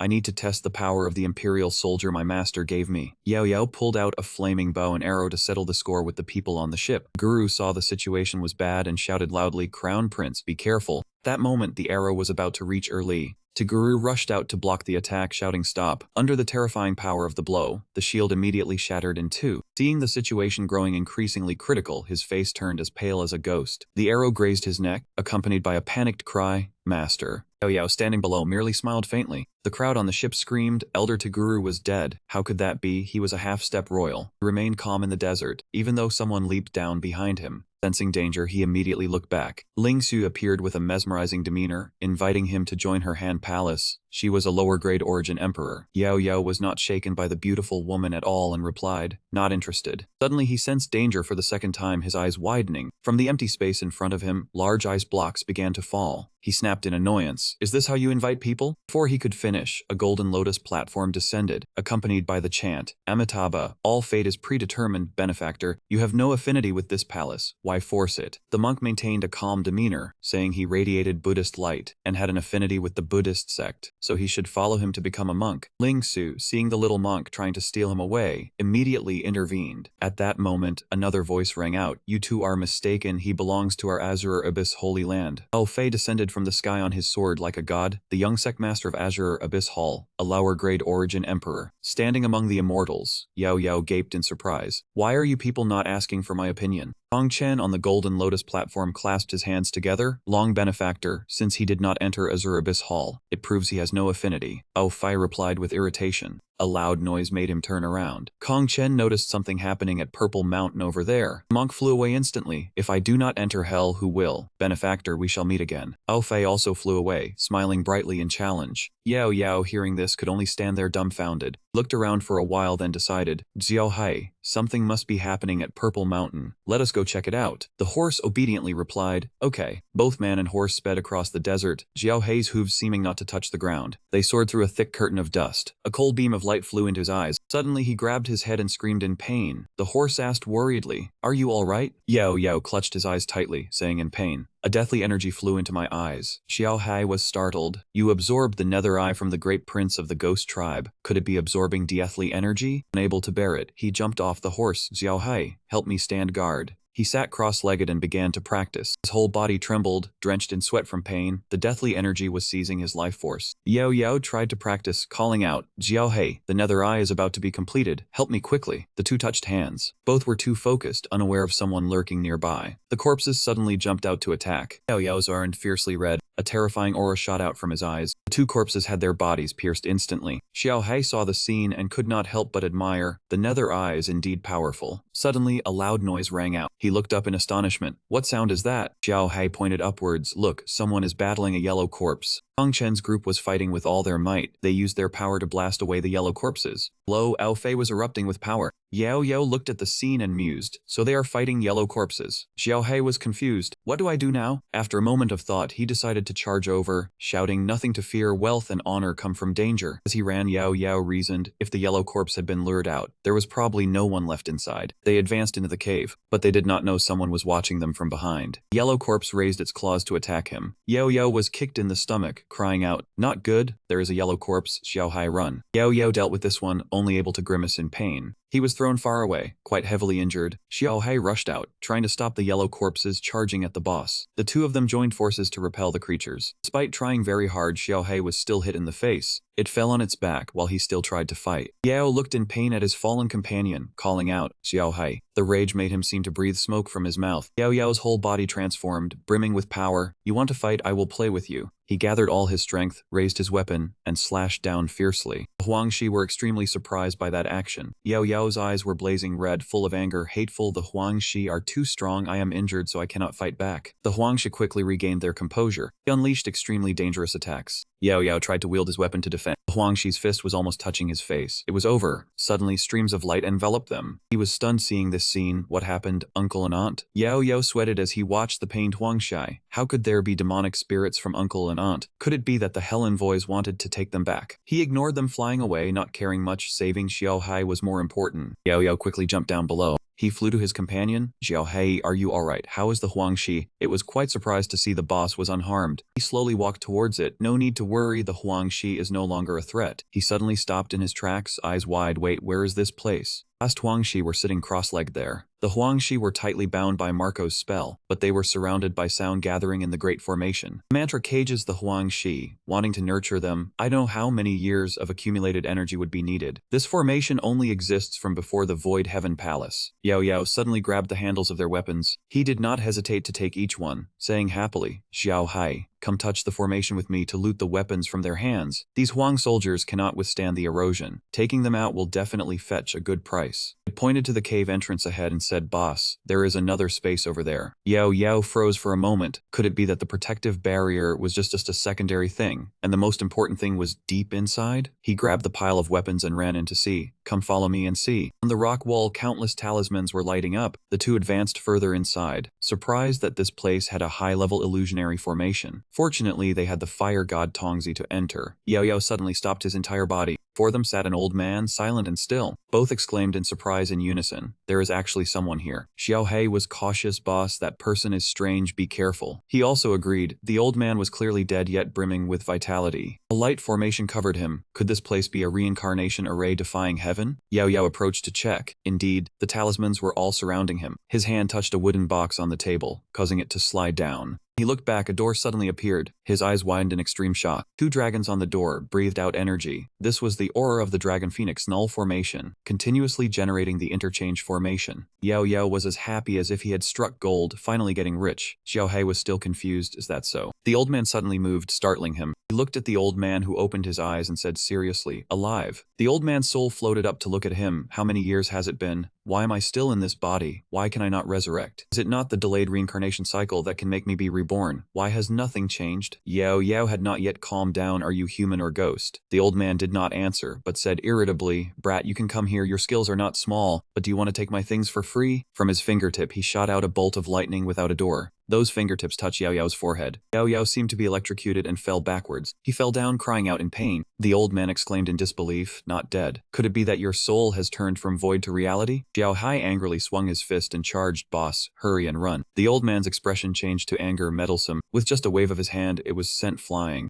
The old man ignored Xiaohei, falling down in pain. He attacked him again. I admit you have strength, but you are just a stronger ant. Yao entered a defensive stance. Come on then, extreme Yang fire flame will let you taste fire. Both sides now released their techniques. Yao had an extremely focused expression. He bore an intense momentum ready to attack. Go die. But in an instant, the old man had disappeared. Only the sitting corpse remained before him. You think you can escape like this? I know you are inside that body. Yao deployed a spell technique. Watch me destroy you. From within the corpse came a mocking voice. With this strength you want to injure me, dream on. He was dumbfounded by the shock. Primary shield. Yao recognized the correct weapon behind him. He casually grabbed a blade. Yao angrily brandished his sword and charged. Do not think that just because you have the primary protection I cannot fight you. He madly slashed repeatedly, but you were merely a remnant soul. Trying to defy heaven and change fate was truly foolish. However, the supporting formation grew stronger and stronger. Even an emperor-level powerhouse would be wary of my defensive formation. He could not hold back and immediately made a resolution. If that is the case, I will break your formation. That man laughed gleefully, mocking him for not knowing his limits. His eyes opened wide, the power of the divine eyes activate. He focused entirely on the magic formation. Any formation could be broken as long as the formation core was destroyed. Something was glowing behind that man, he had found it. Yao immediately charged forward with the blade. Let us see how you defend this time. He flashed past that man like a whirlwind, driving the blade straight into the ground. Ground cracked, the blade emitting tearing sounds that rent the space. He pressed down hard on the blade, opening a magic formation. The old man's soul left his body in shock. How could he find the formation core that fast? Yao stared intently at his soul. He used hellfire to burn that soul to death. Whether you have it or not is not for you to say. Go die. The scene became peaceful as if nothing had ever happened. He gathered the remaining embers, commenting that the man might have surpassed the primal emperor while alive. Xiaohei woke up and asked, Boss, are you alright? Yao watched the old man's shade fading away, said he was fine, that guy had been dealt with. His attention focused on the ring on that man's hand. What was this? The ring sparkled in the pitch black night. He picked it up, laughing in delight, a space ring. He picked up the void scripture, wondering if there were weapons inside as well. Opening the book, a flash of light burst forth. Could this be the secret skill of the Void Heaven Palace? The light enveloped the space. The secret skill void scripture could traverse the void. He closed the book, sighing in admiration. The void scripture traverses the void. Only emperor-level powerhouses can cultivate it. Yao brought the ring up for inspection, wanting to know what was in this space. He seemed to have stepped into another chaotic space. Yao tightly gripped the scroll, delighted to have obtained many treasures this time. He looked at the ring on his hand, joyfully thinking he would use it to fight against the royal sovereigns in the future. A wave of fresh, cool water surged upward. Carp fish were leaping atop the crests of the waves. Yao watched the coiling dragons. These were carps transforming into dragons. Xiaohei could not believe his eyes, asking if he was seeing things. The bodies of the carps were slowly transforming. He looked joyfully at the fish pond. Those were dragon carps and phoenix carps. This place had a major primal vein. Suddenly, the ground shook violently. Yao Yao looked anxiously towards the cave entrance. The sovereigns were about to attack. Xiao Hei was flustered. If they destroyed the mountain source, everything would be buried. He grabbed his blade and leaped up, ready to attack and take everything away before the collapse. Yao Yao held a sword and danced through the space. Water splashed from the carp pond. The space within the ring was large enough to hold everything. A beam of light shot straight out from the ring. Xiao Hai pointed ahead in panic. There is a small teleportation formation. We exit from there. The two of them walked quickly together, running as fast as they could go. In the sky, a formation with countless things was raining down. Minglei tried to eliminate the death aura. The death aura here was too dense. Death aura blanketed the entire space. Hongchen's group was slowly descending. Everyone had landed safely. Minglei looked at the chaotic scene. Someone had arrived first. Lingshu sensed the human race's aura. They had left no more than 6 hours ago. The sky was clear blue. Yao Yao and the other arrived at a strange place. Ahead was a massive gate. They had been teleported to the Void Heaven Palace. Xiao Hei was excited because there was abundant primal power here. They could break through quickly. Suddenly a column of water rapidly surged towards them. It was spreading faster and faster. Boss must be careful. The torrent of water cascaded down like a waterfall. The two were startled by the scene before them. A phoenix, a celestial Ming star, truly bizarre. Xiao Hei was drenched in cold sweat from shock. This was Xuanwu. 3 spirit beasts rose up and bore down on them. The pressure was immense. Xiao Hei also felt a suppression of his bloodline. Yao Yao could not bear it and spoke out. Lord Xuanwu, we mean no harm. Please withdraw your divine power. Xuanwu looked at them with a terrifying gaze and asked how they got into this place. Xiao Hai clutched his chest in pain. This story is a bit long. A moment later, everything returned to normal. A breeze rustled a flower. Xuanwu changed his attitude. It turned out the blood demon ancestor had not been suppressed yet. Yao Yao respectfully asked how to completely eradicate the blood demon ancestor. Xuanwu suddenly turned around and left. Even the pressure of the ancestral stele could not do anything to it. What else could old turtle do? But I should find those other elders. If they are still alive, maybe we can fully suppress it. He watched Xuanwu's figure with regret, leaving just like that. What a waste. If only I could get a piece of its shell or internal organ. Having that would be like having an immortal body. After a while, he also calmed down. Forget it, this place has abundant origin energy. Let's seize the chance to stay and cultivate first. Zhiohai responded by pointing forward. Right, that tower is emitting energy from a concentrated origin formation. The origin energy inside it is 20 or 30 times denser than outside. Suddenly his foot stepped on something. Yao Yao bent down to pick it up. Stepped on what? Turns out it was a wooden token with words carved on it. Yao Yao carefully read each word on the token. Whoever obtains this command token can from now on consider himself a member of the Void Sky Palace. If you have a chance to leave the Star Realm, show the token and you will receive help from any Sky Palace. I found a treasure. He happily absorbed the token into the ring with this command token. I am now a person of the Void Sky Palace. That place must not be far. Xiao Hai had walked ahead and kept waving his hand. Boss, hurry up. He also replied, coming. Now both of them were inside the tower. The origin energy here was indeed abundant. Around them origin energy filled the space. This place had countless layered minor concentrated origin formations. A good place like this, and Void Sky Palace abandoned it. If I ever build my own force in the future, I will definitely choose this place. First, let's eat the dragon carp and phoenix carp to increase cultivation, then plan the next step. Hearing this, the two fish were terrified and begged, please don't eat us. We are very scared. Seeing this, he could not believe it. You can talk. The two fish kept pleading and promising, yes, do not eat us. We will repay you. Despite their pleas, he did not change his mind. I need to increase my cultivation. I cannot not eat you. The no-scale carp had calmed down by now. We will give you the dragon carp jade and phoenix carp jade. Take the essence energy from them to increase your cultivation. They then brought out 2 pills. If you do not believe us, try it. Yao did not hesitate and put them in his mouth. If that is the case, I will try. A current of electricity ran through his body. It indeed worked. I feel my essence veins ceaselessly expanding from the essence energy. Entire space inside the tower suddenly blazed with flames. That was because Yao Yao was breaking through in his cultivation technique. Hopefully he can succeed. His entire body suddenly became blurry and then shone brightly. Yao Yao was extremely excited. Breakthrough succeeded. Xiao Hai beside him was also practicing and breaking through late-stage lower-grade Emperor realm. Must be very happy in his heart right now. I cannot believe Xiao Hai leveled up so fast. Also became an emperor. This is truly great. Xiao Hai clenched his fist with a determined look. Boss, we have both broken through. What next? He seriously replied. Right now I sense there is a teleportation existence here. Let's find it first. With it we will leave this place. After a while he saw a spatial gate. Found it. It is right here. Xiao Hai hurriedly jumped to follow him. Boss, wait for me. Both of them stepped into the spatial gate together. They fell into a completely unfamiliar place. 3 men wielding knives spotted them. That man exclaimed, Big brother, there are 2 people over here. One knife-wielding man leapt down and slashed at him.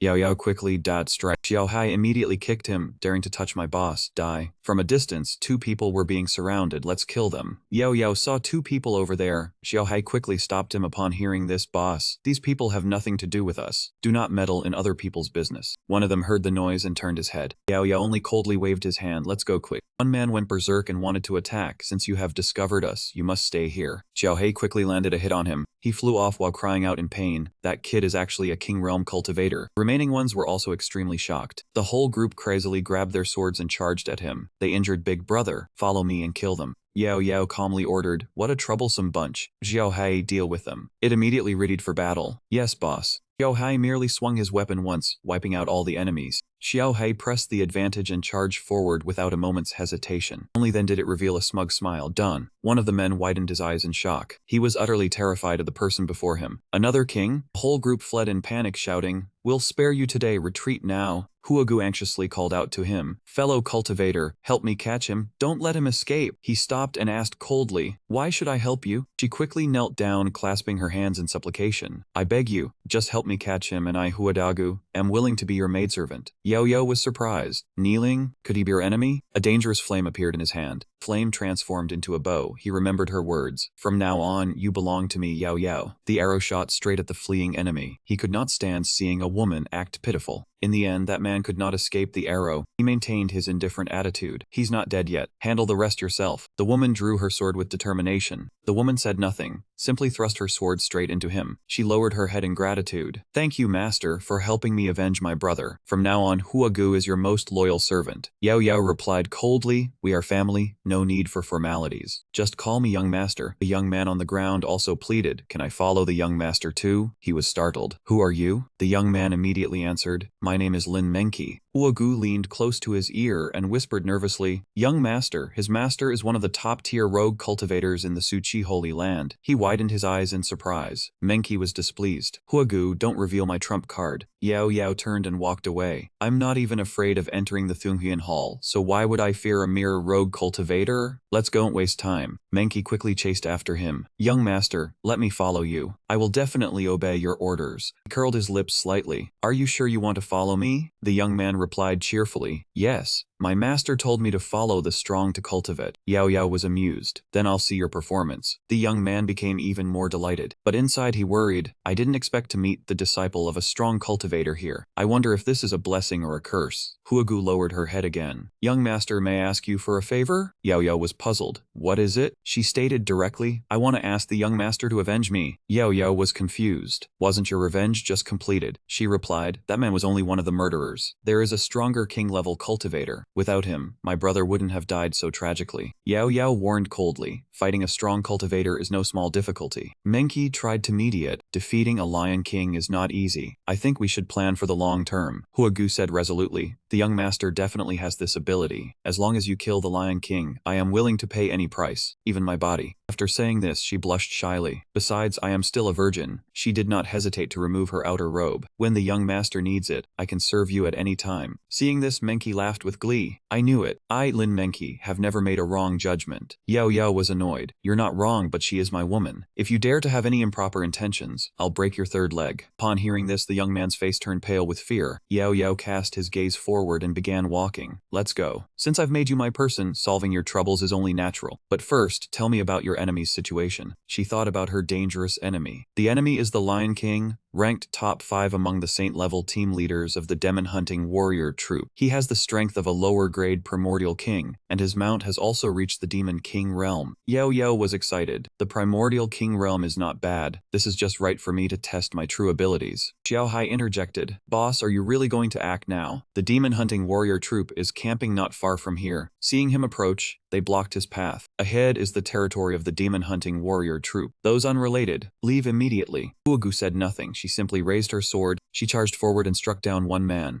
Huagu's gaze was cold. "The one I want to kill is you beasts." The young men panicked. "It's bad, we're under attack." She said nothing and immediately killed them. Their half-step royal cultivator rode in on a horse. "How dare you!" Causing trouble at the doorstep of the demon-hunting warrior troop. Yahello smiled and looked at Lin Menki. "Want to have a go?" The young man immediately got into a fighting stance. 3 seconds. Lin Menki quickly leaped up and punched him directly. Their fists collided and power exploded. Both were sent flying backward. The young man stood staring at his opponent. From now on, I'll only say 1 second. The team leader, Shilong Piao, rode atop his lion looking extremely fierce. It seems this young man is also a king-level cultivator. No wonder he's so confident. He still maintained a polite demeanor. Who are you, sir? Why do you want to oppose my demon-hunting warrior troop? Is there some misunderstanding? Yao Yao pointed at the woman. Whether there's a misunderstanding or not, you'll have to ask her. His attitude did not waver. Who is she? Huagu said angrily. Shilong Piao. Do you still remember Liu Jin? He seemed not to recall. Liu Jin? A soldier ran over to report. Captain Liu Jin was the captain of the Jin Chi demon hunting troop. He was killed by us 8 years ago. Hearing this, Shilong Piao burst out laughing. So it's that brat who refused to submit to me. I remember now. Huagu grew even angrier. You bastard. You killed my brother. I want you to die by 1,000 cuts. He sneered indifferently. Liu Jin was your brother. I remember there was a beauty beside him back then. I thought she was his woman, but it turns out she was his sister. He began to dismount from his beast. Long Piao grabbed her hand and flirted. That's excellent. You can come and be my camp mistress. This king, will not treat you poorly. Huagu turned her head, as if seeking help from him. Yao Yao's entire body erupted with power. You want to take my woman? Did you ask me first? Quickly delivered a blow to the man. Caught completely off guard, the man had no time to react. Long Piao was sent flying far away by the strike. The old man said bitterly, Brat, I didn't expect you to have some skill. But is it worth offending this king over this woman? He replied with a smug smile. Of course it is. It seems you're determined to fight this lion king then. The man patted his lion's head. Go. Your dinner tonight will be very delicious. The lion charged forward, flames erupting all over its body. Xiao Hai immediately transformed into a horse at his master's command, who ordered him not to hold back. The horse charged forward right away. Master swiftly rushed towards the lion. The lion roared in fury, daring to fight me in close combat. You are dead. After saying that, it lunged forward to bite Xiao Hai. Lady Hua was extremely worried. Would the young master die? Meng Qi beside her said indifferently, if bitten by a golden lion, he will either die or be crippled. The old man looked delighted. Well done, swallow him in one go. The lion bit into Xiao Hai's body. But the horse seemed unscathed. Want to kill me? You are not worthy. The lion paused slightly at this. Is this death energy? Xiao Hai said smugly, realizing it now is too late. The lion cried out in fear, Master, save me! The old man rushed over with his weapon. You bastard, daring to kill my mount, this king will not spare you. Xiao Hai was covered by his attack. Something immediately blocked it. Yao Yao stood there valiantly. Your opponent is me? Long Piao immediately launched an attack. If so, I will deal with you first. He was confident in his strength. Just one move was enough to kill you. Countless metal rings appeared around him, binding the sky. Yao Yao was calmly intrigued. Good. Let me see if that one move can injure me. A few underlings mocked. Are you insane? The king-grade golden wheel can cut through metal. Taking it on with a bare fist is suicide. But wherever his rings went, they were all intercepted by his punches. After a while, the battle remained a draw. The head lackey could not believe his eyes. My god, that actually worked. Long Piao lost his confidence. Brat, you have some skill. I have to use my ultimate move. He opened his mouth and used Lion's Roar, attacking with sound waves. He did not hesitate and continued to counter with a move. He laughed smugly. You can go die now. Yao Yao picked up a stone slab to use as springboard. He mocked. You are brave, but these lousy moves are useless against me. The old man dodged his attack. Long Piao stared intently. You sure talk big. You think that simple palm strike can kill me? He only let out a cold laugh. Is that so? A giant flaming hand appeared in the sky. Is it still simple now? He was astonished. How can there be such powerful energy? A massive explosion rocked the heavens and earth. The old man was pressed straight down into the ground by the hand. The head lackey and his underlings were stunned. Impossible, the group leader is dead. Vice group leader, what should we do? They began to scatter in panic. What else could they do? That brat is too strong. If you don't want to die, take me with you. Yao Yao turned around and said gently, Long Piao is dead. You may dispose of the corpse as you wish. Lady Hua immediately knelt down. She looked at him with sparkling eyes. Thank you, young master. From now on I will serve you as a maidservant with no regrets. The young man turned his back and walked away. Let's talk about the future later. Let's go back first. Xiao Hai asked, Boss, where to now? He replied, find a place to rest first. A few hours later they arrived in front of a place. Several men by the door blocked them. Ahead is a forbidden zone. No one is allowed to approach. Yao Yao was annoyed. Who are you? The two men angrily raised their swords. Leave now or die. Yao Yao threw a punch. Get lost. The young man in blue robes leaped out with his sword. Brat, how dare you injure a member of the Shangxuan Hall? Kneel down and apologize quickly. He swung his hand again and sent the opponent flying. Too much talk. He seemed to have noticed something. He crossed his arms and looked at the opponent stepping out. Come out. Stop hiding. Imperial Hu Kang said contemptuously. You are Yao Yao. I have heard of you from my senior brother. Their eyes met, sparks of hatred flying. Both had opposing attitudes. Yao Yao seemed to be stepping forward.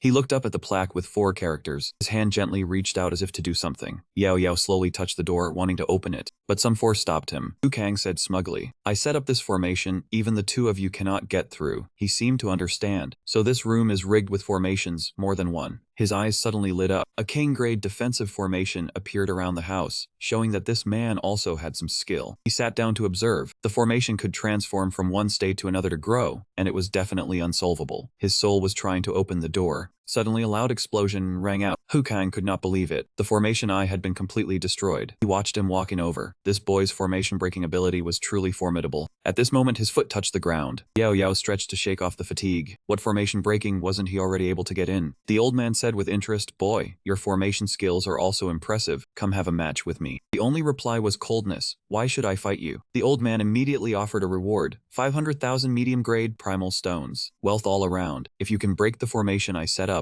the 500,000 primal stones will be yours. Yahello was surrounded, recognizing this was an incomplete Emperor formation. His eyes lit up. He didn't expect the old man knew the Feng Emperor formation, but it only displayed 3 layers of power. Red spots appeared. This formation eye could not escape my divine pupil. Yahello concentrated all his power. Break for me. The formation exploded loudly once again. Kang was extremely astonished. How could this kid break the Emperor formation so quickly? He held out his hand demanding payment. The game is over. Take out the 500,000 primal stones. He was annoyed but still handed over the money. Damn it, I underestimated you. He threw the large money pouch to him. Take it. Still curious, he asked. You know the incomplete Emperor law like the back of your hand. Tell me honestly, you know the complete formation diagram, right? He replied indifferently, you tell me. Kang rushed over and grabbed his shoulder. Excellent, give me the formation diagram, and I'll give you the status of guest elder of the Kangswin Hall. He irritably pushed his hand away. He turned around and left. I am not interested. The old man was unwilling. Wait. He offered another condition. I will take you to meet Zaza and third uncle. How about that? Are you interested in this? Yahello paused. You know Zaza and my third uncle?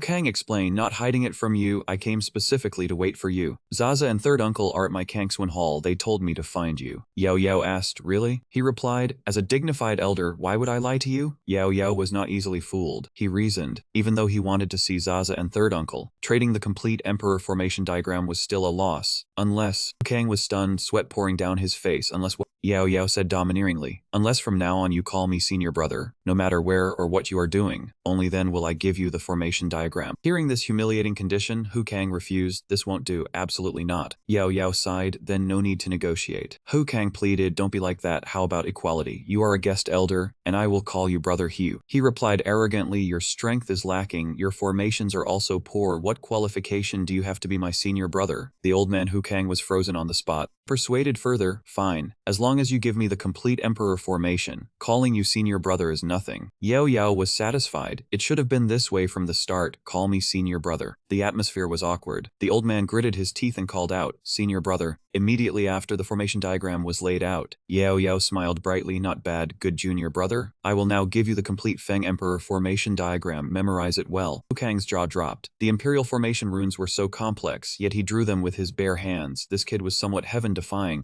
After setting up, Yahello patted Kang's shoulder. Seen enough, let's go to Kangswin Hall together. Kang replied, no rush. He widened his eyes and raised his hand to absorb the formation runes. Wait for me to seal the entire formation diagram first. I'll study it when I get back. After securing the bargain, he said excitedly, alright, let's go. In the blink of an eye, both arrived at the Kangswin Hall. Kang asked, did you bring anyone else? Yahello replied, let them rest at an inn, I can come alone. Once inside, Kang pour here. This is the Kangswin Hall. Yahello looked around. It was impressive. If he hadn't seen the Sutian Palace first, he would have been shocked. Suddenly he looked awkward. Wait a moment, I will go see my senior brother. Then someone will take you to see your grandfather and third uncle. Yahello agreed. As soon as they saw Yahello enter, the two troublemakers, senior brother, look, isn't that Yahello? Does he want to ask the Peak Master to take him as a disciple? They both snickered cunningly. Let's go meet him. Not keeping him waiting long, they shouted, Yahello. The two dandy youths had a thuggish attitude. Yahello, you still dare to come here, tired of living? Yahello smiled excitedly. It's you two again. They asked, be honest, what are you sneaking into Yuangswan Peak for? The other yelled, stop wasting words with him. Not much more was said. They rushed in for a physical confrontation. Together, take him down. Yahello handled both of them, too skillful,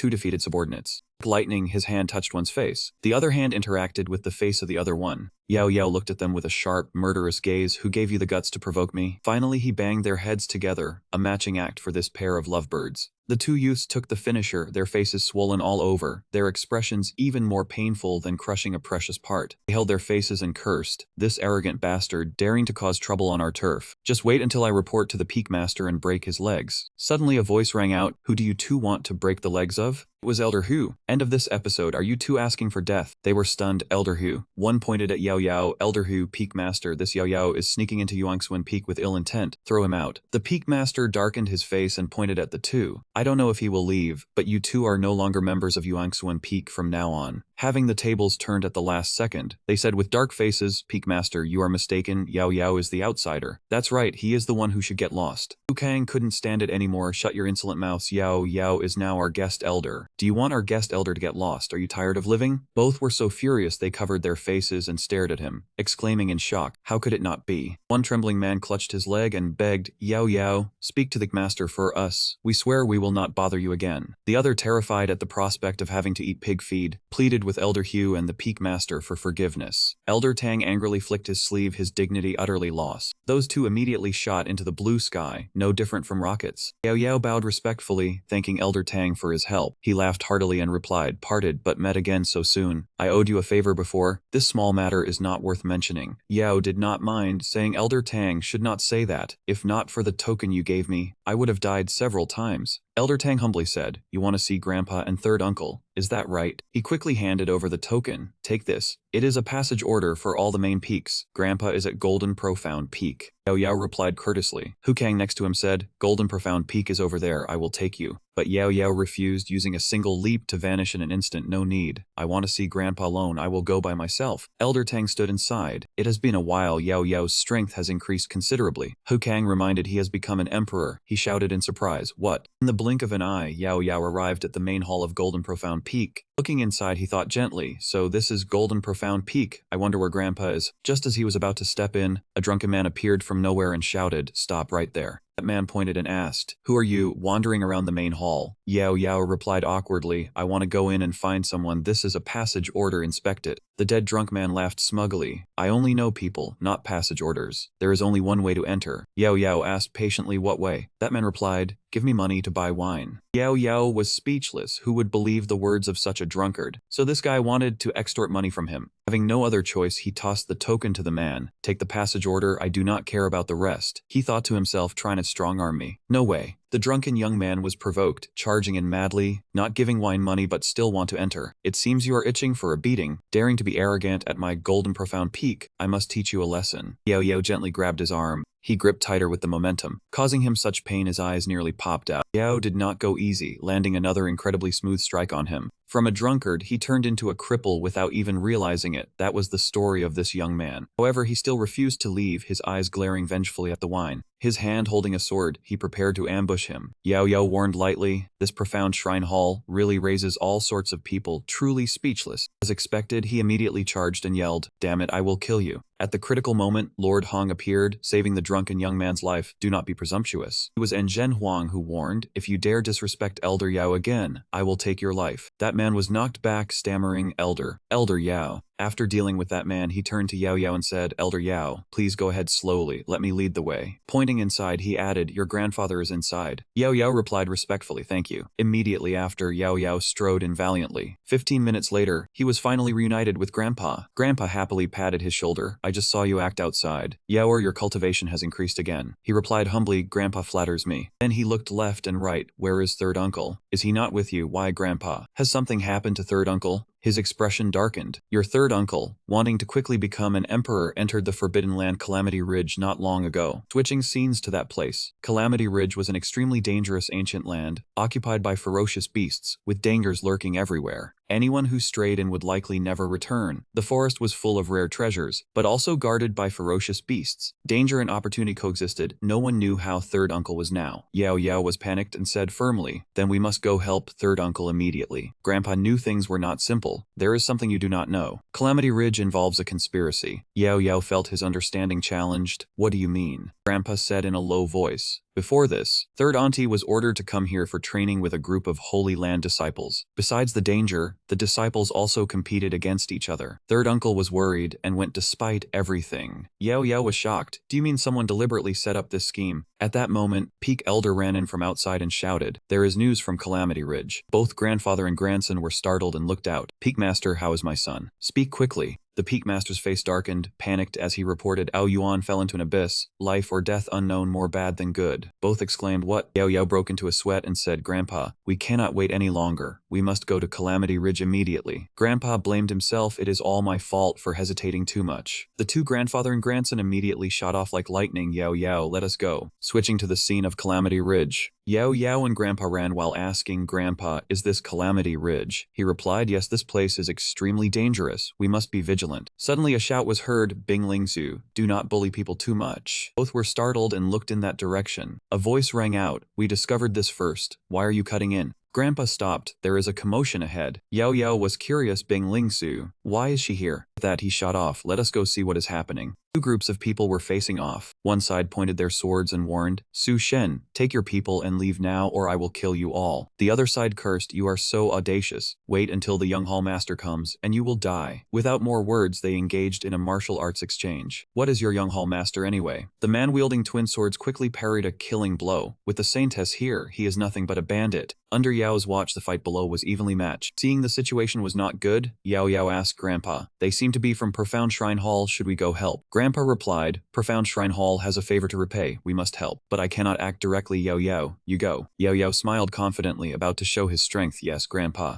With that, he shot towards them. "I will go spar with their skills a little." The two men locked in battle. Seeing a stranger, turned to see who it was. Yao quickly drew his sword from behind his back. With incredible speed, he charged and slashed down at one man. Young man, caught off guard by the ambush, immediately let out a loud yell. The rest of his group were completely stunned at the sight. Yao confidently affirmed to them, "Little friend, do you still remember me? Last time you invited me to join the Ice Hand Palace. Now I have arrived." One person from the group pointed directly at his face and shouted, "Who are you? How dare you disturb our saintess?" Without a word, Yao immediately walked straight to Lingzu. He looked straight at her face and said, "Little friend, why have you suddenly fallen silent? You become my maidservant, and I will join your Ice Hand Palace." One person, unable to bear that scene, immediately charged forward, shouting, "You die." They saw Yao calmly block his sword strike. He flicked his finger lightly. That sword was as good as finished. Yao spoke disdainfully to that person, "You have no right to speak here, get lost." Everyone's mouth gaped in shock. What kind of monster is this guy, catching a sword with his bare hands and breaking it? No wonder he dared to bully the saintess. At that moment, a sharp gleam appeared in Lingshu's eyes. She immediately channeled her energy and unleashed a technique without a word. Yao, as if playing around, dodged the move while asking, "Little friend, are you angry now?" Right at that moment, Yao's feet touched the ground. He retaliated with a technique. A maidservant treating her master like this is truly disrespectful. Earth's true righteousness. Her technique was instantly broken. Yao warned, "Be careful or I will spank your bottom." Lingzu did not utter a single word, thinking to herself, "Why is this guy so strong?" With a loud bang, a huge explosion caught that group off guard. Smoke dissipated, leaving behind only an enormous crater. Yao was bewildered because his opponent had vanished without a trace. It turned out she had transformed into water, preparing to ambush him. Lingzu threw a punch, roaring, "You surprise me but also infuriate me, go die." Punch landed, but it was like water off a duck's back. Yao clicked his tongue, having copied her technique, muttering, "A maidservant dares to hit her master." After saying that, he grabbed her hand. "Not only that, but you also let others talk, you must be punished." Yao, forget about the wives waiting at home. Quickly apologize to your master, or the consequences will be dire. Lingzu bowed and roared, "Do not ruin things." Suddenly she assumed a defensive stance. Then she used her foot to stomp hard on the tree trunk opposite. Fortunately, she managed to escape from Yao's grasp. He remained seated, talking to himself, too boring, could not catch her. Lingzu ran back to her group of subordinates, roaring, Yao, you dare humiliate me." Several female subordinates charged forward with fierce momentum. "Kill this brat, avenge the saintess." Before they could make a move, she changed her mind. "All of you stop." Lingzu blushed shyly and made an excuse, "We are currently no match for him." Everyone fell silent as they listened to Lingzu declare, "Forget this divine medicine, retreat." Yao, I will definitely remember today's humiliation." That comrade, after being rescued, was extremely grateful. From behind, Yao spoke up, "Are you all disciples of the Kangjuan Hall?" He stepped forward holding an order token. "I am the elder of Golden Mystic Peak, Tianba." The man respectfully replied, reporting to Elder, we are Kang Swan disciples. Seizing the opportunity, the Elder asked, do you have any news of Ao Yuan Hiwei? That youth broke into a sweat, reporting to Elder they unfortunately fell into the abyss. Hearing the painful news, the woman said, originally only Ao Yuan fell, but senior sister, he was too foolish and jumped after. The youth became angry, it is all Mu Swan Feng's fault, otherwise Ao Yuan would not have risked his life. Yao Yao approached and asked, can you take me to where Ao Yuan's incident occurred? The girl pointed in a direction and shouted, there is trouble over there. That person replied, no problem. Over on this side, everyone was being approached by a strange creature. Not just one but entire pack, their red eyes staring at them as if they were lunch. Unable to restrain themselves any longer, they frantically charged over. Everyone was attacked in chaos. There are 7 wolves. Everyone be careful.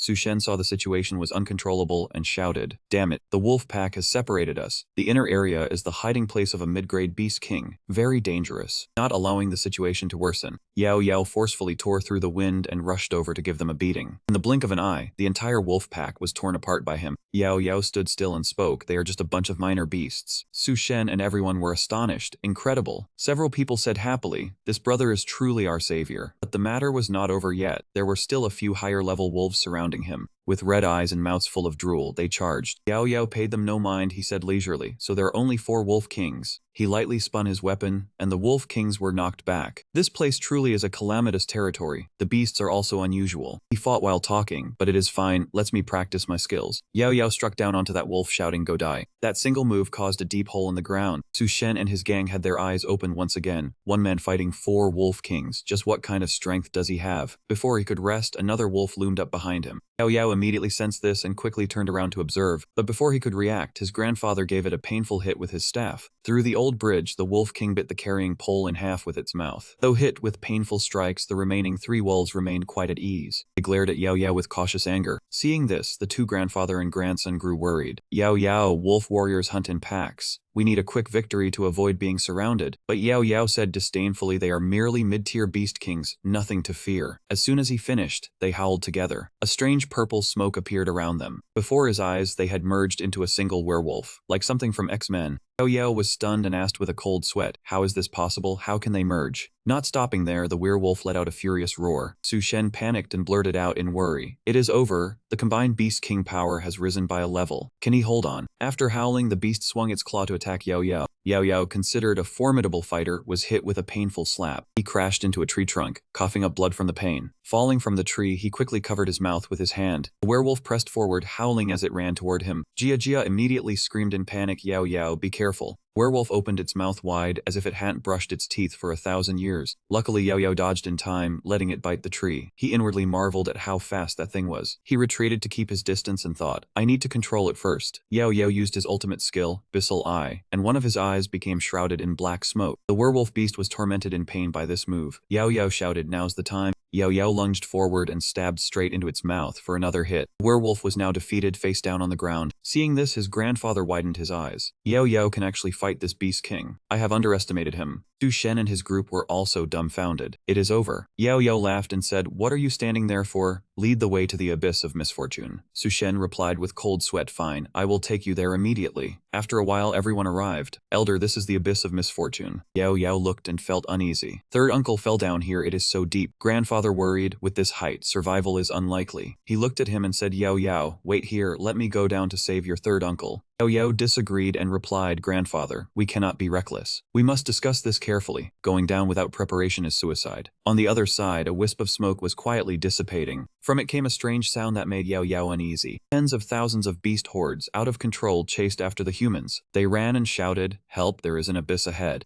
Beast charged forward to slash. Where do you think you are running? Die obediently. Among them were even formidable fighters like Ling Xu. That single strike just now had knocked them back miserably. Even Ling Xu was knocked flat on her back. They were out of options because behind them was the deep chasm. Seeing this, Yao Yao couldn't help but exclaim, what is happening? Are they being hunted by the Beastman tribe? Those people were cornered. The Beastman tribe is forcing us into a dead end. Amitabha, if we do not break out, we are dead for sure. The Tulama tribe is their doing. I will kill all of you later. The humans were being slaughtered by the Beastmen, screaming miserably for help. Young master, save us. I do not want to die. After slashing to their heart's content, they laughed savagely. Are the people of the 4 holy lands this week? You have 2 choices. 1 is to jump into the abyss. 2 is to break through the encirclement. Choose. Several tribe members couldn't hold back and charged forward. Damn it, you are going too far. I do not believe we cannot escape. Everyone break out with me. As if achieving his goal, the beastmen laughed savagely and lunged forward. With just 1 move from him, 2 tribe members were sent flying. Seeing this, Ao Fei trembled and exclaimed, "This is brutal." With no other choice, they decided to take the gamble and jump. "We will jump." Kong Chen also exclaimed, "Amitabha. That is the only option now." Yao Yao's grandfather also decided to follow. "Yao Yao, we go down together." The 2 of them leaped down without being threatened by anyone. It was truly very deep below. They kept falling without hitting the ground. Finally, both landed in a large, strangely colored blue lake. Yao Yao's grandfather immediately sensed danger. "Run quickly, there is a monster here. I cannot run fast enough, help." As soon as he finished, a monster charged fiercely underwater. It ferociously devoured people one by one like a buffet festival. The 2 of them, their hair standing on end, immediately ran. "Not good, there is a beast in the water. Get to the shore quickly." After struggling in the water for a while, they finally made it to shore soaking wet. One disaster after another struck. A swarm of giant ants quickly surrounded them. Seeing Yao Yao about to be attacked, he shouted out. Without hesitation, he used his own body to take the hit for him. Enraged and furious, Yao Yao grabbed his weapon, determined to deal with them. "You beasts dare to hurt my grandfather." He swung out a blazing strike, charging in to seek death. The ants at this moment were hit by Yao without a single miss. Suddenly, his Jia reported bad news. "Yao Yao, this blood-sucking ant is poisonous." Yao Yao fearfully handed over a vial of medicine. Rest assured, I have a life spring to cure the poison." He questioned her again. Yao Yao answered, "That's right, I happened to find it." Ra took the vial without hesitation, drank 1 bottle dry. Feeling its wonder, he shouted in disbelief, "This medicine truly cures poison and restores vitality." Yao Yao said excitedly, "I still have more. Ra, take it." Suddenly, Early burst out to ambush him, saying, "Brat, you had good stuff. Why didn't you take it out sooner?" As he attacked Yao Yao, he scolded him for being so selfish. The medicine vial was now in his hand. While Yao Yao clutched his chest and retreated backward, he smugly declared, "Everything is mine." But before he could gloat, another swarm of ants charged at him. From within the dirt, a hand reached out and snatched back the medicine vial. Yao Yao emerged from there, saying, "You want my stuff?" Pressing the advantage, he closed in on him, ready to unleash a move. "Then you must pay a heavy price." Afterwards, Yao Yao returned to Zaza's side. He nervously looked at him and said, "This place is strange. Demonic beasts everywhere. I tried to circulate my energy, but there is no source power." Upon hearing this, he inwardly worried that if they delayed here, sooner or later they would be eaten alive. He pointed his weapon at the ground and said, Jia, protect me. I'll use a method to escape." Jia, upon hearing this, asked what method. He thrust his spear straight down into the formation below in an instant. At this time, the ground was full of demonic beasts. He swiftly activated the formation. If they wanted to break the encirclement, the only escape was to fly through the air. Jia asked him in surprise, "Are you carving a formation?" The ground below gradually cracked due to Yao Yao's formation. Seeing this, he shouted, "Right, this is the only way to fly across." After a while, that section of land was completely lifted. Yao Yao said, "Ra, get on. This piece of land is beyond the demonic beast's reach." He then praised him, "You truly made me see you in a new light." With that said, he flew up to join him. Yao Yao smiled and said, Ra, sit down. We are setting off to find third uncle." From below came a scream that gradually tore through the space. It turned out to be the group from earlier. They were surrounded by the ant swarm. Ao Fei was bitten by one, a painful blow. Seeing that scene, Jia said, Yao Yao, the young hall master is injured. We cannot watch him die. Let's go save him." Ao Fei used his foot to stomp straight onto the ant's head to break free. He darkened his face and cursed, "This place is too bizarre. Cannot use source power. I don't want to die here." In despair, a rope suddenly dropped down from the sky. Yao Yao shouted from above, "Young hall master, climb the rope. I will lead you out." Ao Fei rejoiced, finally not dying here. Feng Chen grabbed the rope and said, "Amida Buddha, Yao Yao has good methods. I will not stand on ceremony." Ra attentively helped him up. "Young hall master, hurry up." Even Ling Su shamelessly climbed up along with them. She looked at him awkwardly and asked, "What are you looking at? Hurry up." Yao Yao then teased, "Before you wouldn't even launder clothes. Now you willingly act as a maid." That remark made her shriek in embarrassment. Luckily, Yao Yao did not fuss, saying, "Enough. I'll let you off for now." Thus, everyone quickly left thanks to his formation. After escaping from here, he would teach the others a lesson. Unexpectedly, they had not gone far before a bolt of lightning struck directly into a boulder. The formation immediately exploded, sending everyone falling. Why is this happening? A massive vortex appeared beneath the ground, causing it to crack open. The scenery here was even more desolate than the previous 2 places. Before them was a strange formation, surrounded by nothing but dry mist. Yao Yao's Jia could not help but shout, "What is this place?" Suddenly, that map changed its shape. Streams of golden light emitted, immediately surrounding them.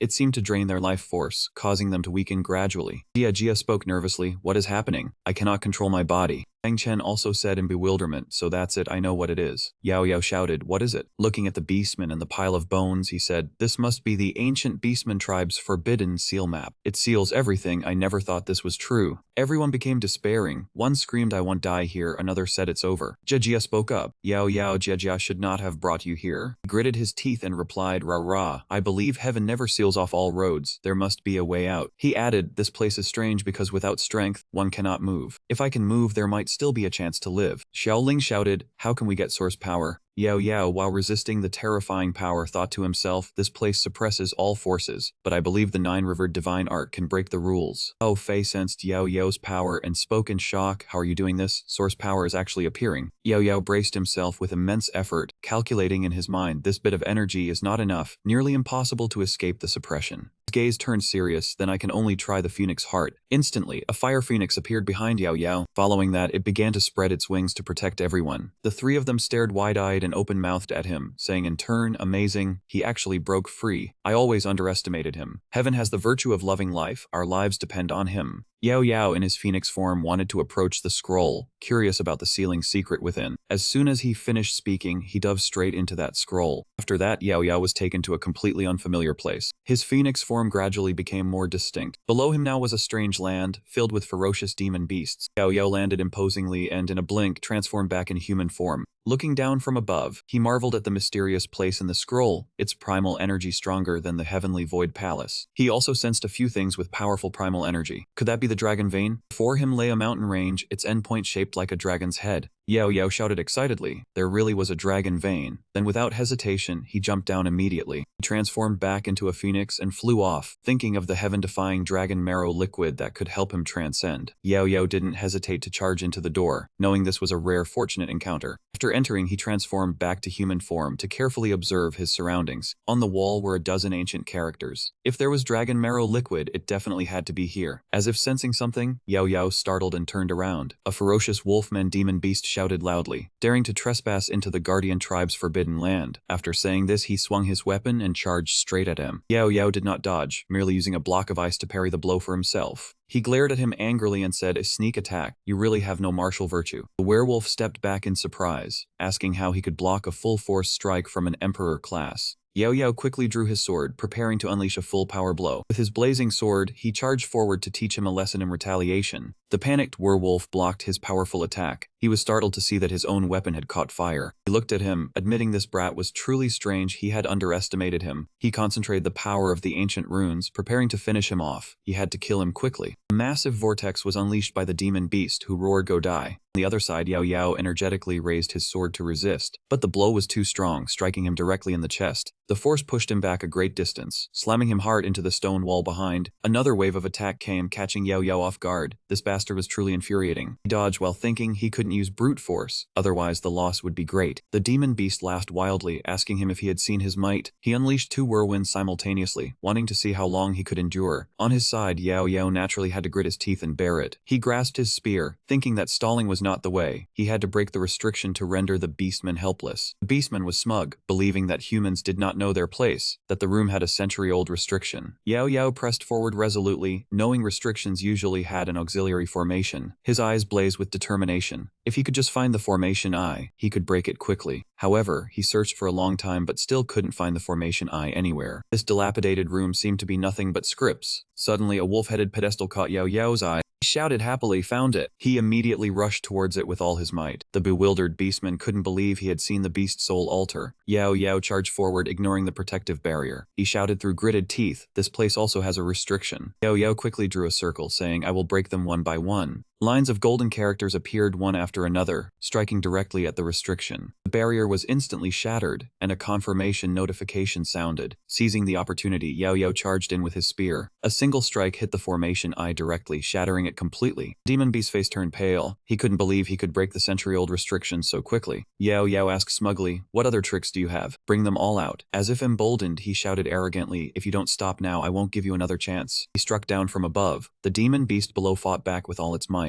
He was severely injured by the blow, coughing up blood. Yao Yao said with satisfaction, it seems you've run out of trump cards. Die obediently. Suddenly, he placed both hands on the ground, trembling and begging for mercy. His whole body shaking, he gasped out the words, please spare my life. Seeing this, Yao Yao immediately flashed a smug smile. The lowly beast said he did not want to die. Yahello naturally would not make things difficult for him, but demanded he do one thing. He immediately asked back. Yahello told him to go get the dragon marrow. That man was surprised and asked how she knew that thing was here. Yahello pointed her spear directly at him and said, "You do not need to know, just go get it." The beast replied helplessly. It had been sealed within the 1,000-year forbidden area. Yahello pressed the spear close to his head and asked if he did not want to live. He shouted, "Wait, I can try." Achieving her goal, Yahello smiled coldly and praised that was the way. After that, he said the dragon marrow was sealed in the deep abyss restriction. Yahello stood watching him act. The beast took out a key and said he could only open the door, not necessarily obtain the dragon marrow. The cave opposite immediately displayed red text. Yahello angrily kicked him and said that was his problem, now get in. The werewolf braced himself and said, "Fine, death is death, let me try my luck." Suddenly he was kicked flying out, looking battered. Yahello looked at him lying flat, wondering if this life seal was really that powerful. Resolutely turned away, realizing the aura inside was very strong, entering would likely end the same way. He gave up, transformed back into a phoenix and left. The dragon marrow matter needed more discussion. He had to go before the others could not hold on. Outside there was no time left. They worried Yahello was taking too long. Long Hao Fei lamented he had not married yet, had no children, could not die. At that moment Yahello returned, shouting out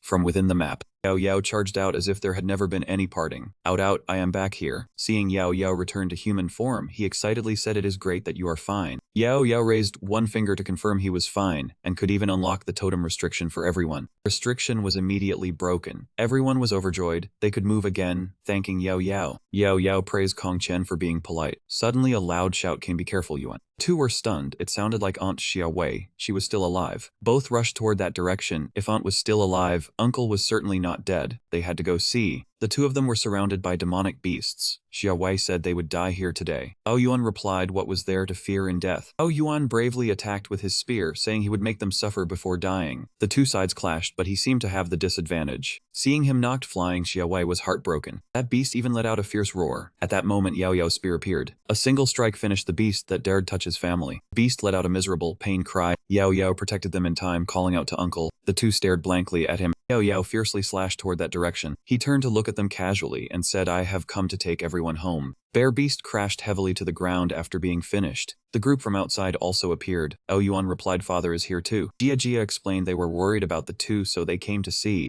Yuan was touched and apologized for the trouble. He cheerfully replied, "Do not be polite, we are family." Beast's soul flew out after being killed. Not just one, but an entire swarm. The souls merged into a single muscular bear. He growled at Yaoyao. He calmly said, "Still not dead, a soul fusion is interesting." Kong Chen spoke up. Even in energy form, its cultivation rivaled a mid-grade emperor. Be careful, some beast races have special talents. Yaoyao raised one hand. Light gradually gathered in that hand of his. Another weapon flew into Yaoyao. Firmly gripped the spear and charged forward. Yaoyao shouted, "Mid-grade Imperial, your heavenly king father is here." Took a stance ready with one staff strike, wanting to turn it into a soul-subduing lance. A powerful strike came down. The bear began to resist. It opened its mouth, preparing to fire an energy bolt. Seeing this, everyone panicked and shouted, "Yaoyao." Yaoyao retreated far to keep distance. It then chased after him. A huge hand reached out to grab him. Yaoyao retreated again, one eye turned red, eyes of nether darkness. With this much power, do I still need to be careful? Black aura quickly enveloped it. It corroded the beast's soul. Yaoyao lamented a small matter would become big. Finally, it exploded before the eyes of everyone present. Yaoyao also lightly landed on the ground from above. Both Yuan and Jia stammered in shock. Jia worriedly asked if he was injured. Yaoyao smiled to reassure her that he was fine. He even praised that she had become an emperor long ago. Putting that aside, now was a time for reunion. It was good for third uncle and third aunt to meet. Let me take them home. Yuan worried this place was a bottomless chasm, hard to return from. Yaoyao confidently raised his spear to the sky and told third uncle not to worry. Then he used it to draw a circle right on the ground. Yaoyao drew more and more vigorously, insisting he had a way to solve it. It was the same old trick of making the earth fly into the sky. This time, there was an additional protective shield layer on top. The people below looked up, endlessly exclaiming Amitabha. Yaoyao's talent was truly monstrous. His array engraving technique was too powerful. Yaoyao above kept waving his hand, calling everyone up to be brought back. Yuan proudly commented that Yaoyao was increasingly making others see him in a new light. Yaoyao steered the rock while reminding everyone to sit steady. Indeed, the rock was about to reach the top. He announced they were almost there. His face now bloomed with an extremely satisfied smile. Now everyone could safely go back up to the top. Unexpectedly, a spirit beast was lying in ambush there. The giant ape immediately charged to attack everyone. Its massive hand nearly shattered the white shield layer. Currently, everyone was waiting for Yao Yao's group. Someone had appeared. Quickly pull them up. That giant spirit beast charged again. Yao Yao angrily shouted, wanting to catch me, no way. Then he steered the rock to shoot straight into the sky. Ao Fei gratefully said Yao Yao was a true savior, finally escaping this place. But the current speed was a bit too fast. The sudden acceleration just now had nearly exhausted the spirit stones in the formation. The whole group couldn't brace themselves in time and fell flat on their faces. After a while, the dust and smoke gradually cleared. Yao Yao's group slowly stood up, checking with each other if anyone was injured. He said this tremor was fine. Before they could compose themselves, someone suddenly appeared. It turned out to be two female members of the Beastman tribe. One pointed towards everyone saying the Beast King ordered a watch for people escaping the abyss. The pink-haired one chimed in that it must be them. The two secretly rejoiced at their good luck today, for a chance to earn merit. As soon as they finished speaking, they ordered an attack. A group of demons and monsters received the order and ferociously charged forward.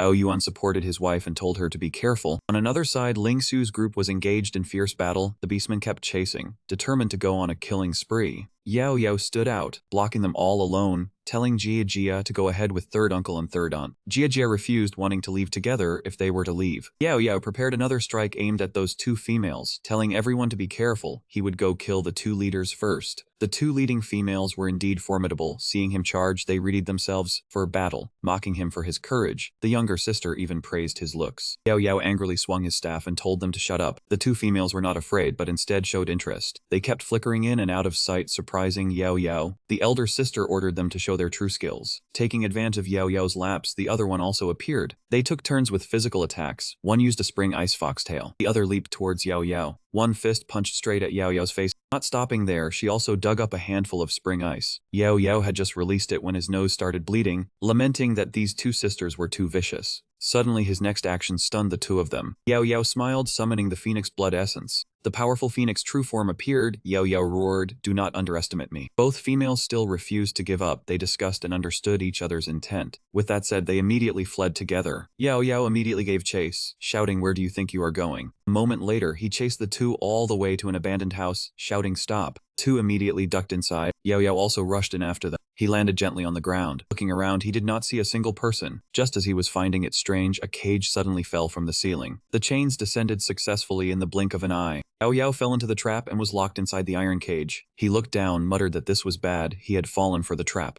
Just then, the two beast sisters came out to tease Yao Yao's sister. Since this human had beast clan blood essence, they would show no courtesy. They would drink his blood and then kill him. Yao Yao smiled smugly, weapons already ablaze. His earlier defeat was only because your attacks were too stale. Now you plan to trap me with an iron cage. He easily broke free and shouted loudly, "Do not be so naive." The two sisters still refused to admit defeat, smugly saying this human was truly interesting. If soft tactics failed, they'd play rough. After speaking, they both erupted with killing intent. Yao Yao smirked, blocking them easily. "You still want to deal with me?" He shouted forcefully, "There is no more chance." Two sides clashed, creating a deafening sound. The two beast sisters were sent flying, screaming, "Sister, be careful." Yao Yao charged forward again. "It is not over yet. Go die." And so the elder sister took the hit first. She was knocked to the ground, stunned, causing her younger sister to panic. Seeing this, the other sister shouted in fury, "Sister." Before she could show off, Yao Yao threatened, "You two are so deeply bonded, it makes me wonder who to kill first." Realizing they could not win, they surrendered. "Sorry, we admit defeat." Yao Yao added cunningly, "You think a single word of surrender will make me spare you too?" Helpless, the elder sister stood up. "Just spare my younger sister. I am willing to serve you as my master." After that, she swallowed her pride. She put on a seductive look and said, "I am willing to serve you every day." He raised a finger to Yao Yao's mouth, then added, "Master can do anything he wishes." Yao Yao was disgusted and immediately furrowed his brow. He lifted his axe, ready to send her to her next life. "You think this little charm can seduce me?" He struck, sending her crashing down on her backside. Just moments ago she was attacking fiercely. Now she was utterly defeated. Yao Yao charged forward with his 2-meter-long axe die. She helplessly offered blood to the strange bone on the altar. "Wolf ancestor, save me." Instantly, a stream of purple killing intent erupted. Bizarre energy surged straight toward Yao Yao. Unable to react in time, he was struck directly in the chest. He knelt, clutching his chest. "So this is why you lured me here." The bone's true form appeared, continuously snarling. It was a beast soul. They used blood essence to activate it. Yao Yao raised his weapon to fight back, but the pressure was too great, forcing him to cough up blood. The two beast sisters rejoiced. "Perfect. The wolf ancestor's spirit soul has returned. That weapon is a holy relic. Anyone hit by it will bleed endlessly." Yao retreated far away, while the two sisters kept rambling, "That brat is dead for sure." Looked at his wound in pain. "I was careless. I bumped into the wound." The wound smoked, but the blood essence in his body would quickly heal it. The two villain sisters were astonished. astonished. His wound is healing. How is this possible? Beast Soul fiercely charged at Yao Yao again. He also fought back fiercely, refusing to yield, but once again he was sent flying by the Beast Soul. He slid painfully all the way to the wall, his eyes extremely tense. His body was now tainted with a flowing purple energy. Yao Yao thought angrily, this thing has death key. No wonder it is so vicious. The Beast Soul prepared to attack, but he already had a plan. If it has death key, it is easy to deal with. He lightly dodged its lethal strike. His eyes changed color, and a plume of black smoke appeared. Instantly, the entire Beast Soul was engulfed by it. An overwhelming pressure caused the Beast Soul to explode. Its weapon also fell to the ground. Yao Yao grabbed it and said, so-called wolf ancestor is not so impressive. The two Beast sisters stared wide-eyed. The wolf ancestor is dead. The younger sister panicked. Sister, he stole the holy relic. We cannot let him take it. They both turned tail and ran. Quickly call the villagers to stop him. Yao Yao suddenly appeared behind them, holding the treasure. Still want to call for help. One strike knocked the younger sister senseless. One strike knocked the elder sister unconscious too. No more chances. Having dealt with those two nuisances, Yao Yao stood there proudly, catching his breath. Suddenly many more people rushed in from outside. It turned out the beastmen had chased them to this place. Someone broke in from the road. Go check quickly. It was too late. A strong flash of light signaled that Yao Yao had escaped. He lightly glided past before the greedy eyes of the beastman. The phoenix true form inside immediately emerged. In an instant, Yao Yao transformed into a phoenix and hastily flew away. Under the bewildered gaze of all the beastmen, Yao Yao thought to himself he could not stay long. He had to go see how third uncle and the others were doing. Unexpectedly, someone below was already silently aiming at him. An ice arrow was shot, gradually flying towards Yao Yao. Seeing it was about to hit his wing, Yao Yao was startled and let out a cry. An enormous explosion occurred right in midair. The beastman below rejoiced upon seeing this, thinking that human was surely dead. But what could those three loose arrows do to Yao Yao? The beastman below immediately turned around. Not good. He was still not dead. Furthermore, he was taken down by Yao Yao in one move, turning into fragrant roasted meat. Yao Yao glared down angrily, truly wasting my time. Zaza's side succeeded just as well, with beastmen lying everywhere on the ground. He was worried about Yao Yao, saying there might still be beastmen around Yuaner. Ao Yuan agreed they would set off once Yao Yao returned, but it had been too long and he was still not back. Right then, a group of strangers recognized them. Boss, there are people ahead. Go see if they are the ones we are looking for. He approached and asked arrogantly, who are you? Have you seen Yao Yao? Jia immediately questioned back, I am Shangxuan Hall Elder Tianba. What business do you have with him? Subordinate recognized him and explained, boss, Tianba seems to be Yao Yao's grandfather. He said smugly, then is that not just perfect? A voice of affirmation rang out, kill. Jia was startled, we have no enmity with you. What are you planning to do? Unexpectedly, that man from the higher rank said, we are the Five Knife Kings. We kill when we want, too many reasons. Go on and scram yourselves, or we will make your deaths miserable. Yao Yao's Jia was furious, asking, do you truly not put the Shangxun Hall Elder in your eyes? But he remained clueless, saying, stop talking nonsense. Either scram yourselves or we will send you on your way. Old Tianba ordered those behind him, Yuaner, you all go ahead, let me handle this. He powerfully summoned his sword and said, then take good care of Weir. Jia struck with all his strength, I have come to slay the enemy. Those men dodged, even taunting, strong indeed, but 1 against 5 is impossible. Several streams of energy immediately appeared before him. Jia quickly raised his sword to block. Ahead, a massive green serpent appeared. It snapped straight at Zaza, causing him to cry out in pain. Ao Yuan ran to him worriedly. The leader angrily shouted, kill them all, leave no one alive. The situation was tense, and now even Xia Wei had to act. After just a move or two, she cried out her husband's name, Yuan Ji. A man appeared behind her and said, not bad this girl. He showed no tenderness, grabbing her neck instead of dying those two. Even more viciously, he said, might as well come with me from now on. Xia Wei cried in pain, let me go. At that moment, a spark suddenly shot her. It struck directly at the leader's hand, forcing him to release Xia Wei. Naturally, Yao Yao had come to the rescue. How detestable, daring to lay hands on my family. Are you looking for death? In an instant, flames erupted all over his body. A powerful surge of fire energy was launched. Seeing that man trapped in the fire, the masked group anxiously shouted, boss. All of them charged at the fire phoenix, shouting, you have injured the boss. Brat, hand over your life. Yao Yao's whole body blazed with fire energy, his voice full of dissatisfaction. Who are you people? Why did you attack Jia and third uncle? The group swung their swords to chop, saying, if you want to know, go ask the king of hell in the underworld. Seeing the sharp energy streams continuously unleashed, Yao Yao swiftly spun his sword technique, not talking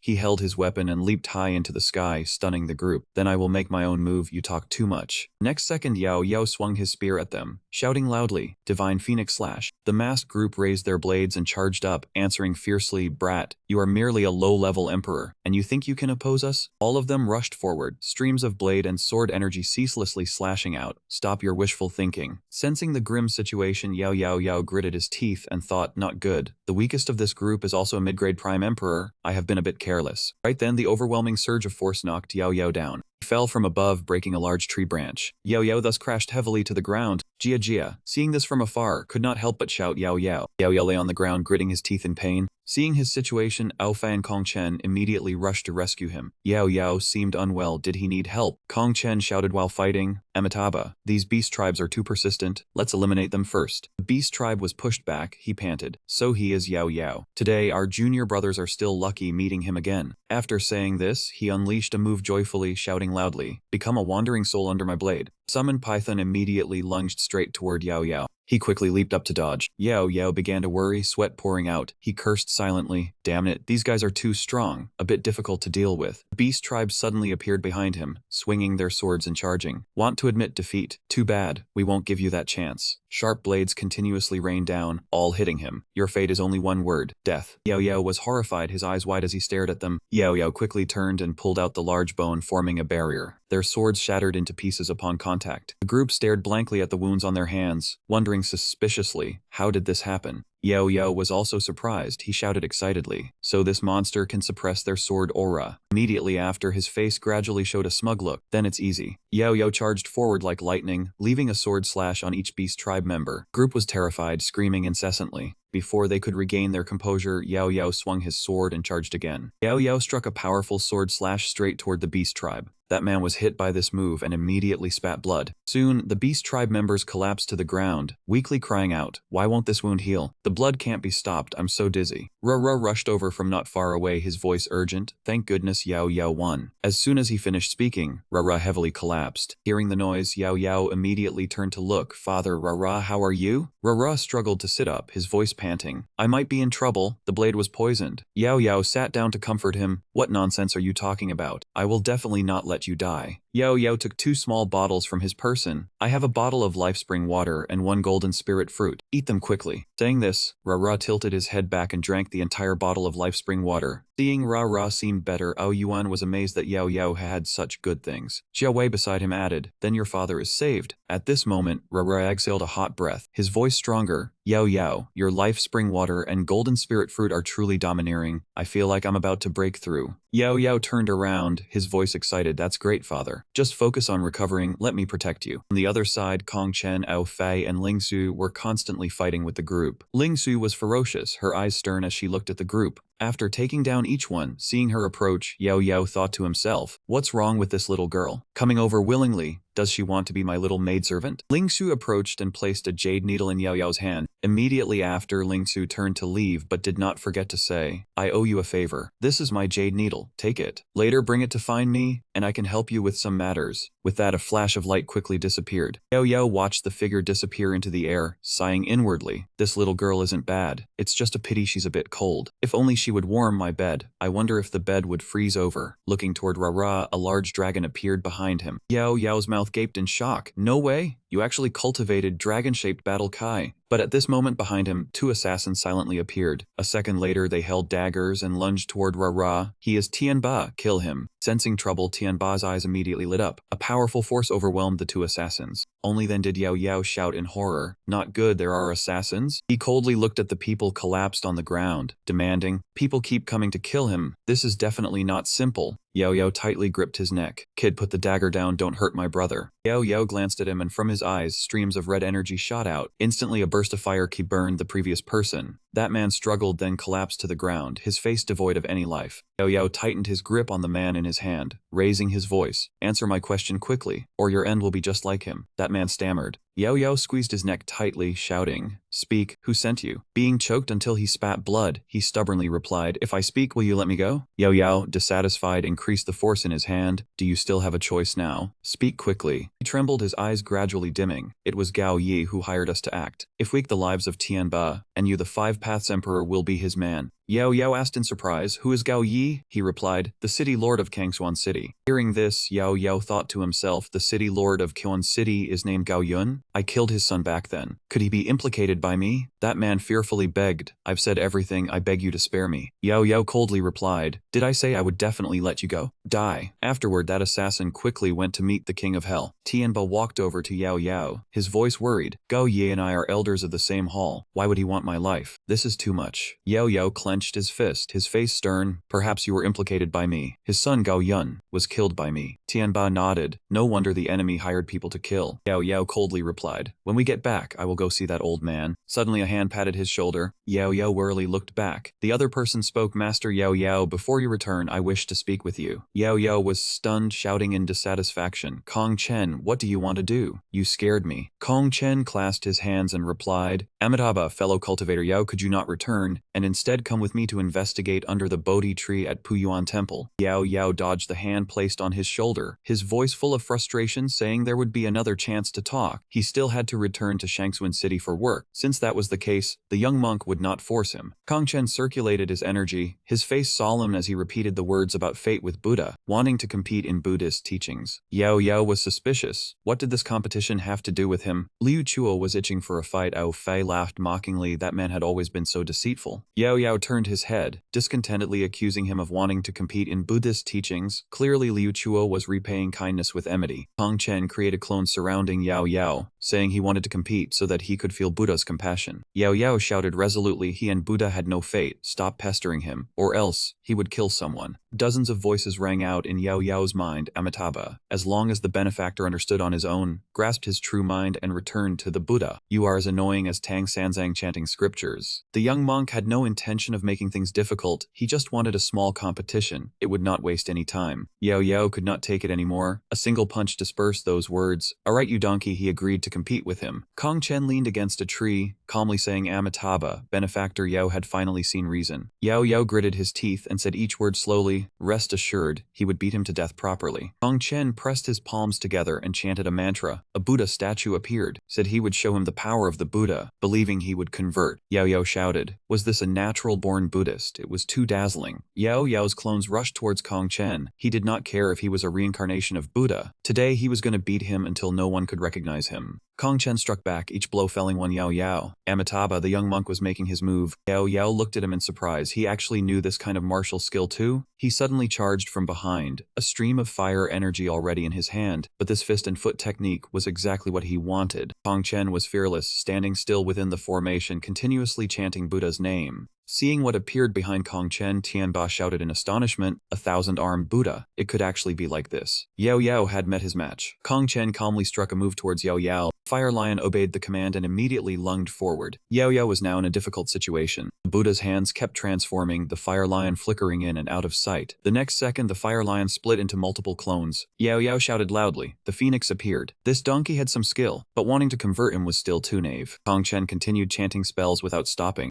The Fire Phoenix and Yao Yao rushed towards him. You are not qualified. Kong Chen was hit by a strike and immediately spat blood. He was sent flying by Yao Yao's blow. Annoying donkey, you lost. Kong Chen sat on the ground, speaking firmly. Amitabha, the benefactor's combat power is astonishing. The young monk admits defeat. Yao Yao followed up. Finally, no need to argue. How relaxing. Yao Yao, Tianba, and the others leisurely left. Time to return to Shangxun City. The young monk would always be waiting at Putuo Temple. From behind, Ao Fei suddenly shouted, Hey, wait for me, I want to go back to Shangxun City too. The scene shifted to the Great Hall. Mo Qian sat on the dragon throne, shouting discontentedly, Gao Yi, you said there would be no mistakes. How did they all come back? Gao Yi nervously explained, the Five Paths Emperor and two Shadow Assassin Emperors joined forces. There should have been no mistakes. Please forgive me, sect leader. Mo Qian decisively ordered, since they are back, if you do something, do it thoroughly. Kill them all in Shangxun City. Gao Yi acknowledged the order. He clasped his hands into a fist, replying clearly, I will go make arrangements immediately. Soon after, Yao Yao's group returned to Shangxun Hall. Jia reminded Yao Yao, you all rest here. This is Shangxun Hall's territory. It is relatively safe. Yao Yao replied yes, but he feared Gao Yi's evil heart would not die and he would still make a move. Yi Wei clasped his hands gratefully. Uncle Long, fortunate to have you in Yao Yao's rescue. I have a request. I hope you will agree. Tianba then asked what it was. Ao Yuan also knelt down. Yi Wei said, I want to marry brother Yuan. I hope Uncle Long will grant it. Tianba laughed happily, thinking this was excellent. He had long wanted to hold a grandchild. Ao Yuan replied, thanking father. Yao excitedly took out treasures. Third uncle, third aunt wants to marry. I give some gifts as blessings. These are 2 herbs to help third uncle break through. Ao Yuan awkwardly looked at Yao Yao. This is too precious. Yao Yao handed the herbs to Ao Yuan. Third uncle, why be so polite? Take them quickly. Ao Yuan laughed heartily and accepted. Then I will not be polite. Looking at the herbs in his hand, Ao Yuan shouted excitedly. With these he was 90% certain of a successful breakthrough.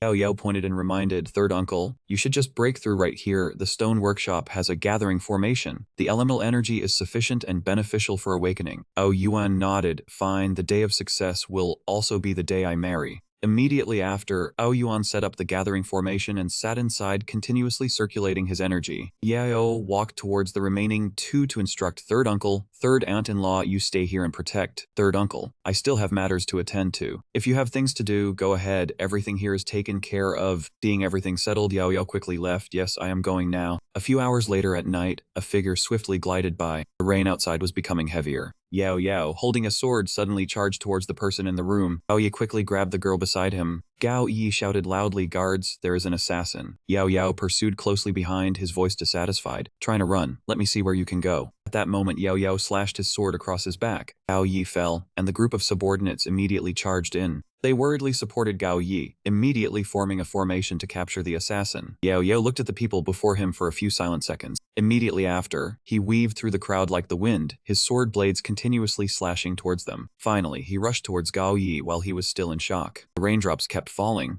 Blood flowed like a river by Yahello's hand. From a high vantage point, a figure dropped down. Yahello was inwardly shocked. Another emperor-level figure had come to help. It seemed this place could not be stayed in long. The moment he landed, Yahello had already vanished without a trace. Seeing Yahello disappear, he furiously swung his sword repeatedly. Where did the little thief run off to? Yahello suddenly appeared, his voice full of provocation, wanting to kill me. In front of him, a spatial door appeared. Yahello quickly dashed inside, stuffing the response into the edge, no entrance. Xiaofeng rushed forward, slashing his sword straight at the spatial gate. In front of him was only an empty formation. A mid-grade origin stone had activated the teleportation. Who was he after all? Sensing something wrong, he hurriedly left. This was too strange. He had to report to the hallmaster. In the heavy rain, Xiaofeng returned drenched. Linfeng was drinking tea, calmly asking, Xiaofeng arriving late, is there something urgent? Xiaofeng quickly replied, Hallmaster, I encountered a difficult matter tonight and need your help to clear my doubts. Linfeng was surprised. What troubling matter? Tell me.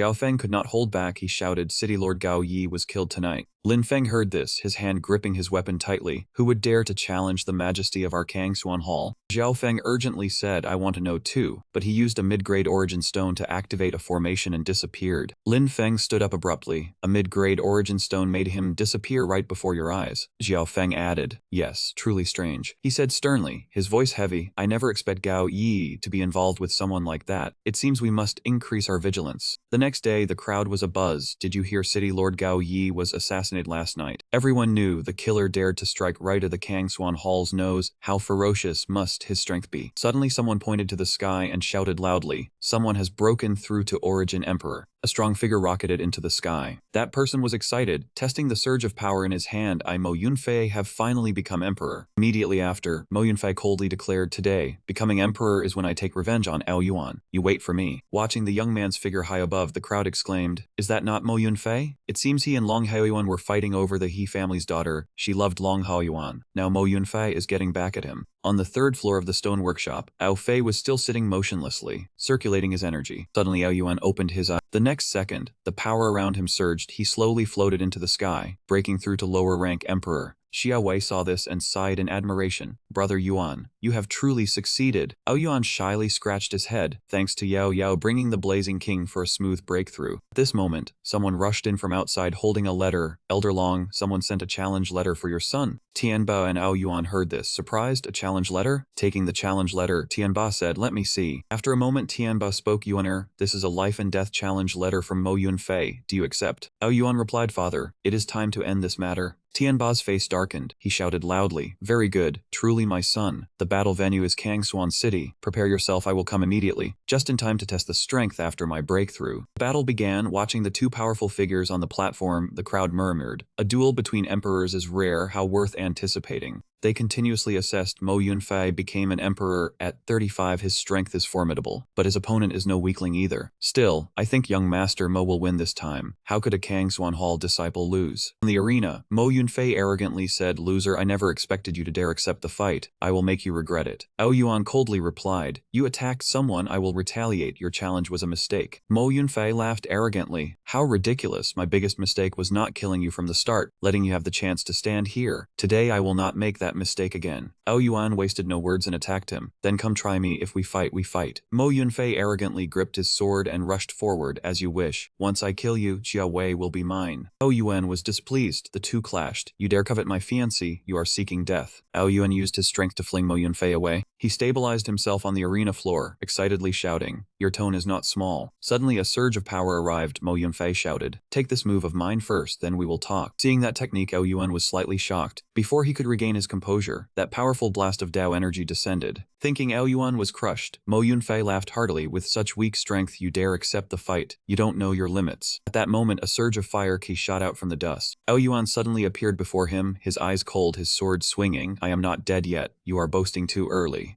Ao Yuan leaped forward, slashing his sword towards Mo Yunfei's face. After he dodged, Ao Yuan unleashed several more moves. Where are you running? Mo Yunfei drew his sword to counterattack. Would I run? Open your dog eyes and look. Unexpectedly, a formation was activated beneath Ao Yuan's feet. Sharp swords all pointed at Ao Yuan simultaneously. Mo Yunfei triumphantly yelled, who is the one with the upper hand now? Aura emitted. The force in Ao Yuan's legs gradually grew stronger. Below, Xia Wei shouted worriedly, Brother Yuan. Tianba comforted, do not worry, Yuaner will surely win. But at this moment, Ao Yuan was surrounded by the sword formation. What a clever trick. I didn't even notice when the formation was set up. Ao Yuan regained his momentum. A burst of fire blew away the swords, but unfortunately, these things are useless against me. Die. Seeing the formation shattered, Mo Yunfei was astonished. How is this possible? Behind Ao Yuan, a powerful dragon image appeared. A mighty force descended. Mo Yunfei could not dodge in time, taking the full blow. Ao Yuan quickly rushed over, pressing his sword to his throat, demanding the root. Mo Yunfei, challenge me for a fiancé in your next life. Just as the blade was about to strike, suddenly a hand gripped it tightly. Mo Yi appeared, blocking in front of Mo Yunfei, his voice stern, stop, release him, or I will destroy your entire family. Ao Yuan rested his sword on his shoulder, his gaze cold. Want to destroy my entire family? You are quite something. This is a life and death duel. Life and death are fated. Is Elder Mo trying to interfere? Mo Yi replied, I do not care. Kangxuan Hall members must not kill each other. Release him, and I will do as you wish. Tianba from behind laughed mockingly. The words must not kill each other. Does Elder Mo not know Mo Yunfei started the battle? Tianba stepped forward, his face stern as he blocked in front of Ao Yuan, his voice harsh. Now my son has won, and yet you say this. Elder Mo truly has no shame. Mo Yi's face darkened. He replied, I will investigate this matter, but you must release him now. If anything happens to Mo Yunfei, you will be buried with him. Tianba heard this and shouted, Mo Yi, do you truly think this world belongs to the Mo family? This is an open life and death duel. The rules cannot be broken. Yuaner, go kill Mo Yunfei. I will handle everything. Ao Yuan, having waited long, flew out. Yes, father. But before he could make a move, he was blown away by someone's aura. Enough. Mo Xian stepped forward, haughtily saying, you think just because you have some strength you can act so arrogantly? That man smiled, replying, Big brother. Seeing Mo Xian appear, the crowd stirred. He was the Wind Master of the Mystic Wind, a big shot of the profound Sky Hall. Even though Tianba was a mid-level prime sovereign, he would struggle to resist. This was going to be interesting to watch. Tianba stepped forward, his face stern, and reminded, Wind Master Mo, we all know who's right and who's wrong. Do you want to meddle in this as well? Mo Xian glanced at the crowd with dissatisfaction and coldly shouted, what are you looking at? Why haven't you dispersed yet? Turning to Tianba, he replied, have your son personally crush that thing with his own hands, and everything can be overlooked. Hearing this, Tianba laughed loudly. What a tone! After saying that, Tianba assumed a fighting stance. If you want to kill my son, you'll have to step over my corpse first. On Mo Xian's side, the ground beneath his feet shattered, and his aura surged violently. It seems you refuse our offer, so go to hell. Suddenly, a person appeared, his steps landing with force, his voice filled with fury. Do you want to kill someone from the Long family? Yahello appeared, standing opposite Mo Xian. If you have the ability, just try it. Seeing him, Mo Xian's face darkened. You? Tianba shouted from behind. Second medicine. Yahello looked at him, his tone mocking, annoying old man. You lost but still refused to admit it. Shameless. Hearing this, he unleashed a massive palm of deathly energy. How dare you speak to me like that? You seek death. On Yaoyao's side, his entire body blazed with a powerful surge of flame aura. From beneath the ground, the flame aura coiled up, tightly binding the palm of deathly energy. From a distance, Mo Ni was horrified, his eyes wide with shock. Mo Xian's expression shifted, his voice filled with resentment. Little brat, you do have some skill. Today you dare to oppose me. I'll take this chance to deal with you once and for all. But at that moment, another person walked up to Master Mo. It was Hu Kang, who warned sternly, attacking my senior brother like this. Isn't that a bit inappropriate? Seeing him side with Yao Yao, Moni questioned, Hu Kang, have you lost your mind? Why are you calling that brat your senior brother? This matter is between us and the Long family. Why are you interfering? Hu Kang angrily retorted, Yao Yao is my senior brother. If you want to kill him, you have to go through me first. If not, I'll go back and report to the hall master. Yao Yao calmly watched the drama unfold, then spoke, Junior brother, what crime do you think they deserve for trying to slaughter an elder within my grandfather's hall? Hu Kang replied, killing within the hall is a crime punishable by death. Since that's the case, let's go into the hall. I trust the hall master will make a wise decision. Mo Xian listened, his brows furrowed tightly, his eyes glaring hatefully at the two. He inwardly cursed, damn it, Hu Kang showing up is such a nuisance. Why does he rely on the hall master? He backed down but still spoke with an arrogant tone, fine, this wind master was just joking. Forget about it. Mo Xian turned around, leading the two beside him. Mo Ni, take Mo Yunfei back to treat his wounds first. Yao Yao's expression changed, and he coldly spoke up, you can leave. However, Mo Yunfei must stay for a life and death duel, until one side dies. Mo Ni roared in anger, brat, you dare? Yao Yao calmly replied, there's nothing I don't dare. You can take him away, but you must show sincerity with 200 high-grade primal stones, or else we go to war. Mo Xian closed his eyes, his voice strained, second brother, don't mind them, let's go. If anyone dares to stop us, kill without mercy.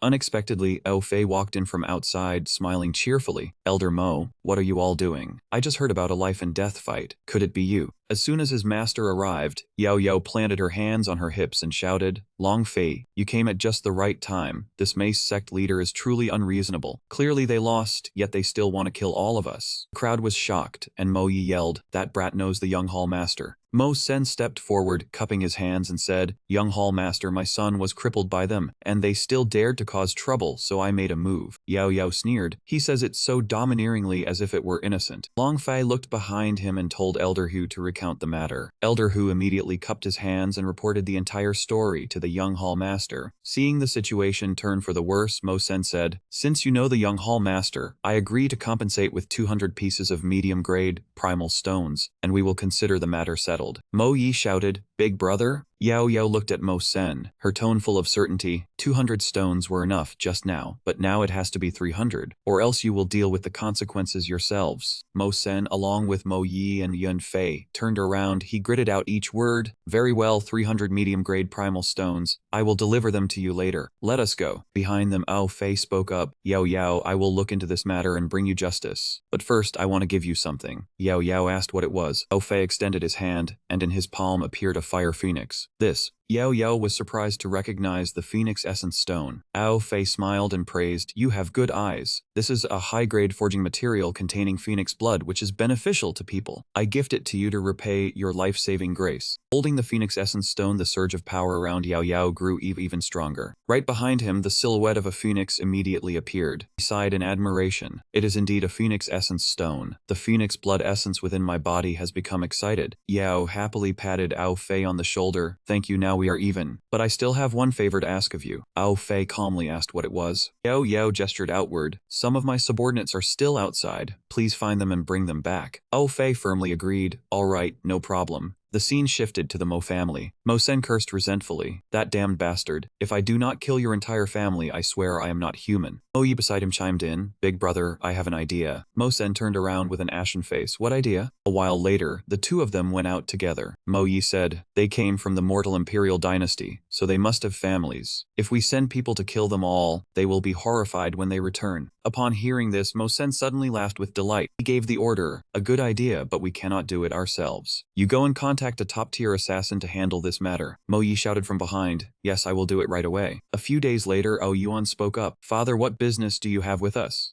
Tianba happily stroked his beard. Yuaner, regarding your marriage, I have sent a letter to the Xia Wei family, and they have agreed to let you two wed. Ao Yuan was astonished, unable to contain his joy. Really? That is wonderful. Seeing this happy family, Yao Yi also smiled to himself. Excellent, third uncle and third aunt can finally be together forever. Suddenly a loud shout rang out, boss. Xiao Hei and two others entered, their faces beaming. Boss, we finally found you. Yao Yao turned his head to look and immediately recognized that person. Xiao Hei, Huagu, and Meng Qi cupped their hands in salute. Boss, Hua Daogu pays respects to the young master, pays respects to young master Yao. Yao Yao cheerfully patted Xiao Hei on the shoulder. Long Ao Fei works efficiently. You all arrived just in time. My third uncle and third aunt are getting married, and we need many people to liven things up. Xiao Hei excitedly shouted. A wedding, a joyous occasion. Tianba approached from behind. Yao Yao, I fear we will take a long time to reach the radiant Yang Imperial dynasty. If everyone goes, Mo Sen will cause trouble. It is best to leave a few people behind to guard. Yao Yao nodded. Grandfather is right. Yao Yao looked at the group and instructed, let us do it this way. Xiaohei will come with me. Hua Daogu and Lin Mengqi will stay behind to guard against Mo Sen. Huagu blankly asked who Mo Sen was. Yao Yao replied, he is my threat. If you do not understand, ask Long Ao Fei.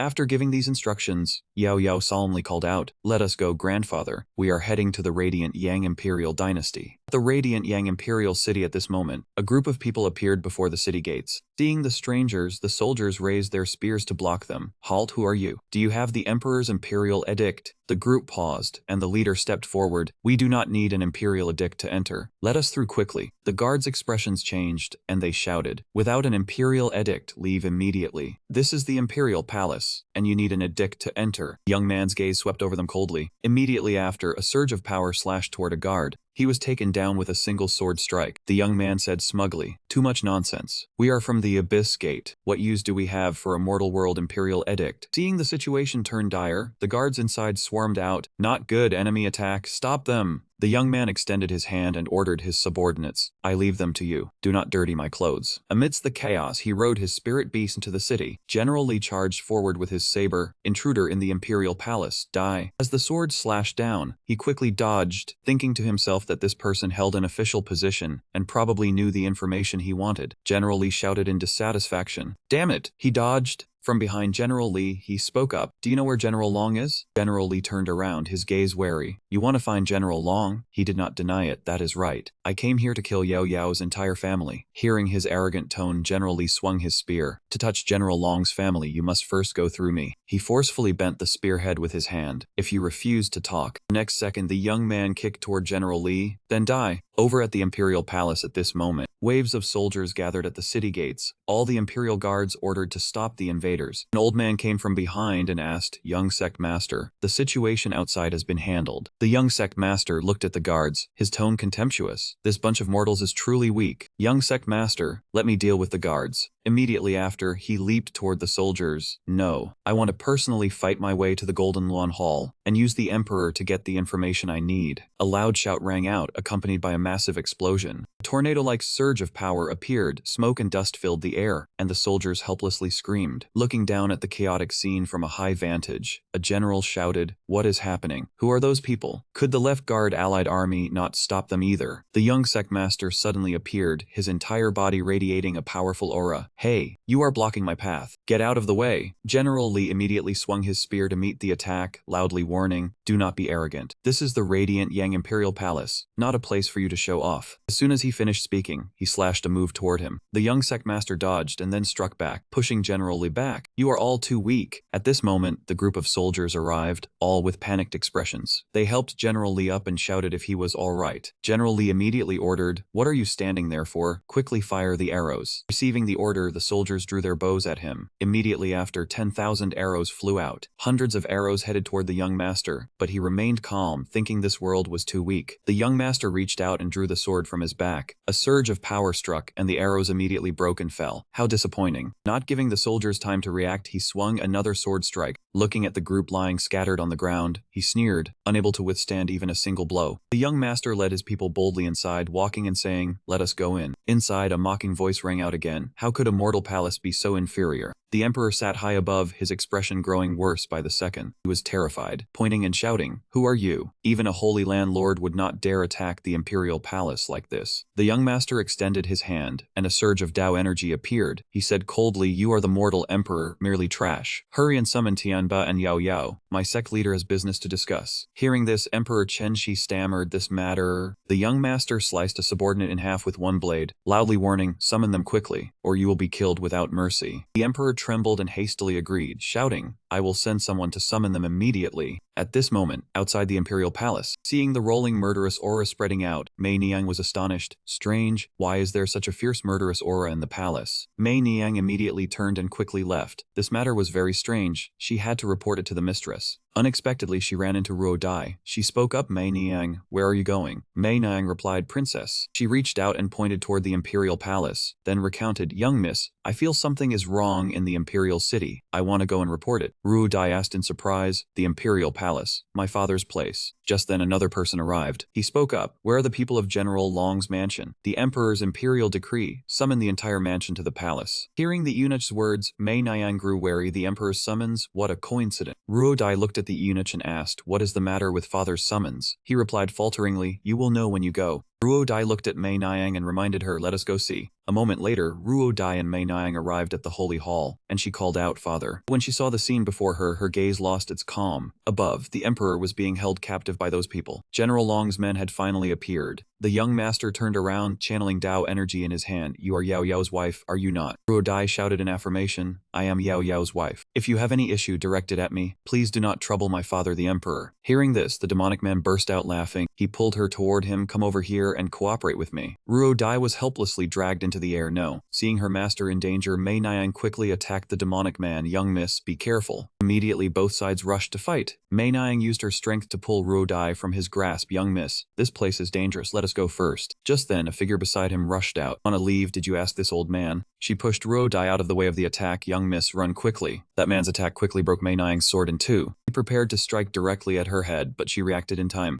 Amidst the hostile situation, he could not help but praise a little girl reaching this realm is not bad. After dodging the blow, she hurriedly pulled Ruo Dai out of this place. Young miss, I can barely hold on anymore. Let us go. Out of the frying pan into the fire, the two of them were intercepted by the leader. Want to save someone? Did you ask this young master? Approaching Ruo Dai, he acted on his bad intentions. I did not expect this world to have a woman like this. He held her tightly. She could not move. Do not try anything rash. Mei Niang stood to one side and used a seduction ploy. What about me? Am I not beautiful? As soon as he turned his head, he was captivated by her beauty. Diverting his attention from Ruo Dai, he turned to praise, you are the most beautiful woman I have ever met. Seeing that he had fallen for the trap, she pressed forward. Then why are you still holding another woman? It breaks my heart. The demonic man could not resist her beauty. Fine. I will let her go, you come with me happily. Seeing his master fall for the trap, the old man rushed over. Hateful woman, how dare you use seduction techniques? I will kill you first. At this moment, the demonic man just woke from his enchantment. He raged and shouted, you wretches, how dare you bewitch me? Rushing to Ruo Dai, she swore, young miss, I absolutely will not let you get hurt. I will lead you out of here. Then the two of them fled that place. Just as they exited the door, that man chased after them, swinging a long sword stroke. Where do you think you are going?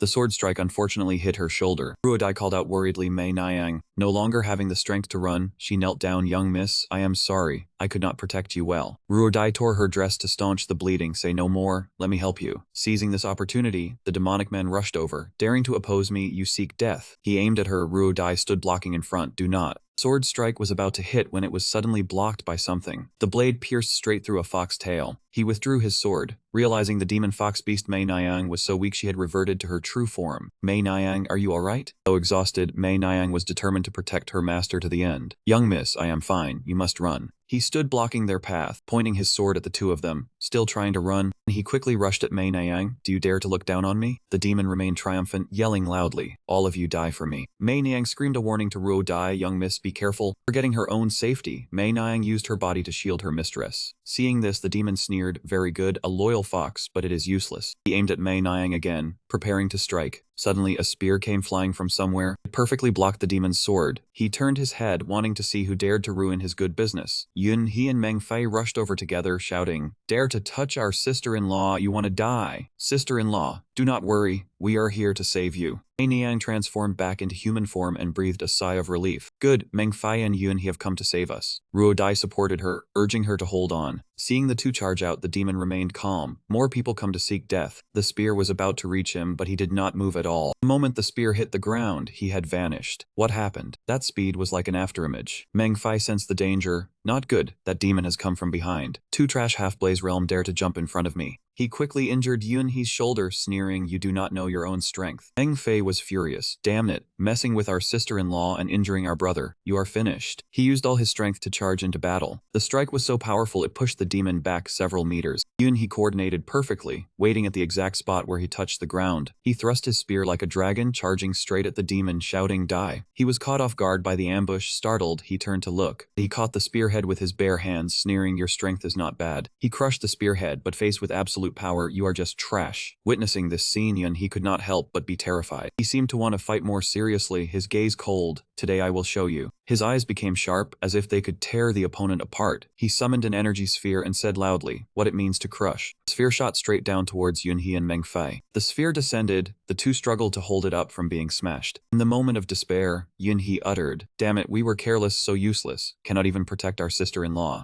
The demon stood beside them, ready to finish them off. "Enough, you can go die now." Ruodai was so anxious tears streamed down her face, begging no. Ignoring the plea, he rushed straight towards Yunhee and Mengfei. Suddenly, a flame erupted from nowhere, separating him from the two. He gritted his teeth in anger. "Who dares to stop me?" At the critical moment, Yao Yao and the group appeared. "I have been away for a while, and a piece of trash dares to piss on my head." The old man beside him said, "He is the target. He is Yao Yao, the one we need to find." Seeing a lifeline, Yunhee and Mengfei rejoiced. "Great, the boss has finally returned." Yao Yao said nothing, quickly rushing towards the boulder, pinning his brothers. He broke the chain wrapped around the boulder with his bare hands. Then he smashed the huge boulder into pieces with a single strike. Yunhee and Mengfei were saved, full of vitality again. They said happily, "Boss, you have finally returned. We almost never saw you again." Yao Yao only replied, "No need to speak. I already know everything." He ran over to Ruodai, telling the two to wait a moment. "I will go heal Mei Niang first." Seeing Yao Yao, Ruodai happily called his name. Mei Niang was also extremely grateful. The demon suddenly appeared right behind the two women. He threatened slowly, "If you dare to take another step, they will all die." Facing the threat, Yao Yao challenged him, "Just try it." He showed no mercy, acting decisively. "Trying it is." Yao Yao immediately leaped over, blocking his attack. Deafening explosion rang out between the two sides. Seeing Yao Yao rush in to take the blow, the demon laughed loudly, thought Yao Yao was something. Turns out he is an idiot, using his body to block attacks. Too easy to kill him. The old man next to him added, "The mission is to slaughter his entire clan. Today we will kill them on the way." Despised by the enemy, Yao Yao merely brushed the dust off his clothes. As the smoke slowly cleared, he spoke, "Wanting to kill my whole family. Do you dare say that?" This scene shocked the opponent as if seeing a ghost, shouting, "Impossible. How are you not dead? I just used counterforce." Yunhee and Mengfei cheered from behind. "Third brother, the boss is too mysterious. It seems the boss has become a blaze. Is there even any need to say it? He is mysterious. He is our boss." A bolt of lightning struck straight down to the ground. The demon nearly went mad. He quickly affirmed, "Very good, you are worthy of my serious treatment. I will kill you first, then kill your woman." He thrust his sword into the ground.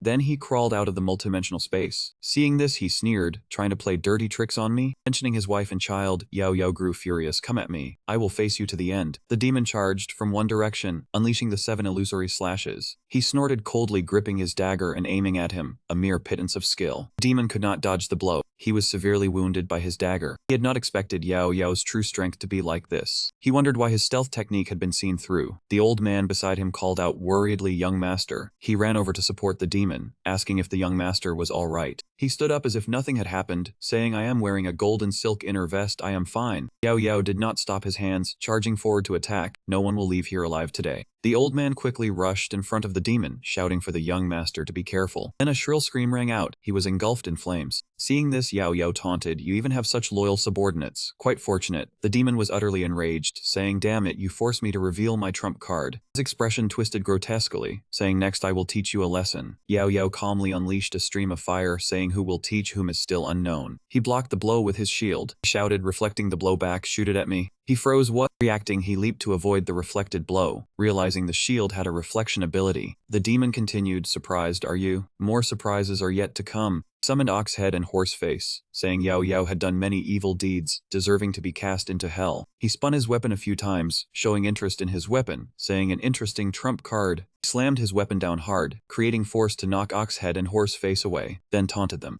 Those two quickly stabilized their stances. Oxhead spoke while launching a spiked mace, saying, "Futile, we are Hell's envoys." The spiked mace coiled around Yao Yao. He said, "Normal strength cannot harm us." Horseface jumped down from above to attack, saying, "Tempting us is also useless." He swung his blade down with force, saying, "Come to hell together." Thinking this trip was doomed, he struggled to break the chains, roaring, "Get lost." The demon was shocked, exclaiming, "Impossible." Yao Yao seized the chance to use the void hand. He roared like thunder. It was already too late for him to recover. A shrill scream rang out. He was crushed to the ground. He ran over to check, but by the time he arrived, the man was gone. Wondered in suspicion, escaped already? He swept his gaze behind, affirming, "You will not escape today." He still bragged, saying he was the young master of the Hell Gate. He did not say much, unleashing his final move, saying, "Come here and accept death." The demon cried out, revealing his position. Turned to where the cry came from, saying found you. The demon fell, engulfed in flames. Just as the flames rushed in, he blocked with his shield, his body covered in wounds. He admitted, I have lost. The old man, still alive, ran over to support him, advising discretion is the better part of valor. Just go on ahead. Yao had no intention of letting them go, saying do not think you can escape. With that, he transformed into a majestic phoenix. The guards rushed forward to block, urging the young master to go quickly. The flames rushed in, burning them all. Screams of skin and flesh tearing rang out. Yao charged from the flames to where he was. That moment, he was casting the return door. Right then, he took a fatal blow to the shoulder. The old man supported him, shouting, Yao, wait there. We will definitely return. Yao only managed to land one blow before they escaped. Let them get away again. Meng Fei ran over to praise the boss for being so cool. He was also surprised by his strength. Suddenly, they heard a miserable cry from Ruo Dai Minayang.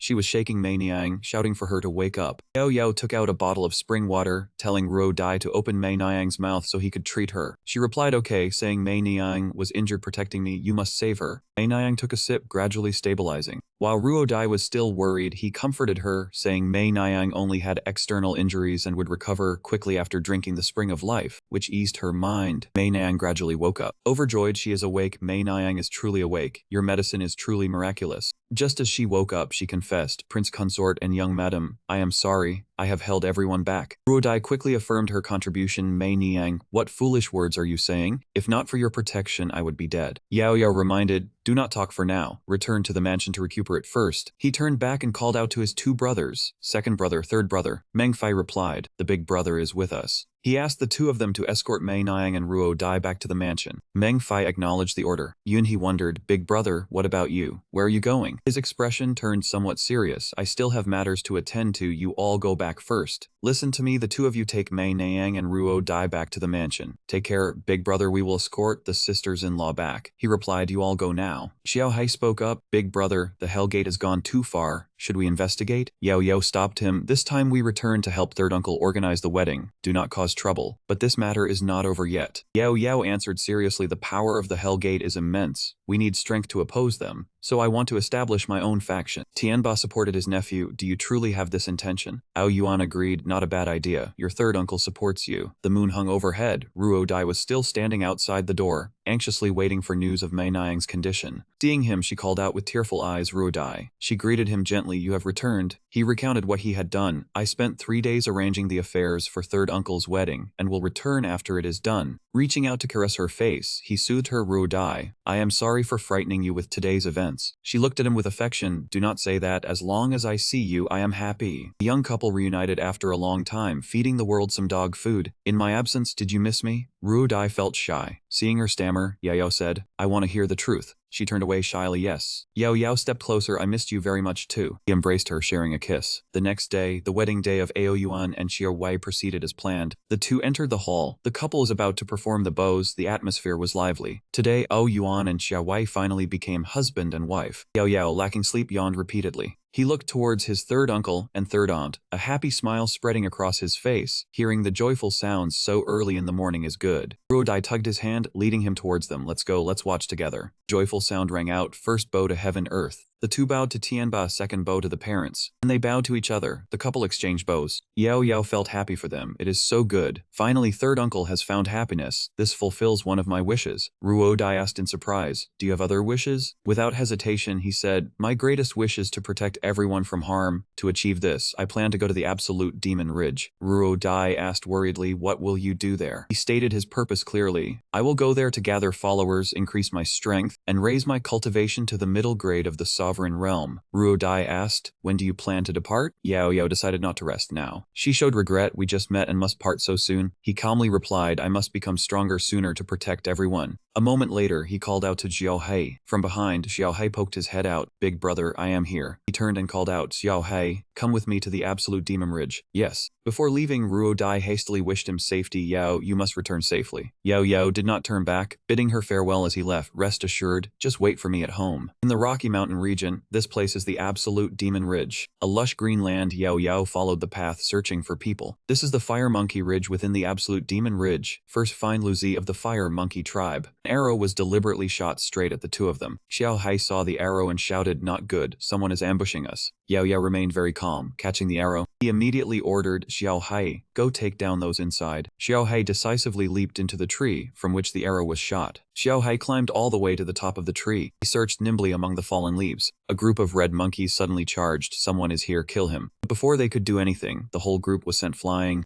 Xiaohei landed from the tree, angrily shouting, "These fire monkeys dare to ambush us. I must teach them a lesson." Xiaohei stomped hard on the belly of a nearby monkey. Yao Yao quickly stopped him. "That is enough, Xiaohei. We are not here for revenge. Lu Zi is their leader, do not hurt them." Xiaohei stopped. "Yes, big brother." The group of monkeys, hearing him mention Lu Zi, froze and asked, "You know our king?" He replied, "I do, and very well." A clear laugh rang out. A little monkey did several somersaults towards Yao Yao. "Big brother, you have finally come. If you had not, I would have gone to find you." The little monkey landed right in front of Yao Yao. Seeing the little one, Yao bent down. "Lu Zi, you have leveled up so quickly, already reaching the middle grade of the demon sovereign." The little one humbly said, "It is not that fast to rule the absolute demon ridge. This strength is not enough." Seeing the little one's determination, Yao Yao smiled. "Ruling the absolute demon ridge, that is ambitious." Lu Zi blushed and laughed, asking, "Big brother, did you come to see me today? Or is there another matter?" Yao Yao placed his hand on the little one's shoulder. "Of course I came to see you, but later I will go find the Fire Eagle King, and then I will take you to the Fire Domain." Lu Zi asked further, "What will we do in the Fire Domain?" He said, "I want to go to the Fire Domain to break through to the middle grade realm." From deep within the forest, a cry for help was heard. Yao Yao was startled and turned to ask what was that sound. Lu Zi quickly recognized that place was the territory of the Fire Eagle King.